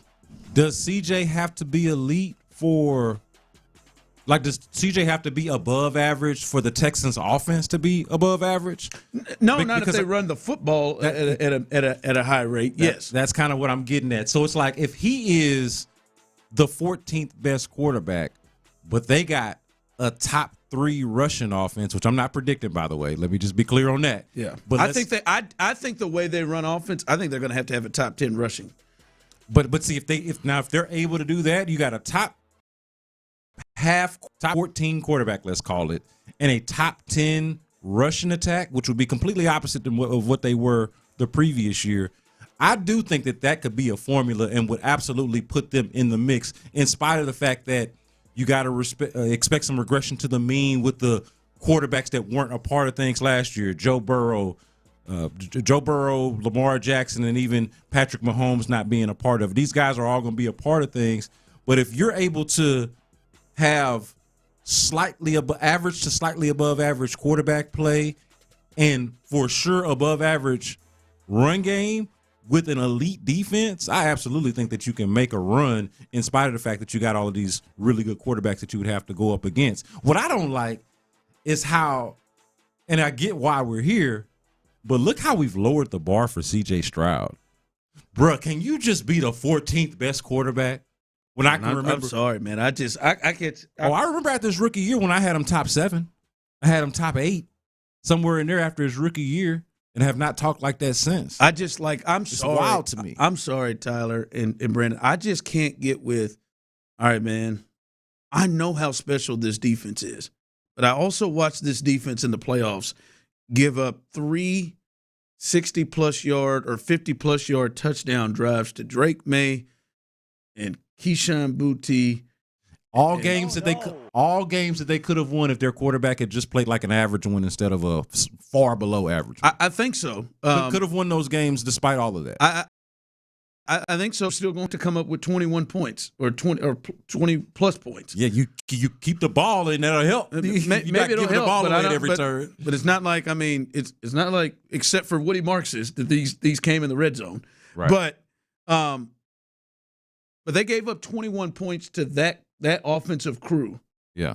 Right, which is it's fine. They were okay, but that offensive crew, it is hard for me to say, yeah, man, you can have like the 14th, 15th best quarterback going to face Andy Reid and Patrick Mahomes and crew, going to face Lamar Jackson and crew and Derrick Henry that you've struggled with traditionally, Joe Burrow and Chase and I'm not saying it can't happen, but just the potential to run through those teams, and yes, you have had Buffalo's number, but I still like to run through potentially 2 to 3 of those level teams to just say, hey man, you can have an average quarterback. Like last year as a team, if they scored when they scored, this is what I'm saying. When they scored 23 points or more, they more often than not, for the most part, won the game. Can that still be the case this year with the defense being projected to be possibly even better than it was the year before? Can 23 be their magic number again? I don't think that I would bet on it, but slightly above average quarterback play with an above average run game, I think can pull up the offense enough to where they can compete with that, with this defense. Yeah. All right, coming up, T-Mill's best bets as himself back into the green, and we'll get you ready for a big night in the NBA, the draft. The Rockets, they don't have any first-round picks right now. We'll see if we're hearing anything about them potentially jumping back into this first round, and who's going to go top? Who's going to be the top pick tonight? We'll do that all coming up next. The Drive with Stoerner.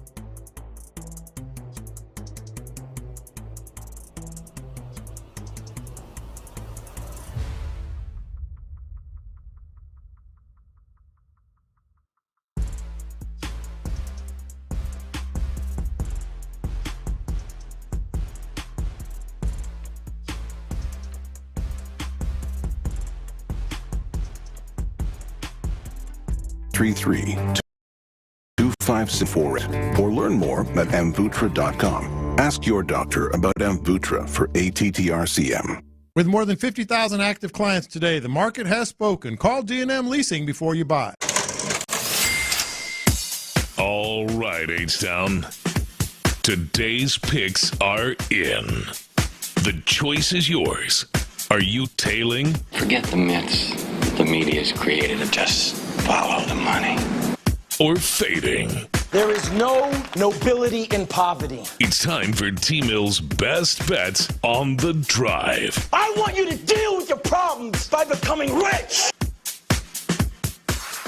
All right, there it is. T-Mill's best bets. You can catch them every day, and he'll have them posted every day right there at Space City Sharp. At Space City Sharp, you can find the best bets there. He's got, 3-4 every day? Every day. That's posted right there. You can find him there. He went 1 for 3 yesterday, and he's going to try to pick things up and get back in the green. Where you at? What you got tonight? Well, I'm going with 3 more picks around Major League Baseball tonight. Obviously, your Astros are in action right now, tied 4-4, by the way, in the 8th. We'll keep you abreast on everything going on in Toronto. But 3 baseball picks very quickly for the people. Our streak of perfection, 3 for 3s on Mondays, did come to an end. But feel pretty good about these 3 on Tuesday night. The Orioles, I got the O's money line winning tonight. They're going to be in L.A. taking on the lowly Angels. Obviously, no Mike Trout in that one. But I got the O's winning. They got Shane Baz on the mound. And, that's bad news for the L.A. Angels. So take the O's money line. They're used to bad news. They are. They're often found in the basement of the Astros AL West, as the folks know. It's Mike Trout. Yeah, he's found injured. Yeah. Second best bet, Athletics at the Giants. A's at the Giants, West Coast Baseball, under 9 runs in that one, and even 9 runs under. Then your third and final best bet, the Braves to win. The Braves money line to pair with that O's money line. Braves money line, they're going to be in San Diego taking on the Padres. They're just a better team. Take the Braves, put some money in your pocket. Those are your 3 best bets. That's a fun series. And usually this is around the time the Padres kind of make their kick and get back into things. They're not, terribly. I think they're in the wild card. I'm certain of that. But they started off really high. Started the season off really good and kind of tailed off a little bit. But to your point, they usually kind of go on a run here. So that'll be a good series, good game either way. But the Braves are the better team. I like both those money lines, by the way. Let's go. Yeah, both those money lines. Now, I don't know about the what was the middle bet you had that was going to be under 9 runs between. I just closed it out. Under 9 runs. A's Giants. A's Giants. Yeah. Yeah, probably so. Both of those teams suck. A's up on tonight. Did you see Rafael Devers pull a? How have we not talked about this yet? Did you see Devers pull a? He went. No. What is that? What is that? What is that movie? What is his name from Major League? He did the guy with the carved wooden Oh my God, I know his name forever. I do too, and it's Charlie Sheen's Ricky Vaughn got it to him because Ricky Vaughn was banging his wife. Yeah. Roger Dorn. There it is. When Roger Dorn refused to lead off, he got down to first, Tyler, and they brought a pitch hitter out, and that poor kid, he didn't know what to do. He's caught in the middle, and Devers is waving the kid off. Yeah, to pinch run for him. Yeah, waving him off. So they're standing there. It's the first base coach, it's Devers, and then the kid who's supposed to be coming in trying to get his stretches. No. And Devers, this is every bit of no 45, 50 seconds. Like, no, step and I thought he was going to go full Dorn. It was really saying no. Intense eyes, too. Like, not joking. And yep. You better believe it. And he finally lost the battle of chicken and put in and start cussing, going off in his helmet. Put his head in his helmet as he was walking off. That Devers guy. Yeah. He's something. Maybe the Red Sox are on to something. Yeah, I was going to say, mind you, this is the guy that agitated his way out of Boston because how dare you have Alex Bregman come in here and play third baseman play third base instead of me. And Here's just a guy that seems like he got attitude issues for real. He said the hell with the manager's decision. I don't know how to explain it. He just doesn't feel very happy. You don't think so? You know what the answer to that is. Since they brought in Alex Bregman, he's just not appeared very happy. Been very grumpy. But then they sent him to a whole nother team, a whole nother coast. Man, San Francisco, it's a nice spot. Yes. Yeah, man. I think. Taxes aren't. Weather's got to be a bit better. And who says no to running, to less work? He didn't want to come out of the game. You're going to get the same. He wanted to hit again. You're going to get the same amount of money from the game. It's what Clint wants Jordan or anybody to do anytime they want to go pinch run for somebody. He is pissed. Boy, he was hot. No. And it was a young dude. He was just standing there I don't know what I'm supposed to. He just looking back at the dugout like, what I'm supposed to do, boss? Yeah, and I don't know who's their manager these days. Like, who's the bigger deal, Rafael Devers or whoever is the San Francisco Giants manager? The Giants manager is that college kid. Remember that college guy? He came straight from Tennessee. There you go. I mean, they got Buster Posey, who's my age, running the team. Buster was 15 steps down. Hey, he's about to walk down from his spot. Like, you got to get your ass out. Might be the only guy that can tell. I'll be honest with you guys, and I should keep this to myself. The Astros 4-4, bottom of the 8th. Nate Pearson in, and I don't feel great. No. It's not as much of Nate, but I know it's Jimenez. Nah, it's Nate. It's Jimenez. It's Nate, man. Oh, man. And that brother came to the wall. I was gonna say, man. Hey, wouldn't y'all consider a tie game in the 8th to be like high leverage? Yes. So why is Nate Pearson in the game? What else did they, man? Well, he only. Come on, Joe. Hunter went 3 last night. Yeah, I know. That ain't good enough. Brian Abreu's dealing with a personal matter. Brian King gave him up one, and somebody else gave up one yesterday. Who's the other one that gave up one? Now, but what gets me is it's not really as much Nate, but it's Nate, and now he's got to face Springer and Vlad. And then Jimenez, the 9-hole hitter, almost just took his ass yard. Springer's over here licking his chops, bro. Licking his chops. Sit your ass down, George. No. You don't mean that. All right. I love George. All right, we'll keep you updated here. By the way, coming up behind us, Texans All Access, Mark Vandermeer, John Harris. The two Jakes, Jake Andrews, Jake Hansen, will join the fellas tonight on Texans All Access. So stay tuned for that. Area 45, they'll pick things up at 7 o'clock. Our guy, Sean Bijani, Patrick Creighton, I see mid-C, Seabass. He's probably in there sweating bullets. He really gets into the Astros. Now he's just said to hell with it. A 4-pitch walk, none of them close, to get to Vlad is what he just did.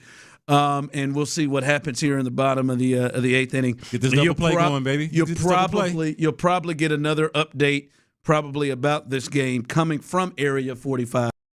As we're checking this out, B. Scott, you know the Rockets as well as anybody, and they have done things different this year. They are trying to make the draft bigger in the NBA, like anyone really – oh, my God, Nate.